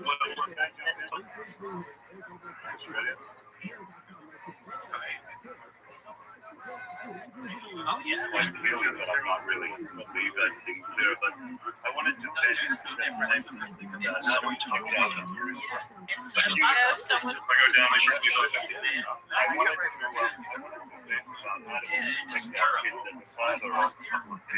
teenagers. I look with dismay at the marches. Oh, for fuck's sake, we're involved into total chaos in here. And I told them. I know you did that. Just when I look at the marches, the mad marches around the world, I look at yesterday's TikTok that somebody just mentioned about Bin Laden. And people say that this is happening again, like happening in Germany and the Holocaust. But I seem to be talking, I'm going to interrupt. So Julie, Julie said, I just want to quickly make one point, which is that I'll set it up. I'll get you a night. Okay, I know everybody from run out there and support you. Nashville always supports these podcasts, your comments, okay? And dude, and not only that, you don't even have to get a hotel. You can stay at my house. My house is like a blessing and for me, definitely just devastated me. But I had I'm going to tell you my story in a minute, and I give you like a cohesive, kind of a fact pattern. But it's just kind of amazing because over the years nobody believed me, and then God just keeps dropping these people in my lap. Like I've now reconnected with my roommate when I was 17 years old, and she was a witness to a police officer in Lenexa, Kansas, which is a suburb of Kansas City. Once he figured out I had no parental supervision whatsoever, he arrested me, took me to the basement of the police department underground, made me strip search, ripped out, I was on my period, ripped out my tampon, and made me spread my legs, and violated me just visually. Luckily, he didn't probe me or anything like that. But then he let me go because I had no one to sign me out. I was underage, and there was no parent in the state that could sign me out, so he didn't want to get caught. And my roommate, when I was 17, she got him fired. And here she is. I'm 58 years old. I'm a mother of 5 sons, and they are between the ages of 25 and 35. And for a lot of years, they're just like, wow, mom's got some stories that are kind of far off freaking. Of course, I couldn't tell them a lot of things until I came of age.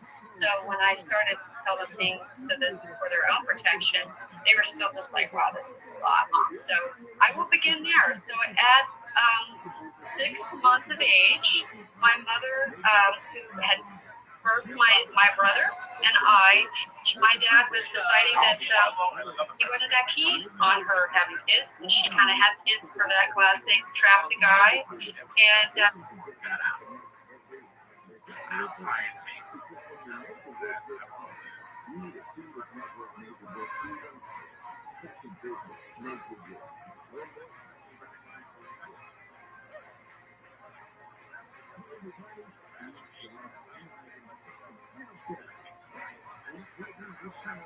picking up with another woman. I have 2 half brothers from that relationship. So I was abandoned by my father at 6 months and then promptly abandoned by my mother and left in a home with a brutal diabetic who was an absolute religious fanatic, watching 700 Club, Praise the Lord Network nonstop. And she was very sick and twisted, possibly maybe somebody dropped her on her head, we don't know, but she was going to a church where the extremism was such that her son was being molested by a woman in the church, and that was my uncle. And so my brother and I began to be molested at ages about 3 and 4 years old. And the interesting thing about that was that I was programmed at a very young age by my religious evil grandmother that as a female, a man would not be able to resist me. So my brother and I would be in the bathtub in the evening, which is not uncommon for a 3 and 4 year old girl and boy to bathe together. But I got different treatment. My grandmother would take me out of the bathtub and rub my vagina raw, and she would give me douches and enemas, which were really traumatizing and horrific. And while my brother watched, I remember my brother just kind of splashing around in the bubbles, and I was being, horribly rubbed raw and taught that my vagina was dirty, disgusting, and that men would never be able to resist me, and I had to keep my vagina clean. And when my uncle started molesting us, and she caught us in the basement, I was the one that got punished. So I got spanked and made to stand in the corner for being molested by my uncle. My brother did not get punished, and neither did my uncle, who was doing the molesting. And he was penetrating me with his fingers and things like that. So, I think I probably lost my virginity, at a very, very young age. I was very traumatized, and permanently so. So was this your mother's brother, your uncle?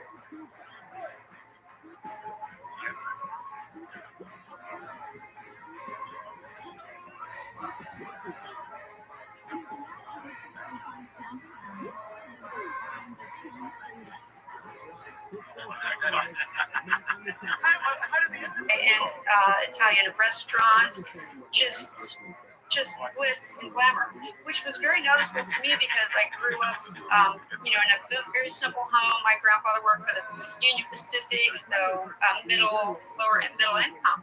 So there was glitz and glamour, cameras everywhere, famous people like people on TV. I remember meeting Robin from Batman and Robin, and Evil and Dean Martin and Jerry Lewis and Frank Sinatra, and Dean Martin ended up molesting me at the Muscular District. So my mom had me singing to Aretha Franklin and Dionne Warwick back when she had 8-track tapes, and I was standing on the front stage of her Galaxy 500, just belting out Dionne Warwick and Aretha Franklin. So when I started singing, people thought I sounded like a really powerful black woman because my diaphragm was heavily exercised even as a little girl. So I started singing. We all sang like the Partridge Family, starting about the age 7 or 8, and we were doing these really high-end gigs. Like my mom sang on the televised Muscular Dystrophy telethon. I think you might remember that I mentioned that I ended up with 5 kids with a rare form of Emery-Dreifuss muscular dystrophy, and I have it as well. So there's a connection there that I'll tie in later. So Dean Martin, he was always just a bumbling drunk. You'd see him there at some of these live performances. And here's another thing too: so many of these people who get all these gigs were actually worshipping them and laughing away all these Hollywood stars, the people running all of the late shows and stuff. Dean Martin, wouldn't surprise me one bit. Yeah, in fact, I have counseled someone who was molested by Jerry Lewis, but Jerry Lewis actually preferred boys. And you might remember, if you do just a little dive, you don't even have to do a deep one. You'll find the Rat Pack, and they openly, that's Sammy Davis Jr., Frank Sinatra, and Dean Martin. Those guys all worship Satan openly. And back, it was publicized during the Satanic Panic, and then the media did their beautiful job to hide that. But yeah, I was right there performing on stage Now, my mom had me, we all had, our family song was Tina Turner's Proud Mary. And my mom ripped that song up. She was very, very talented. And she taught me to sing like Tina Turner. And so my brother was a singer, and we all just, you can imagine looking on a stage, and you see these two kids, 7, 8 years old, just performing at a Las Vegas television show with Frank Sinatra. I mean, it just really, the people were just like blown away that these kids could sing like this. And so after my signature song was Jesus Christ Superstar, I Don't Know How to Love Him. Now that one is kind of interesting because that's where she's singing about how she's trying to figure out how to seduce Jesus and talking about all the men she's had before. So I would spend a day at the beauty salon having my hair done up in a beehive and put on this heavy makeup, red lipstick, looking like a straight streetwalker. And then they would put me on these huge staircases in the middle of these Las Vegas hotels and do all of these photo shoots that would end up in the local newspapers. And then I would sing on stage. And after we would do our performance, then my mother would send me off the stage to continue, because of course she would keep the kids on the stage all night. And so back then we had the Roy Rogers and it's the non-alcoholic beverages, so the kids we could get up on stage and be in the bars, like they don't allow that these days.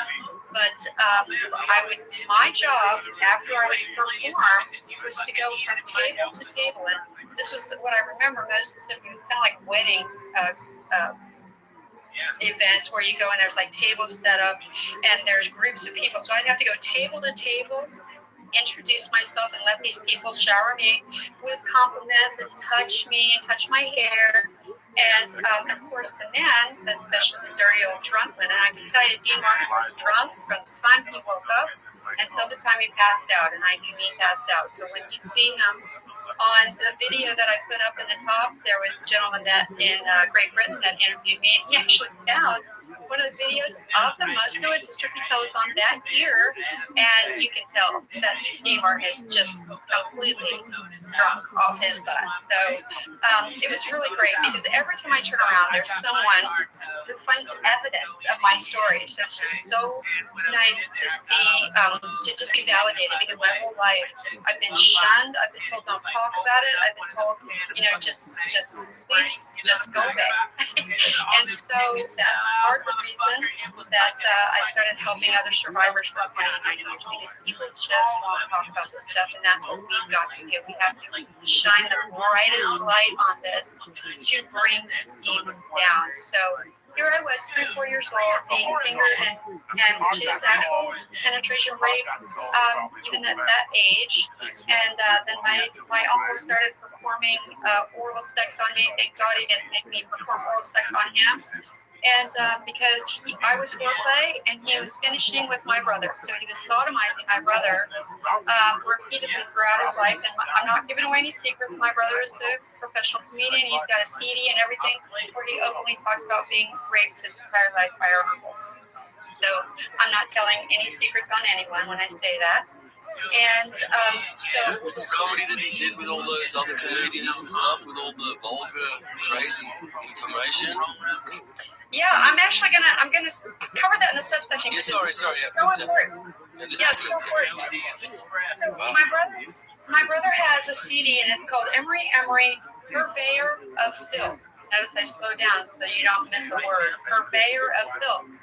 And it's subtitled Psychotic Ramblings of a Chronic Masturbator. So I think it's safe to say that my brother probably absorbed a lot more than I did. And owned it. I should have known when he named his cat Lucifer that was no longer a joke. And I will just say as a side note, I was when Friends first came on the scene in the first couple of years, we got backstage past the forest with my brother. We were back in the green room, so that was studio audience, so we all got to see them perform. But then we got the privilege of going back in the green room when they would go powwow and talk about their next segment. And they always put their hands together, their fists together, kind of like football. Well, I should have said, hail Satan. No, they try to make a joke out of it. But when people are so shocked that, Matthew Perry just died and that Jennifer Aniston might be a male and might be a Satanist or something like that, I've known this for 20 years, or more. So I just want to drop that little bomb there, just in case anybody's wondering. I've seen a lot of things up close and personal. So, and I can prove a lot of this stuff. So that's why I come out here to spread awareness. So yeah, what Reptile Robert was talking about is my brother back in 2005. I had moved to Florida and I was having my babies, which my brother did not agree with. When I got pregnant with my first son, he was like, "You should abort that baby. It's going to destroy your life." So he was kind of that persuasion. Now I came in up in the top. I came in with central heterochromia. Now, if you do any research at all, you can find that it's 1% of the population have these eyes.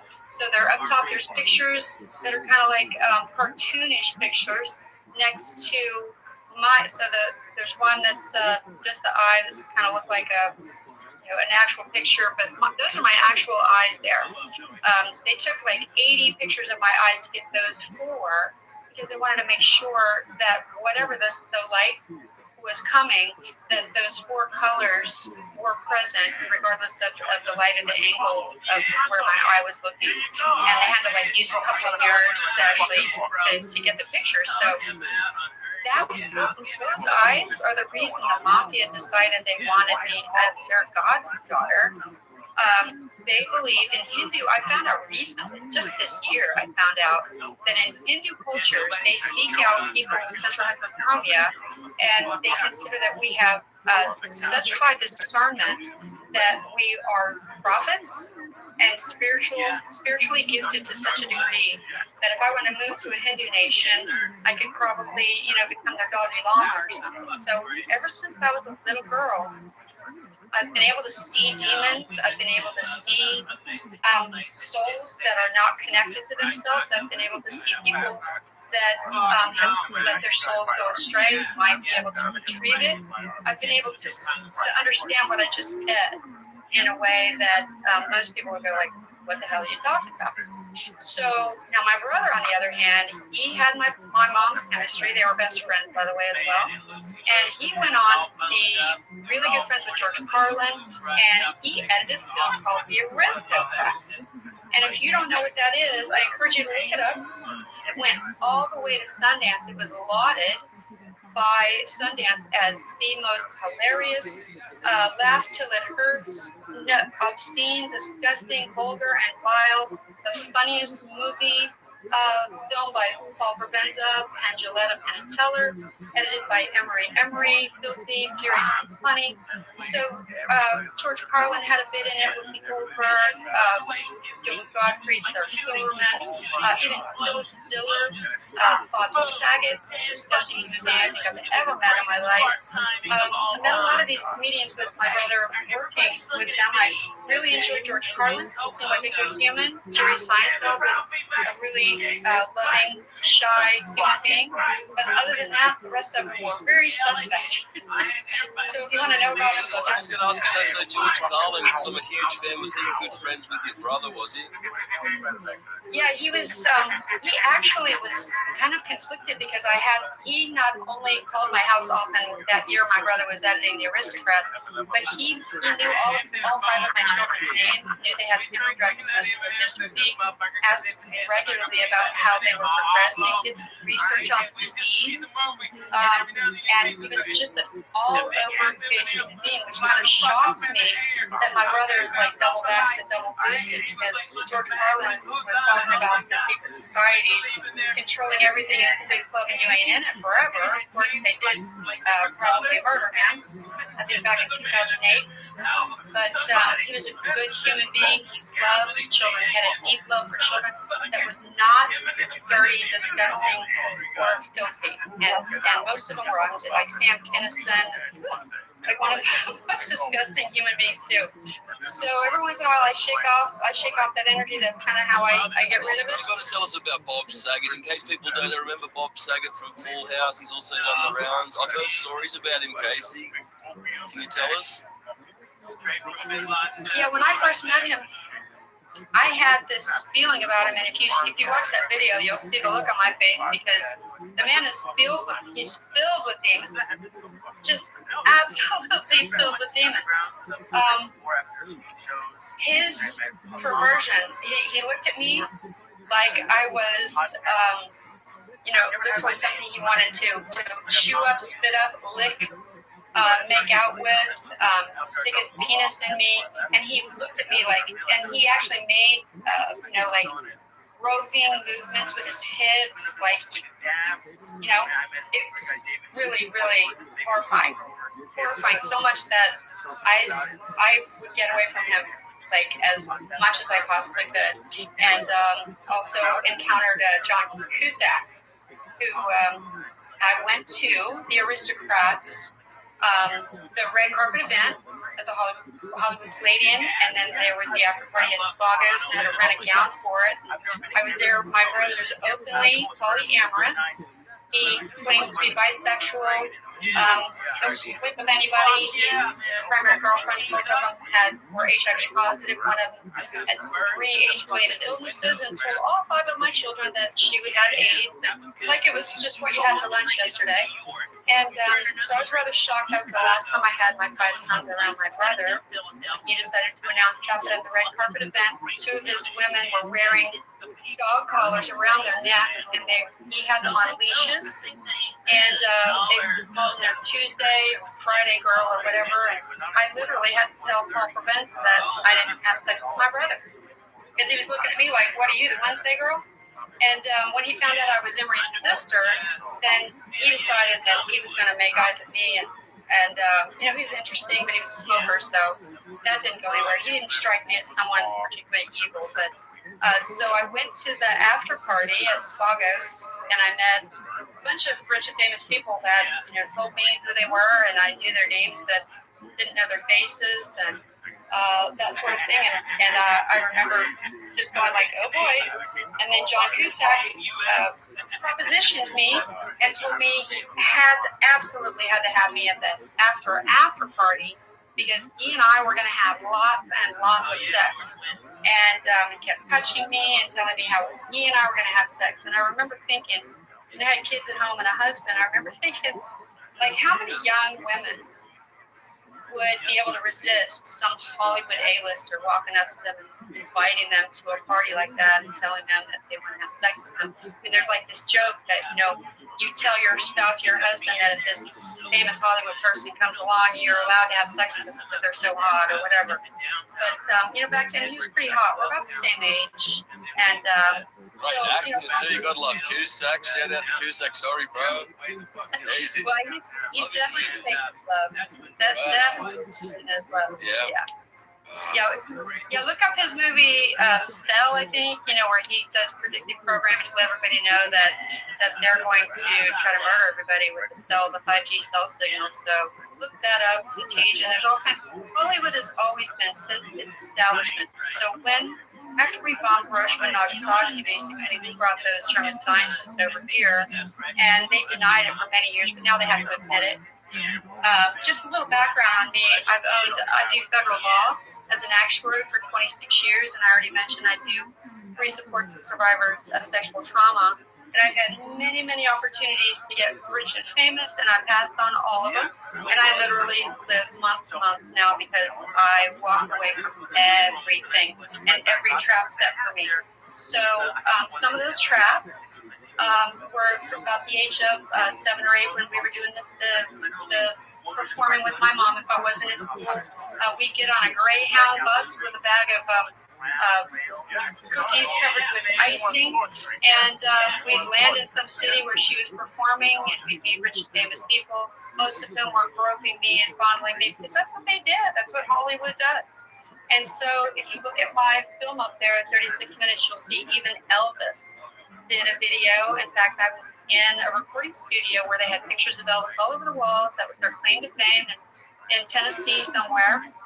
And they have a video in that they were able to find some supporting document to show that even Elvis was grooming young girls back then sexually. And Priscilla Presley was like 14 when they first started dating. So this shouldn't shock anybody. So I think we really need to take the blinders off and realize what's going on. Because when I was not with my mom, I was at different families' homes. So my brother was very hyperactive, and I had the good girl syndrome. So I was like, I try to be perfect, had straight A's, and I would try to be really quiet, and I would try to get Emery to behave so that they didn't kick us out. We were oftentimes, families would get sick of taking us in and they moved us to somewhere else. And so we'd end up at social services or at great uncles' houses, great aunts' houses. I remember we were like at a hoarder's house, somebody who never cleaned their house their whole life, and they had us doing their dishes, and their husband was groping me in the middle of the night, and they would like stick his hands between my leg, and while I was up on the ladder scraping wallpaper off his dining room wall and doing his dishes. So to me, everybody was a pedophile because everywhere I went, every home that I went, most of these social services places that were taking in children, they would do so because they wanted to grope these kids. And just really quickly too, this is really important because we often focus on the elites and know that they're into it, but the true scary thing is it goes all the way down to, you know, the local police guy, somebody in a church, a school. I don't care where you live. This is so organized, this group, and they've got tentacles everywhere from the lowly cleaner all the way up to the president. And can you believe it too, Casey? If it was just a few rich guys wanting to take over the world, I'd be like, you know what, that's expected. But when you do go down the path of the conspiracy to discover that it's a pedophile sex cult, like, this is unacceptable. This is crazy. And it's not easy. It's not as easy for them to hide anymore. And the truth's already out. It's just a matter of time. So we're in such a precarious situation right now, Casey. Yeah, and people say to me, I had it said to me as recently as last week, like, oh, Casey, you know, you're just all talking about Hollywood and Satanists and stuff like that, but, you know, we have a bunch of other subjects, but I'm here to tell you, they're all connected. They are all connected. So, I was trained, I was followed in, so by the age of 11, I had been molested and were raped by 5 different males before the age of 11. And so when my mom got married and she came to Kansas City, she came off the road, and the mafia had enough that they had arrested Nick Sevilla, who was the head of the Kansas City Mafia family, and he pretty much their family owned all of the River Key, which is all the hotels and the nightclubs on the river in Kansas City. So by arresting the Kansas City crime family, they collapsed the Kansas City economy. And so that's kind of when I became aware that I remember thinking it was cool, you know, that my family worked for the mafia because they're the only ones that could get a good job. And so, and I also want to say that my mafia family took really good care of me, and I'll tell you why. They had an idea for me. I had the central head for Chromia eyes. They knew I had spiritual gifts. They knew that I had discernment that was off the charts. I was highly intelligent and very aware. My conversations, even as a child, were that of an adult. And so I played, you know, like a grand piano. I sang, and with an enormous range. They taught me to sing, and they had me singing in a way that was just very like a power singer. They had me dancing, very sexy. I even talked my little 13-year-old girlfriend into doing a dance skit with me, and she ended up getting gang raped at a really ritzy party as a result of that. So they were grooming me to lure other women in. So they were very nice to me. So I'll say this, that the 4.5 years that I lived with my mother as a mafia goddaughter in the family, protected by the family, is the only time of my childhood when I was not being molested or raped. So let that sink in. Doesn't that say a lot? Even the mafia are like, you know, they probably want to make money out of it. It's this true evil cabal. God damn, you don't believe in Satanism or evil? There's nothing more evil than child abuse. Nothing that I can think of anyway. Okay. Hold on, X, mute your mic. Okay, there's a few people who want to speak. We're going to keep it on topic. Respect, and you can ask a question or a comment, but let's keep it short and sweet as we go to unvaccinated. Go, brother. Yeah, Michael, I just had a question for the for Lady Martin. Were you a part of NK Ultra? And you sound like you're famous. You know, Charles Manson was supposedly part of NK Ultra too. You know, they're crazy, but watch the interview. I didn't NK Ultra. How do you feel about NK Ultra? Yes, I was part of the sex kids programming. I did not know that at the time, obviously. But yes, Charles Manson, you know, the woman that he carved the baby out of was the wife of a pedophile. The name is escaping. Roman Polanski, Sharon Tate. Yeah, and Roman Polanski, he's like in all of Hollywood came in behind him and said, "Oh, poor Roman, he's just raping a 13-year-old girl." I was regularly at the age of 13, I was expected to put on a push-up bra, wear the sexiest outfit, and entertain people and allow them to touch me any way they wanted to touch me. Put their hands around my neck and French kiss me. It was a requirement. I was the hostess, and in fact, I remember my mafia godmother, my boyfriend's mom. It was just a known fact that the women, the wives, have an exclusive special seat at the table. So they are always honored and respected, the understanding that their men have multiple women on the side. And so that was something that I witnessed and that I was being groomed to accept. And I'm happy to entertain stories, and I'll just move. I love to just kind of move through my story. But yes, I was sex kitten programmed, and that is so. I was always dressed. One of the flags of that is to the animal prints. So all of my clothing was animal prints, and the lipstick was always. To this day, I can't bring myself to wear anything but red lipstick or red nail polish on my toes. And I'm like, I think that's left over, but God protected me from the rest of it because I had this ironclad discernment. I have this contract with God, and they just laid out opportunity after opportunity for me, and I would sit back and I'd let them do it.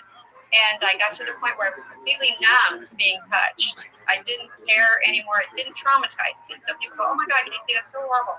But it did not traumatize me. For 29 years, I have so much empathy for women that are treated much worse, trafficked and raped and repeatedly, and so on and so forth. So I count myself lucky. But yeah, Manson was absolutely MK Ultra. He was absolutely training those young girls to do exactly what they were supposed to do the CIA's bidding. So you have to understand that they established. Yeah, I just want to say, I'm sorry to cut you off. The United States protects pedophiles. I mean, this is on record. Jeffrey Epstein works on the side. In prison, my mom was at 13 years. You can't even touch these people. They fucking CC up these people. Because when they go to the main yards, man, any respectable person out there, if they're white, black, or Mexican, or whatever, bro, they'll fucking kill these cocksuckers, bro. Because you don't do shit like that. That's the number one thing you do. You don't fucking harm children, bro. You don't harm children. That's the number one thing, bro. I've been saying this as well. Like, even with the mafia, I don't care how bad somebody is, whether they're a killer, a fraudster, whatever, unless you're, it's all of us versus these people that are actually doing this. This is how serious it is. It's intergenerational that people in abuse. It actually is true. It's so dark and diabolical. And how many women have gone through what Casey's spoken about? How many are out there right now either don't remember what happened to them because of what we're speaking about, or just can't really talk about it? And we'll definitely talk about what you're doing, Casey, which is connecting with people, helping people heal from this godforsaken torture. Yeah, before I know what I want to touch on two issues with regard to the MK Ultra. So I was delivering the newspaper in Little Italy, in Kansas City. So my newspaper route was my mafia family. Now, that's very bizarre for a 12-year-old to have in the dead of the winter. I would have to get up at 3 or 4 in the morning, get the newspaper ready, and deliver it so that by 6 a.m., everybody in Little Italy had their newspaper. And my mother was a lazy, she was addicted to Jack and Coke and Valium. She never got out of bed when she didn't have a gig. But she got out of bed this one middle of the night. I normally have this guy in a station wagon that would take me on my newspaper route. She took me one night. And it happened to be the night, you can even look it up, that Johnny Amaro was murdered. And he was working for the Sevilla family. So he was one of ours. And he was decapitated. So I was brought to the scene. I was delivering the newspaper at the address, and I was brought to the scene, and I witnessed the head of Johnny. We call him Johnny Green because they don't use their real names. So my mom worked for Tasconi's in Kansas City, Missouri on 50 Road, and Johnny Green, was her manager, and his head, and I knew the man. was in the mailbox of the car, and his body was, in the mailbox, and his body was in the trunk of his car. Sorry, that's a little traumatizing for me. So that's what they do with the MK program, is that they traumatize you. And imagine a little 12-year-old girl, and it was freezing. It was a February night, in the middle of the night, and there was snow on the ground, and there was blood everywhere. And his head was in the mailbox, and his body was in the trunk of his car, and my mother was there standing beside me. And I was, of course, I think I must have looked rather shocked. And she looked at me, and she grabbed my hand and squeezed it really tight. And I remember her fingernails like poking, almost ripping holes in my skin. And she looked at me, and I got the message. The message was, take that look off your face and have a neutral look. And so I was there, the police were on site, and they had all these bright lights so that they could see the evidence, and they had it all, taped off and so on and so forth. But being part of a family, I was kind of on the closer side of the tape where I could see. And then my mom got back in her car with me, and she told me, you are never to speak of this ever again until you die, and you can't even tell your brother. Okay, so here's this childhood from hell, family foster care, social work foster care, and the only human being in my life was distantly with my brother.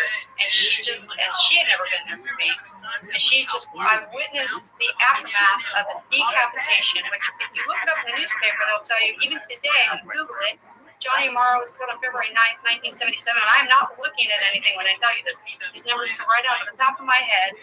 They will tell you that he was murdered in his garage, and it was never publicized that he was decapitated, and of course the Sevilla family probably responded with some kind of a hit against them, which I was never privy to or never know.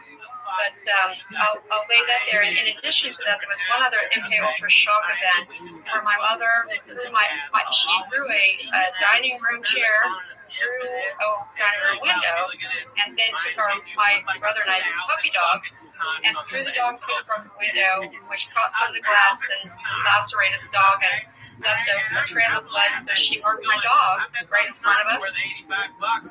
Another time when we ran away, because about once a year she would have a nervous breakdown, and I would have to be the one that would call the operator and then give the report and have her locked up in a psych ward. So I'll see if anybody has any questions so far on that one. And just before we continue, great points too, and thanks for bringing that up. MK Ultra, I read before. This hold on, wait a minute. This goes back to Nazi Germany, probably before that, but the Nazis figured it out. Russia did, and then it, also got perfected over in the States and all throughout the world. MK stands for mind control, because in German they spell control with a K. And you go check out Ewan Cameron, who involved the Dulles brothers, and they were experimenting on Canadians, American, all on record, just what we know, fact. That's where they had their first,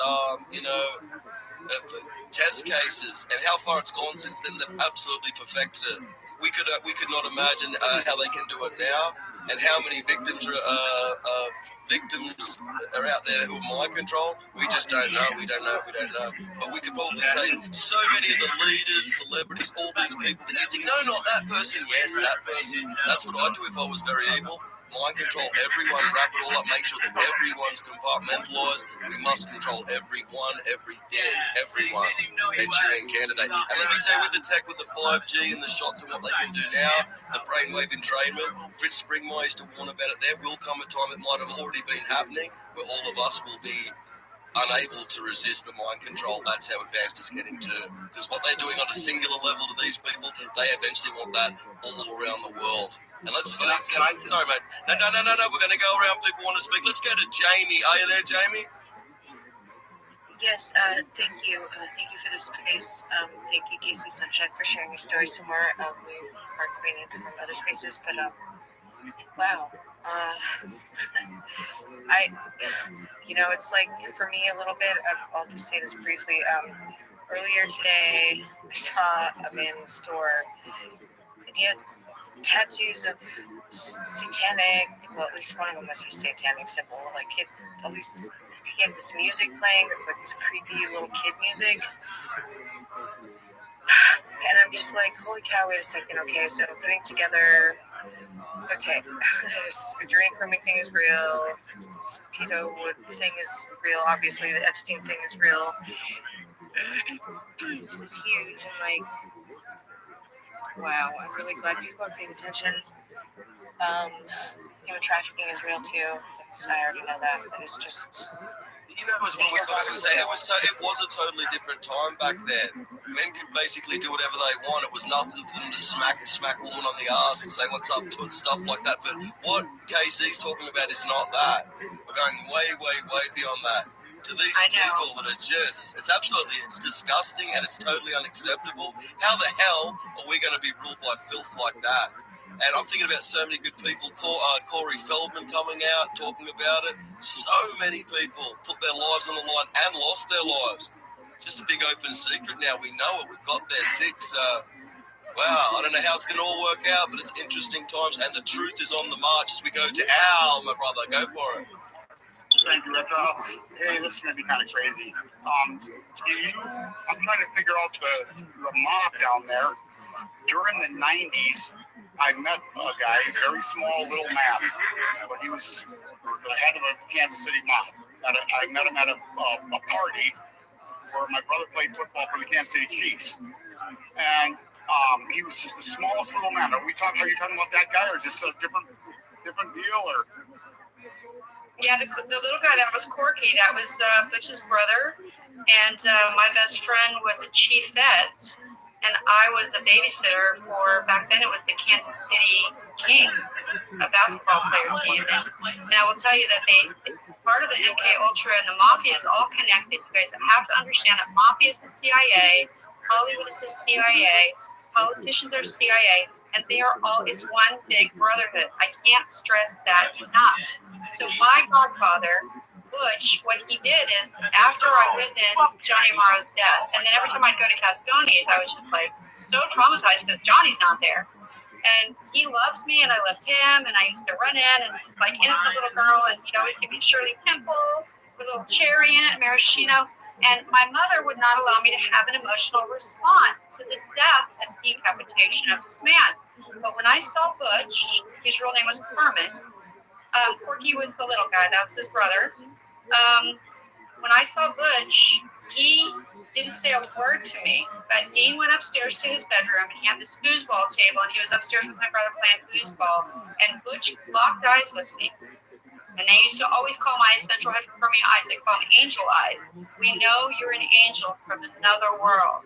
That's why you're one of us. And he locked eyes with me, and he said,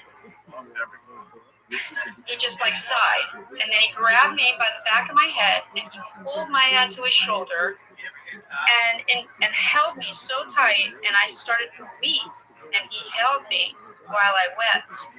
And then when I was done crying, he pulled my face back, he put his hands on my face, and he said, okay, that's a good cry, and we're not going to do that anymore, okay? Have you cried enough? Do you need to cry some more?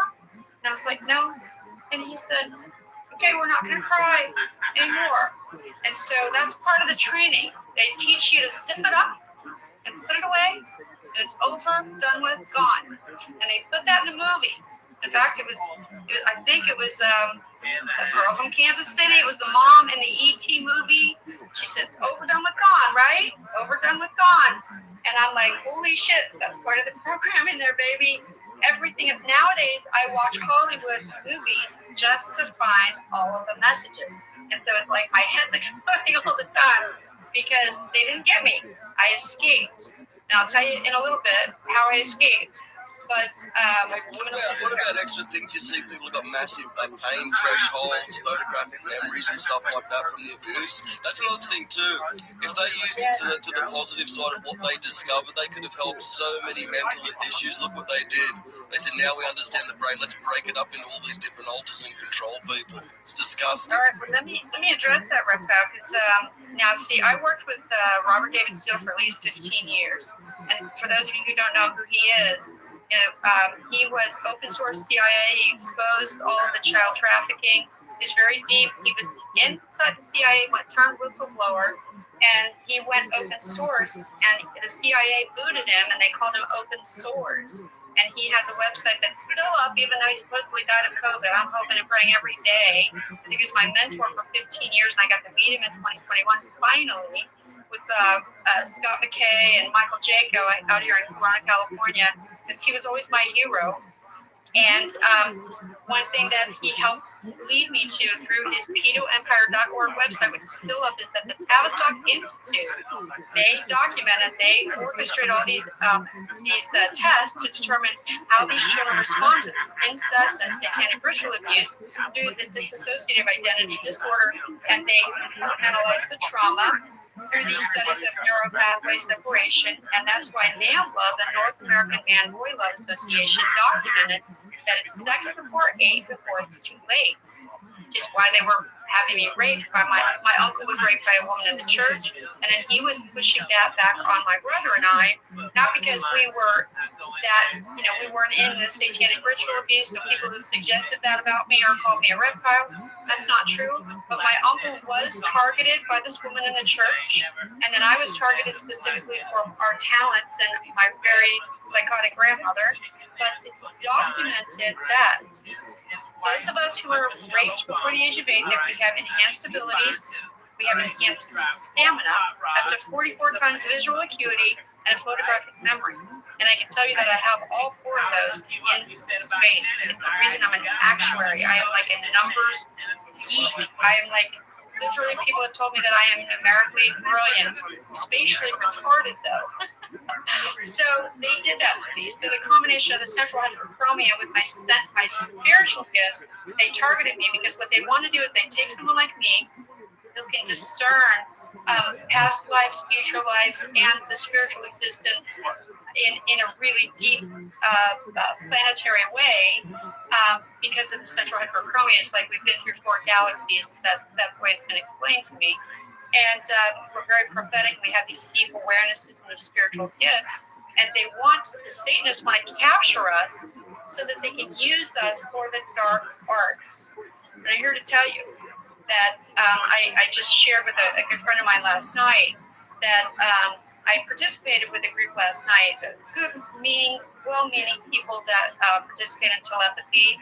And one thing I came away with was the dark arts are the dark arts are the dark arts. Okay, if you don't love God, you are not going to reach the level of, like, when I am in touch with my Savior, my God, I have goosebumps for hours, and there's no one that can shake me. I will literally die at the feet of Jesus Christ if need be, or his name is Yeshua. My God, I will never, ever turn to the dark side. So I want to just lay that on the ground. And I was returned my mother. She had a major nervous breakdown. She had a hysterectomy, and the addition of the phenobarbital on top of all the drugs and stuff that she was regularly taking, she had a psychotic break. She stabbed my brother with a pair of scissors, and then she stabbed herself in her new, fresh abdomen where they had done the hysterectomy. And we ended up with like 6 ambulances and all the police in the city right in front of our house on Vivian Road. And so she embarrassed the Kansas City Mafia.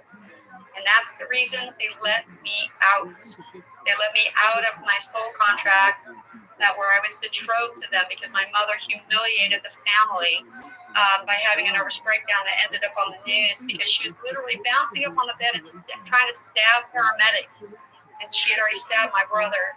So that saved my life. So my mom's psychotic breakdown, they put her in osteotomy for a year and saved me from the context with the mafia. I went back to just being garden variety, molested by my step grandfather and 2 of my cousins in another foster care system. So I'll land a plane there and see about that. Super interesting. Wow, absolutely. That's why your story is so incredible, because you got to see it, you got a glimpse into it, and luckily you came out of it. And if we get chances, we'll talk about L'Oreal and that story, which is incredible. But Casey mentioned Tavistock, so did I. It used to be called the British Psychological Warfare Division. Think about that. It was headed up by a dude called Dr. John Rawlings Rees. He's the father of lobotomies. These dudes figured out the brain. No shit. one of his good friends was a dude called Dr. Eric Cunningham Dax. He was based here in Australia, came down to Tasmania, and worked on Martin Bryant, who did Port Arthur Massacre. Everything's an inside job. Everything's mind control. I've never been more certain of it. And if we don't expose it, we're all going to become under the spell of mind control too. They're doing it right now. Hate to be like this, but it's very important. I was playing in their reptile. My mom ended up in a psych ward with Richard Ramirez, and if you remember it before they found out. The Night Stalker. Yeah, he had chewed off the breast of this woman named Julie, and my mom was in the same psych ward with him for a period of time. I think it was 1977, and then they committed her to Oswald. So I think the mafia had it. Okay, let's do the rounds. Let's go to Luna. Hello, Luna. Hello, and thank you for the mic. Hi, Casey. Good to talk to you again. I want everybody here to know what a wonderful person Casey is. She helped me greatly about 6 months ago when I said it. I love you so much. I want to tell a quick story. So, some people here may know that my grandfather was very high CIA, right? And they didn't say clearance at the time. When I was about 6 years old, he took me into the Pentagon, and he said, not many people go past these doors. And I remember that clearly. And then I don't remember anything else. After that, I had night terrors, terrible trauma about alien race. I can't imagine a little girl 6 years old in 1972 even knowing what an alien race looks like. So I had that encounter today, and by putting that together, I am only waking up to that now, and because of the communications that we're having right now. But we all know that people have been around for a long time. Paperclip, Bluebird, Artichoke, the other names, until it was Monarch. It's hard, man. And when it became Monarch, at that time, you see people at the end of their life, that cancer is a miserable experiments, and if anybody's ever seen Stranger Things, where they had 11, I'd rather get slammed into a sign on the 5 and break that bitch. I'd say, God forbid, but hey, I'd rather take that than that stuff, you know what I mean? However, I do believe that adrenochrome is used because what adrenochrome does slows down consciousness to get to another dimension, and you can enter another portal. And just relate that to what I'm saying about Stranger Things. They're literally telling the flash, but nobody's putting together the missing piece of the puzzle, which is an adrenochrome that would have been used in the Operation Monarch program. And I just want to know your thoughts on that and any kind of feedback. And thank you so much for the mic, and I really appreciate it. Thank you. Yeah, Monarch was the progression. That's probably where I came in, because that's where the sex kid programming is. Yes. It's where they got a lot of the Mickey Mouse, the Britney Spears, Miley Cyrus, and all them. I was in the first Shields group. I have I saw kids, but they're confined. The parents put the fear of God into these kids. Yeah. You know, Friday night I went to this trunk or treat. You know what, man? Did Mercy have a great time? Fuck yeah, she had a great time. You know, did I have a great time? Fuck yeah, watching her and watching the kids and watching my wife. I dressed up. I put fangs in my mouth, and she kept saying, "No, thank you, Daddy." Which means take the fucking fangs out of your mouth. No, thank you, Daddy. Because she would keep tugging my cape. No, thank you, Daddy. It was the cutest fucking thing. I went in there and I had a great time. We got that 5:30. The dinner they made us was, you know, not bad. It was a cheeseburger with macaroni salad. It was a barbecue. I enjoyed it. And then I watched her play ball with other kids. And I could tell that we're halfway there. We're okay. We got an okay kid. The ball hit her in the face 3 times. She didn't cry. Some little boy dressed up as Captain America got hit once. He wouldn't stop crying. But when the kids left to eat, she didn't want to eat. So she stayed with me. She goes, Daddy, come here. And I started playing ball with her. So when kids came over to play, she was like, da, da, da, da, da, da, da. It's me and him now. And she was going fucking nuts. That was the only problem we had all night. Everything was great. But back to Trunk or Treat, it's like cars get together. It's like a beautiful car show. And they back up and they open their trunks and they hand kids and they sit in front of the trunk with disguises.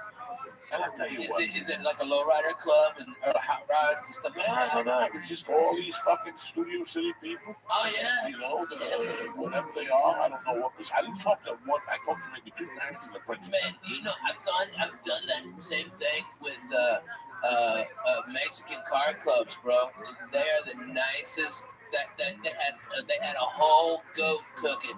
Okay, I mean it was the real deal. Old ladies was making tortillas. Okay, they was handing out good candies and stuff like that, having a blast. They had a pan, a salsa pan. It was on, man. I'm telling you. This was for fucking kids. Yeah, that's what it was for kids too. Yeah. There's no fucking salsa pan with this kids. I'm telling you, there was. They're all white kids now. This is white kids. There's no salsa band. There's no Beatles. They're barely walking around. You want to hear about white people? So these motherfuckers, I mean, the most interesting thing in the world was I looked at them. What the fuck is this? I know. I almost have a nervous breakdown. What the fuck is this? This is like all wicked shit. And I go, this is what we have now. The parents scare the kids. And you know, let's get together. Let's put them all together. When I was a kid, you know, one parent when I already held hands and you fucking knocked down doors, yelled. You know, Saturday night, I didn't see people until 8 o'clock at night. How much pop do I smoke on my balcony at night, people? Tons. I'm standing out there, and I was scared to smoke. My kids are going to walk up on me. After 30 minutes, nobody said nothing. Every once in a while, I'd see 3 kids in a parent. But the used to run with 80 fucking kids on things. Yeah. You ran 80 deep on things. 80 bundles of 20. Yeah, bundles of 20. I didn't see that. And it's just, and I know. And they found needles and fuck every year. Some fucking dummy in Pittsburgh sticks hypodermic needles and fucking chocolate and this shit. Man, that's why I tell all my kids, hey, Daddy has to inspect all of your candy. I need to find out all of this shit. That's what I did on Saturday night. Friday night, though, I got so high after Trunk or Treat. I went home, she came home with a bag of candy. I kept sitting there, and I just started talking to her like cocaine, like 11:30. Yeah, and you have one Reese's. Oh, you're fucked. You're fucked. Reese's will fucking put you over the limit. If you start with the little ones, the bullshit. That's what I started with. Oh, then I ate 3 of those. I took 3 cups. Getting cups out everywhere, I went back, got the whole cup. I went back, got the Swedish fish. All those Swedish fish, that's my world. That's my world since I was fucking 5. Since I came from Cuba, I discovered Swedish fish. The red ones or the multicolored? Listen, the red ones. They only come in one color, Swedish fish. That's it. The ones at 7-Eleven in the back. That's the only one I eat. All those imitations, skinny worms and shit, shove those up your mother's ass. I don't eat none of that shit. I'm a fucking Swedish fucking fish fan since day one. When I was a kid, I'd buy them by the box. When I said I'd get a brown bag and I'd stick my hand and put them in my pocket. That's how it was. When I was in your pocket, in a bag. Oh, yeah, you get, there's a big tray of them. No, I bought the box from the wholesaler. Oh, really? Holy shit. Grade. I used to know where to buy the box. There was a fucking wholesaler for candy. I was a kid, I'm telling you that. I'm going out there, I'm going to tell nobody. Box of Swedish fish, box of cold devil. What's that? Devil, way before fucking these other dumb thieves thought about Big Red. See, Big Red, who makes Big Red? Wrigley. They bumped Devil Gun. When I was a kid, Devil Gun was cinnamon, but it was hot. You ate 3 slices, the asshole was going to be on fire. That's what Mexicans eat their kids when they're daycare. Yeah, we had atomic fireballs. That's all we had. Atomic fireballs. But you also swallow gum. That's why you swallow gum. That's why your asshole's on fire. My asshole's not on fire because of that. I'm telling you, I've been swallowing gum since day one, so my body knows how to process it. See, who's going to swallow gum when you ate that you fucked up? I've been swallowing gum since day one. Can the doctor please email Joey Diaz? And do what? What's he going to say? I need to learn how to Listen, I have pulled the gum out of my asshole. I have pulled little pieces of gum sometimes. Out of the hair. Process, yeah, out of the hairs. Oh, God. Or sometimes you're gonna pull the shit out of your head and get the gum off.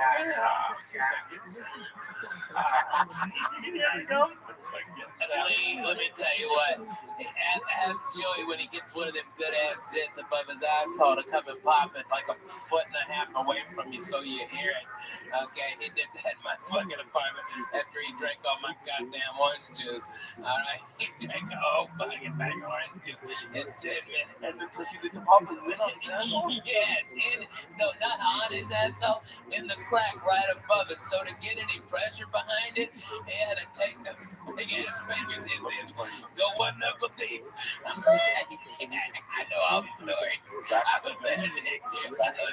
I'm ashamed to say, I used to travel by bus to a lot of gigs. Greyhound was my sponsor for a long time. Joey Express. Joey Express. I would get on that fucking downtown bus to El Paso. I'd drop you out and pick you up. The longest bus ride I did was New York City to Dallas. That was the longest because I had nothing going on. I'm going to go all the way to Kennedy and drop 200. When I'll be right here and I can pay the express for $48. I looked at just to get to Boston. It's like only like 2.5 days for like $100. So I would, if I'm just saying if I had to. Man, I travel by bus because I own one. Get a king size bed. Don't do that. I could never sit up. I could never sit like that. But you guys ought to jump on the bus sometime when we do this church at other parts of the country. Yeah. The bus will be here tonight. It'll get in tonight from Well, I'd like to Tennessee. speak to that. And, the solution is that you need to gonna be draw near to God and each other. All of God's children need to come together and stop being divided. And black magic is very okay. It's very alluring. So you have to check yourself. You have to ask yourself, am I being filled with spirit and love with God's children? Otherwise, I'm on the wrong track. So we've got to draw near to God and connect with God's children and be in service to God's children. So, and I just want to shout out to a lot of great people in here, Jamie and Todd and Dale and Hero and John down there. I just literally I love a lot of the people coming in here. We've been friends for a long time, and you guys have heard like a million different versions of my story, and I'm sure I fill in new things each time. And right now, I'm kind of up to age 13, so I would like to kind of go into a new layer, which is, so I mentioned before that at 13, I did my job. I brought in a 13-year-old victim for them that they gang raped. She was my best girlfriend. Her name was Brenda Michelle. They called her Shelly, and she was kind of a big-breasted blonde, and I saw it happen to her, and I was like, this will never happen again. They programmed me to do this, and I did this to my best friend. I didn't do it to her. I brought her in, and she couldn't say no. She was just so enamored with all of the attention that she got doing this dance with. And a shower on it, and I've got, I think there's like 6 air conditioners on it, so if we go someplace where it's hot, like I went to Bonnaroo this summer, and everybody, all these dirty white people out there when it's 120 degrees in dirt, fuck you. I took 3 showers a day. I was the sweetest smelling motherfucker out there. People were like, they thought I was Pharrell or something. I was smelling so good. Okay, I was doing it, Jack. It was awesome. Everybody's boo-hooing. It's hot. Yeah, me too. I'm gonna go make a fucking margarita in my bus, take a shower, and smoke a bone. Fuck you. I hate that band. It was awesome. It was so great. But that's how we gotta go, dude. We gotta go on the fucking bus. All right, your babies would go bananas in that bus. Your baby would love that paper bus. I can't go for that. I just hate it expired. Like, what do you think will happen? You get stuck in that gun. What happened? Yeah, right. What happened? A couple of weeks ago, I went swimming in Toledo. And I got on the fucking plane. The next day, I got here. Right? Oh my God. Look at that flag system here. Never seen anything. Work out. Look at this. Yeah. This is instant. Tyler, You can't teach that. That's all that. Yoshi. Where's the monkey? Dude, I'm past that. Yeah, you get slammed on your back. You know how much you eat your lunch? You take an apple, especially with the train. Really? Yeah, you gotta do all that shit because it lowers the inflammation. You gotta eat fucking, it's fucking wheat. Eat meat actually takes away the inflammatory. Fucking thing. Shoot, Google today, this is the front page of No. Yahoo today. What did it say? More people trying to medical marijuana prescriptions in there. Prescriptions are down. Prescriptions are going down. Yeah, the opiates are going down. Opiates are going down. Yeah, the benzos are going down. Listen, I'm telling you, as your brother, you fucking go. You work out with any problem, no savages down there. You walk home, you can't. Okay, I'll do an experiment, motherfucker. I will experiment. I will give you the lead one night, and a week later we'll do it again. I'll give you a chunk of real hash. You eat that hash. Call me tomorrow. Tell me which day makes you feel like. That's what Bruce Lee used to do. Nobody knew why he was eating marijuana 40 years ago. Danny DeSanto said that at Lincoln. That's why he was eating marijuana. Because he knew that a leaf will kill you. Yeah. A leaf and that eat your fucking liver. You gotta drink gallons of water. You take a leaf, you gotta drink fucking water throughout the day. That's why I don't take them at night. I take them like a jiu-jitsu band, so I'm not, or kettlebells. I'm not sore an hour later, whatever the fuck I do when you're sore. Sometimes you get sore from flying. Dude, I get wiped the fuck Oh, out. shit, man. First of all, like 6-hour flight. You fucking all right, yeah, okay, you fly and your connection in Dallas got bumped, so now you're in fucking Chicago, and you land at B32, and yours is next flight is H17. You got 15 fucking minutes, and Chicago, the fucking terminals are so close together that there's no room for a fucking one of them chairs. You give $20 to a black guy with a golf cart. No, you gotta fucking hump it, dude. You gotta fucking rock. And then if you're hungry, you won't eat. There's no eat. Sometimes I take out one night with my ear infection. It's too light. It's really told me to get it's like, oh, I'll eat it. I eat it. That night with the infection, I popped that right in that place. It's like that history fucking book.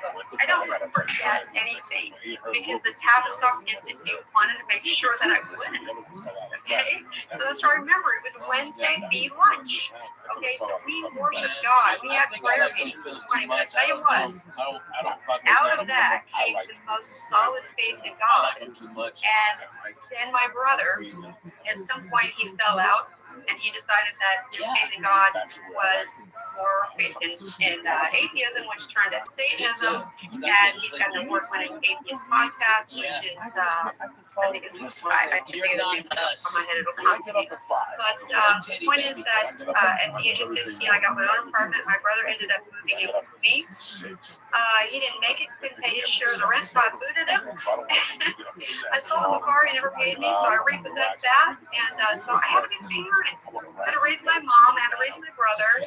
And then at the ripe old age of 17, I was working 3 jobs and trying to keep a little studio apartment. Yeah, you fly to the other side of the fucking country for 6-7 hours. Okay, you get in your fucking shit hotel at 1:30 a.m. Those dicks are coming to pick you up at 5. They didn't even call ahead and be considerate of what kind of coffee do you need. There was this predatory cop in Lenexa, Kansas, that would see these women that would go to Pogo's for dancing.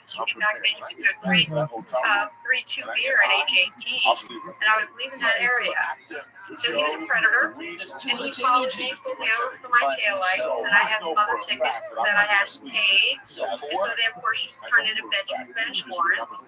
And he used that as an opportunity to strip search me and make me remove my tampon and bend over and traumatize me. And my roommate, her name was Lori, we were 17, and I was living in Olathe, and I went home, and I curled up in a ball in the bathtub, and I cried for 3 hours. She sat at my side.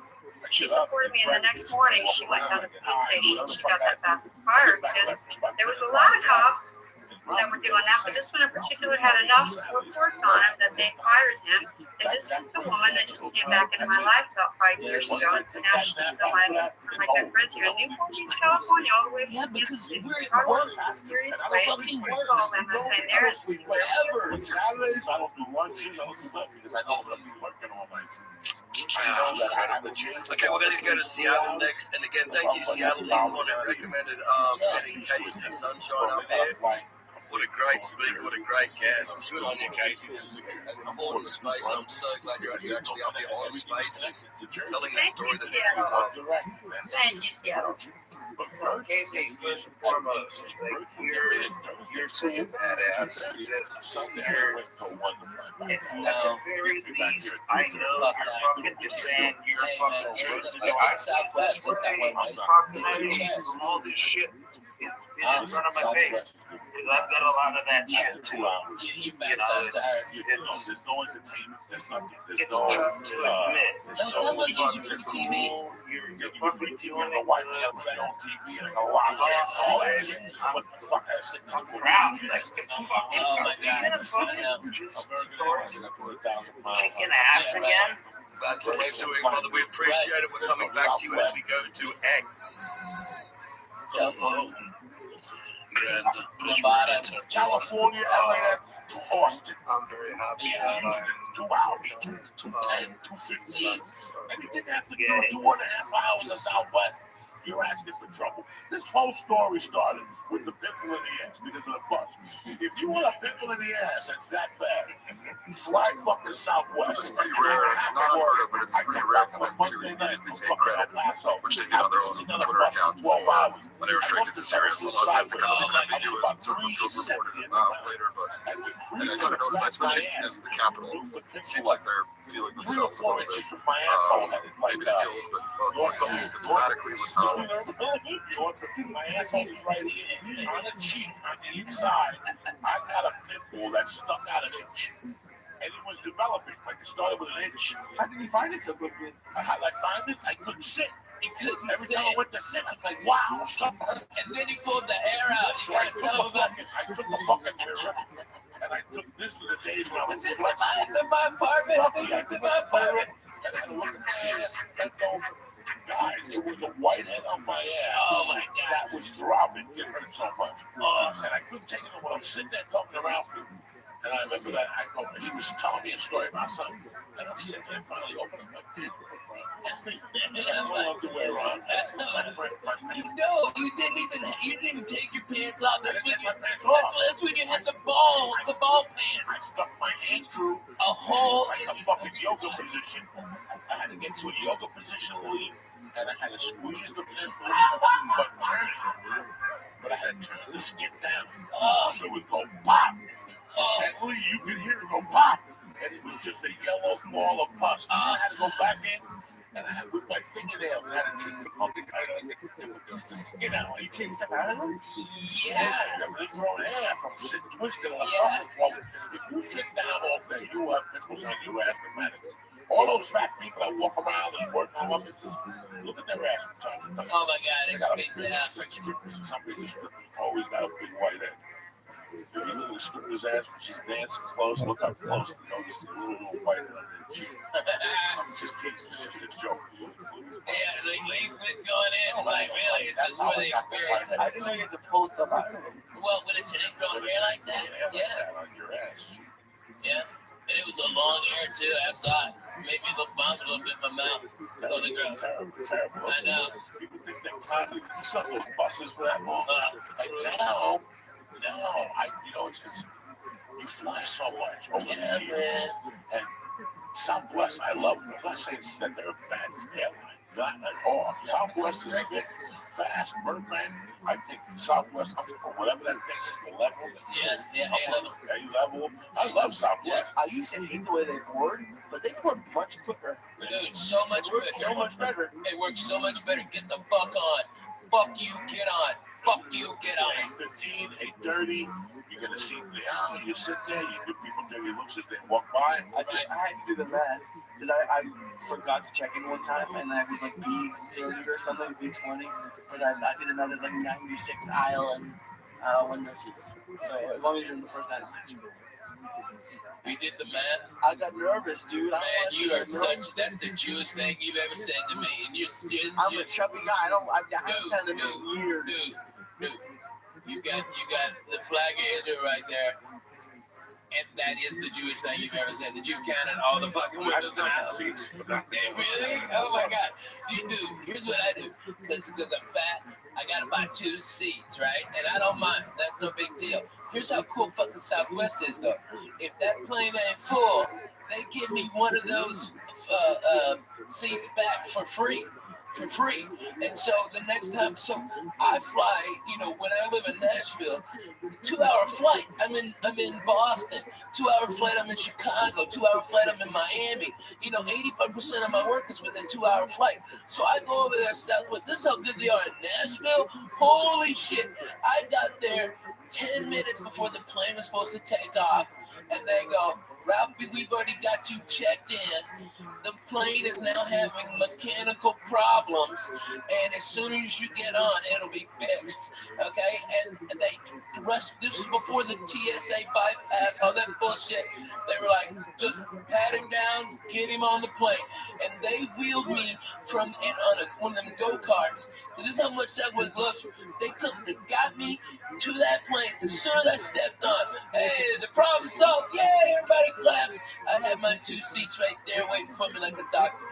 And those guys love me. They come out. They're the best. Burbank is cool. Southwest Burbank are cool. Real nice. Orlando Casino's daughter. Oh, yeah. She works good. She's the front desk manager, right? Sometimes I get there, what are you, whatever. If I know she's there, you got clout. Yeah. One time she took me to the Southwest thing and I was eating food. Eating whether you believe stuff or not, whether you're skeptical or not, and he showed some respect for Reptile and Casey, whoever else might be sharing personal stories and putting themselves out there, because this really is, man, they really will come after you. So thank you, Reptile, and thank you, Casey. And as well, the content is really not stuff that people really want to hear, and it takes a certain time to not. She's not pulling any punches here, Casey. I'm sure she's holding back plenty of stuff. You've got to understand just what's really going on, because again, if we can't know about it and talk about it, how the bloody hell are we going to stop it? We have to, and it's heaps worse than this. Believe it, we can get right into, and we're going to. The harvesting of adrenochrome from children, human sacrifice, even cannibalism. How far do you want to go back? And I know Casey knows. You've got a ragtag bunch of fools who are just bringing the girls into the Hollywood parties, and then there's the so-called celebrities. But above that, Casey, the true darkness you're going to talk about. Yeah, I'm bringing you into that realm because, we all participate just a little bit when we just, you go to a party, we've all done it, you drink a little too much, and you don't really remember exactly what happened the day before. You're the one they're looking for. If you like to do the shots, you like to throw the shots back, so on. I don't know holidays, I'm telling you right now. If they don't get early, or get it. If you have a passport, by the way, and you travel a lot, just go get TSA pre-approved. It takes about 5 minutes, okay, which utterly scared the living shit out of me, that I just show up with my passport and my ID, and they asked me like 6 questions, like, do you love America? Of course. Are you allied with any of the terrorist group against the country? And I go, not only do I fucking hate them fucking cocksucking dirty sons of bitches, okay, they shot at me, fuck you, alright? I hate Russians. I'm bona fide, Jack. Fuck that. And they go, have a nice day, Mr. Mayor. I raise my hand, sign a piece of paper. Boom. Had it then. And all you do is go up there. You don't have to take anything off. No shoes, no fucking. But you have to give them like access to your social media, or is that bullshit? No, that's bullshit. What are you talking about? I do hear stuff. I don't know. That's bullshit. But you know what? Though? It would be smart. And let me tell you, every business, I'm doing it. I put on the bus a tower, a mobile cell phone tower, Wi-Fi rather, like the largest one you can get on in a mobile unit. And so it's free Wi-Fi at all my shows. Alright, but what happens to log in is I get all your information. So next time I'm in the area, I can hit you up and go, hey, I'm here. Alright, and that's how I do it. I provide, it costs me a lot of money to do it, but at least I get something in exchange and they get free internet. You know what I mean? Right? And it's really cool. That's what you got to do for people. But businesses all around are doing that. But you know what they do? It's not like on Southwest, you give them your email, and if you got like an iPad or something, you can watch real TV, and they've got movies on there too. And you can flip channels, and it's real time, and that's for free instead of like what is it, Boeing or something like that. That's like fucking $22. Goddamn. And shit, you can't work Twitters or nothing, but that's garbage.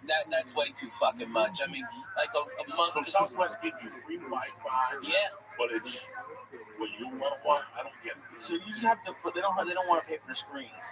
So you could bring out your tablet and log in. Just log in, you just sit and accept, and then they have like a whole bunch of TV stations. Yeah, but you can get all your Wi-Fi, everything on there, everything. Especially if you're A-list, you get everything. You get all of it free. I do not fly JetBlue. I'm too wide in the ass. I don't live in a hub of it, but I do live in a hub. Nashville's a hub for Southwest, and you know they've got 3 directs. I took American here, first class like a doctor. I was out of there at 6:15 on Saturday on Halloween. That was the first one. In there, on there. Dude, it's a fantastic flight, man.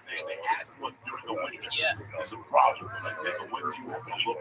They added extra one on the way back. Yeah, they get nervous about Dallas and Chicago, so they add extra direct to Nashville because Nashville's such a great hub that you can get all to the south and right there from there. Like that's like their emergency one. Like when Dallas has an ice storm and Chicago's fucked up, they add extra flights to other key cities just so like to Miami so they can bring people up to the East Coast. It's crazy, but that's what they do. They're smart, you know. They do it like they do, baby. They do it like they do. A lot of people don't fly. I'm gonna tell you what the best flight. I'm gonna tell you what the best ticket is in business. Virgin makes sense. Fucking A, man. I tell you what, Virgin first class is bomb, dude. I'm talking about the main cabin. Oh yeah. I'm behind. It's fantastic. First class. Oh my god, it's first class. It's first class. It's first class. Like it's first class for half the price. It's first class half the price.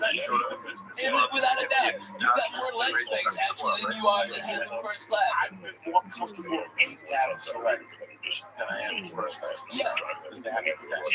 I can actually fucking type something. And you can stretch, bro. You can stretch the fuck out. It's got more space than first class does. You have to hit a button. They bring you free food, free booze, everything's on the house. So it's still first class, only not in first class. And you still stand on the first class line. That fucking Brit. And if you want to fly first class, you call 12 hours before the flight. Yeah, if it ain't full up. 149. Yeah. Boom, they bump you. That's to go across the country. That's going across the country. The only problem is they like, all right, I want to go to fucking Austin from LAX. Right. No. You gotta go to San Francisco. I'm no good at this. That's the problem. Practice. I didn't know that. Hold up. What? Everyone knows I'm really, try my best at it, right? So if you look at Target tonight, there's like a little black square with one part of it, right? I saw that, and that's all I saw. So my question tonight is, because I hear other people talk about how they'll see something, and I said visualize it, use it more, right? How do you know that you're actually picking up on the target and not just thinking of something and it's not really the target, right? Like how do you differentiate between those thoughts, know what's the actual target But I'm telling you, man, America is the smartest in the business. They lower the rates of what they could, but they run all the fucking time. They lower the rates of that so that more people go to the off times who are bargain hunting like the rest of us used to, and then main consumers can pay at an accelerated rate for the last immediate good flights that aren't as full because the cheap people got diverted to the other flights. It's a goddamn beautiful business model. That's how you fucking make money. It's amazing how much these companies treat the customers like crap.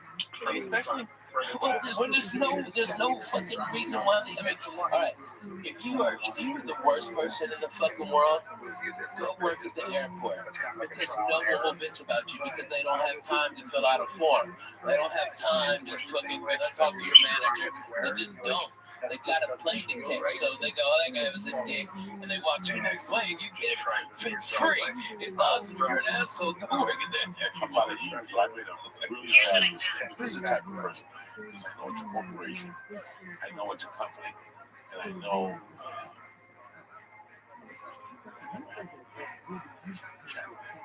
agents. And I say, listen, I know people who are shit agents, and the agents are killing them. Yeah, doesn't matter. Just because I was thinking about it, it's the funniest thing about IMDb. They've got ratings for agencies, managements, shit. CA's obviously William Morris, number 2, Fame is like 8. And then the agent top would say 200, say 300. You know, I mean, it's a fucking nightmare. There's some management companies I looked at, and this was fucked up. You look at Jeff Susser's management, they're 4,300. A regular person looking at going, I would even talk to that manager. Yeah. What do you mean 4,000? What is that what they cost? That's how, like, that's the rating. That was the rating. That was as far down the list. They got 3 million. They got 3 million. Millions. So it doesn't matter. It doesn't fucking matter. It doesn't matter. You understand me? So it's all bullshit. What are the rankings based on? The client's earnings, and the client's earnings. And so, like, I'm with William Morris, and they're, I think worldwide they're number 1, but here in America, CAA is, especially in LA. But William Morris is badass. If they're at that level, they're I mean, unless they're worthless, they're fucking strung out on something. I mean, there's been a lot that have risen and fallen because of what they're snorting and what they're drinking at their fucking expense. But man, if you got one client and you're that guy's manager, and that fucking guy is Kevin Hart, your rating would be, I mean, that you only have one client and you're so far down. But Kevin will work hard and make a ton of money. But what if he takes 2 years off? You know, just to relax and build up a new act. You know, that's when your rating drops to 5,000 likes. I mean, how much did Stephen, Joe, and Kevin do? No more. I mean, it's Joe. You still throwing people around at UFCs, right? Right. But that's he would be such a fucking amazing hero. You understand? They're not. They don't represent. I'm gonna be honest with you. They don't represent as much in development. Like the drop in the ocean, how much they represent. So he tried as much as he can. Crazy shit. Okay, driving a hot rod to the fucking desert for hot bitches. So when he said that, he's like, fuck? they're not gonna I'm record off for it. that. If you want to talk about Fucking nice ass Corvette of his fucked up. Oh, God damn it, run to him. He can throw it. He can change a light bulb with a kick. If you put a show on TV, what you want to be saying, I'm doing if I asked him. But it's the last thing I was going to For a re-entry, offset because you're taking a partial, are you averaging down, or are you taking 2 separate entries, like you're taking the one at one level and one at another level? Is that what you're doing? Can you kind of elaborate on that? As a volunteer. Okay, yeah, I understand that. What I'm trying to say is, partials, they were especially partials because let's assume I'm raising $80 per trade. So once I'm in the trade and it's going in my direction, once I adjust my stop loss and I observe that I get stopped out, then price might be later. So I was thinking, if I'm not going to break my rules by splitting the $50 into two, that should be $25 per risk. So that which I might be taking two partials if the trade is my deal. I mean, maybe close one position and leave the others running, or set the stop loss for the other one. So that's what I'm asking. So it will mean I'm breaking my rule. That means if I'm supposed to be having $150 risk per day on 3 trades, that's $50 risk. Am I allowed to split all of the 50 into which will result in having 6 trades per day on each trade, I guess? Hey, me and you gone to some sushi spots. We got him on that one. Yeah, we got him on that. So, I don't know how hard it is. You have to train. Right now, Joe Rogan has a family. He's little, man. To come down there. Why would you want to such a guy? He's got somebody that day. What do I want? I want the Joey Diaz show. 29 years and 52. I did blow for 30 fucking years. I'm surprised I can foam in the mouth with so much bad pussy I ate, like the Kardashian black guy. Oh, yeah. Lamar Odom. Let me tell you. I would foam at the mouth. Those bitches are the fucking kiss of death, dude. 20 years, I'm overweight. You gotta look at your fucking weight. You gotta look at your life. You go, how long am I gonna fucking last? So do I really want to drive the parent every day and put up with this folk producer and director on their creative thoughts for a show for 5 years? To stick away from my kids. The kids are fine. He's fine.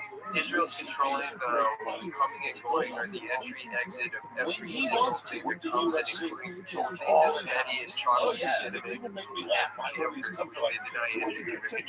Things are going to come to my club. I want to say this. Act to God.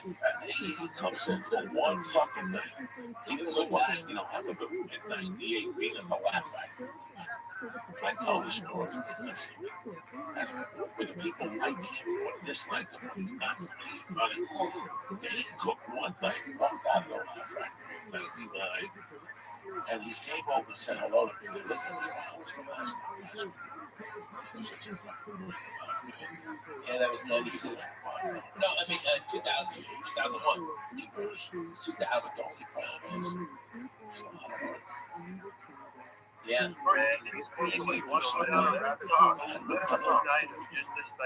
Think about what he was saying, but I got it.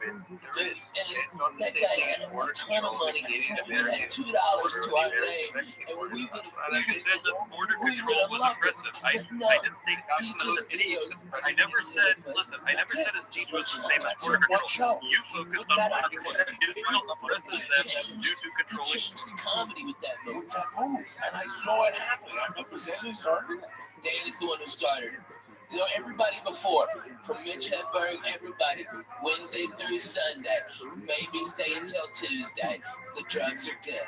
Every fucking body, everybody, Dougie Stanhope, everybody did it. Fucking Dane Cook was the first one that broke the fucking model. The clubs had the control the whole time because there wasn't after comedy died after the 80s and the 90s were fucking dead. There were no headliners that were selling tickets. Okay, so when comedy started to come back up, the clubs, there was less clubs, and so these comics, so they could fucking keep the money there. But now, the dumb fucks, they got greedy, like they always do when they fucking start making money. They start putting all these comedy clubs everywhere, and then they go, oh, I got no fucking headliners. And then that's when we got the power, and it was fucking Dane Cook that showed the way. You can say, oh, fuck your Wednesday, and eat a dick on Sunday. I'm doing... No, you know what? I'll come in Thursday for Friday morning radio, and that's it. That's it. And I'm back at home in LA. And now, you put it together. Spaces, you are too. But look at what's happening. People are talking about this number one most important thing. The children. When I say the children, I'm not just meaning, the children, they have to be a child. No. they can be adults, really, you know. But oftentimes it does happen and start as a child, like speaking about. So I just wanted you all to know that her story is real, and she's amazing. I love her so much, and I'm really happy that you are speaking in spaces, and that ROTHSCHILD has allowed you to speak in this space. And I am so happy that more people are talking about this in spaces. So I will be quiet. I'm listening to you. I'm always learning more about your story, and I love you very much. Thank you again for coming. Thank you so much, Tada. Hey, Rabbi, hold on, man. I can't see who that was. I just want to know who it was. No, mate, let's go back to Casey. It was Tada, bro. Tada. Stop interrupting, man. All right, I want to tell you guys something that's really beautiful, okay? Now, pedophiles, don't quit. If you think for 1 second that someone who has molested a child is going to stop molesting a child, think again. It doesn't happen, okay? Now, I went to my family at 26. I got into therapy at the ripe young age of 17. I drove my therapist crazy because I worked every project she gave me, every homework project she gave me, I did it. And then I finally got to the point where I was running group, and she's like, "All right, Casey, look, you're obviously really bad."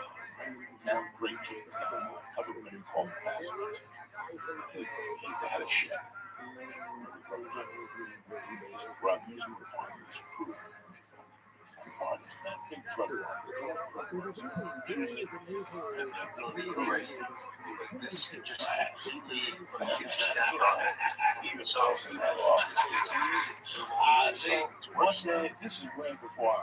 Oh yeah. One day for a party. The only kids that were invited to the party and at this party, garbage massive impact on the election. So I'm on to kids. He called, told the circuit, the brothers took bees. So it was nice. This stuff had like 150 on the world. Oh my God. It tasted terrible. There's no fucking. Just scoop it out. The world is longer than a polar world. It was a garbage can, and it had chunks of stitches. Back this smoking pot. Twin Towers. He's woken up like Ray Ernesto was a cop. They played basketball on Sunday, but he always wore colored socks. It drove me crazy. At the end of the basketball game, that was the argument. You gotta go home with your colored socks. I'm gonna punch you in the fucking forward. You're gonna punch me in the mouth. You're fucking 40. I'm fucking 10. Go fuck yourself, right? But Ray was a cool motherfucker. Ray picked me up. What happened? I don't know. I blacked out. I got fucked up. He was coming out, drive me home. He knocked on the door. My mom answered. She's like, "What's going on?" I go, "Mom, I got fucked up. I fell asleep. Mom, this is Sula's thing. She was go fucking sleep off, you idiot." She yelled at me. And she was like, "We had the argument." That's when parents were fucking parents and police were goddamn police. And we didn't have to be fucking parents too, man. Right. I'll never forget that I was fucking hungover. This is the first time ever that I was hungover. So I got in like 5:30. It was starting to the light was starting to come on. 5:30. A sophomore. Like, I'm going to be a sophomore. This is like 2 weeks before they put me in the hospital for a lung infection. I'm fucked up. I'm not doing drugs. He was talking with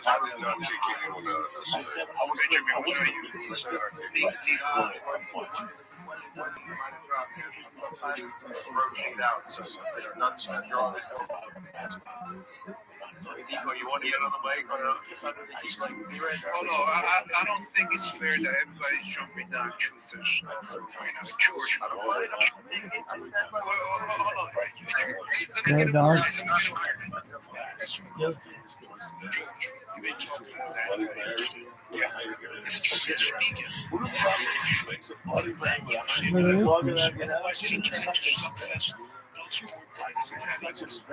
He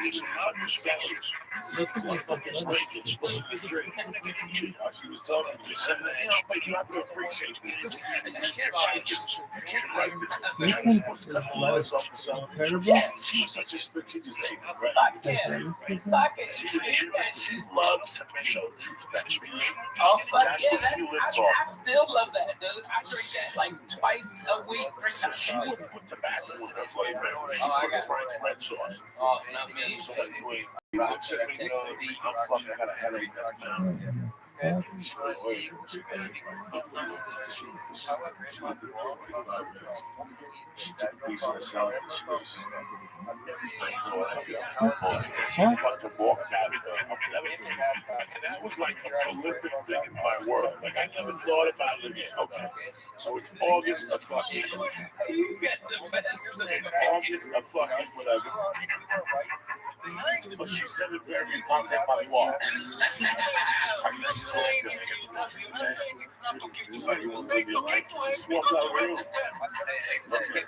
So, this is the end of August. September, October, November. I get invited to a Halloween party. It's a Saturday night. Days before this what I said about the boss,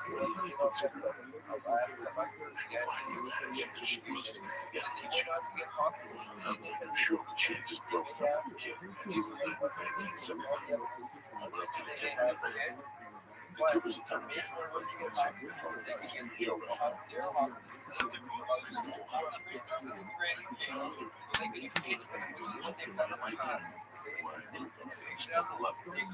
Just give it to me. Okay, fuck you. I just, but that's how deep I was at 79, guys. At 15, I already knew this boundaries. You gotta be there. You gotta be respectful. And then Halloween night, we were all dressed up like girls. To the ass, to the Gabriel's garage. And it was tremendous. It was tremendous. At 11 o'clock, I went to fucking meet her, and some girl came and said, she's not coming. We have to go get her. And I was like, what?